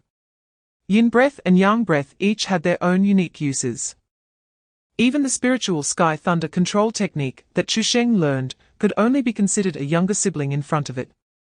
The original body had naturally heard of this breathing technique.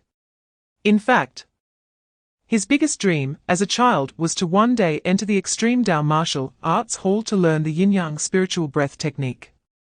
Chu Sheng twirled his fingers with golden light, his eyes flickering slightly. I said, why did you harbor killing intent towards me? Now I understand. When I was in Jinlan City, I mentioned that one day I would come to your Extreme Dao Martial Arts Hall to promote the law. I thought I would have to wait a while, but unexpectedly, you delivered yourself to my door. Zhong Yunting's left arm was in excruciating pain, his face pale as paper, struggling to scream. The foundation of the Extreme Dao Martial Arts Hall is something you cannot imagine. Do you know that 2,000 years ago, our Extreme Dao ancestor had already ascended to the realm of ascension, able to move mountains and fill seas with a wave of his hand?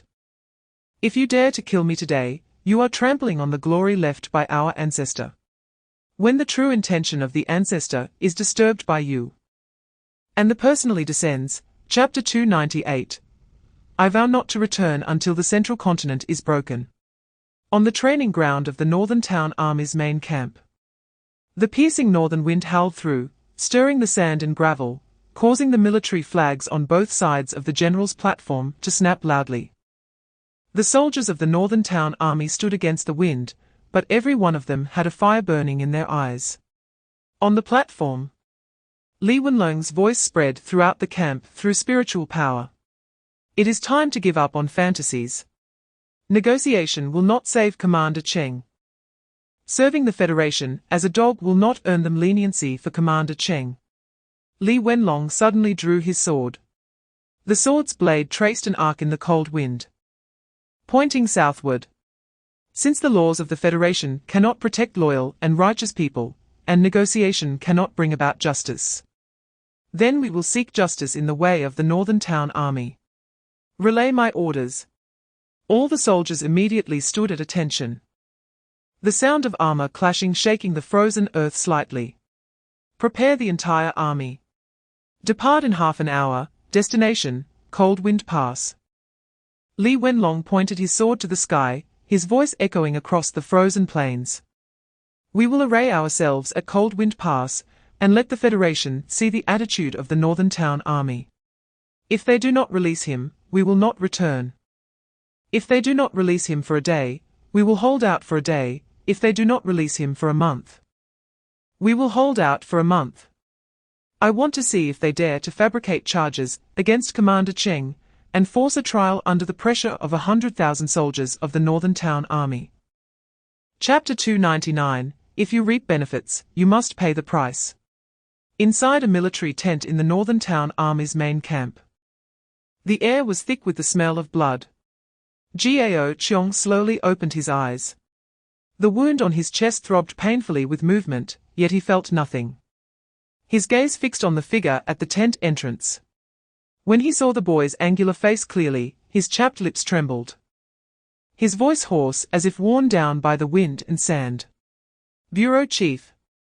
Gao Cheong struggled to sit up, but the scabs on his chest tore open, seeping blood without him noticing.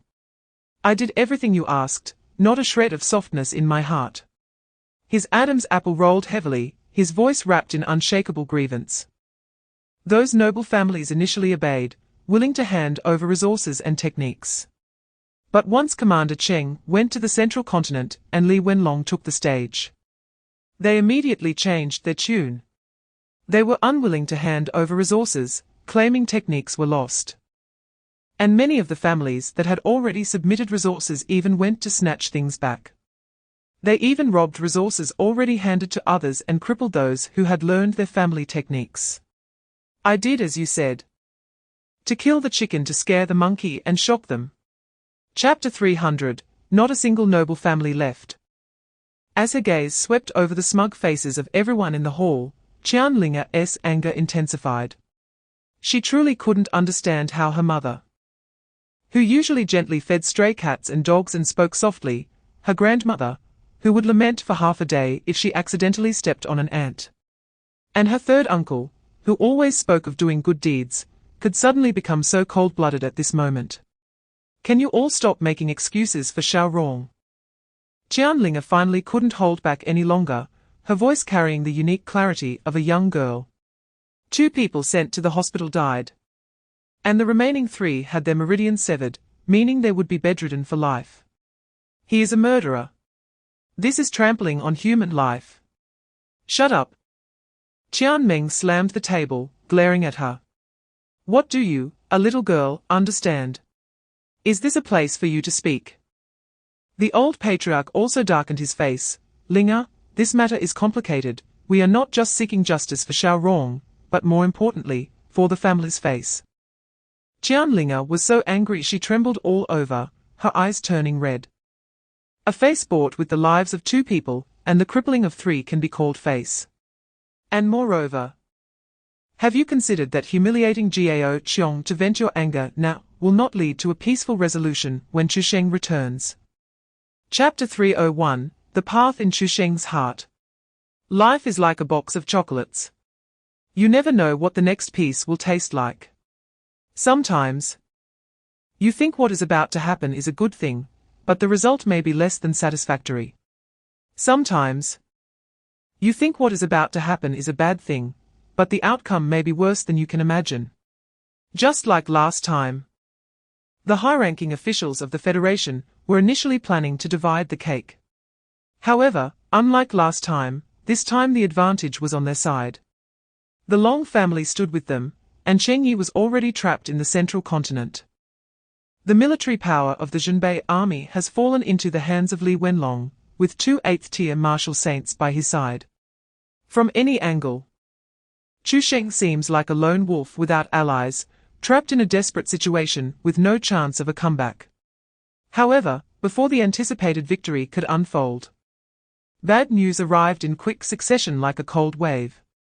First, the life tokens of Zhong Yunting and the Wang family's martial saint shattered, announcing their soul's return to the underworld. Soon after, Li Wenlong was publicly executed by Chu Sheng in the Zhenbei army's camp, causing the morale of the troops to instantly waver. Before they could digest this shocking turn of events, even more severe news followed. Chu Sheng has broken through to the peak of martial saint and, relying solely on himself, has swept through the vast territories of the barbarian tribes, now possessing unfathomable strength. Chapter 302, High School Graduation. Raising an army to rebel in the year 2164 of the Great Xia Federation, at the end of August. A sudden storm swept in from the northern borders, chilling the entire Federation to the bone. Chu Sheng killed the commander of the federal garrison, Li Wenlong, seizing military power, and over 100,000 rebel troops marched south, heading straight for the Central Plains. The bronze giant bell that had stood in the capital city since the founding of the Federation unexpectedly rang 9 times. This is a warning sign of the highest crisis. It had only rung once in over 2,000 years when foreign tribes invaded, threatening the extinction of the Great Xia. In an instant, the Great Xia shook, and the people were filled with anxiety. In Nan's prefecture, 1,000 miles away, Bayan City had just experienced an autumn rain, washing away the heat completely. In a private room of Wanghu Tower to the east of the city, some students from Class 4 of Bayan No. 2 High School were gathered. Today was a lively farewell banquet, just 3 days before the Martial Arts University opened. Come on, let's toast Zhao Lei and Chen Zhu. The class leader stood up with a wine glass, his face beaming with a smile. These 2 martial champions have given our ordinary class leader some face. Zhao Lei, who was called out, scratched his head awkwardly, his dark face turning red. Class leader, don't tease me. Getting accepted was purely luck. Chen Zhu also smiled and waved her hand, her delicate face showing shyness. Chapter 303, Central Plains Showdown in the freshman group chat. The initial discussions were mostly about trivial inquiries regarding the school registration, until a message suddenly broke the calm. New student Lincoln, I have a question. My family insists on driving me to school, and has prepared 120 escort cars. Can the convoy go directly into the campus? I'm afraid parking at the school gate will affect traffic. As soon as the message was sent, the group was silent for a full half-minute. The original discussions about school registration were instantly pushed up. Following that, various replies surged in like a tide. New student, Zhao Qianyu, 120 vehicles. Brother, are you moving or going to war? Why not just bring a storage ring with 1,000 cubic meters? New student Lin Weiwei, shy expression, my grandpa insists on having 3 sixth-tier offerings follow me, saying he's afraid I might encounter some blind robbers on the road. But I think the security at Longwu Academy should be very strict, right? The group messages were being flooded at a visible speed, with various unintentional displays of wealth rising one after another. Just as everyone was competing over who had the more low-key luxury, a student named Zi Wendong suddenly popped up, directly throwing out a jaw-dropping photo. In the photo, Zi Wendong stood in front of his family's mansion's stone steps, dressed in casual attire, but unable to hide his arrogance. He was flanked by more than 20 martial artists dressed in various brocade robes. Chapter 304, Give Great Xia a chance in just one day. The entire Beihuang prefecture had turned upside down.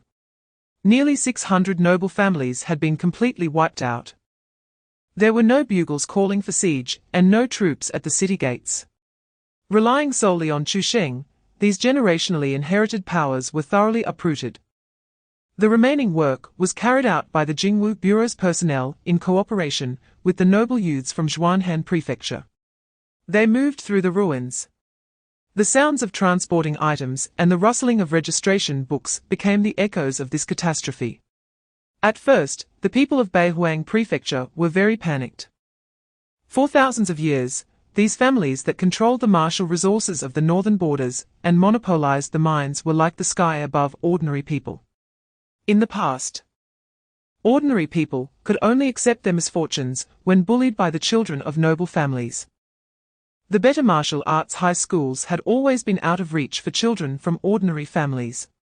Common martial artists often had to sign decades-long contracts of servitude just to obtain a single martial arts manual from these families.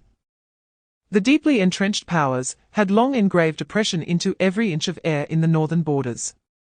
No one had ever thought that one day those high and mighty lords would end up in such a situation. Not only in Beihuang Prefecture, the entire network of the Great Xia Federation was in an uproar. Chu Sheng's rebellion and the destruction of the noble families changed the situation in the northern borders. Chapter 305. Immediately pack up and approach Shuofang Pass. The cold wind swept through the pass, carrying snowflakes. The black battle flag of the Zhenbei army fluttered on the city wall. Xiang Feng stepped slowly up the frosted stone steps to Hanfeng Pass. There were no imagined flashes of blades or swords on the tower. Only Chu Sheng stood alone with his back to him at the parapet, gazing towards the central plains. I am Xiang Feng from the Jingwu General Bureau, here to pay my respects to Chu Sheng. Chu Sheng did not turn around, only his voice, wrapped in the cold wind, came with a hint of biting sarcasm. So it's the deputy chief, huh? The Federation sent you to be a mediator. And you don't expect this Holy One to withdraw his troops based on the rules of the Jingwu Bureau, do you? Not at all. It's just that no one in the Federation dared to come, so I had to volunteer, Xiang Feng replied calmly, shaking his head. Do you think that because the Long family has a relationship with me, you can rely on your identity as a son-in-law of the Long family and assume that I won't kill you? Xiang Feng's expression remained unchanged as he shook his head calmly. Your Excellency, I have never had such thoughts. I came today only to help you relieve your worries. The Chancellor has just sent a secret order saying that the Great Xia recognizes your direction of reform and asks you to give the Great Xia a chance. Moreover, the Chancellor promised to list Beihuang Prefecture as a pilot for Federation reform, and the Council has passed an emergency proposal, which can be publicized next week. Chapter 306. 1,000 troops forge the array. Chu Sheng's gamble, the news of the peace delegation being completely killed and the Zhenbei army heading to Shuofang Pass, returned to the Federation. Contrary to the expected rage, the faces of military and political officials, as well as representatives of noble families, showed not a trace of seriousness. Instead, there was a subtle hint of relief and joy. The reason was simple: they completely disagreed with the reform plan proposed by Ji Qingyang. However, in the current extraordinary times, even if they voiced objections, they could not shake Ji Qingyang's decision. Fortunately, since Chu Sheng killed the members of the delegation, it meant that there would be absolutely no possibility of negotiations. Thus, the reform could naturally be put aside. Ji Qingyang slowly leaned back against his chair, his gaze sweeping over the faces that could not hide their joy. The issue of martial arts resource reform would be discussed later. The meeting hall instantly erupted with suppressed cheers. The Minister of Justice even excitedly flushed, shouting loudly, "The Chancellor is wise. This is the determination the Federation should have." Ji Qingyang ignored this hypocritical flattery, raised his hand to suppress the noise. And the meeting hall immediately quieted down. His tone suddenly became serious. The Jurgen sealing magic array still needs 5 more days to complete the spirit vein connection. The Shuofang Pass is the first line of defense in Zhengzhou, and we must make full preparations before the arrival of the Chu Saint. At least a delay for 1 more day. Chapter 307. History books will remember today. A gleam flashed in by Li Chiukai's eyes as she quickly dissected the situation. This array has no protection. All military power is concentrated on the Chu Saint. The soldiers' true energy is depleted, and their individual combat strength is barely at 30% of what it usually is. More critically, this power relies on the 6th-tier leaders within the array as conduction nodes, forming a layered energy net. She pointed to those slightly prominent figures in the military array clad in mysterious armor. They are the core of the array. Once these nodes are destroyed, the energy net for true energy conduction will immediately collapse. The violent true energy infused into the Chu Saint's body will instantly backfire. Even if he is at the peak of the 8th tier, he may not be able to withstand it. The Thousand Armies array, in pursuit of ultimate power aggregation, has sacrificed all flexibility and defensive depth. The soldiers cannot withstand an external impact at all. This is not an invulnerable killing array, but a gamble on the tip of a knife. The Chu Saint gambles that he can use all his gathered strength to completely destroy the opponent's living force before the energy net collapses. But is this possible? Absolutely not. Above the Shuo-Fang Pass, a golden light curtain is slowly rising and falling with the flow of the spirit vein. Complex runes flicker on the light curtain, shining like a galaxy. Chapter 308, Ancestor, I truly am useless Chu Saint. The exclamation carried an incredulous tremor, and everyone's pupils shrank instantly. The suddenly pressed down pressure has already surpassed the realm of the 8th tier peak. The knees of the crowd trembled uncontrollably. Even standing straight became incredibly difficult, let alone mobilizing true energy to resist. By Li Qiu Kai's fingertips dispersed the purple mist. Her sea of consciousness was struck with sharp pain from this pressure. She gripped the railing tightly to barely stand firm, her phoenix eyes filled with horror. How could you? We have never harbored any killing intent towards you. The confusion was reflected in the eyes of others. They had all heard of the Chu Saint's ability to sense killing intent and teleport next to the person. Because of this, they had never dared to harbor any killing intent towards the Chu Saint. Moreover, even without reminders, facing a peak 8th tier being, they only felt reverence in their hearts. Who would dare to harbor any killing thoughts? Is that so? But how do I sense that at least half of you have harbored killing intent towards me? As the words fell, the watchtower was instantly plunged into dead silence. The faces of the crowd turned pale, cold sweat dripping from their foreheads. The Chu Saint was not talking about the present moment, but about the past killing intent. Chapter 309, You are simply a devil. The wind swept through the dust, carrying away the roar of the collapsing watchtower. It looked like a hideous scar carved in the center of the Shuo-Fang Pass. The crushing pressure from the Chu Saint loomed like dark clouds overhead. It made the 100,000 Central Army inside feel as if breathing was a struggle. How could this happen? The Central Army's commander Zhao Feng stood on the main city tower, his voice trembling uncontrollably. Over 100 martial artists from prominent families above the 6th tier, plus an 8th tier martial sage, were reduced to dust along with the watchtower without even touching the opponent's clothing. Relying on the Thousand Armies array, the Chu Saint's power has long surpassed the limits of the 8th tier, enough to rival the legendary 9th tier. That is a terrifying realm capable of shattering 1,000-foot mountains with a mere gesture. It is an existence that makes them feel breathless just to look up at. Earlier, with Bai Li Qiu Kai sitting in command, relying on her powerful cultivation at the 8th tier 5th level, and the city defense array and military array, they might have been able to barely contend.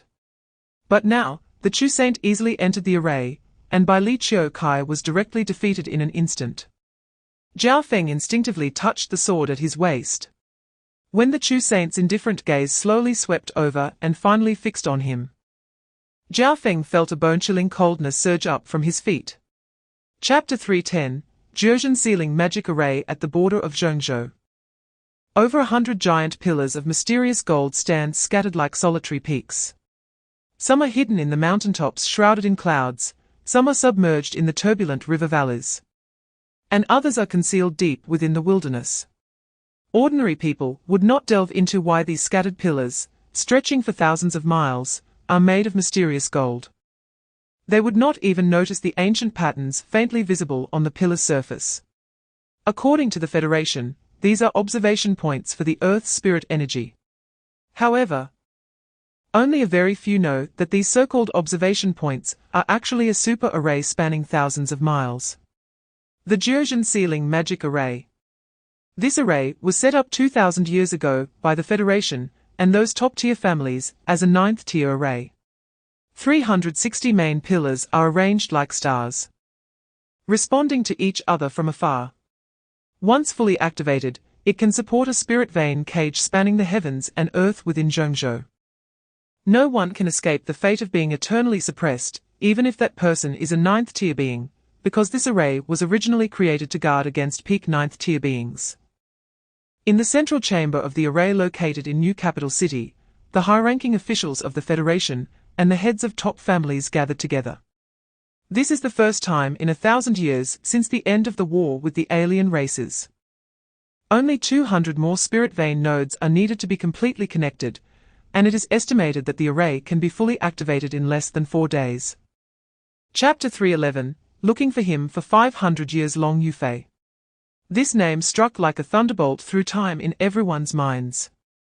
She is not only the most dazzling ancestor of the Long family, but also the founder of the Daxia Federation. She is a legend inscribed on the front page of the Federation's history, revered by billions of citizens. The first head of the Daxia Federation. It was she who used an iron fist to subdue the fragmented forces, hardening the shattered Jinning Star into a unified Daxia Federation. When the Federation was still unstable, alien races descended. Once again, Long Yufei stepped forward, sitting at the front lines with her peak 9th-tier cultivation, personally leading human martial artists to fight desperately against the aliens. It was only when the Star Alliance intervened to mediate, and a ceasefire agreement was signed with the aliens that this calamity was finally quelled. After that, Long Yufei was summoned by the Star Alliance, leaving Jinning Star for a position in the Alliance, thus fading from the sight of Jinning Star. No matter how dissatisfied people are with the Long family, they would never dare to question the decisions of this foundation-laying figure of the Federation.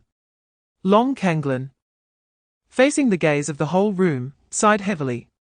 He then slowly raised his hand and took out a jade slip from his storage ring. The ancestor had previously sent back a jade slip. He gently infused spiritual power into the jade slip. The surface of the jade slip glowed as if it came to life, moving along the patterns. Chapter 312, Using Chengyi to make a point in the command room. The previously lively discussion came to an abrupt halt. The excitement on everyone's faces froze, replaced by incredulous astonishment. Not long ago, they had just received the message from Shuofang Pass, stating that the Northern Army was less than a few miles away from the pass. How much time had passed? 3 minutes? Or 5 minutes? The news of Shuofang Pass's fall came so quickly. This meant that the fortress, known as the Iron Wall of the North, had almost collapsed in an instant. Bai Lizun quickly rebutted, impossible. The grand formation of Shuofang Pass is strong enough to withstand a peak 8th-tier assault for an entire day. Even with 100,000 soldiers from the Northern Army, it shouldn't be possible to break through so quickly. Moreover, with Chiu Kai there, it is simply not feasible. His voice grew lower, trembling with barely concealed fear. The night before, Bai Li Chiu Kai had said her final farewell to him. Father, don't worry. I will do everything in my power to buy time for Zhengzhou. And I will not let down the Bai Li family's legacy.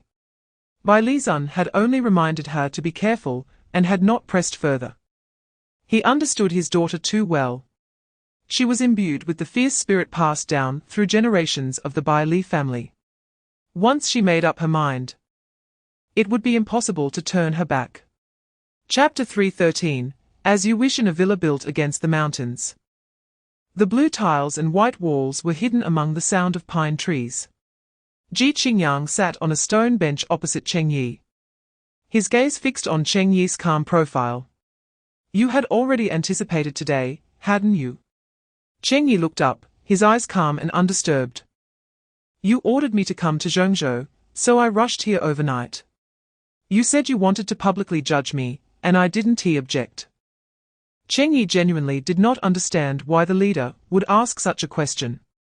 If you truly didn't understand, you wouldn't have handed the imperial seal and orders to Chu Sheng. He paused, looking directly into Cheng Yi's eyes, his tone heavy for the first time. Shuo Fang Pass has fallen. Bai Li Chiu Kai and the 300 elite families couldn't withstand even a single strike from Chu Sheng. His power is terrifying. And his intent to kill is heavy. If Zhengzhou cannot stop him, the entire Great Xia will be drenched in blood. Is this what you want to see? Cheng Yi's face showed little surprise. So, the leader wants me to persuade him. That's impossible. We've only met twice, and we hardly know each other.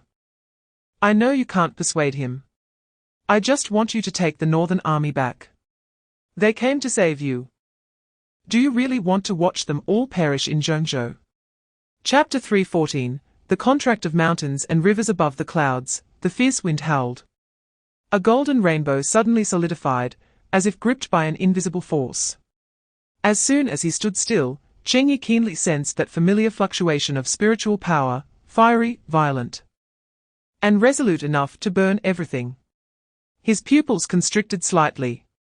On the clouds 3 zhong away, a figure stood, even more imposing than the fierce wind. It was a tall young man, his robes billowing wildly in the heavenly wind. Most alarming were his eyes, not the usual deep black, but burning with a fiery golden flame. The youth's gaze lingered on him for a moment, a hint of cold understanding flashing across his golden eyes. He parted his thin lips, his voice carried by the wind. Do you also want to stop me? A violent pressure surged towards Cheng Yi, causing his heart to pound uncontrollably. But, facing that blinding golden gaze, his back straightened even more, showing no sign of retreat. Cheng Yi was not afraid. No, I actually came to help you. A trace of surprise flickered in Chu Sheng's eyes. If you really wanted to help me, you shouldn't have come back. Find a rope, hang yourself outside the leader's residence, and write a big character for injustice in blood. That would be helping me. Chapter 3:15, The Soft Bones of the Aristocrats. Of course not, Cheng Yi quickly waved his hand, laughing openly. Just consider it as me unilaterally betting on you. Only you will affect me, even if something huge happens here, it has nothing to do with you. That's what the rumors say. Chu Sheng's gaze swept across Cheng Yi's face twice. To be fair, he really had no ill feelings towards Cheng Yi, except for the fact that Cheng Yi had previously harbored murderous intent towards him. Before Cheng Yi could react, Chu Sheng suddenly raised his hand. His right fist enveloped in fierce golden spiritual power, and without warning, struck towards Cheng Yi's abdomen. Before the punch arrived, the air had already been torn apart by the spiritual power, emitting a piercing shriek. Cheng Yi, also at the peak of the 8th tier, instinctively raised his arm to block. But the moment he blocked, Chu Sheng's punch became even more violent. Boom! A muffled sound echoed through the clouds, and Cheng Yi was sent flying like a kite, with a broken string, tumbling 100 meters away.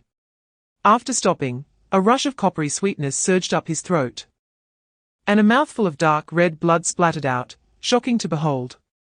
The curvature of his collapsed ribs could be clearly seen beneath his robes. The once solid aura now felt weak and wilted. You said you escaped with great difficulty, but your earlier display of strength was not very convincing. Chapter 3:16, Betrayal. Betrayal. Still betrayal. Commander Cheng. The crowd gasped in disbelief, their voices filled with joy and concern. Chu Pingwei was the first to rush forward. Seeing the sunken curve of Cheng Yi's chest and his blood-soaked body, his eyes instantly turned red. Cheng Yi looked at the surrounding commanders, a resolute smile appearing on his pale face. Sorry to worry you, I'm back. What on earth happened? Didn't the Federation say you were released without charges? How could you be injured so badly? Oh? That's what the Federation said. Shameless, it was clearly me who fought my way out with great difficulty. And yet they still want to claim credit. As the crowd was shocked, they all turned to look at Chu Sheng, their eyes filled with questions. Chu Sheng nodded and said seriously, yes, I left earlier to rescue Commander Cheng. Fortunately, I arrived in time, otherwise the consequences would have been unimaginable. Upon hearing this, everyone was both shocked and angry, their faces flushed. Damn the Federation, how dare they deceive us? And even lay hands on Commander Cheng. Someone questioned. But wasn't the Federation always keeping you under house arrest? How could they suddenly attack you? What else could it be? The Federation wanted me to persuade you to lay down your weapons and surrender. I didn't agree, so they got angry. Chapter 317, The Role of the Lowly in the Early Hours. The moonlight spread over the shantytown in the south of Qingyang City. The rooftops blended into a grey expanse under the night. Li Deshan sat on a stool, his face still showing traces of lingering shock. In the afternoon, when Qingyang City fell, the explosive sounds of spiritual power were deafening. He had huddled in a cupboard with his crying granddaughter. He didn't know how long it had been until he heard voices at the alley entrance. Report any remnants of the aristocracy for a reward. If you have no leads, you may move freely. The Northern Army will not disturb the civilians. The voice repeated countless times until a neighbor came to knock on the door, prompting Li Deshan to finally dare to push open the cupboard door. Actually, Li Deshan was not very hopeful about the Northern Town Army attacking at this time, because the compensation promised by the Wang family was to be given in the next couple of days. Yesterday, the person in charge of the Wang family came to deliver a message to them. Our master said, "Your son is only injured, he did not die in our mine. 200,000 federal coins, not a cent less. You better hurry up and delete that post, otherwise, you can forget about getting any money." He waited for this day for a full 5 years. 5 years ago, on that stormy day, when his son was carried back from the Wang family's spirit mine, his lower body was already numb. The news of the mine collapse was suppressed by the Wang family, claiming it was due to the miners' violation of operations. Chapter 318, Shield. No, it's a scabbard. The next morning, the flames in Qingyang City finally turned to ashes among the ruins. The grey sky hung low, like a piece of blood-soaked rag, enveloping the entire city in a stifling gloom. At the same time, the headlines of various media outlets in the Great Xia Kingdom were all dominated by a blood-red title: Northern Town Army massacres the city. Qingyang City becomes a hell on earth. Topics like Northern Town Army's atrocities, no one survived in Qingyang, Chu Sheng is a beast, quickly surged to the forefront. How terrifying! Aren't they only targeting the noble families? How could they attack ordinary people? Did they really massacre the city? My cousin's family is in Qingyang, and the last text she sent me last night was that the Northern Town Army had gone mad. After that, her phone has been unreachable. We were all deceived by Chu Sheng, he is a complete demon. The wave of public opinion quickly swept through every corner of the Great Xia. Yet the instigator of this storm, Ji Qingyang, showed no signs of disturbance. He knew that public opinion could not topple Chu Sheng, nor would it slow down his military momentum. What he wanted was simply time. Chu Sheng broke the city to eradicate the noble families within. Chapter 319, If the murderer cannot be found, they are all murderers in the wilderness outside Anha City. The armored phalanx of the Northern Town Army advanced like a torrent of iron. The sight ahead made Chu Sheng slightly grin. Because this city, which should have been on high alert, had not even activated the protective array. Did they know that the Great Array couldn't withstand his strike and simply chose not to waste effort? Chu Pingwei raised his hand to shield his brow and looked closely. Not only was there no protective array, but even the city walls were empty, with not a single shadow in sight. This is strange, Commander Chu. Has Anha City given up resistance? What does the Federation mean? Not only him, but even Chu Sheng had once harbored such doubts in his mind. What exactly is the Federation doing? Earlier, the Federation had dispatched troops from various places to support Zhengzhou, so their numbers wouldn't be small. Coupled with so many martial saints stationed in Zhengzhou, and that peak 8th level Ji Qingyang. On the surface, the Federation's strength was much greater than theirs. Yet they remained completely silent. They neither dispatched troops to intercept nor organized any proper defenses, nor did they support the cities along the way. They simply allowed the northern town army to advance unimpeded, easily reaching the foot of Anha city. Chapter 320. Those who indulge in darkness are unworthy of light. Grandpa. You're really amazing. A clear child's voice rang out in the room, filled with a hint of naive admiration. The speaker was a little girl with horned braids. About 7 or 8 years old, holding half a roasted sweet potato in her hand, looking up at the elder with round, sparkling eyes. The elder forced a smile. Be quiet, don't let them hear outside. But the little girl shook her braids. What are you afraid of? Mommy said those people are demons. You killed 3 demons in one go, you're protecting everyone, you're a hero. The elder's expression froze, and he recalled the couple lying in a pool of blood. It wasn't that he was heartless. It was just that keeping those 2 alive was ultimately a risk. If they identified him, it would be a big trouble. Yes. Grandpa is a hero. He repeated the sentence, but his voice grew lower and lower, as if he were convincing himself.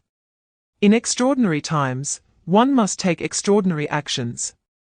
What he did was all for the sake of the great Shia. Suddenly, chaotic footsteps echoed outside the corridor, mixed with banging on the door, and the commands of the northern town army. Open the door. Everyone come out. Assemble in the open space downstairs. The elder's face changed instantly, and he turned sharply to look at the girl before glancing at the similarly pale couple. Chapter 321. Cannot fall for the Federation's scheme. The smell of blood permeated the air, lingering for a long time. In the open space, the flames burning the corpses crackled. The orange-red tongues of fire greedily licked at the severed limbs. The twisted smoke rose to the grey sky, adding a few more hellish scenes to the already desolate streets. Chu Sheng stood quietly in front of the firelight. After a moment, he took out a yellowed booklet from his storage ring. Opening the inner pages, it was densely filled with correct characters. A segment of a long-sealed conversation suddenly became clear in his mind. Do you feel like your bottom line is getting lower and lower? Do I? Chu Sheng remembered that he had probably raised an eyebrow and laughed, replying in a frivolous tone, Don't talk nonsense, I'll sue you for defamation.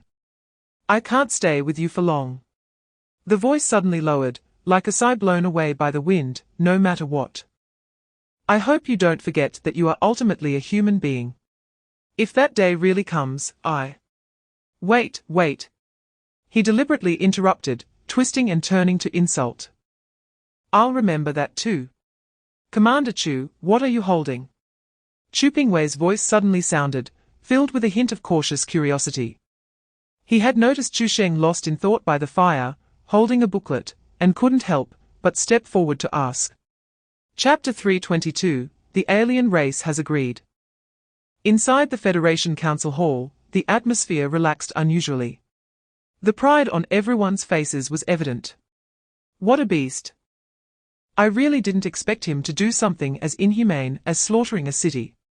Yeah, he keeps saying he won't kill the innocent. Yet he turned Qingyang City into a hell on earth, poor Qingyang's citizens.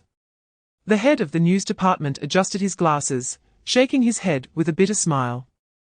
I originally thought he would rush out to argue, but it was a wasted expectation. We prepared so many things, and who knew none of them would be useful. As his words fell, a low laughter echoed in the council hall, but no one dared to laugh too loudly. Everyone's gaze instinctively darted towards Ji Qingyang on the main seat. Since yesterday, the face of this leader of the Great Shia had been dark. After working under Ji Qingyang for so many years, everyone had long understood his temperament. He was famously a kind-hearted person, always prioritizing the stability of the Great Shia and treating the common people with kindness. If it weren't for being pushed to the brink by the Chu Saint, this usually mild-mannered leader would never resort to such a strategy. After all, the momentum of the Northern Army led by the Chu Saint is too strong, advancing at an increasingly rapid pace. Chapter 323. Taking advantage of the fire, Ji Qingyang suddenly sat up straight, disbelief flashing in his eyes. The crowd in the meeting hall erupted in an uproar, whispers filling the air. Did the alien races really agree to support the Great Shia? On Jinning Star, there are more than 10 alien forces, some of which maintain friendly relations with the Great Shia. But they all know the truth. This friendliness is merely a superficial facade, fundamentally supported by mutual interests. For the alien races, no matter how rich the benefits, they cannot compare to the juicy opportunity presented by the internal strife within the human race. Previously, Ji Qingyang only held a tentative attitude, letting the Foreign Affairs Department try to seek aid from the alien races. He had not held much hope, but who would have thought the results would be so unexpected? Didn't they just say they wouldn't interfere in the internal affairs of other races? How could they suddenly change their tune? The head of the Foreign Affairs Department swallowed hard and quickly explained. It's the winged race. They have convinced the Shadow race and the Golden Horn Battle race. And even the Sea race has relented and is willing to send support. As soon as this was said, the meeting hall fell silent, and one could hear the sound of breathing. Even Ji Qingyang instinctively leaned forward, his shock deepening. Chapter 324. The strength of the Chu Saint is paper-thin. The sky in the western region suddenly tore apart. Several beams of alien light, carrying different spiritual powers, sliced through the clouds like blades. The sound of the wind roared across the sky, bearing the unique oppressive force of the 8th rank. The winged race, Shadow race, and Golden Horn Battle race combined have 9 8th rank presences interweaving together. Like a moving thunderbolt, they charged towards the central region of the Great Shia. The leader of the Shadow race, Mu Ren, wrapped in a faint purple shadow, suddenly turned to look at the leader of the winged race, Yu Qing. The noble elder Yu Lai had indeed anticipated this and calculated that the Federation would agree. Yet, I still can't understand why, despite the Great Shia's not weak strength, they can't do anything about a Chu Saint. Just as his question fell, a deep voice echoed from the other side. The leader of the Golden Horn Battle race, Jin Jiao, whose body shimmered with a strange dark golden hue, even had metallic luster embedded in the texture of his skin. Yes. If it weren't for the message sent back by the nobility, we would have truly been deceived by the Great Shia's nonsense. I said the barbarian race may be weak, but they cannot be easily wiped out by just anyone. In terms of strength, the barbarian race indeed falls short. Otherwise, at the beginning of the alien invasion, they wouldn't have been so intent on seizing that extremely cold and desolate land in the far north. Chapter 325. The Federation finally rises. Zhao Qingye could not contain his excitement, pointing at the sky and shouting. It's the reinforcements. Reinforcements have really come. Sun Jingyi was also so excited that he rubbed his hands together, raising his voice a few pitches. 8 ranks. A full 9 8th rank beings. It seems I misunderstood the Federation. They haven't given up on us. Just as these words fell, an elderly man in a brocade robe in the crowd suddenly frowned. His tone filled with confusion. Wait, why does this aura feel so strange? It doesn't seem like our human race, but rather, is it the alien races? These reinforcements are actually from the alien races. So what if they are alien races? Before the old man's words could finish, someone shouted. Who cares if they are human or alien? In my eyes, they are heroes. The common folk erupted in thunderous cheers. In their eyes, the 8th rank is a godlike existence. The Chu Saint is so powerful precisely because of his 8th rank strength and battle formations, right? Now that 9 beings of the same rank have arrived, there's no need to think about who is stronger or weaker. The alien lords are amazing. Charge in and kill that bastard Chu Saint. And what about calling the alien races barbarians? I think we, the Great Shia, are the real barbarians. The Chu Saint is almost at the city gates, while the Federation has hidden away. It is the alien races willing to come save us that truly represent civilization. Chapter 326. Killing you, I save more. The others thought that the winged race had been well prepared. They were going to reveal their ultimate killing move to cooperate in encircling and killing the Chu Saint, and a hint of joy surged in their hearts. However, the next second, an unexpected change occurred. A dark blue halo suddenly burst forth, instantly enveloping Yu Qing and the two 8th rank members of the winged race behind him. The light was so dazzling that it was hard to open one's eyes. By the time everyone adapted, the figures of the 3 winged race members had started to turn transparent, and the surrounding space rippled slightly, like water disturbed by a stone. It's a spatial treasure. He's going to run. The Shadow Race's Mu Ren exclaimed in disbelief. Spatial treasures are extremely rare on Jinning Star. And to simultaneously teleport 3 8th rank beings is top tier among the top tier. He had never heard of the winged race possessing such a treasure. The black flowing light transformed from the myriad weapons devouring abyss shot towards the 3 winged race members like lightning. But it was still a step too late. The black flowing light struck fiercely at the space where the 3 winged race members had disappeared, but only hit empty air. With a crisp clang, the blade collided against an invisible spatial barrier, sparking a shower of golden sparks. The figures of the 3 winged race members completely vanished. And the ripples in that space gradually calmed, leaving only a faint trace of dark blue aura, as proof that they had indeed been here just moments ago. Chapter 327, The Technique of Separation Among the 3 Races. Chu Sheng retracted the myriad weapons devouring abyss, lowering his gaze to the countless white bones stretching for hundreds of meters around him. At this moment, near the city gate, there was only a suffocating silence that made it hard to breathe. Those who had survived further away were all holding their breath. The good news is that the starving wolf threatening Chu Sheng with their lives is dead. The bad news is that the Chu Sheng is even more terrifying than the starving wolf. He is a brutal tiger that kills and slaughters cities. No one knows what his next move will be. Just then, Chu Sheng slowly raised his gaze. When he scanned the crowd, it felt like a cold blade in the depths of winter brushing against their skin, carrying an undeniable pressure. Just one glance, and everyone involuntarily felt their legs weaken. Thud! The first to kneel was a woman, her forehead pressed against the ground, her voice trembling. "Please spare my life, my lord." Next to her, an innocent girl was being pulled by her mother, stumbling and kneeling on the ground, her eyes filled with confusion. Yet her mother pressed down on her back so tightly that she didn't even dare to cry out loud.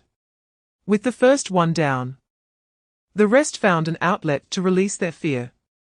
One after another, they followed suit and knelt on the ground, pleading for mercy. "No need to kneel, stand up." Chu Sheng's voice was calm and unperturbed, yet it pierced through the cries of the crowd, clearly reaching everyone's ears. Chapter 328, Earthly Faction. You call this a retreat? 3 clans separation technique, upgradable.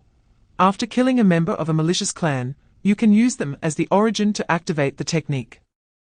All relatives of this person from the 3 clans, whose realm is lower than yours, peak of 8th stage, will be directly deprived of life. Note, this only targets those with clan status. It is ineffective against those without clan status in the 3 clans. Chu Sheng glanced over the introduction of the 3 clans separation technique, his brows slightly furrowed. The coldness in his eyes was instantly replaced by entanglement and doubt. It wasn't that this technique was too ruthless, but rather, is there any justice in using it? Yes, host, there is. Upon hearing this, Chu Sheng's brows instantly relaxed. Since there were justice points to be gained, what else was there to say? This technique was simply fantastic. The core descendants of the clans escaping in advance had always been a thorn in Chu Sheng's side. Even if he were to reach the new capital one day, and even wipe out the visible clans within the Great Xia territory, he still didn't know how long it would take to hunt down those hidden remnants of the clans. If a few lucky ones escaped the search and later came back, what would he do? With the 3 clan separation technique, the situation would be different. As long as he dealt with the clan leaders still in the open, he wouldn't need to waste effort searching for the fugitives. Not only could he ensure that there were no fish that got away, but he also wouldn't waste any justice points. This meant he could soon advance to the 9th stage. Just as this thought crossed his mind, Chu Sheng's spiritual sense suddenly spread out like an invisible net, instantly enveloping the entire Kung Fu city. Unlike Anha City, the clans here did not conceal their aura. Chapter 329, The True Foundation of the Extreme Dao Martial Arts Hall, Sun Family Direct Line Sun Ming, 3rd Stage. Confirmed dead, Sun Family Direct Line Sun Dao, 2nd Stage. Confirmed dead, Sun Family, Paternal Line, 57 direct members, 186 collateral members, all separated maternal line, 22 core associates, 33 collateral members, all separated wife's family, 19 core associates. 28 collateral members, all separated total justice points gained, 600, 000. As the last prompt sound fell, a faint smile appeared at the corner of Chu Sheng's mouth. And he nodded in satisfaction. This way, the speed would be much faster. Previously, even if those clan descendants had escaped in advance, the Northern Town Army would still need to spend half a day to completely eliminate all the clans in the city. But now, he just needed to deal with the clan leaders, and the remaining remnants of the 3 clans would automatically be separated. Not only could he ensure that there were no leaks, but he also wouldn't waste any justice points. This also meant he would be able to advance to the 9th stage soon. Just as this thought settled in, Chu Sheng's spiritual sense suddenly expanded, like an invisible net, instantly covering the entire Kung Fu city. Unlike Anha City, the clans here did not conceal their aura. Chapter 330, The Ancestral Teachings, Dare Not to Defy the Federal Council Hall. High-ranking officials gathered with representatives of various clans. Silence, a long silence, nothing but silence. Someone's Adam's apple moved, wanting to say something. But the feeling of helplessness surged back and blocked the words in their throat. They had anticipated Chu Sheng's power. They knew that relying on the Northern Town Army's battle formation, his strength was comparable to the 9th stage. But 3 minutes, 6 8th stage strong men fell. 2 of whom were at the 7th level of the 8th stage. What difference was there between Chu Sheng's strength and that of a true 9th stage? Now, he could reach the new capital tonight. Meanwhile, the demon sealing great array still needed 2 days to be completed. Additionally, how did Chu Sheng learn a new technique that could kill invisibly, and where could one hide from it? Despair filled everyone's hearts. But no one expected that this was not the worst.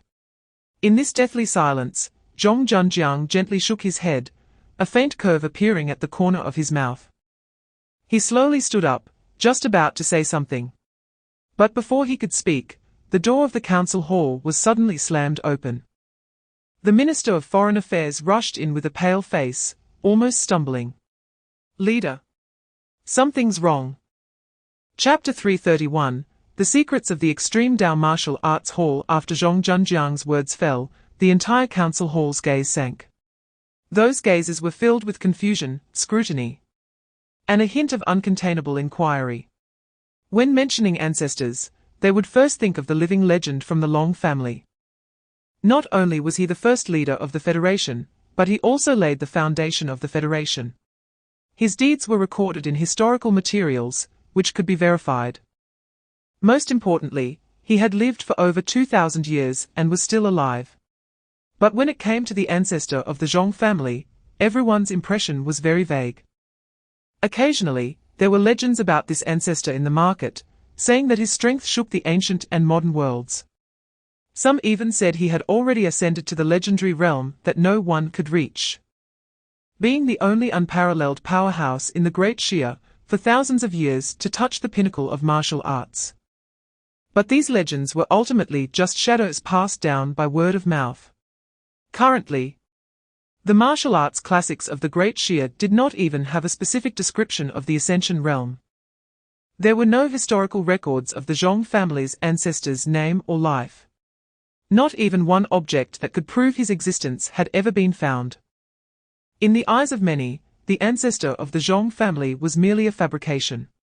Therefore, at this moment, when Zhong Junjiang solemnly mentioned the ancestral teachings, it left everyone stunned, speechless in astonishment. Chapter 332, The Chips in Play Central State, Fengzi City. The old flag on the city tower had already been torn down, replaced by a brand new black military flag.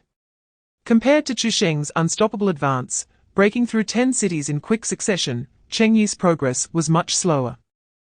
Over the past 2 days, he had led 30,000 Northern Town Army troops and barely captured 3 cities, including Fengzi City. The city defense formations of various cities in Central State were originally set up to guard against 8th-stage strongmen. Although Cheng Yi was already at the peak of the 8th stage, he did not possess the same domineering disregard for the formations as Chu Sheng. Of course, another reason was that the Federation did not dare to stop Chu Sheng, but was willing to stop Cheng Yi. Although the peak of the 8th stage should not be treated as a soft persimmon, he was indeed much softer compared to Chu Sheng. Cheng Yi stood on the tower of Fengzi City, his spear slanted against his side. He gazed towards the horizon and murmured, "Indeed, even a genius like you has limits. You must be constrained by the Star Alliance." A gentle breeze swept over the city tower, causing the hair at his temples to stir slightly. In fact, Cheng Yi had once had a fleeting fantasy: would someone as monstrous as Chu Sheng have a chance to break the shackles of Jinning Star and advance to the 9th stage?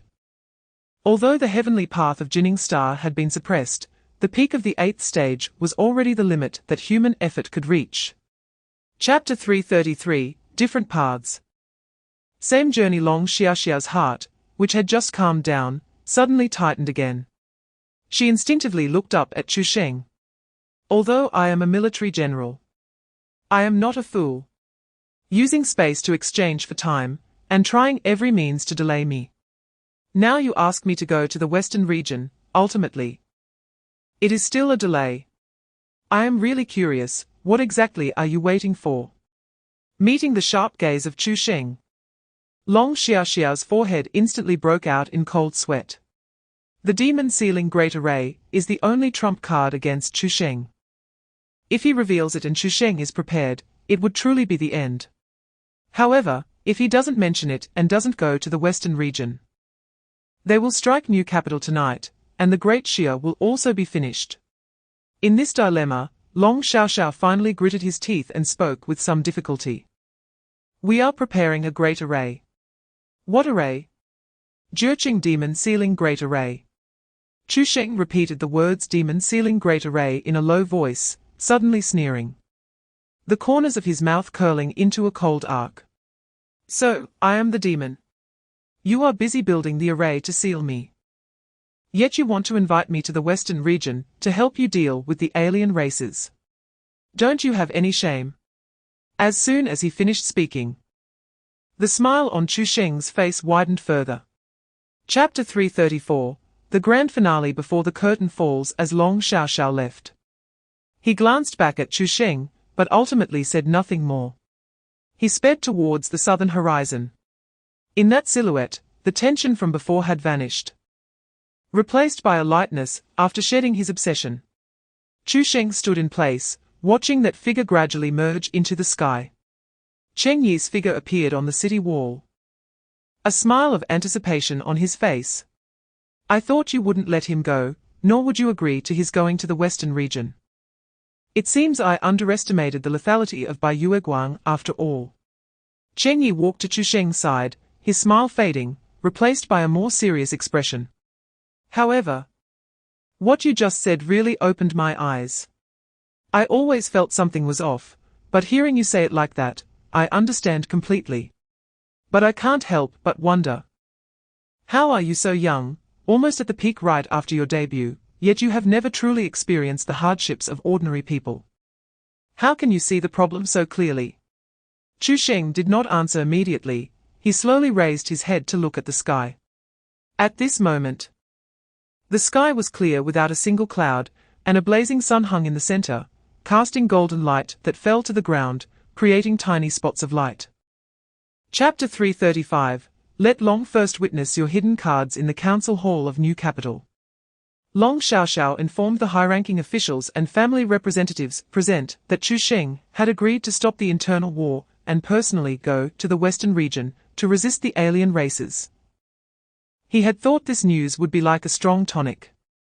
However, after he finished speaking, the reaction in the council hall was far from the ecstatic response he had anticipated. The people who had previously shown fear now had little change in their expressions, completely lacking the appearance of relief. It was as if they had only heard about the nice weather today, an unimportant matter. Long Xiaoxiao looked at this strange calmness before him, and a sense of unease inexplicably rose in his heart. He was very afraid these people had come up with some new trick. Ji Qingyang slowly stood up and said, "It is indeed a good thing for General Long to make this trip. Chu Sheng is willing to prioritize the greater good and temporarily halt internal conflicts to go to the western region to resist the enemies. Which is indeed a good thing for our great Xia." Long Xiaoxiao's doubts deepened. Why is even Ji Qingyang so calm at this moment? He was really curious about what had happened after he left. However, he quickly thought of another matter. There is one more thing. Chu Sheng's agreement to go to the western region comes with conditions. He wants to know what the Federation is preparing recently. Chapter 336, This Ain't Acts. No need to explain to Rodent's leader, you are confused. As soon as Zhong Zhenjiang's words fell, he immediately realized something was wrong. Although Ji Qingyang held the power of the Federation, he had always treated people gently, and would never get angry over a few harsh words. However, the word confused, from any perspective, crossed the line. Sure enough, the next moment, Ji Qingyang cast a glance at him. Although there was no obvious anger, there was still a hint of evident dissatisfaction. Zhong Guanzu, please tell me, where exactly have I been confused? Zhong Zhenjiang stepped forward, not bowing to plead for forgiveness. But his tone carried a bit more respect. After all, Ji Qingyang was the leader of the Great Xia and the first combat force on the surface. Although he had the divine gun and the ancestral spirit, such things were only effective as deterrents. If he were to lose his mind and directly threaten Ji Qingyang, what would be the difference from having his brain wrapped in his little brain? I misspoke and offended the leader, I ask for your forgiveness. However, I do not understand why you let Long Xiaoxiao leave. Not to mention how credible his guarantee is, just his combat power is a significant reliance for our Federation. The ancestral spirit left by my ancestors is a stabilizing force, and it cannot be easily used unless it is the most critical moment for the survival of the Great Xia. Chapter 337, Ceasefire does not concern personal grudges. Ji Qingyang stared at the massive black blade blocking the sky, swallowed hard twice, and similarly did not dare to give an answer. Chu Sheng's strength had long surpassed the 8th level. If that long blade were to fall, the National Golden Pattern Array would probably not withstand even a breath, and the entire new capital would be doomed. Zhong Guanzu. Ji Qingyang suddenly turned his head. Zhong Zhenjiang instantly realized, and his palms were already covered in cold sweat. He looked up at the black long blade in the sky, then at Ji Qingyang's grave expression, filled with struggle in his heart. Is it time to use it now? He had clearly wanted to wait to see if the demon sealing great array could suppress Chu Sheng first. But the current situation clearly did not allow him to wait any longer. At the same time, the 1,000-foot black blade suddenly descended. With a loud bang, the National Golden Pattern Array shattered like broken glass. Countless golden shards fell from the sky, like a golden rain. Zhong Guanzu. Ji Qingyang's pupils contracted sharply, shouting loudly. But the next moment, his expression froze, and even his tense body relaxed slightly. The black long blade, at the moment of shattering the National Golden Pattern Array, suddenly halted its momentum. It did not smash down towards New Capital, as expected, but hung heavily with oppressive force above everyone's heads. Chapter 338, The beacon fire in the western region still burns soon. The news of the Su family's extermination spread throughout the Great Xia. The various families felt an unprecedented humiliation. Chu Sheng completely disregarded them. It could even be said that he treated New Capital as his own backyard. He did whatever he wanted, killing whoever he wished. And these families, who held the highest status, the rulers of the Great Xia Federation, had no way to respond. At this moment, in the main hall of the Zhong family, the blood on the floor had been wiped clean. But the lingering smell of blood in the air still made people's hearts tighten. The elders of the Zhong family sat in their chairs, their faces dark. And no one spoke. Only the occasional sigh broke the dead silence in the hall. Zhong Junjiang's voice sounded particularly heavy. It's not that I don't care for this child Lianxin, nor do I want to endure this. The current situation in the Great Xia is difficult. And if I were to summon the ancestral spirits to deal with the Holy One of Chu, who would be able to resolve the crisis in the western region? For now, we can only endure until the war in the western region calms down. If the great magic formation cannot suppress the Holy One of Chu, then it will be time to summon the ancestral spirits. The clan elders nodded in silence, knowing that Zhong Junjiang was right. Chapter 339, There is no other way but to die for us. The fourth line of defense in the western region, Panlong Pass. Inside the walls, the soldiers of the Longxiang army and the children of noble families leaned against the city bricks, panting. Unlike the hasty losses of the previous 3 lines of defense, Panlong Pass has withstood several rounds of fierce attacks from the Yueying clan and the Jinzi clan until dawn today, becoming the only hope for the western region. This is also thanks to Long Pinghu's decisive action.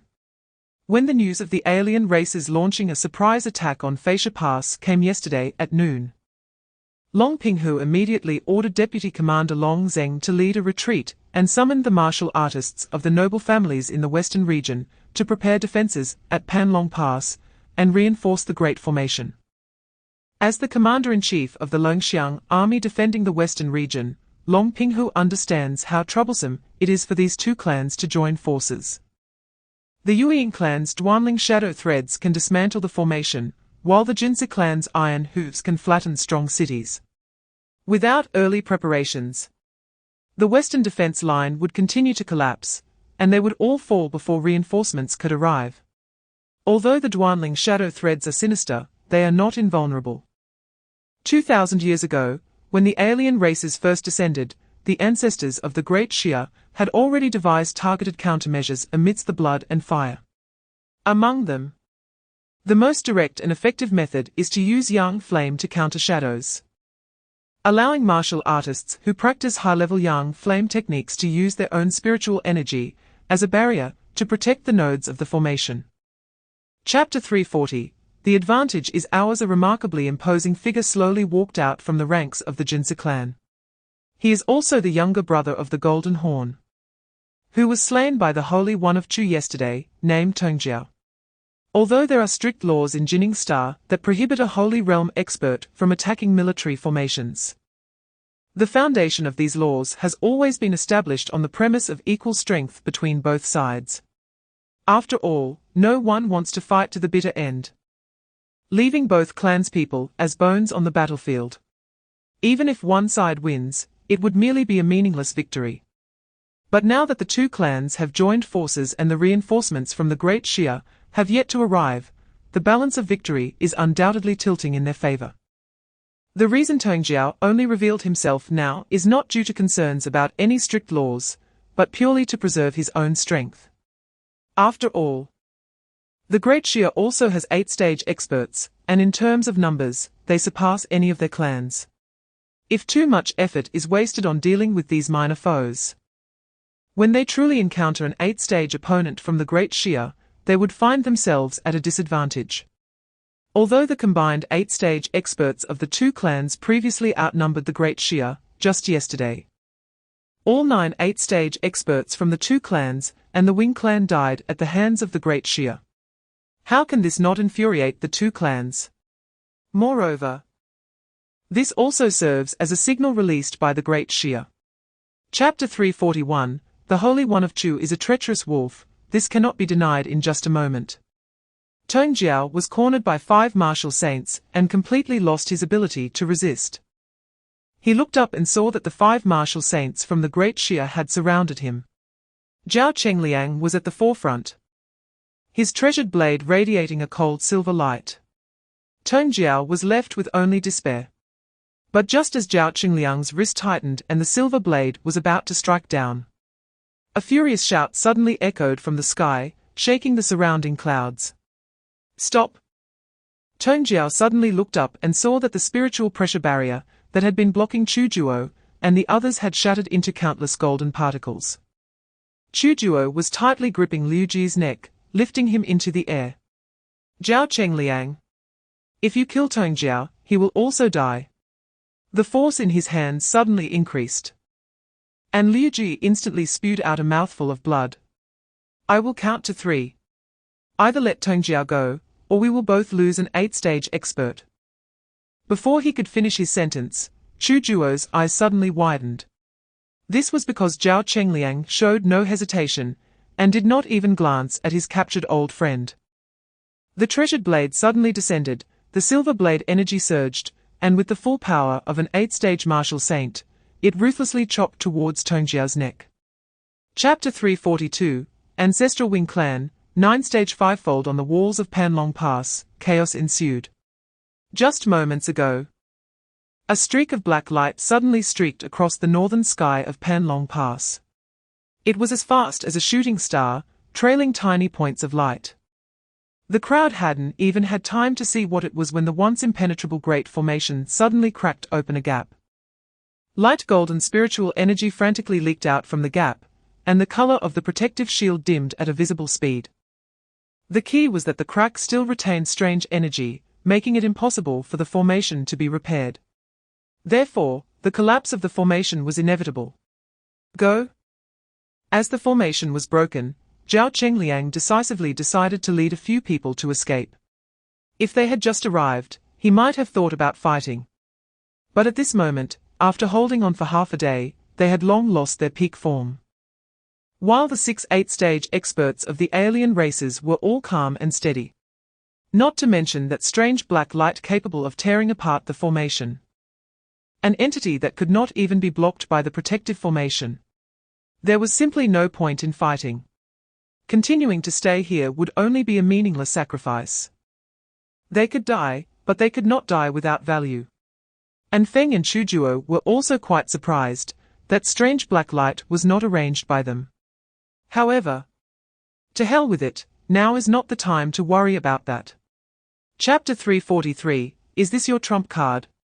Feeling the terrifying fluctuation of spiritual power, Chu Juo's heart suddenly tightened. This aura was too domineering, far exceeding anyone from the great Xia he had known. First, he ruled out Ji Qingyang. That old man, although at the peak of the 8th stage, could not possibly cause such a terrifying commotion due to his age. Chu Juo instinctively scanned the distant horizon, where countless lights of spiritual energy shone like stars, dense points of light connecting into a mass. Chu Juo's palms were instantly drenched in cold sweat. But in the next second, as he focused and sensed for a moment, his tense nerves strangely relaxed. A mocking smile even appeared at the corner of his mouth. HMPH. It's just bluster. The overwhelming spiritual light looks intimidating, but what he captured was only the clear fluctuation of an 8-stage peak ahead.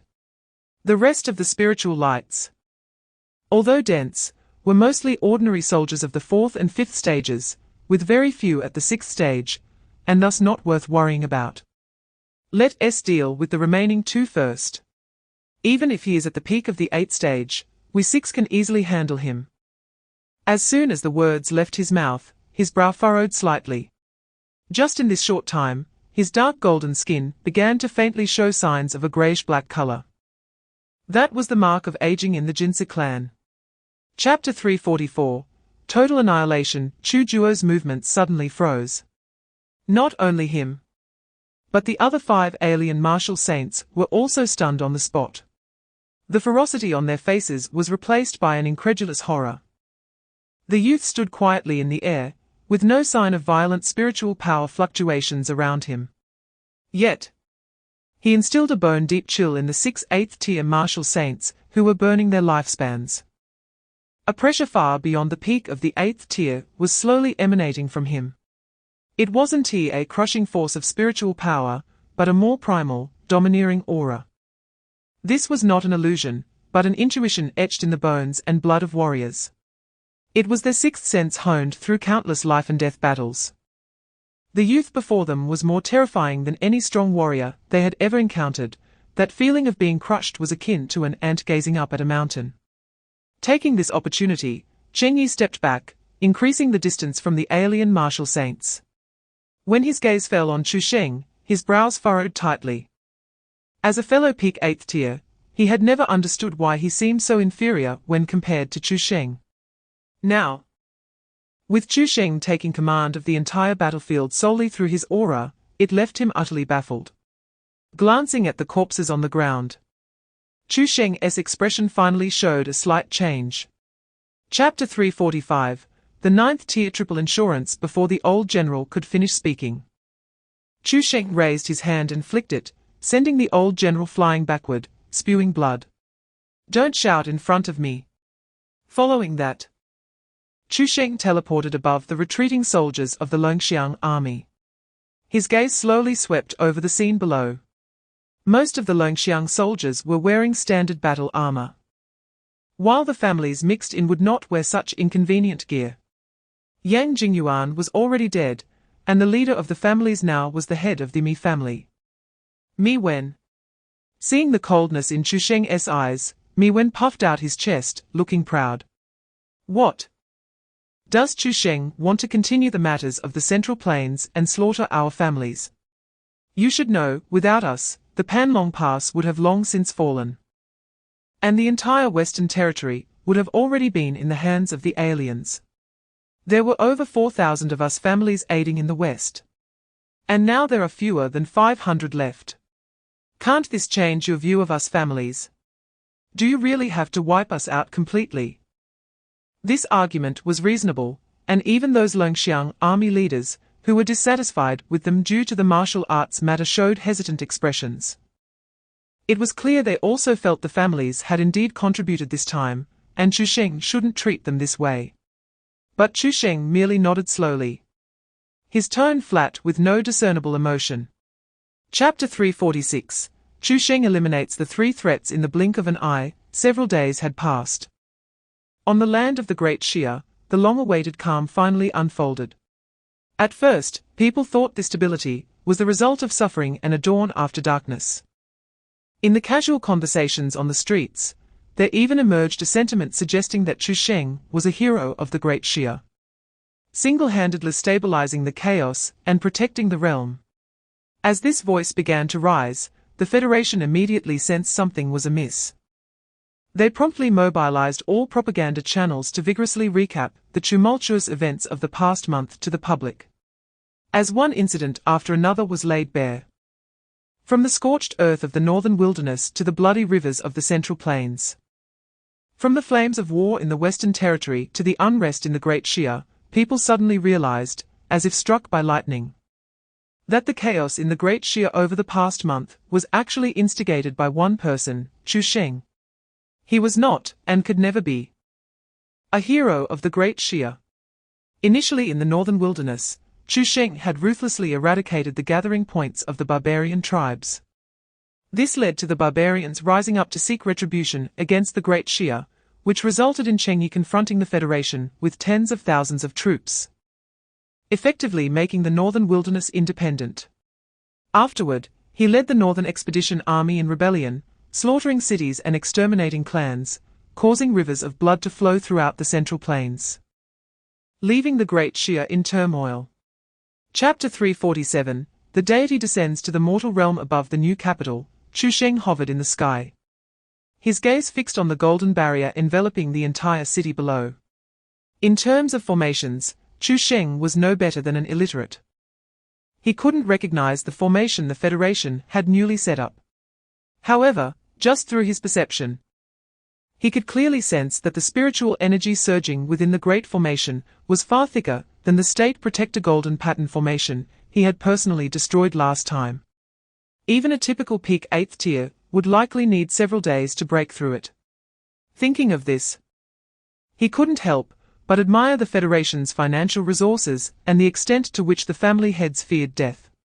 Since the last destruction of the formation until now, it had barely been 10 days, and they had managed to set up such a large-scale city defense formation. The scale was indeed astonishing. It was worth noting that the so-called number 1 pass in the Western Territory, the Fascia Pass, hadn't he even finished building its walls yet? This comparison was truly ironic. Below, with Ji Qingyang leading the group, they arrived outside the conference hall. They no longer bore the panic from their previous surprise attack. Their steps were calm, their backs straight, and there was not a hint of fear in their eyes. They looked very confident. Ji Qingyang was the first to stop, his voice carrying a tone of merciful forgiveness. Chu Sheng, considering you have contributed to the Great Xia, I can represent the Federation and give you one last chance. Chapter 348. Promotion to the 9th tier. The towering presence transformed from Long Xiaoxiao loomed over the land of the Central Plains. The terrifying pressure far exceeding the peak of the 8th tier spread out in an instant. Even the family heads, who had been mentally prepared, could not hide their panic. Yet, Chu Sheng stood beneath the towering presence, his dark robe billowing in the gusts of the formation, his indifferent gaze showing no signs of wavering. He didn't even look up at the shadow that blocked out the sun. It was as if the aura capable of crushing mountains was merely a gentle breeze passing by. Your trump card is indeed somewhat beyond my expectations. I even doubt whether your ancestor from the Long family is related to me. Although Chu Sheng had witnessed the signs of Long Xiaoxiao exhibiting this divine ability, when he was at the Panlong Pass in the Western Territory, at that time, Long Xiaoxiao had already emitted a faint golden glow, and his stature had begun to increase. However, before he could fully enter his peak state, Chu Sheng had already arrived. So he never got to see the full extent of this divine ability. At this moment, Long Xiaoxiao, merely at the 7th tier, could exert such a magnificent might. This abnormal amplification of power was hard for Chu Sheng not to suspect that their ancestor, Long Yufei, might also have a significant connection to the previous life of the ascendant being. Chapter 349. I haven't lifted the seal yet. Chu Sheng slowly opened his eyes. The golden light swirling in his gaze carried a hint of faint confusion. What is going on? Why didn't the heavenly justice perceive me before? Ding, triggering hidden mechanism explanation. The core logic of heavenly justice is kill intent locking and risk warning. It defaults not to perceive targets whose realm far exceeds that of the host, current judgment threshold, exceeding the host by one major realm or more. Upon hearing this, Chu Sheng nodded slowly, and the confusion in his eyes instantly vanished. The descent of justice can only sense the intent to kill, and cannot directly determine the specific strength of the target. If the target is at a much higher realm, then teleporting there would inevitably raise suspicions of intentionally sending someone to their death. This is extremely reasonable for ordinary people. After all, he is no longer that 8th tier youth who acted solely on passion. Now that he has become a 9th tier predecessor in the realm of observation, he naturally needs to be more composed, more mature, and more tolerant towards others. The same applies to the system. Chu Sheng smiled politely and said, "Climb." All right. The polite smile faded from Chu Sheng's face, returning to his usual indifference. He slowly raised his gaze, landing on Long Xiaoxiao's towering face like a mountain. Chapter 350.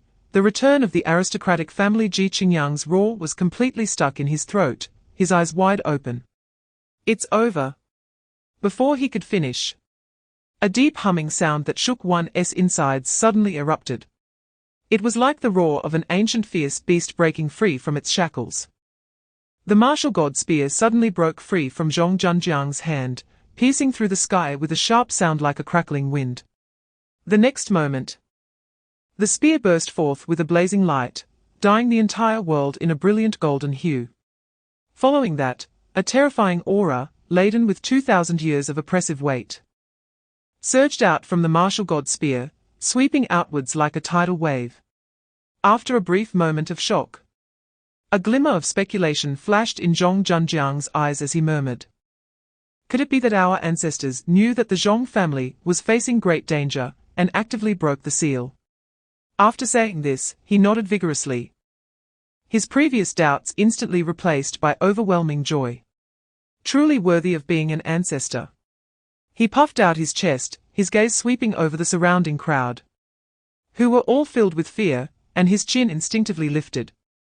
Our Zhong family ancestors are indeed impressive, just their appearance creates such a commotion. Dealing with the little Chu Sheng should be a piece of cake. As he thought this, his eyes suddenly brightened again. Previously, he had only thought of having the ancestor suppress Chu Sheng, but he had forgotten something even more important. Chapter 351. The first aristocratic family of Zhongzhou. Chu Sheng stood in place, his eyelids slightly lowered. It was only when a strand of memory from his previous life slowly unfolded that he finally resolved his confusion. He had always been unable to understand. Since the original body knew that he had a malevolent past life, why had he not inherited specific memories from that past life? As the memories flowed, the truth finally surfaced. The original body's past life not only committed numerous wrongdoings, but also had a vengeful nature. Before ascending, he learned that he had been schemed against by the heavenly Tao, but at that time, he was powerless to retaliate. Additionally, he had not sought to eradicate the aristocratic families entirely, but had ordered their dissolution, feeling somewhat uneasy. So, he left a remnant soul here. He intended for the remnant soul to reach the 9th tier, serving as a coordinate anchor point for him to cross the stars. At that time, he would be able to return here and settle the accounts of the past, as well as see if these aristocratic families had risen again. As for separating the memories from the remnant soul, it was because he had suffered losses in his previous life. If the remnant soul reincarnated with memories, it could easily be spied upon, leading to either memory erasure or complete obliteration by the heavenly Tao. Unfortunately, no matter how thorough the plan, it could not withstand sudden changes.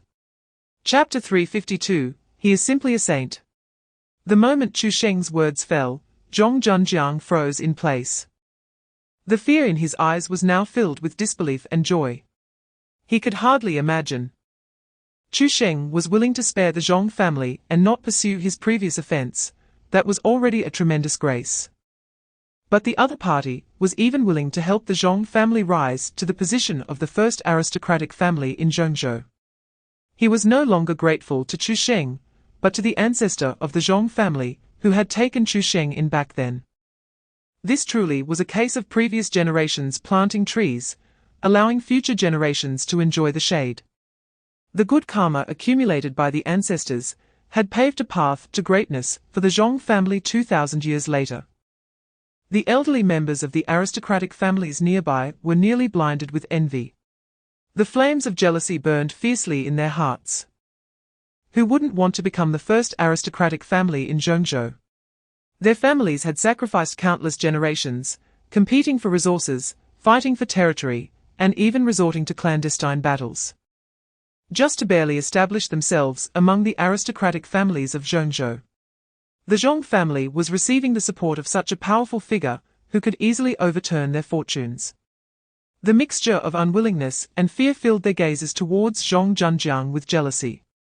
But when they looked at Chu Sheng, only deep apprehension remained, not daring to express even a hint of dissatisfaction. Chapter 353. An unbridgeable gap. This is impossible, impossible. The lips of the Wing clan ancestor, Lai Feng, were still trembling. Even at this moment, he could not believe what he was seeing. The Ming Star Alliance had already suppressed all the heavenly Taos of the low-dimensional colonial stars. The highest martial artists on Jinning Star could only reach the pinnacle of the 8th tier. Unless they served the Star Alliance, they could only obtain a migration permit issued by the Alliance to challenge the 9th tier on higher dimensional planets. Yet today, he actually witnessed someone breaking through the shackles and challenging the 9th tier on the native land of Jinning Star. If this matter spreads, Jinning Star would be finished. Lai Feng's heart raced as if it would break through his chest. Challenging the 9th tier on a low-dimensional colonial star that had been suppressed by the heavenly Tao was a blatant provocation to the authority of the Star Alliance. The Star Alliance only had one response to such planets: purification. Directly purifying all living beings on it, and then reintroducing colonial seeds, turning it into a new low-dimensional colonial star. Just now, he hadn't hesitated to consider directly killing Chu Sheng.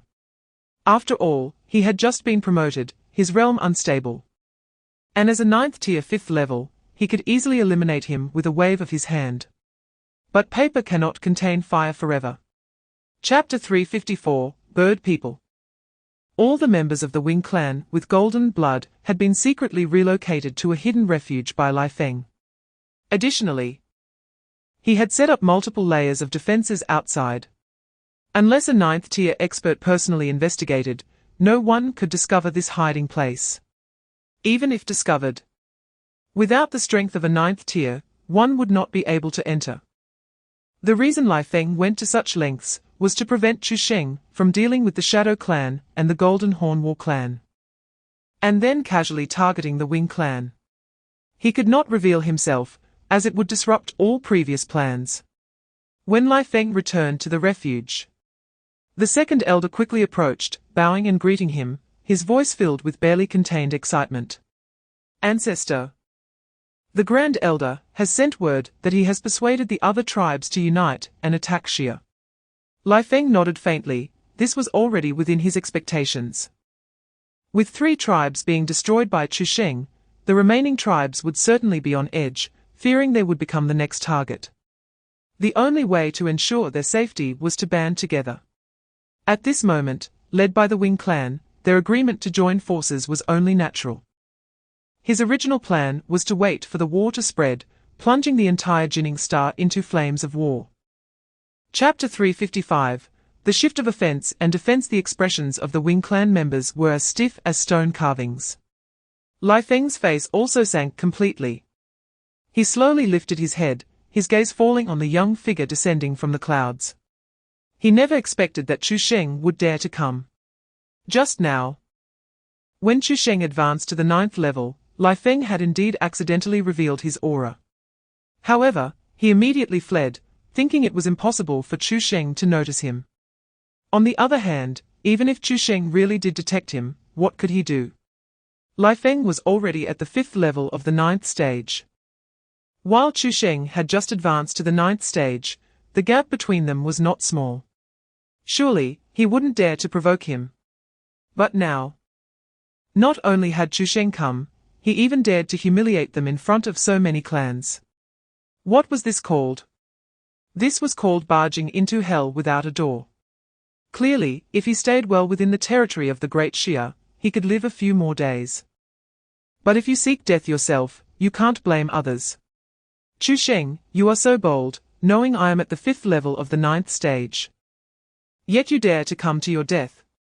Chu Sheng said nothing more and simply uttered 2 words, kneel down. Lai Feng was taken aback at first. Then, as if he had heard the biggest joke, he suddenly burst into laughter, his laughter filled with rage. Chapter 356, The True Ascension. Lai Feng knelt on the ground. Seeing that Chu Sheng had not spoken for a long time, he felt anxious and hurriedly knocked his head again. The ground in front of him already had several holes. Chu Sheng, we have realized our mistakes, and we will definitely restrain our clansmen in the future. Please spare our lives. The others also hurriedly knocked their heads, crying for Chu Sheng to spare them. To be honest, if it were before, Lai Feng would have thought that Chu Sheng would most likely not let them go. He had seen firsthand how ruthless Chu Sheng could be. But this time was different. If Chu Sheng had no intention of letting these people go, why bother going to such lengths to question their mistakes and force them to admit their wrongs? He could have just acted directly. It seemed that his appearance at the 9th stage made Chu Sheng somewhat hesitant. He did not know his own identity, he was afraid of him. Afraid that he was from the Star Alliance. The more he thought about it, the more Lai Feng felt he was right, and his voice steadied a bit. Chu Sheng, you may not know, but I serve as a garrison general in the Star Alliance, overseeing the defense of the Black Sand Star. As long as you spare me today, I will ensure you do not suffer any losses. Moreover, you are also at the 9th stage now, staying on Jinning Star has little meaning. Chapter 357, Ancient Beasts. Lai Feng was stunned, his face full of disbelief. He thought Chu Sheng was joking, and from any angle, this joke seemed somewhat inappropriate. But upon seeing that although Chu Sheng had a smile on his face, the killing intent in his eyes was completely unmasked, he took a step back. His vigilant gaze locking onto Chu Sheng. The others around were also frightened to the core by Chu Sheng's sudden change in demeanor. It was obvious to everyone that this was not a joke, he was genuinely intent on killing. Chu Sheng. Have you forgotten that I said I am from the Star Alliance? Do you dare to kill me? Aren't you afraid of the Star Alliance's wrath? Sending someone to capture you and hold you accountable. Upon hearing this, Chu Sheng's expression remained calm, and he shook his head indifferently. Not afraid.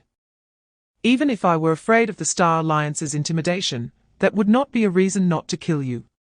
Lai Feng's face turned pale. But he still refused to give up, suddenly raising his voice. Have you considered what will happen to the human race of the Great Xia if you kill me?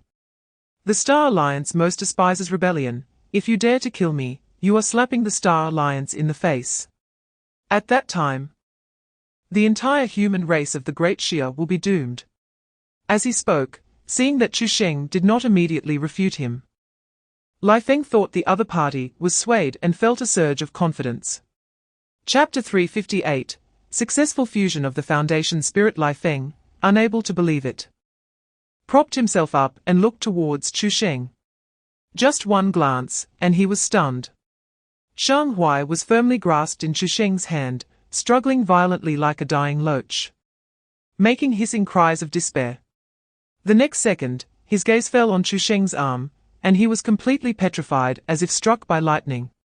On Chu Sheng's forearm, there indeed remained a cut made by Shang Hui. That wound, which should have been entangled by decaying aura and could never heal, was now visibly healing at an astonishing speed.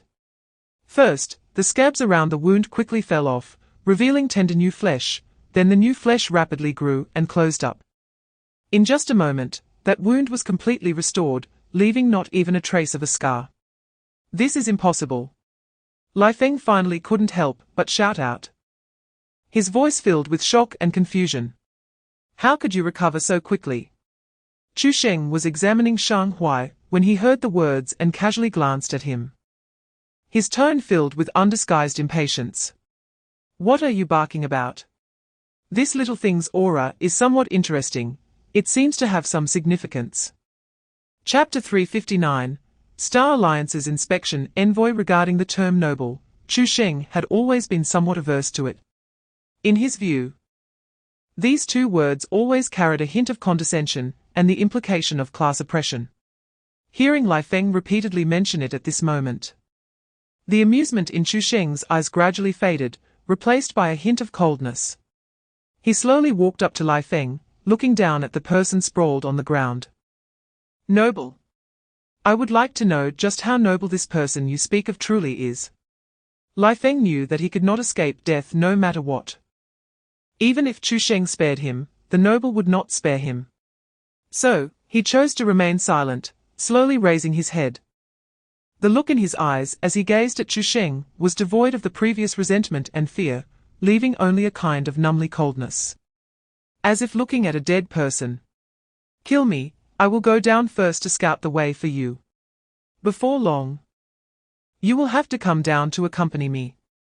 Chu Sheng was someone who never yielded to softness, but he also did not yield to hardness. Upon hearing this, he merely nodded slightly. Lai Feng didn't even see clearly what Chu Sheng did, he only felt a chill at his brow. And the scene before him began to blur gradually, ultimately plunging him into darkness. Chapter 360, Free Fighting. Loser dies. The spiritual boat hovered here. I will be back shortly. Behind Murong Shi, the deputy hurriedly bowed in response. That subordinate will first help the Lord warm the tea. Although a mere 9th-level peak could be handled by his deputy, he knew very well how offensive this anomaly's behavior was to Murong Shi. She would never allow others to intervene rashly. Murong Shi said no more, lightly tapping the deck with her toes, then leaped down. Lei Li supported her figure, drawing a dazzling trajectory in the low sky of Jinning Star. The wind howled in her ears, and the ground below rapidly magnified. Meanwhile, Master Chu, who was busy below, suddenly stopped his actions and looked up at the sky. Although he could not see the specific figure, he could clearly sense a strange and powerful aura rapidly descending from the direction of the clouds. The skill icon for heavenly justice did not light up. Either the newcomer had no intention to kill him, or the other party was at least a major realm higher than him. The 9th level observation realm and beyond was the ascension realm, right? The myriad realms. People from the Star Alliance. A hint of seriousness appeared in Chu Sheng's eyes. Soon, a light purple trajectory cut through the low sky. Chapter 361, Enough. I admit defeat. Murongxi's pupils suddenly constricted, and the spiritual energy around her instantly became chaotic. Over hundreds of years of cultivation, she had seen countless talented individuals. Some had innate sword bones, with swordsmanship talent unmatched among their peers. Some had heaven-defying qualifications, able to summon phenomena in heaven and earth with every breakthrough. Others possessed ancient bloodlines and touched high-level thresholds at a young age.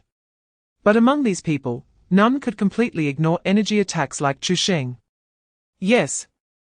She could finally confirm that Chu Sheng was not just immune to lightning magic, but immune to all energy-based attacks. Moreover, he had advanced to the 9th level on Jinning Star. From any angle, this young man was definitely not an ordinary person. Who exactly are you? A hint of vigilance crept into Murongxi's voice. Chu Sheng, however, did not answer, only smiled broadly. The next moment, Murongxi heard a gust of wind coming from behind her. Right, there was this move too. She reacted quickly, almost the moment the wind touched her clothes. Her figure swept sideways like willow catkins, darting out 100 jong. Turning back to look, Murongxi snorted coldly, her eyes filled with even more gravity. This kind of elusive ability, with no trace to be found, she had never heard of before. Chapter 362, Divine Ability, Divine Shouting. The two were very close. And Murongxi could even see her reflection in Chu Sheng's golden eyes.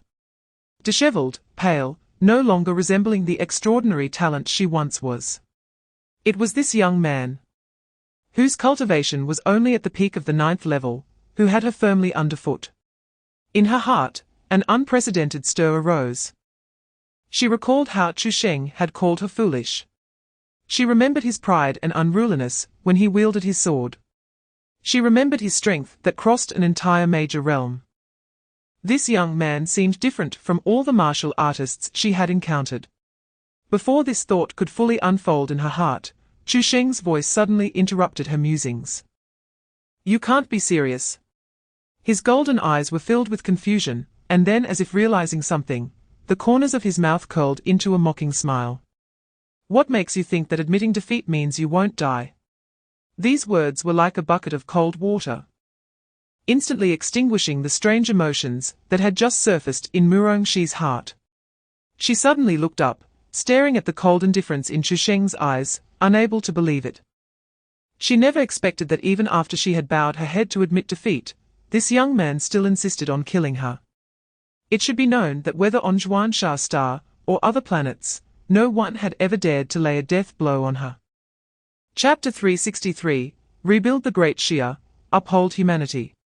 Everything was fine when they left, so why couldn't they come back? Now, things had really escalated. Above the atmosphere of Jinning Star, the assistant, upon sensing Murongxi's aura fade from weak to non-existent, almost scrambled to the control panel of the spirit ship. His fingertips swiftly glided over the array, directly activating the highest power. The tail of the spirit ship erupted with blinding azure light, and sped away towards the interstellar route, leaving Jinning Star behind without looking back. After that, he slumped in the control chair. Murongxi, a powerful figure of the myriad realms, had actually died on the unremarkable Jinning Star. And she had died at the hands of a 9th-level cultivator.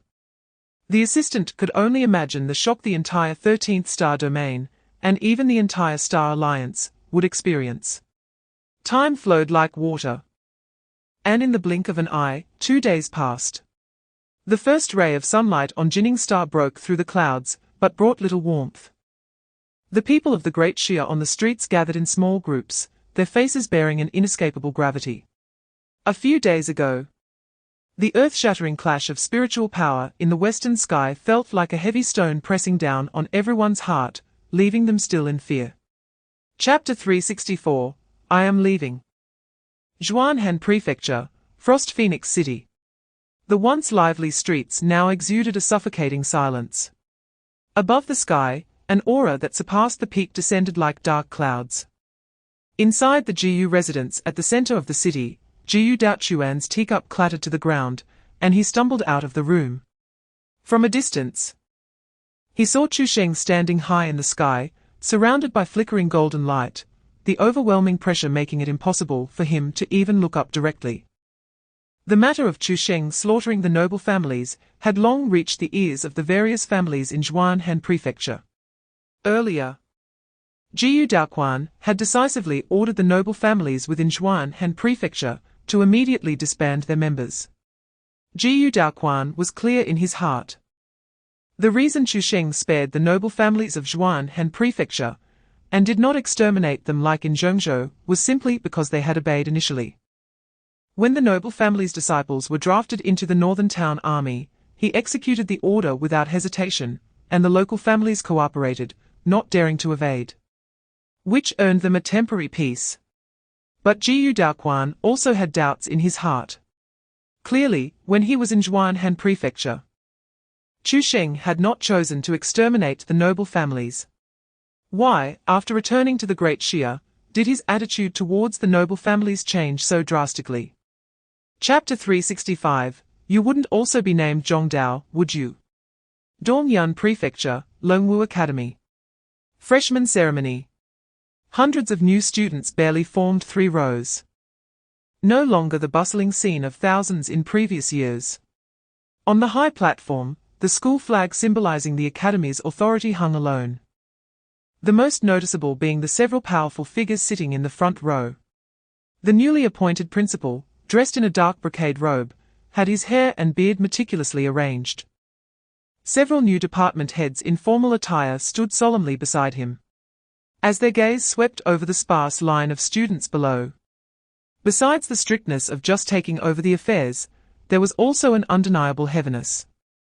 This freshman ceremony was the most meager, and had the fewest participants since the establishment of Longwu Academy.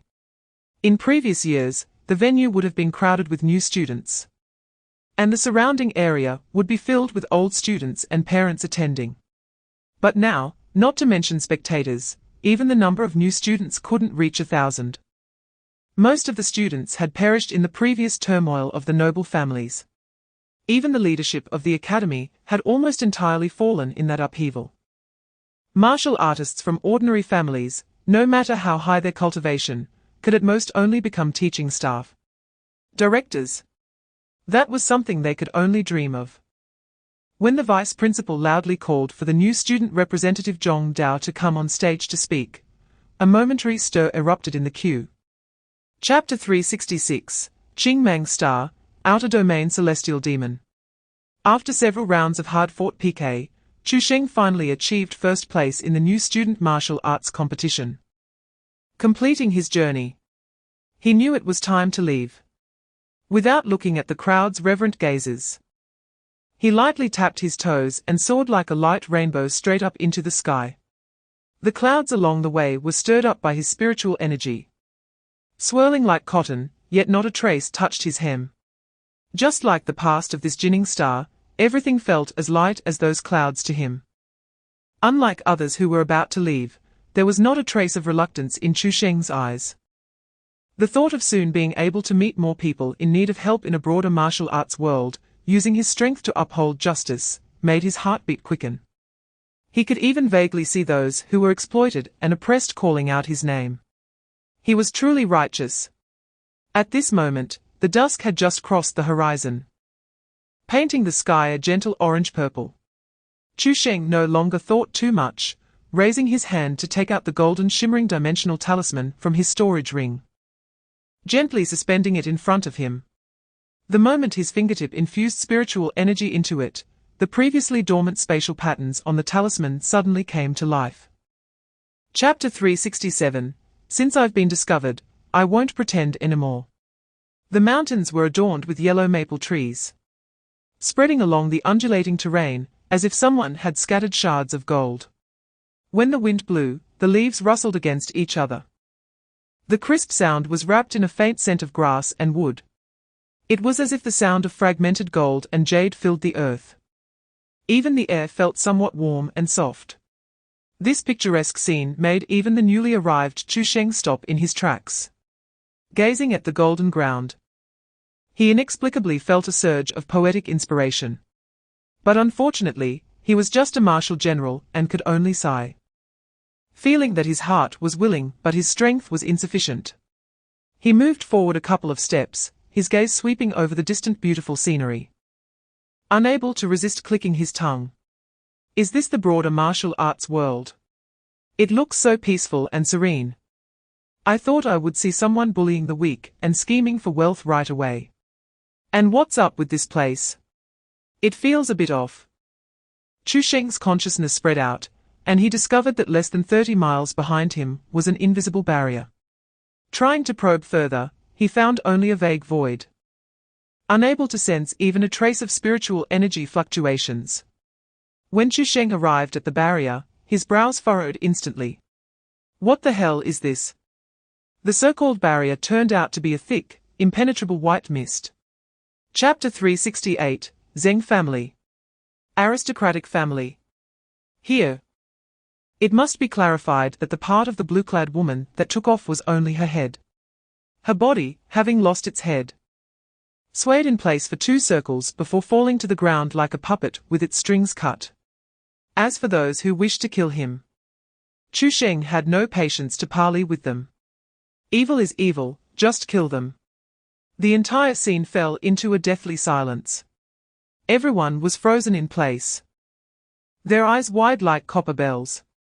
They stared intently at the headless corpse on the ground. When they finally reacted to what had happened, a chill instantly surged from the soles of their feet to the top of their heads, scaring them to the point of losing their souls. A possibility they had never dared to imagine overwhelmed them like a tide.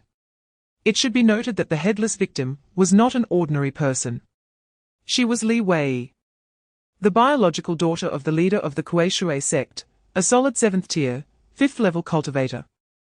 Yet such a proud daughter of heaven had not even had the chance to resist before her head was snatched off like picking fruit. Is this boy really an outer domain celestial demon? Is he really 9th tier? The man who had previously shouted that he would never spare Chu Sheng even if he begged for mercy was the first to snap. His legs went weak, and he fell to his knees. Chapter 369, As you can see, I am a doctor. Chu Sheng's expression indeed changed somewhat. However, there was no trace of anticipation in that change, instead, it was filled with disdain. In his view, Qing Mang's star was indeed broader than Jinning's star. But the extent of that breadth was extremely limited. The martial arts ceiling of the entire planet was merely a mere 10,000 phenomenon realm. It should be noted that he was already at the peak of the observation realm, just 1 step away from the 10,000 phenomenon realm.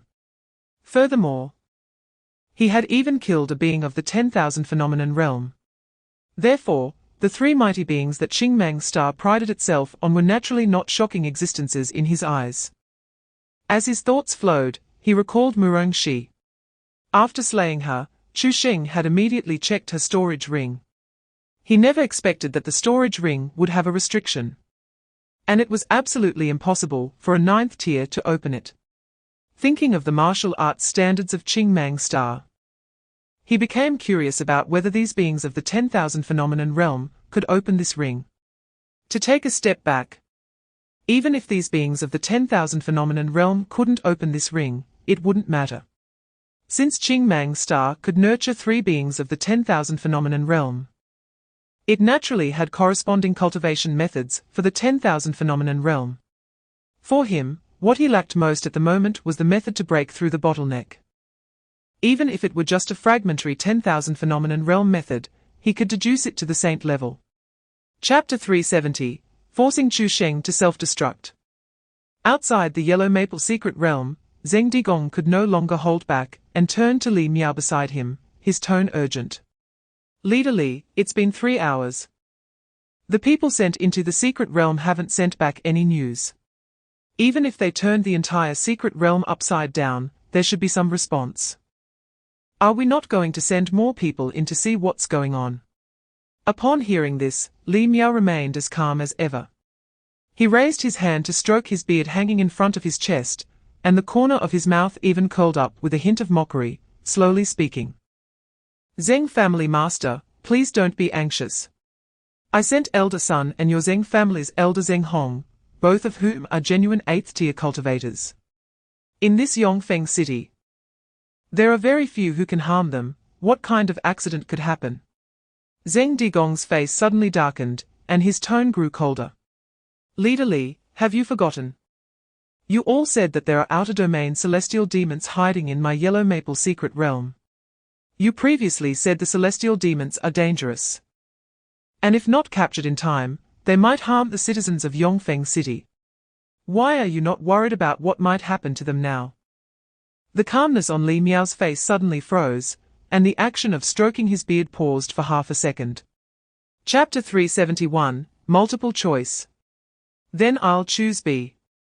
Chu Sheng's golden eyes blinked lightly, the fragmented golden light in them flickering. After being labeled a great demon twice in a row, even his good temper could not help but ignite genuine anger at this moment. The next moment, his aura finally no longer concealed itself. Like a sleeping giant beast awakening, the supreme pressure of the 9th-tier pinnacle unfurled without reservation. The entire world seemed to have been pressed on pause. The air stagnated like iron, and the trees and plants within 100 miles bowed their branches, their leaves trembling as if silently worshipping. Zheng Hong, who was rushing halfway, felt as if an invisible giant hand had grasped his body, suddenly freezing in place. The smug expression on his face was instantly torn apart by extreme terror, his pupils dilating with fear. Under this supreme pressure, even the thought of resisting seemed extravagant, leaving only a trembling that came from deep within his soul. Chu Sheng slowly raised his right hand, fingers slightly spread, and a small point of golden light appeared in his palm. He gently pressed forward. Buzz! The golden light instantly expanded, transforming into a 100-foot-high golden pillar that shot straight into the sky. This was not some exquisite technique nor a complex martial skill.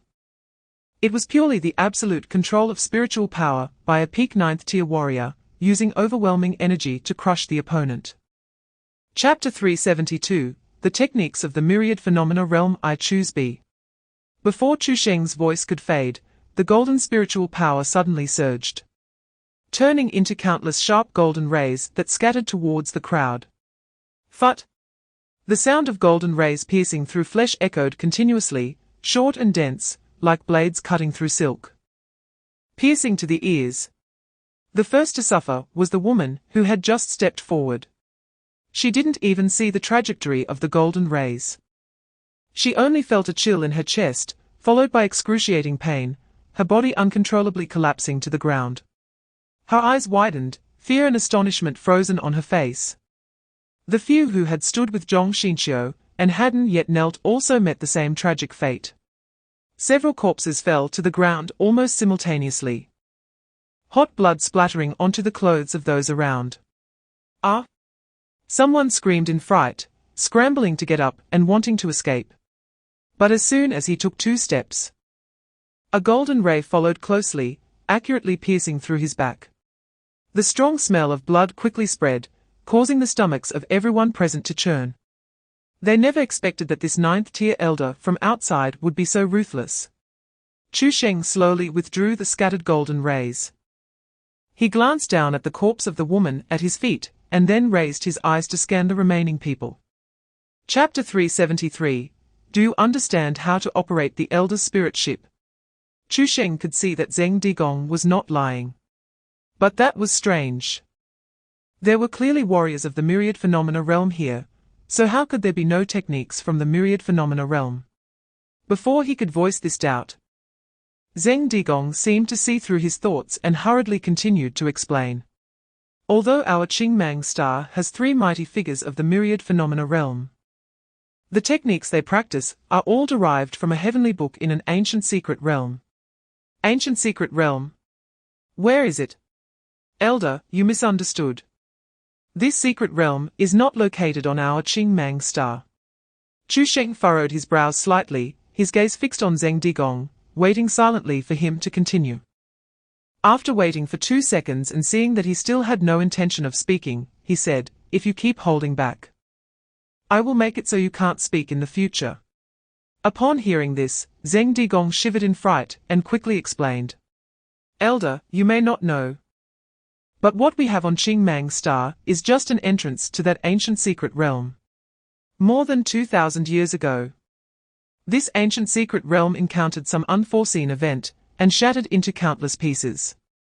One of those pieces, by chance, landed deep in the icefield of the extreme north of our Qingmang star." Chapter 374. I will personally go there. Hearing Zheng Yuan say it would take a day to reach Yongfeng City, Chu Sheng's brow furrowed slightly. If he didn't use divine justice and simply flew around Jinning Star, it would probably only take 3 or 4 days. Now on this Qingmang star, a journey within a city domain actually took a whole day. Noticing his strange expression, Zheng Yuan hurriedly explained in a low voice. "Elder, forgive me. Although the area of Qingmang star is not very large, our Zheng family's spirit ship is indeed too low in rank. Traveling 100,000 miles is already the limit." She spoke cautiously, afraid that this elder from a higher planet would misunderstand something. Chu Sheng, upon hearing this, maintained a calm demeanor, merely nodding slightly and casually saying, "Well, Qingmang star is indeed not very big. 100,000 miles, if placed on Jinning star, would be enough for him to travel back and forth several times from the northernmost part of the northern wilderness to the southernmost part of the central continent. Yet here, it was merely the distance from one region to a main city. The vastness of Qingmang star was presented to him in such a concrete and shocking way for the first time. He couldn't even imagine how many points of justice he could earn if he were to carry out divine justice here in the same manner as on Jinning star." Chapter 375. The Pure Land Zen Academy, Buddhist fate token. The spirit ship was smoothly traversing between the clouds, with white waves of clouds rolling outside. Ancient exotic beasts. Chu Sheng's question suddenly arose, causing Zheng Yuan to pause. After a moment of silence and careful recollection, she continued, "Speaking of exotic beasts, there are indeed quite a few on Qingmang star. Like the cloud treader beast of the Qinglan mountain range and the poison pattern python of the Black Marsh wetlands. But as for ancient exotic beasts, I really have never heard of them." Hearing this, a hint of disappointment flashed in Chu Sheng's eyes. He had originally hoped to find ancient exotic beasts on Qingmang star.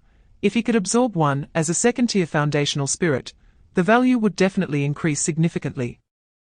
But it seemed that this hope was about to be dashed.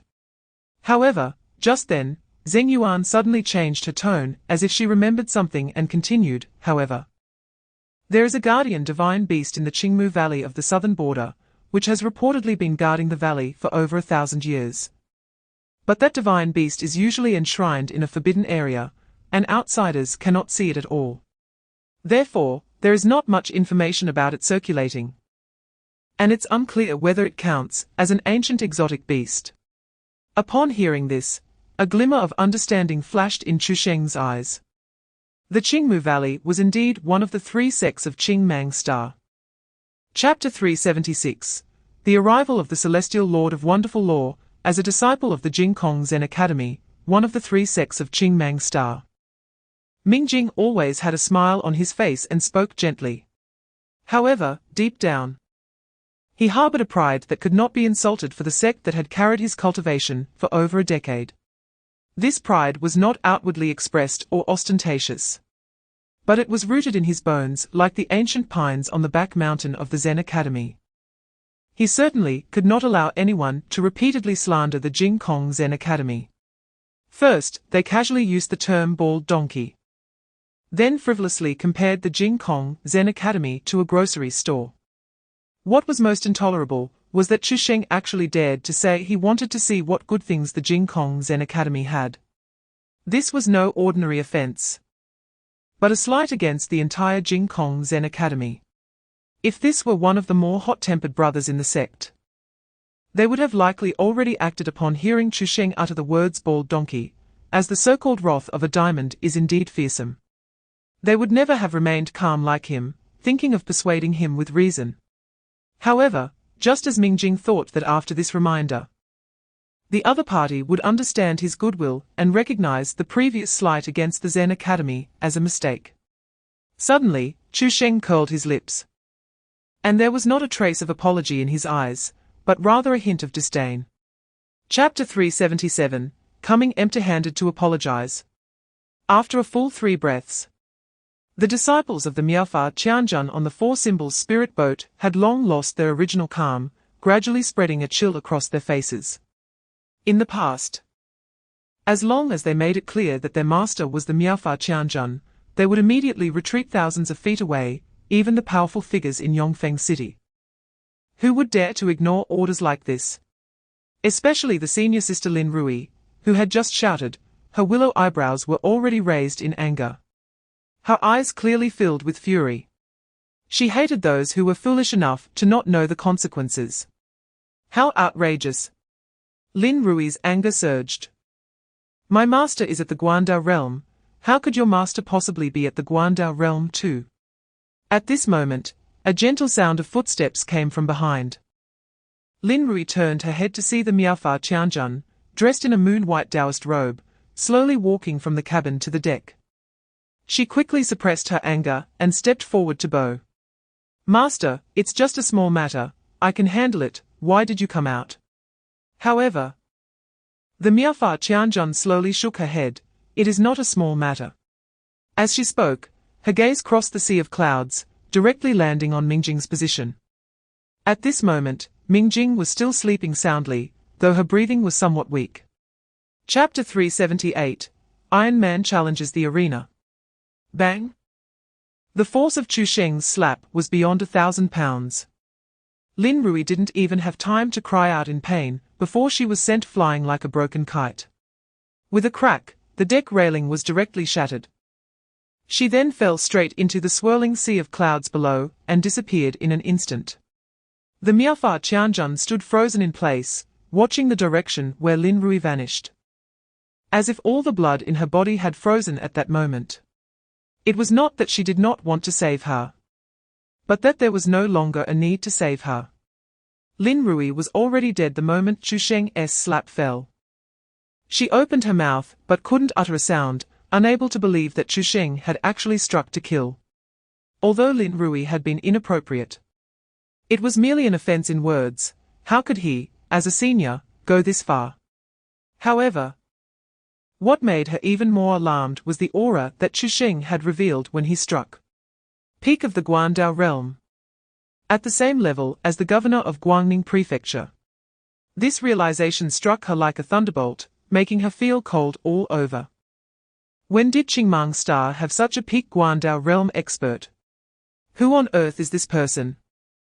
Chu Sheng withdrew his hand and raised his eyes to look at the pale-faced Miaofa Qianjun.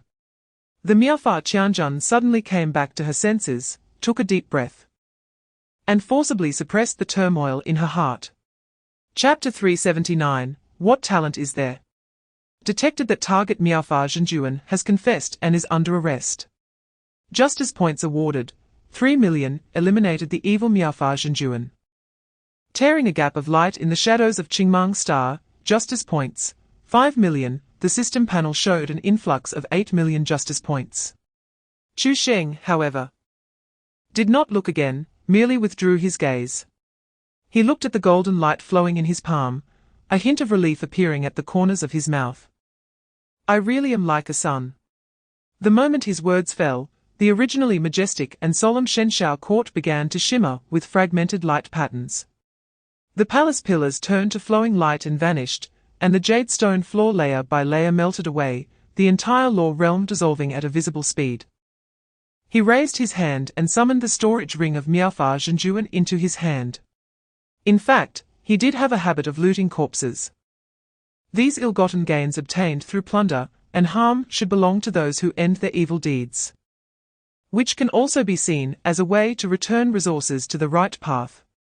However, on Jinning's star, there had never been anything he found worthy.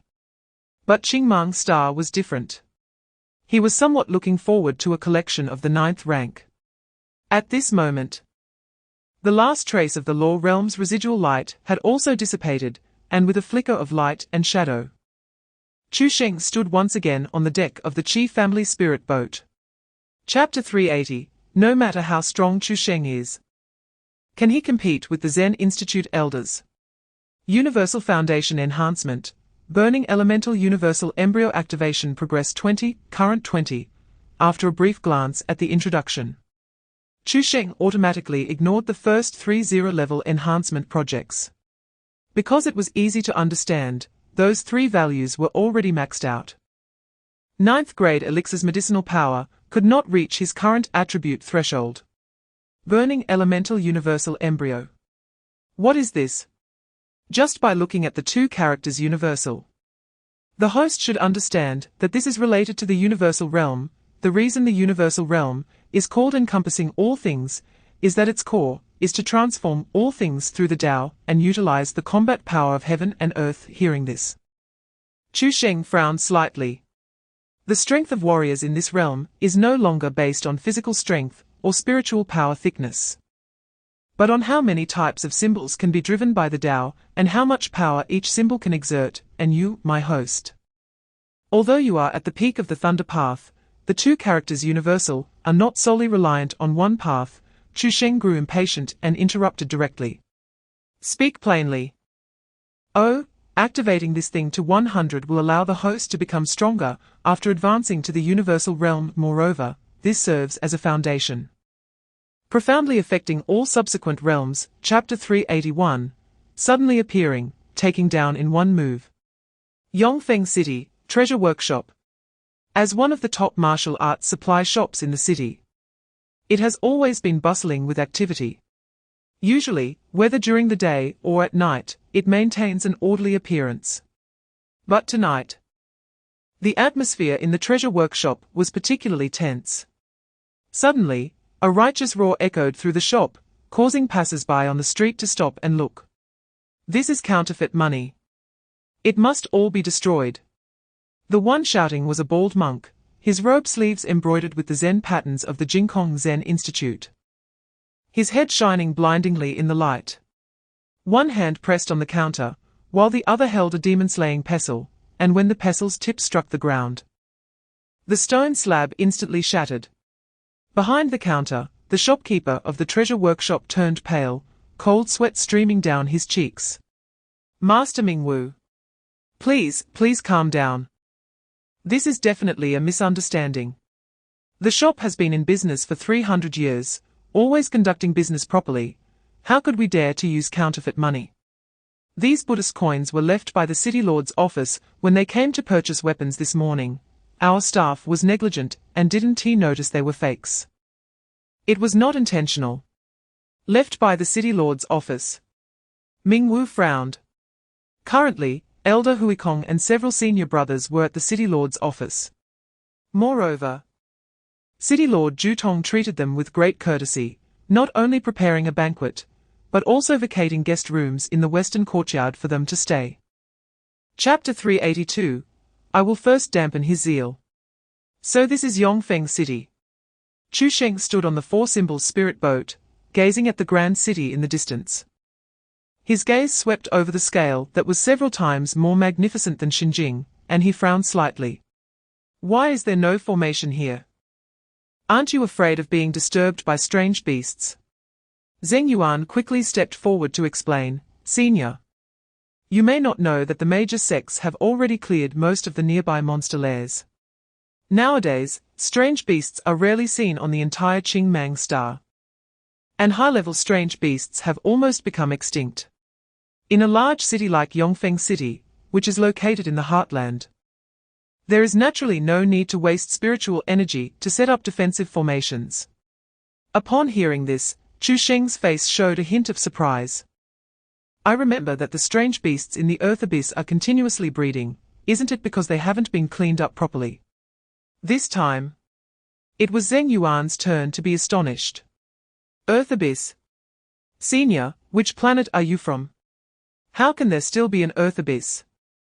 Isn't that something that only appears on the lowest latitude colonization planets?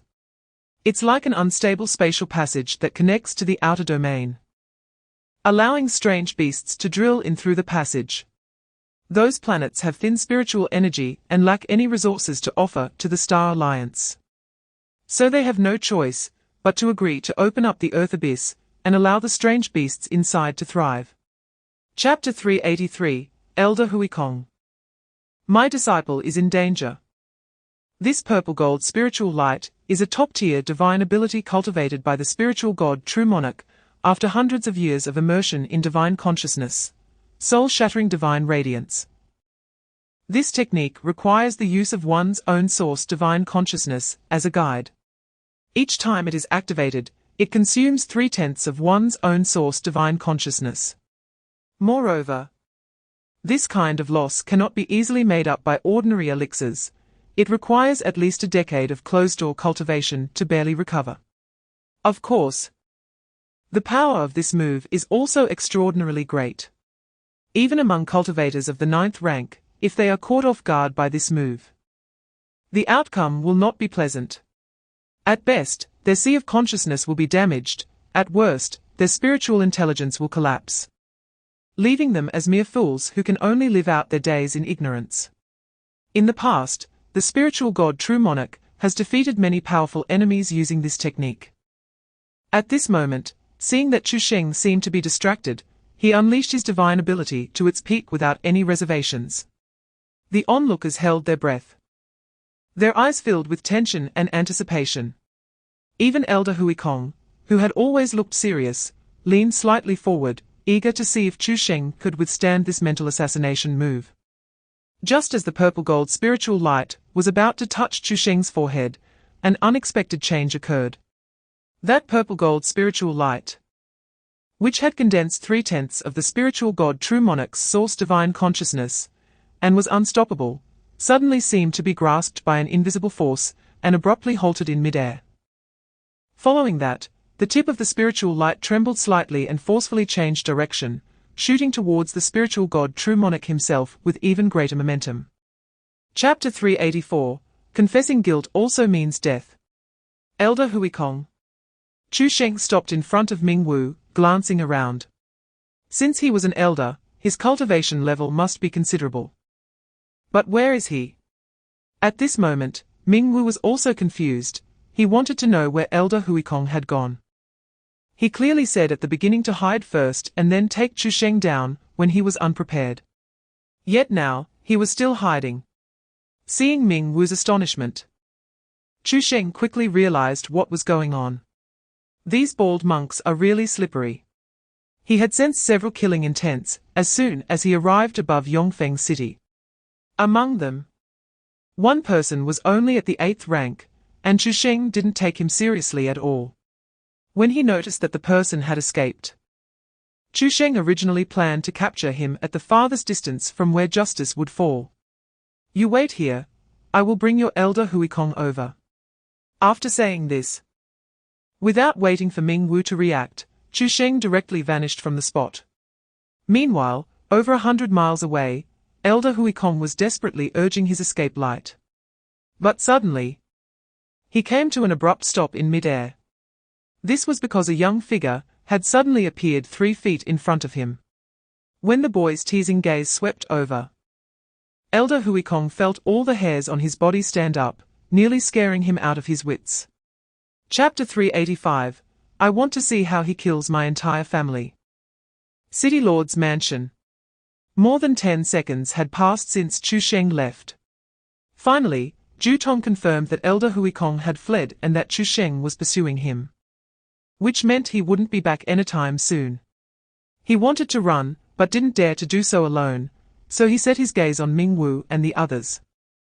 Ming Wu, let's run.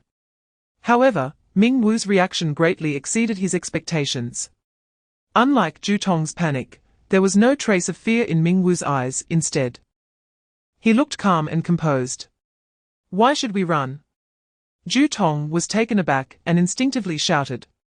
Even Elder Huikong has run away, we. Before he could finish his sentence, Ming Wu interrupted him with a smile and a shake of his head. City Lord Ju, you are mistaken. Elder Huikong is not running away. Chu Sheng's strength is indeed formidable, and the Elder certainly does not have the confidence to defeat him in one move. Fearing that Chu Sheng might use us to threaten him, which is why he deliberately lured him away. If you don't believe it, just wait, no need to wait. Your elder is here. A voice descended, directly interrupting Ming Wu's words. Along with this voice, Elder Huikong's head fell down. Facing Elder Huikong's unblinking eyes, Ming Wu's pupils shrank to the size of a needle tip. Chapter 386, The Arch-Nemesis of Evil. Ningzhou City, Governor's Mansion. In the main hall, everyone looked tense. All of this arose from the message that Ju Tong had sent not long ago. Threatening to kill the entire family of a governor would normally be taken as a joke. Not to mention an unknown loose cultivator. Even those from the three sects would not dare to make such bold claims. But Ju Tong spoke as if he was serious. Moreover, he claimed that the person was at the peak of the 9th rank, extremely powerful, which finally made everyone take it seriously. Considering they should confirm the truth before discussing countermeasures. Just then, the jade slip lit up with a glossy sheen again. Meng Qingyu, the governor of Guangning Prefecture, immediately looked at the content of the jade slip, and after reading it, he could no longer contain himself, standing up with a face full of anger. You scoundrel! He even thought Ju Tong had gone mad. The people in the hall were already listening intently, and upon seeing this, they gathered around, passing the jade slip around with a flurry of hands. The older members managed to keep their composure, but the tension in their expressions had completely disappeared. The younger disciples at home couldn't help but burst out laughing. Ha ha ha. 3 minutes to say farewell. Is Ju Tong out of his mind? He just relays whatever others say without even thinking. Chapter 387, This is the real lesson. Chu Sheng had originally planned to have the governor of Guangning Prefecture send over the Kunyu Pai, Earth and World token. When the time came, he would kill him and uproot his entire family. However, just then, he suddenly realized he had fallen into a misunderstanding. The entrance to the secret realm is just that one. When the time comes, these people will definitely rush over. He could just go directly to them to ask for it, so why bother running around in a panic?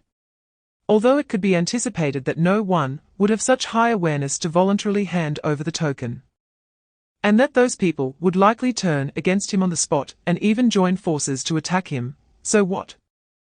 He is doing this for a more efficient pursuit of justice. Those who refuse are obstructing justice, so what nature do they have that needs to be discussed? With his mind made up, Chu Sheng raised his gaze towards the remaining survivors in the city lord's mansion. All of Ju Tong's family had perished, and the rest were mostly Ju Tong's accomplices. Seeing Chu Sheng approach, the crowd instinctively shrank back. Upon noticing this, Chu Sheng suddenly chuckled lightly, a warm smile appearing at the corner of his mouth. What are you afraid of? I am not a bad person. Ju Tong committed numerous crimes. It's fair to say he is an unforgivable villain, right? Chapter 388. The Zheng family lost a universe realm technique. Lin Wan had already sensed danger, and held tightly onto the emergency communication talisman from the Merchant Association, hoping to secure a glimmer of hope. However, she only guessed half right. Chu Sheng indeed harbored murderous intent, but did not give her a chance to speak. The figure within the light screen gradually solidified, and just as he was about to inquire, his gaze swept across the hellish scene outside the light screen, and his pupils suddenly constricted. After barely recognizing the bodies of Lu Fei and Lin Wan, he turned his gaze towards Chu Sheng, and, suppressing his anger, coldly said, I don't know what Lin Wan and the others did to offend you, but why did you resort to such violence? Chu Sheng glanced at him indifferently. Who are you? What qualifications do you have to ask me for an explanation? The man instantly froze. Even though he had dealt with countless people, he had never encountered someone as arrogant as Chu Sheng. A surge of anger rushed to his heart. The Xinluo Merchant Association was a prominent force in the Qingmang Star, and they had never been subjected to such disdain. But just as he was about to put on a stern face and use the Merchant Association's name to exert pressure, his gaze swept past the corpses in the courtyard, and his expression suddenly changed, even causing him to miss a breath.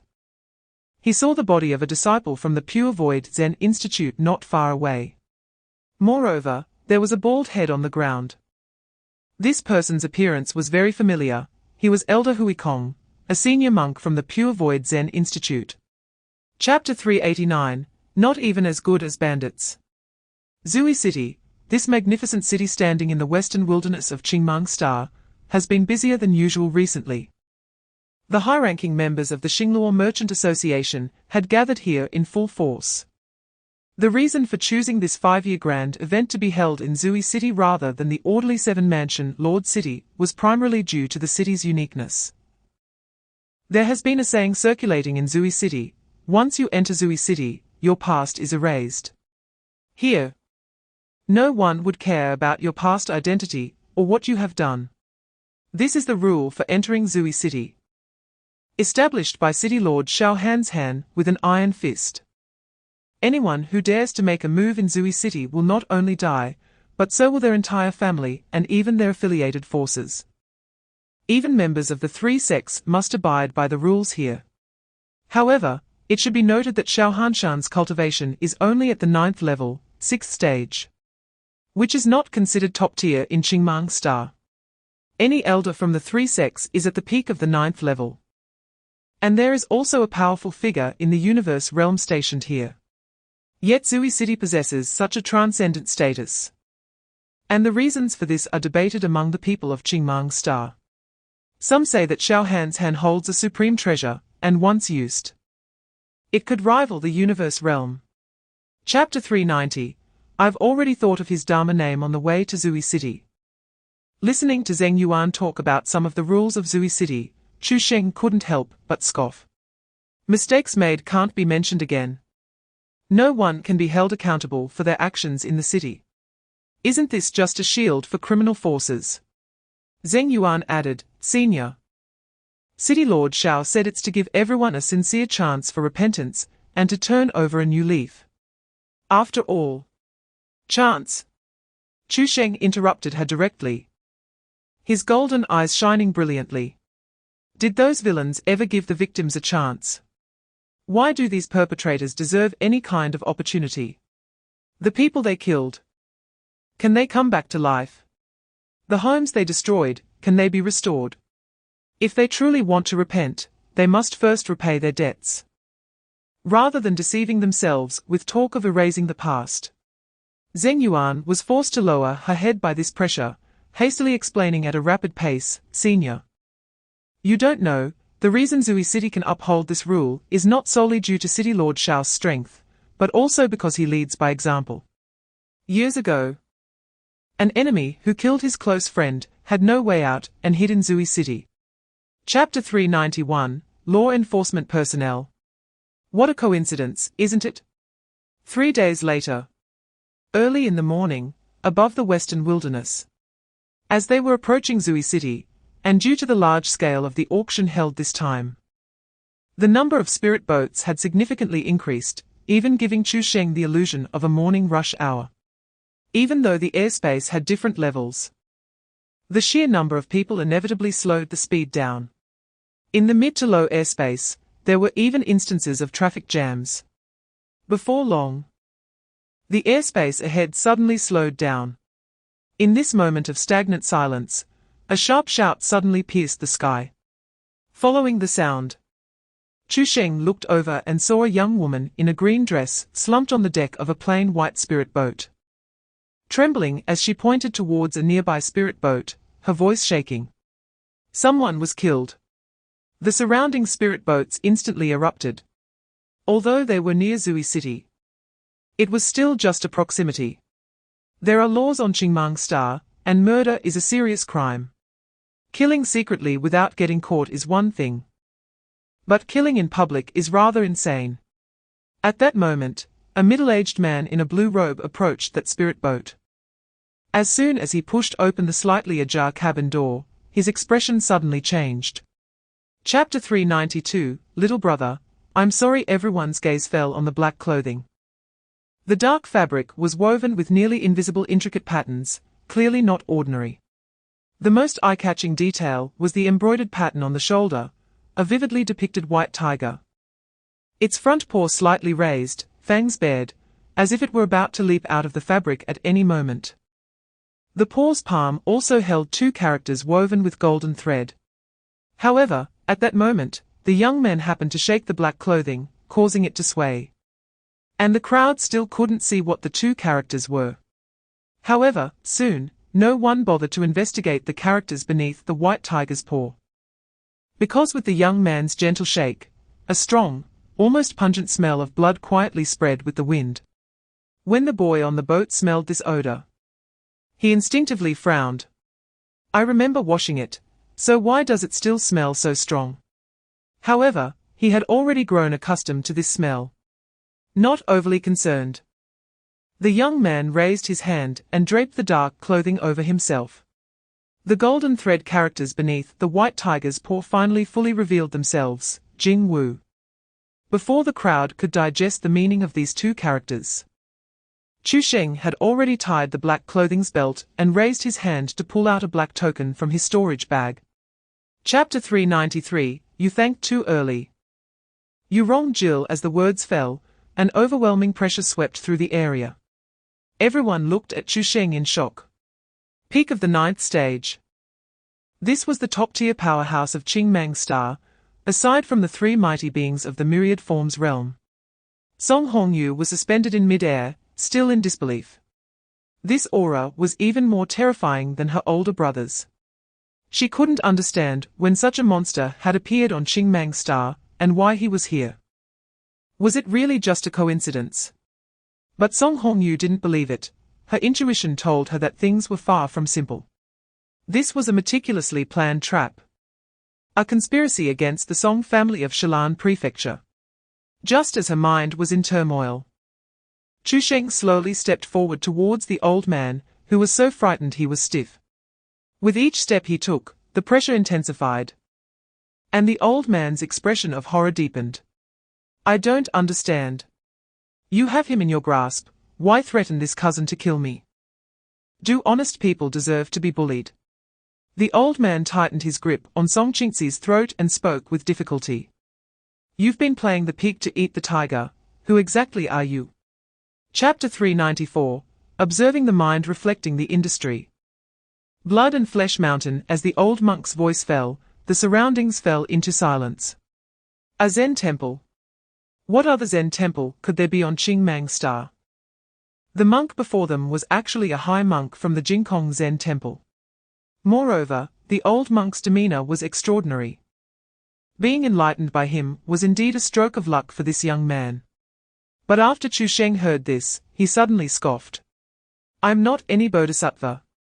And as for saving him, I think you might be mistaken. Before he finished speaking, he abruptly raised his hand and struck towards Song Qingxi's chest. This scene was too unexpected. Everyone was frozen in place, even forgetting to breathe. Song Qingxi's pupils constricted, unable to react. How could the person who just saved him suddenly turn on him? The old monk's clear eyes flashed with urgency. You mustn't. But as soon as he spoke, Chu Sheng's palm had already pressed against Song Qingxi's chest. Boom! Without a doubt, a 6th stage could not withstand a strike from the 9th stage. Even if Chu Sheng had never learned any palm techniques. In mid-air, Song Qingxi had already lost his breath. Just as everyone was still in shock from this sudden killing. The next moment, countless dark red light orbs shot out from Song Qingxi's corpse, rushing towards the sky. Chapter 395, The only way to defeat Chu Sheng. Zhu Shan was taken aback, and the next moment, he felt the world spinning. The clouds before his eyes and the sky were instantly distorted into blurred shadows. When he regained his footing and opened his eyes, He found himself in an extremely shabby place.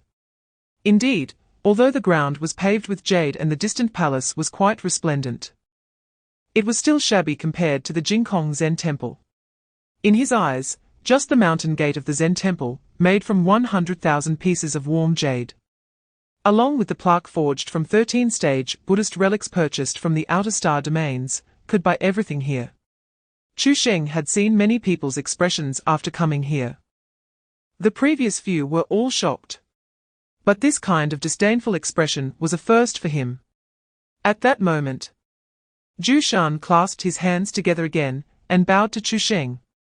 However, this time, there was a hint of inquiry in his eyes. Amitabha, you truly surprise me. Able to casually pull someone into a secret place. Such a method, I have never heard of before. You must not be from our realm, right? Chu Sheng replied expressionlessly. No need to probe, I have no background. Chapter 396, Killed, but only halfway defeating this terrifying youth on a physical level. The words echoed repeatedly in Chu Sheng's mind. Was that possible? In Chu Sheng's view, it was simply impossible, even if he exerted all his strength. The opponent did not seem to be self-destructing his weaknesses, instead. It felt more like mockery. This feeling was truly frustrating. In ordinary martial arts battles, it was like a wooden barrel holding water. Victory or defeat often depended on one's strengths, and whether they could spot the opponent's weaknesses. If one's technique was slightly weaker, defense was lacking, or experience insufficient, they would be exploited by their opponent. But Chu Sheng turned this around. In their battle, victory or defeat was determined entirely by his longest board. Moreover, this board was absurdly long, completely covering up all the impacts of the short boards. No matter how many strange fighting methods you had, in front of Chu Sheng, there was only one way left, to compare whose body was stronger. Chu Sheng's drooping hands gently came together, and his brow was filled with relief. Little benefactor. One force can subdue 10, breaking through myriad methods with the body, truly admirable. I concede. Chu Sheng's gaze remained sharp. He had seen this scene countless times, and would not be moved in the slightest. Chapter 397, I have killed the demon monk. You are safe now. Zheng Yuan looked at the crowd surrounding her, each with unfriendly looks. Her heart tightened, and she quickly spoke. You better not touch me, otherwise, when the senior comes out, you definitely won't escape. These words had no deterrent effect. Instead, they provoked a few scoffs from the encircling crowd. The leader's tone was full of disdain. Little girl, do you not know the phrase evil cannot suppress righteousness? That is Master Chu Sheng from the Jingkong Zen temple. A being of the myriad forms realm. How could that evil cultivator possibly be a match for Master Chu Sheng? And what do you mean by not letting us go? He'd have to come back alive to say that. The gazes of the others swept over Zheng Yuan. Although her features were delicate, there was nothing striking about her. To say she was that young man's woman was somewhat insulting to a peak 9th stage cultivator. What is your relationship with that evil cultivator? Don't think about lying. We are not that easy to deceive. Zheng Yuan was momentarily speechless. Upon reflection, she indeed had no particularly close relationship with Chu Sheng. At first, Chu Sheng saved her and her brother's lives, along with the entire Zheng family. After that, her family arranged for her to pilot Chu Sheng's spirit boat. That was all. Chapter 398, The senior is a good person. Back on the deck, Chu Sheng also saw these uninvited guests. The one in the lead was the first man, who kneeled down to serve Chu Sheng earlier. How did you end up here? The man felt a jolt in his heart, but forced a calm expression, quickly thinking of an excuse. But before he could speak, Zheng Yuan stepped forward first and said, They took advantage of the senior's absence earlier, wanting to capture me and hand me over to that demon monk. As soon as these words were spoken, the atmosphere on the deck instantly froze. The crowd instantly turned pale and knelt on the ground. At the same time, they secretly gritted their teeth in hatred towards Zheng Yuan. Just a moment ago, this girl had appeared gentle, saying not to touch her. otherwise, once the boy came out, they would not be spared. Her tone was full of persuasion, making her seem like a good person who did not want to stir up trouble. But who would have thought that as soon as Chu Sheng opened his mouth to inquire, she revealed everything. Why? Are you all in cahoots with that demonic monk? The man quickly banged his head on the ground, pleading. Senior, spare us. We were just momentarily bewitched, deceived by that demonic monk, thinking you were an evil cultivator. So we wanted to control this girl first to hand her over to that monk later. Chapter 399. The consequences of breaking the rules. Tomorrow is the 3-yearly Wanbao auction in the Sin City, and the entire city is now overcrowded. When there are many people, chaos follows. Although the disturbances are not too big or small, they are enough to stretch people thin. In the West District of Sin City, in the study of Xiao Hanshan, the city lord. As the city lord, Xiao Hanshan had hardly slept these past few days. However, what truly troubled him was far more than these disturbances. Not long ago, he had heard that this auction would feature the Kai Yang Yunji. This was the key to curing his daughter's illness. Since then, he had found it even harder to relax. He had to deal with the city's trivial matters, while secretly plotting to ensure he could secure this spiritual medicine at the auction tomorrow. Not daring to slack off in the slightest. Just as he was lost in thought over the list of spirit stones on his desk, hurried footsteps suddenly came from outside the study. The door was pushed open abruptly. His brother, Xiao Chunan, rushed in with a pale face, panic evident in his voice. Brother. It's bad. Xiao Yi, he has returned. Xiao Hanshan was taken aback, his tone filled with confusion. Isn't it a good thing that he has returned? Where has he been causing trouble this time? Xiao Chunan hurriedly explained. It was the Xingluo merchants who brought him back. He went to pretend to be a servant there. Chapter 400. The monster Xiao Yi, didn't you say you were hungry? Here, eat. This is your favorite golden pattern spirit deer jerky. Xiao Yi looked at the dishes on the table. Although his gaze was clearer than when he first woke up, it still carried a sense of distraction. I'm not hungry anymore. After saying that, he stood up directly, and the dazed look in his eyes quickly faded. I must leave this place. The jade chopsticks in his mother's hand clattered into the porcelain plate, splattering a few drops of oil. Xiao Yi, what nonsense are you talking about? You just came back. Where do you want to go? The Xiao family members surrounding him also began to persuade him, and their overlapping voices made Xiao Yi very annoyed. He shook off his mother's hand that was gripping him tightly and said urgently, You don't understand. That person is too strange. If he discovers me, not only will I not survive, but you will all die too. Xiao Hanshan's expression instantly darkened. Xiao Yi, what on earth is going on? You wouldn't have hysteria, would you? Xiao Yi suddenly looked up at his uncle, his eyes complex. Finally, after a moment of calming down, he sighed heavily. Hanshan. Regarding the matter, before he could finish, Xiao Hanshan's slap had already landed on his face. Chapter 401. The protagonist of Destiny in novels. Xiao Yi chuckled lightly, speaking calmly. This is all thanks to my master's teachings, and my master entrusted his family assets to me, which is why I managed to advance to the 9th stage by luck. Hearing this, Chu Sheng remembered that after suppressing Yi Qinglai, he found that there was nothing in his storage ring. It turned out that he had hidden it all early on. Moreover, this explains why Xiao Yi liked to run outside so much, often not staying home. It wasn't that he was just playing, he was actually going to retrieve the resources hidden by Yi Qinglai or to cultivate. Just as Chu Sheng was lost in thought, he heard Yi Qinglai speak. Xiao Yi, why aren't you quickly paying respects to your second master? He is much wealthier than I am. If you pay respects to this master, you will make a fortune. Xiao Yi was momentarily taken aback, but then he quickly understood Yi Qinglia's intention. Disciple Xiao Yi pays respects to master. Chu Sheng was stunned by this call of master, and then he heard Xiao Yi continue.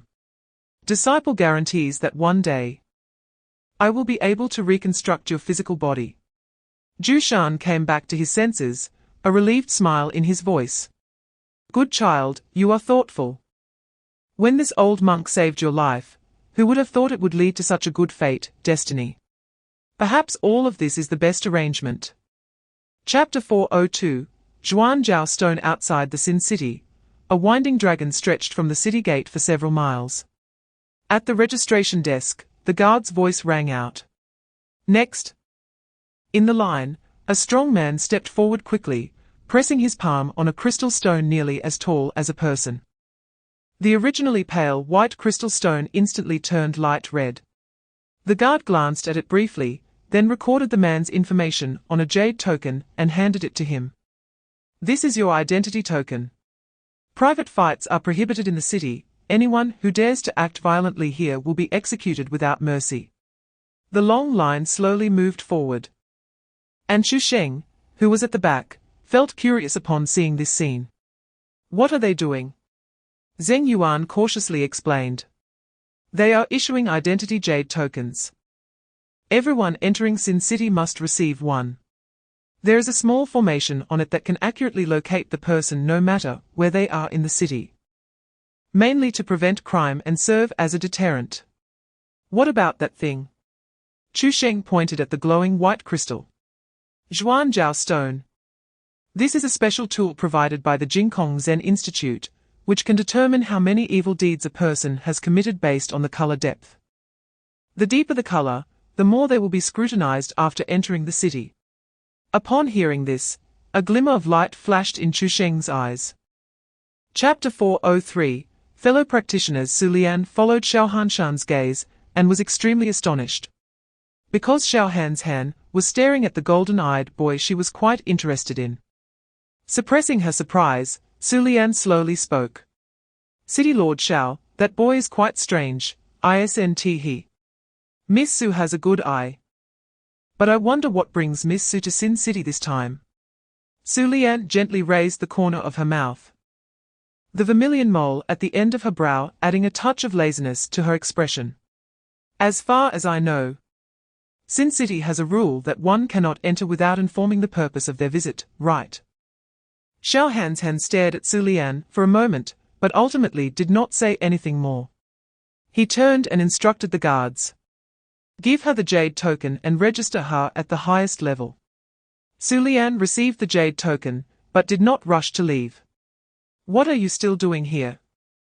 I just want to wait and see what color the Zhuanjiao stone will show when that boy is verified. After all, someone who can make City Lord Xiao come personally to oversee matters.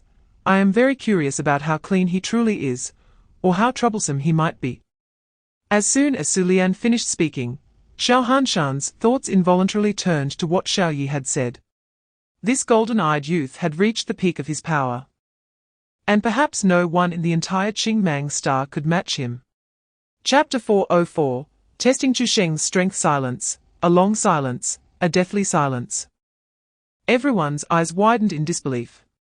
Even the guards forgot to step forward, their gazes fixed on the pile of crystal fragments. As if trying to confirm whether the scene before them was an illusion. The Zhuanjiao stone could break. What a joke. The principle that the products of the Jingkong Zen Institute must be top quality had long since taken root in people's hearts. For many years, there hadn't even been a situation where cracks appeared. But now, it had exploded. Soon, everyone's gaze toward Chu Sheng changed. Zheng Yuan's face turned pale.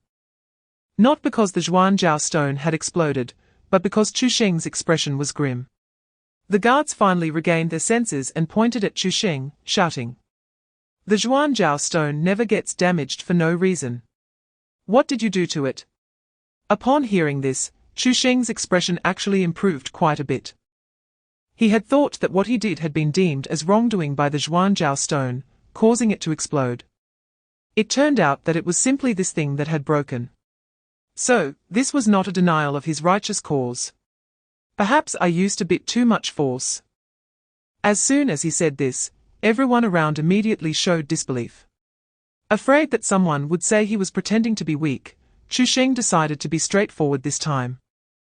Chapter 405, Guest Elder. The next day, before dawn broke, the auction venue was already bustling with people. Chu Sheng and his companion stood at the edge of the crowd, waiting to enter. Suddenly, a familiar voice called out, "Senior." The two turned to see Shi Xiaoxiao struggling to squeeze through the throng. After the three parted ways yesterday, she had rushed back to the Qingmu Valley stronghold in the Sin City. Chu Sheng and his companion had merely found a place to rest. As Shi Xiaoxiao approached, they noticed she was followed by three others. Leading them was an elderly man dressed in a grey-blue robe, with white hair and beard. Even amidst the noisy crowd, he exuded an air of calm authority. Two young disciples followed him, and the moment they saw Chu Sheng, all three were momentarily taken aback. The Chu Sheng before them looked younger than what they had heard from Shi Xiaoxiao. He had none of the weathered feel that a senior should have. And he even seemed more juvenile than their youngest junior disciple, who had just turned 20 this year.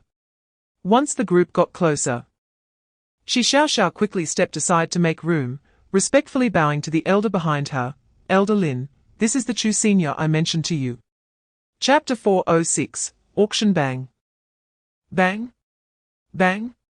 Soon, the guards, alerted by the noise, rushed to the box door. But before they could ask, Lin Kang stepped forward to explain. "I am Lin Kang from Qingmu Valley. This matter was not initiated by the young friend Chu, but rather Su Lian intruded into our box and entangled the young friend Chu with seduction techniques, forcing him to retaliate." As he spoke, he stepped aside to reveal Shi Xiaoxiao and the other three. Although the three had not fully recovered from their shock, they still nodded in unison upon hearing the elder's words. "We can all testify." Seeing this, the guards were momentarily taken aback. This matter involving three sects was beyond the capacity of ordinary guards to handle. Just then, Xiao Han's Han arrived with his men. As he surveyed the chaotic scene, his brows furrowed slightly. Lin Kang took a step forward, cupping his hands in greeting. "City Lord Xiao, please see clearly." When Su Lian intruded, I, along with Xiao Xiao and these two disciples, were present and witnessed her using seduction techniques to entangle the young friend Chu, speaking extremely frivolously. The young friend could no longer tolerate it and acted in self-defense. If it were someone else, they would have probably already been controlled by her seduction techniques. Upon hearing this, Xiao Han's hand did not respond immediately. After a moment of silence, his gaze slowly fell on Chu Sheng.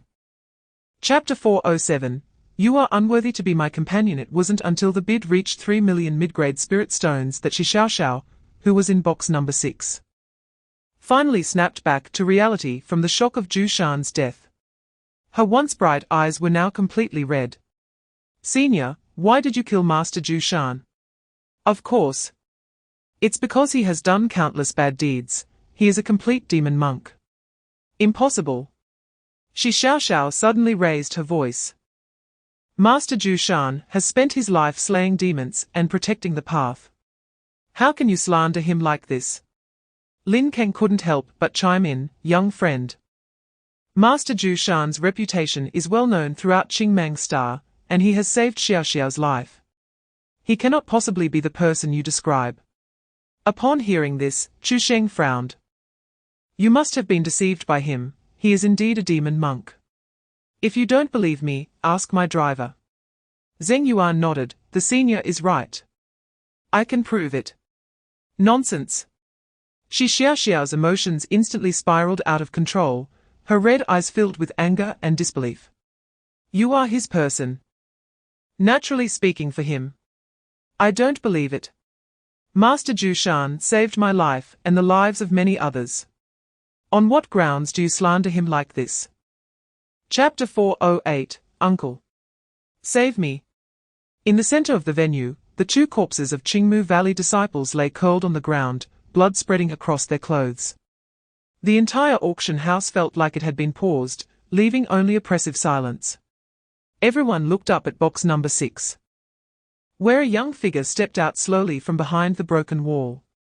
His golden eyes scanned the crowd, causing everyone to instinctively shrink back. Xiao Hanshan's voice, Filled with suppressed anger, echoed, Chu Sheng. You dare to kill in public in Sin City. Do you have any regard for the rules of Sin City? To hell with the rules. Clearly, I am the one who abides by the rules. This shameless person even dared to deceive my feelings. Chu Sheng hated two things most in his life. First, hypocrites who aided the wicked, and second, those who dared to deceive him. Shi Xiao happened to embody both. After a brief silence, laughter suddenly erupted from Anir as he spoke. The flesh on Chu Sheng's chest converged towards the center like a tide. And even the position of the shattered heart had a pulsing outline slowly taking shape. In just a blink of an eye, that penetrating wound, which would have meant certain death for anyone else, had completely vanished. Xiao Yi's pupils contracted in shock at this scene. What kind of monster are you? Chu Sheng ignored his question, the mockery in his eyes fading, leaving only a cold killing intent. Xiao Yi, burdened with countless opportunities, had just begun his path to rise and did not want to die. However, before he could plead for mercy, Chu Sheng directly slammed his head into the ground. The blue bricks instantly shattered, and debris flew. Xiao Yi's skull crumbled like fragile porcelain, and then Chu Sheng kicked down, directly crushing his chest. Looking down at the completely silent corpse beneath his feet, Chu Sheng let out a disdainful sneer. 9 turns unkillable body. An indestructible copper wall, an iron bastion. Nonsense. Chapter 4:10, You Can Die Too. Regret? It's too late for regret. As I said before, when a person does something wrong, they must be punished. You have protected these villains for so long, accumulating so much blood debt, now, it's time for you to repay it. As Chu Sheng's words fell, the crowd, intoxicated by the lure of life and wealth, all rushed towards the Shao mansion. But faster than them were the guards of the Shao mansion. Shao Han's hand stared intently below. And the next second, his pupils suddenly contracted as he let out a heart-wrenching roar. No.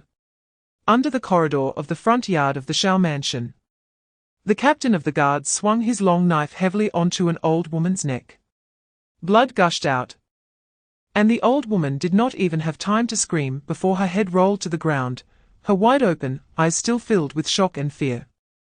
That old woman was Xiao Hanshan's mother. The captain of the guards shook off the blood on his blade, showing no hint of guilt, instead revealing a hint of urgent joy.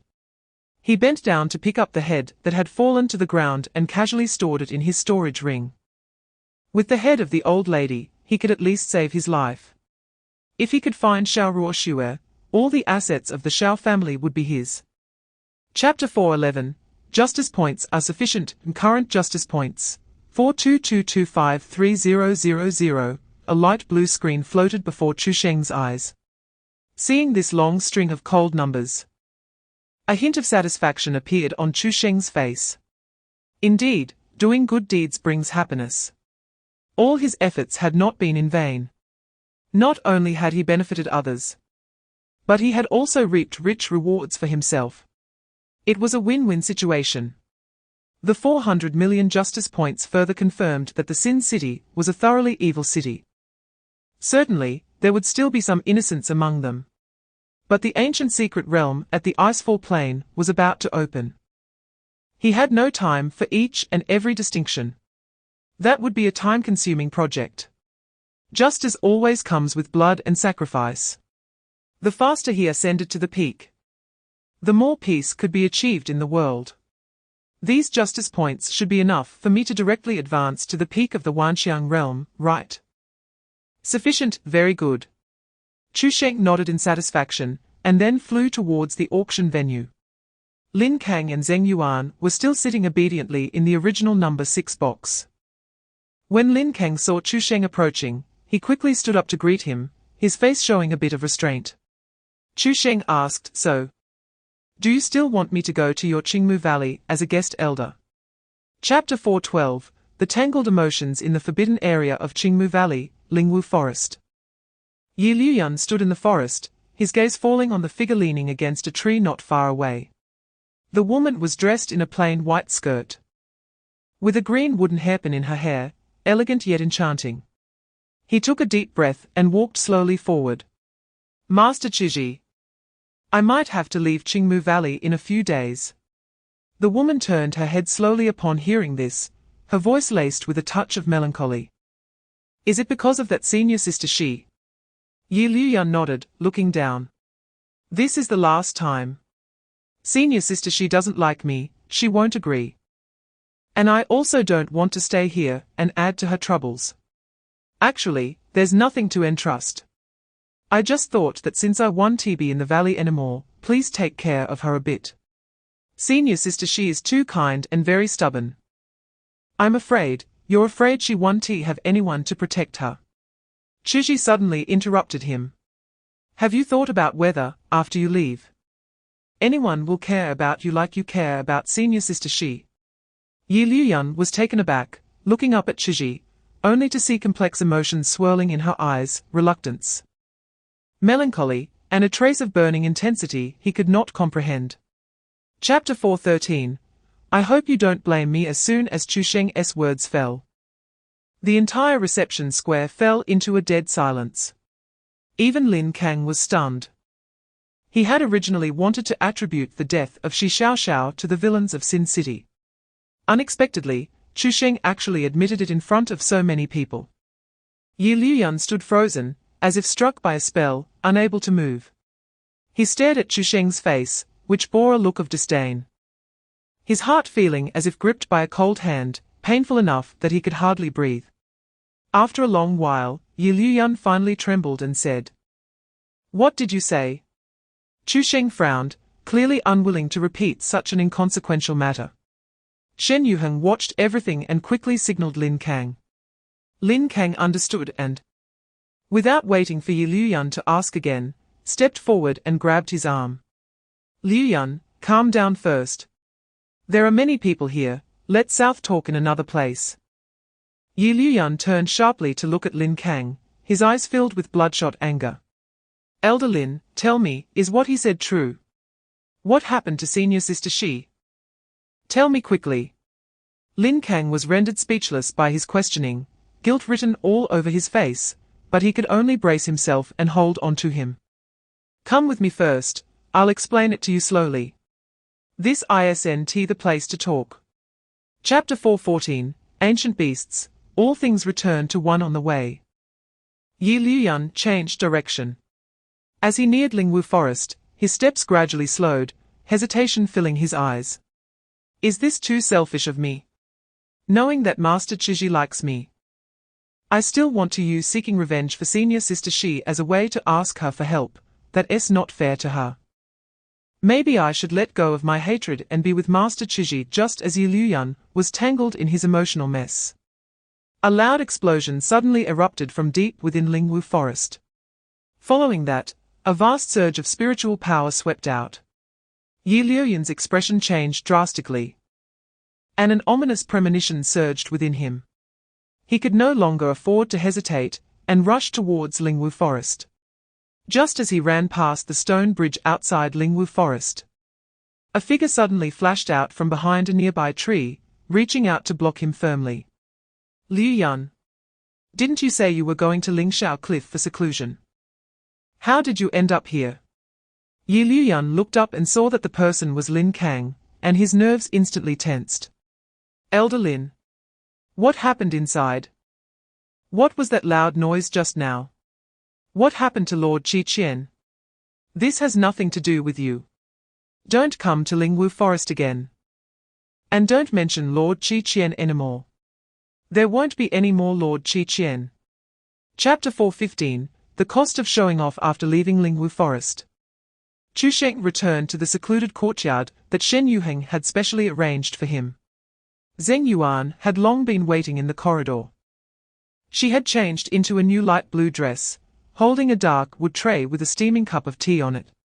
When she saw Chu Sheng enter, she immediately stepped forward quickly. Congratulations, Senior, on becoming an honorary elder of Qingmu Valley. What is there to congratulate about being tied up in restrictions? Senior doesn't know. But Qingmu Valley is one of the 3 sects of Qingmang Star, and has only conferred honorary elder titles to those with great abilities in the righteous path. Your appointment indicates that you are a good person. Chu Sheng was taken aback and looked closely at Zheng Yuan. He saw only pure trust in her eyes. He suddenly found it somewhat amusing. Even now, you still think I'm a good person? Of course. Zheng Yuan replied without a hint of hesitation. Senior saved me and the Zheng family. No matter what you have done, you are a good person in my eyes. Hearing this, the smile on Chu Sheng's face faded slightly, replaced by a barely noticeable melancholy. Alas, it's a pity that such a simple truth is not understood by others. Clearly, what I did was good for most people, yet they not only do not show gratitude, but instead want to kill me, as if I was some irredeemable villain. Chapter 4:16. The premise of sophistry. It is well known that Chu Sheng's only strength lies in overwhelming power. As for martial arts, he understands very little. The cost of showing off in a field he is not good at will be correspondingly high. Ding consumed 20 million justice points. You have successfully deduced the half-step, saint-level boxing technique Qinglan, fist to saint-level Qinglan breakthrough fist, consumed 1 million justice points. Your Qinglan breakthrough fist has been upgraded to proficiency. For such a simple boxing technique, to cost 20 million justice points, is quite painful for Chu Sheng. Fortunately, many elders in Qingmu Valley harbor killing intent towards him, which helps to offset some of the loss. After returning the boxing manual, Chu Sheng's tone had lost all previous awkwardness, replaced by calm certainty. I have already figured out the crux of this boxing technique.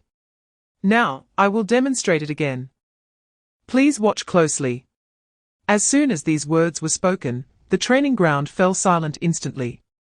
Even Shen Yuhang, who was standing in the corner, straightened up in disbelief. It should be known that this half-step saint-level boxing technique was created by the founder of Qingmu Valley and took generations of painstaking effort and a millennium of time to deduce to half-step saint-level. Chapter 4:17. He is simply a demon pill. The southeast region of Qingmang Star is the area with the most abundant spiritual energy on the entire continent. The mountain peaks here are shrouded in green mist all year round. The renowned Qiandao sect is rooted in the core of these fairy mountains, atop the towering Wenting Peak. In the past, Wenting Peak was always a scene of tranquility. However, in recent days, the atmosphere of the entire mountain has become increasingly heavy. This change was caused by the sudden visit of Lord Meng Qingyu of Guangning Prefecture a few days ago. As soon as he arrived outside the mountain gate, he presented a letter of introduction, stating that he needed to meet with the sect master of Qiandao sect, Qing Zhuan, regarding urgent matters concerning the safety of Qingmang Star. After Meng Qingyue's confidential discussion with Qing Zhuan in the Qiandao Hall, the sect's tense atmosphere grew more pronounced each day. Although no one knew the content of their conversation, disciples often saw Qing Zhuan standing alone at the stargazing platform, gazing into the distance with a frown. The esteemed Taishang elder, Qianji, even paused his daily teachings and remained in the Qianji pavilion without coming out. One day, Qing Zhuan came to the Qianji pavilion again. He lightly knocked on the pavilion door 3 times, and a slightly weary voice from within said, "Come in." Qing Zhuan pushed the door open and eagerly asked, "Master Uncle, have you confirmed it?" Chapter 4:18. Let me see what you can do. To the far north of Qingmang Star lies an endless snowfield. There is not a single trace of vegetation here, only eternal ice. Deep within the snowfield, there is a hollow surrounded by ice cliffs. In the center of the hollow, there is a remnant horn of a mysterious realm entrance, standing over 10 meters high. That remnant horn appears to have broken off from a massive barrier, with obvious signs of melting at the edges. The group from Qingmu Valley did not arrive early. Over 20 people had already gathered at the foot of the cliff. However, among those who came from Qingmu Valley, there was not a single elder from Qingmu Valley intending to enter the mysterious realm. Although Qingmu Valley had 5 Kunyu tokens, only 2 or 3 were willing to take the risk due to the dangers of the mysterious realm. The remaining spots could not be wasted. For this reason, Shen Yuheng decided to hold selection matches before each opening of the mysterious realm. She actively invited other sects and capable loose cultivators to participate. The winners would receive Qingmu Valley's Kunyu tokens to enter the mysterious realm. Due to the unexpected deaths of the two elders who were initially supposed to come, there was the current situation of no one from Qingmu Valley being present. The spirit boat slowly landed at the foot of the ice cliff. Upon seeing the spirit boat from Qingmu Valley, all the originally scattered people quickly gathered around. Qingmu Valley was not only one of the three sects, but also the most favored sect among them. Chapter 4:19. A madman will not restrain himself. Shen Valley Master, how is my young master doing? The attendant from Minghuang Mansion knelt beside Lin Yu, his voice filled with panic. Fortunately, he had only fainted and would wake up after resting for a while. The attendant let out a sigh of relief and quickly thanked Shen Yuheng. Thank you, Shen Valley Master. If anything were to happen to my young master, I wouldn't know how to explain it to the Lord. After expressing his gratitude, his gaze fell upon Lin Yu's swollen face. And he recalled the scene not long ago when Chu Sheng slapped Lin Yu away. If it weren't for the terrifying aura Chu Sheng displayed when he acted, he would have retaliated on the spot. That person was too overbearing. My young master only wanted him to prove his strength, but he directly knocked my young master out. Shen Yuheng, he has already shown restraint. Your young master's outcome is definitely considered fortunate. This was my young master's first time being slapped. And this matter cannot just end like this. I have already notified the Lord. He is very angry and is on his way here. Tell your Lord to hurry back. He is not someone your Lord can provoke. The attendant listened and said mysteriously, Master Shen, you don't know, my Lord's Imperial Extreme Shocking Fist has already reached perfection. Surely it can slay that young man. Chapter 4:20. Unfortunate news. Upon hearing what Saint Chu said, the black bear wasn't angry, but slowly shook its head. The poor monk comes from the Great Enlightenment Temple in the neighboring star of the purple micro-star domain, with the Dharma name Zhuan-He. At the peak of the myriad phenomena realm. May I ask where the benefactor is from? Saint Chu stared at it for a moment. Although Zhuan-He was ugly in appearance, there was no trace of ferocity in its black eyes. Instead, they radiated a sense of peace. Have you killed anyone? The poor monk practices Buddhism, and the first rule of my sect is not to kill, not to create karma, let alone killing. I have never even harmed a living being. Upon hearing this, Saint Chu's tone instantly softened. Oh, so it's you, black friend. I am Saint Chu. From the 13th star domain, Green Mango Star, with no sect or faction, at the peak of the Tao observation realm. 13th star domain. Upon hearing this, Zhuan-He showed signs of surprise. I thought the young benefactor was deliberately concealing his cultivation, but it turns out you are truly just at the Tao observation realm. Seeing Saint Chu's unusual expression, Zhuan-He quickly waved its paw. Young benefactor, don't misunderstand, the poor monk means no disrespect. It's just that the 3 tests at the entrance of this secret realm take even a myriad phenomena realm martial artist 2 hours to pass. You passed so quickly. There must be something remarkable about you. By the way, I prefer to be called Master Zhuan-He by others. Chapter 4:21. Why not just kill yourself? Although Saint Chu could use his 9th tier strength to pass the 3 tests at the entrance within an hour, which is indeed remarkable. One cannot imagine things they have never seen before. Especially when it comes to a bear. Zhuan-He really couldn't fathom what kind of person would have no flaws. The only advice I can give, black friend, is not to think about unnecessary things, and see if you can find opportunities in a physical confrontation. Upon hearing this, Zhuan-He couldn't help but laugh. Young benefactor, isn't what you said a flaw?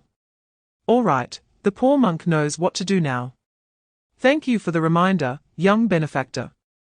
If it were other coping methods, Zhuan-He might have put more thought into it. However, since Saint Chu mentioned finding opportunities through physical strength, that was precisely in line with his expertise. He was a bear, and his physical prowess surpassed that of humans. Not to mention he was also a disciple of the Great Enlightenment Temple, and his cultivated techniques were mostly related to the body. Seeing this, Saint Chu didn't say much more, as he didn't know what else to say. The two no longer delayed and walked toward their respective battle platforms. Just as they stood firm, a light golden barrier suddenly rose at the edge of the battle platform, gently enveloping the two platforms. The barrier was transparent and did not obstruct the view, allowing both parties' movements to be clearly seen. Chapter 422. Actually, I can also close my eyes. One might ask, how would you feel if a child, sitting on a bench at the same height as the desk, suddenly appeared in an exam room? Absurd? Unbelievable? Or doubting whether you had traveled through time? In any case, all the complex emotions surging in your heart at this moment were being experienced unchanged by the 5 individuals on the scene. However, the description of the 5 was not quite accurate. Among those 5 figures, only 2 could truly be called human. One was a gentle middle-aged man in a blue scholar's robe, and the other was a woman in a water-green long dress. The remaining 3 were from different races. Dao observation realm. How did he get here so quickly? Whether it was fast or not was secondary. Could he even come to this place? A Dao observation realm dare to come here, indeed showed some courage, but unfortunately, courage could not be used as strength. After a simple evaluation, the 3 from different races no longer paid much attention to Saint Chu. They were all in the myriad phenomena realm. In their eyes, a Dao observation realm martial artist was no different from an ant, not worth wasting too much energy on. The gazes of the middle-aged man and the woman also shifted from anticipation to gloominess in an instant. When they heard footsteps and saw a human, they were secretly calculating how to recruit him. Chapter 423. The evil-doing demonic path monster. It must be said that the existence of a 12th tier, cave profound realm in this secret realm was somewhat unexpected for Saint Chu. The 12th tier cave profound realm controls wood system rules. The latter part of that sentence involved Saint Chu's knowledge blind spot. He realized that learning was truly important, otherwise he wouldn't understand the twists and turns of each realm. However, fortunately, he didn't need to understand. Regardless of your rules or laws, it all depended on whose physical body was stronger, everything else was irrelevant. Moreover, after his myriad spirits devouring God body advanced to the 2nd tier, with a physical strength increase of up to 200, even a peak myriad phenomena realm couldn't touch him. What he needed to do now was to become the master of the secret realm, as mentioned by Zhuan He, return to the outer area of the secret realm and check the heavenly book. Or perhaps he remembered something and glanced at the 4 who were still standing there in a daze. Since you are all in the myriad phenomena realm, you should have myriad phenomena realm techniques, right? As soon as he finished speaking, all 4 displayed a look of astonishment. This question was simply devoid of any martial arts community common sense. Techniques, regardless of family or sect, were the fundamental bottom line, the foundation of inheritance. How could they be casually shared? Chapter 424. Kill 2 birds with 1 stone. Beautiful and delicious. However, the most central part of this secret realm, under the main peak hall of the ancient sect, had a secret chamber. It might contain information about that demonic path monster, and it was rumored that it also stored the massive resources accumulated by that sect over the years. But no one had entered there for so many years. So I am not sure if there is any information about that monster inside. Upon hearing this, Saint Chu slowly nodded. So, those cave profound realm beings came here for that secret chamber, right? Exactly, the 4 replied in unison. This was something everyone was clear about. The secret realm had existed for so many years, and most of the things worth scavenging had already been taken. What could attract the true lords of the cave profound realm was only the massive resources sealed by this ancient sect. And what they looked forward to the most was still the cultivation technique of that great being from the Qianquan realm. What about you? What are you here for in this secret realm? Surely you aren't also here for the secret chamber. The woman in the water-green dress gently shook her head and slowly explained, for a myriad phenomena realm martial artists to break through to the cave profound realm, their foundation must be flawless, otherwise, even if the spiritual energy is sufficient, they will be stuck at the bottleneck and unable to move. Chapter 425. Just a Tao observation realm.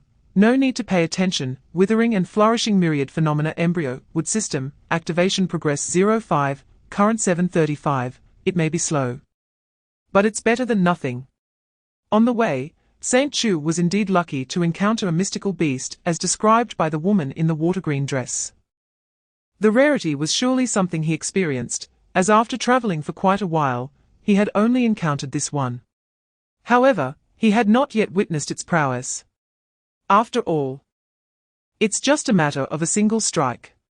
He introspected, calculating his own progress. Among the 5 elements, the 3 manifestations of metal, water, and fire had already been activated. Now this decay and growth manifestation was the 4th, still needing 1 more thick earth manifestation, with only a 50 progress. In addition, there were the mutated elements of thunder and wind. The thunder element had indeed been activated, but the wind element was also only at 50. To unify all manifestations, gathering them together was no easy task. This became evident when he refined the protective beast of Qingmu Valley, bringing its progress to 50, and then stripped the valley bare, barely activating more than half on the surface. The reason it was said to be on the surface was that each subsequent activation of a manifestation required a total amount of resources that was more than double that of the previous one. Chapter 426. I also rob. The moment the dark figure landed, everyone's gaze fell on him. Then, their expressions changed. Too young, really too young. Although in the martial arts world, as one's cultivation level increased, a martial artist's lifespan would significantly extend, and aging would slow down. For a 9th tier, many people, even at the age of 1 or 200, looked no different than those in their 20s. But this boy looked far too immature. Definitely not over 100 years old. An 100-year-old peak 9th tier would undoubtedly be considered a genius among geniuses. Thus, the image of the boy became clear. He must be from some prominent family, or a genius from a top sect. Only with such a background could enough resources be gathered to allow a boy to reach such a level within 100 years. Only a genius who had never suffered outside the protection of a sect would rush in with passion upon seeing someone besieged, thinking of righting a wrong. The junior sister couldn't help but tug at Makubi's sleeve, her voice filled with a hint of hope. Senior brother, do you think he will be very powerful? Maybe he can save us. Chapter 427. How can one be indifferent in the face of evil? The justice from the heavens was activated. In an instant, Chu Sheng's figure vanished from the spot. At the same time, the middle-aged man in black changed his expression drastically.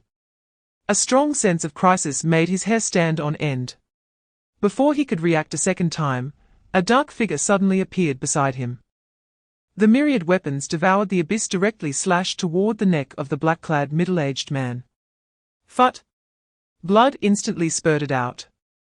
The head of the black-clad middle-aged man was sent flying. Moments later, his headless body fell heavily to the ground. In the distance, the uncontrolled 1,000-foot black blade instantly disintegrated into countless black dots, dissipating into the air. Only the deep chasm remained, telling of the earlier earth-shattering power, and how strong the black-clad middle-aged man had been before being taken down in an instant. Makubi and the 4 others, along with the 2 women, were all left dumbfounded. They had never seen a fight like this. One must know that at the level of the Tao observation realm, the confrontations at the myriad manifestations realm were always filled with surging spiritual energy and radiant brilliance. Yet Chu Sheng had no dazzling visual effects, no thunderous sounds, nor even any unnecessary movements. The cursed memories of the first-level body refinement realm were still attacking them. Without true energy support, without spiritual power to use, fighting relied entirely on raw physical strength. Chapter 428. True Monarch.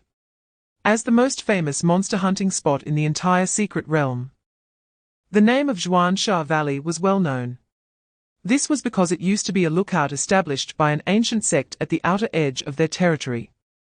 Until the battle that led to the sect's destruction, disaster suddenly struck. Countless disciples and elders died here.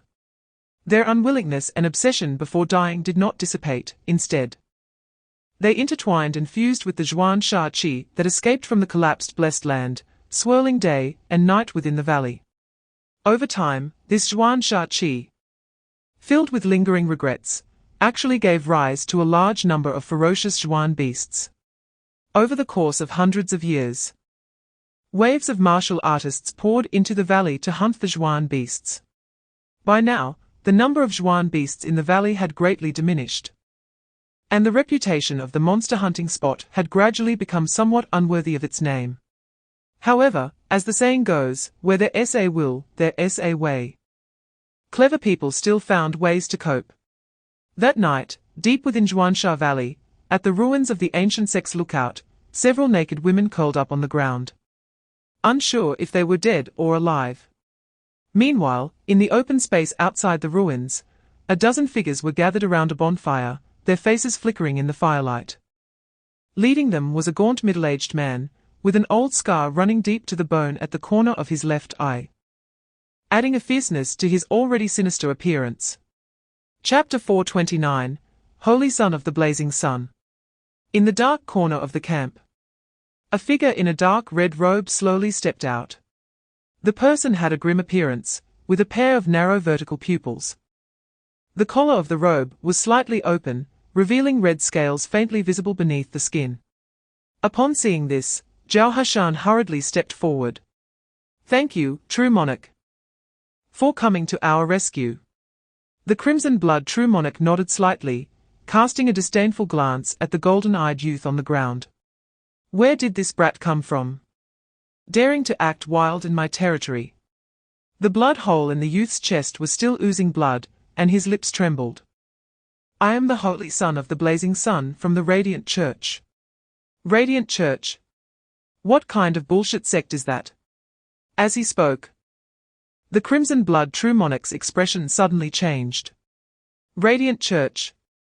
He had heard of the church's reputation. It was the absolute orthodox force ranking first in the Dawn Star domain.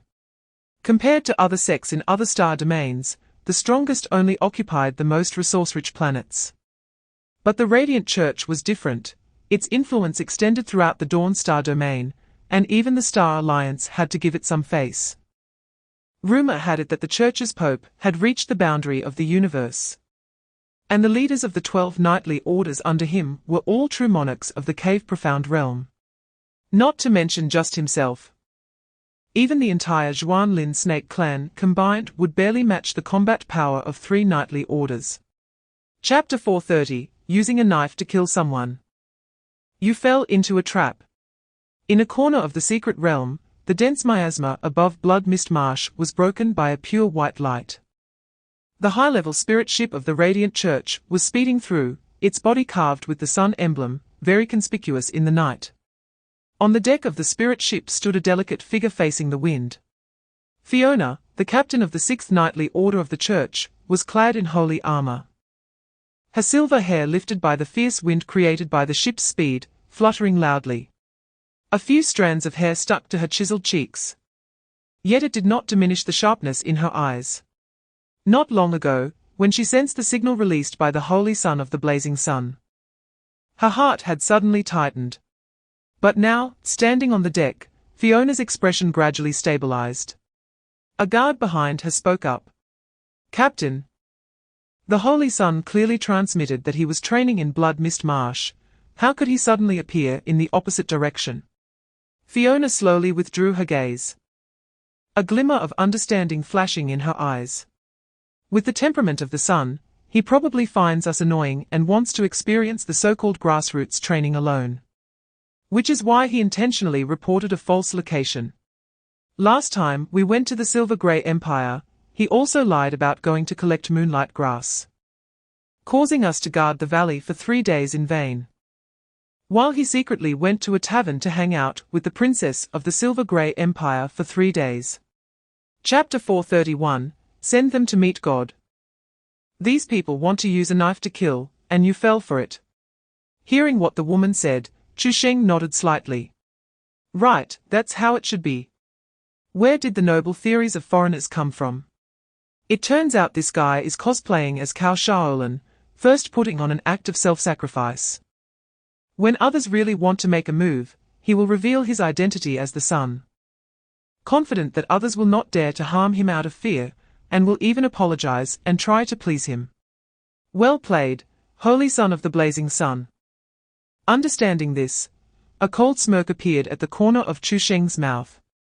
This trick might work on others, but it won't work on him at all. No matter what. You are seeking death, so if you don't die, who will? It's not a trap. His voice was calm, since the sun is willing to go to his death. Then go ahead and die. Before the words fell, Chu Sheng's figure suddenly vanished, and the next moment he had crossed over Zhong, directly appearing in front of the holy son of the blazing sun. No. The woman turned pale, instinctively lunging forward with outstretched arms to protect the holy son of the blazing sun. Her thin body stiffened straight, as if she were trying to build a barrier with her flesh and blood. Though she was timid by nature, for love, she feared not death. Chapter 432, One Person. 4. No second price. Outside the ruins of the Zhuansha Valley outpost. After dealing with the remnants that fled, Chu Sheng returned. Ma Kubi and the others quickly stepped forward, bowing their hands in gratitude. Thank you for your help, senior. Chu Sheng had no reaction. He had saved too many people to feel anything. He raised his hand towards them, his voice flat and calm. Bring me the antidote. Ma Kubi was taken aback for a moment, instinctively handing over the green porcelain bottle, confusion written all over his face. Senior, is there something wrong with this antidote? You all took it, why are you asking me? The others exchanged glances, their confusion deepening. Senior, this antidote is fine, what do you want it for? Of course. It's to save people. Ma Kubi and the others were first stunned in place, but after a few seconds, the confusion on their faces completely faded, replaced by deep respect. One of them couldn't help but lower his voice and said, "This young senior truly has a sharp tongue but a soft heart." When we initially asked him for help, he was unwilling to get involved. I thought he was just making excuses, but now I realize he was afraid that our presence would bring danger. Isn't that right? Another person quickly echoed, admiration filling his tone. After solving this group of villains, if it were anyone else, they would have taken the benefits and left. But the senior is still concerned about the others who have been poisoned and threatened. Chapter 433, No way, the price must go up. Seeing the shocked expressions of the two, Chu Sheng casually said, Don't feel like you're at a loss. These people wanted 5 each for the antidote. Now I'm only asking for 4, so in this calculation, you each owe 1 less, isn't that a profit? The tall, thin man opened his mouth, wanting to say something, but swallowed it back. It was certain that he felt unhappy. He had thought he encountered a kind-hearted person, but who knew he also had his sights set on the. Although they indeed had to pay 1 less than before, the key was that all these were gathered at the risk of their lives. But this young man could kill so many people, although he seemed to have only a 9th-level aura on the surface. Who knew if he had hidden strength? Understanding this, the tall, thin man forced out a somewhat strained smile and said, What the senior said makes sense. We were too narrow-minded and didn't calculate this properly. Being able to pay 1 less is indeed a profit for us. His companions quickly chimed in, nodding along. Yes, yes. What Senior Chu said makes sense. Saying this, the two gathered 8 and handed them to Chu Sheng. With a slight movement of his fingers, the 8 automatically flew into his storage ring. Chapter 434, The King Kong Dominating Body Technique, right. I thought you were good people, but it turns out you are just the same as them, a bunch of scoundrels. The faces of the 4 in front of Ma Kubi turned ashen. Among them, the woman in purple widened her eyes, her chest heaving violently. Initially, upon learning that someone had killed Zhao Hashan and others, they were overjoyed, thinking they had encountered a savior. But who would have thought that turning around, The savior would demand each of them to hand over 5 for the antidote. This news was like a bucket of ice water poured over their heads, instantly extinguishing all their hopes. The purple-clad woman's tone was filled with disappointment. "We thought you were a good person. It turns out you just replaced one person with another and continued to exploit us." The man in green beside her echoed, "Exactly. How difficult was it for us to gather 5? What difference is there between what you did and those people?" "You misunderstood," Markubi explained. "These people never intended to give you the antidote. Even if you gathered you would still die. They never planned to let you go. Senior Chu not only saved you, but also is willing to give you the antidote for just 5. What else do you have to hesitate about?" Chapter 435, The Blazing Sun Ship, set sail. Outside the ruins of the Zhuansha Valley outpost. Watching Chu Sheng return from a distance, Markubi and the others were quite astonished. "Senior Chu, how did you come back from that side? Weren't you refining inside just now?" "I had to handle something temporarily," Chu Sheng replied, then his gaze swept over the crescent moon in the sky. This was already the 3rd night since entering the secret realm.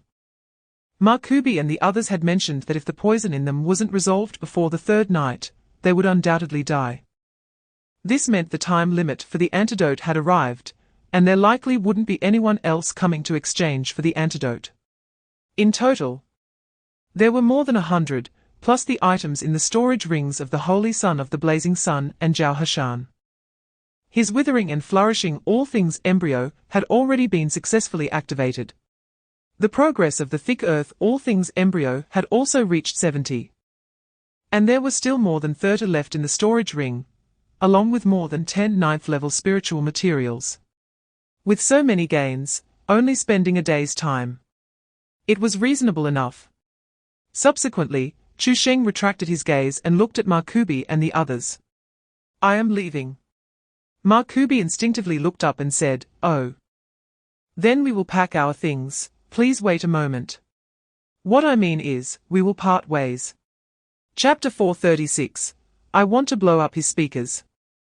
In the blink of an eye, several days had passed. In the deepest part of the secret realm, with the arrival of the true monarchs, the ancient sect hall that had been silent for a long time became lively again. Outside the stone door of the secret chamber radiating silver-blue patterns in the heart of the hall, more than 20 people had gathered. A considerable portion of the people's attention was drawn to the old man in the corner. The old man appeared to be around 60 or 70 years old, with neatly combed hair that was half white, and he wore a striking light blue uniform. The base color was clean and sharp, with the silver star pattern of the Star Alliance embroidered on the shoulders. Most prominent was the deep blue embroidery of Qianshu Division on his upper arm, which was clearly official attire. Everyone present were martial artists of the Cave Profound realm, and they had seen some of the world. They knew that the Qianshu Division was a rating agency directly under the Star Alliance. Its core responsibility was to provide a professional and fair comprehensive evaluation of martial artists in terms of potential, strength, and various other dimensions. This evaluation could even serve as an important basis for martial artists to obtain resources and join sects, akin to a diploma. Noticing the crowd's gaze, the old man slowly raised his eyes and spoke in a calm tone, "You need not worry, the Qianshu Division has no selfish intentions. I am here merely to prepare for the upcoming updates to the True Monarch rankings.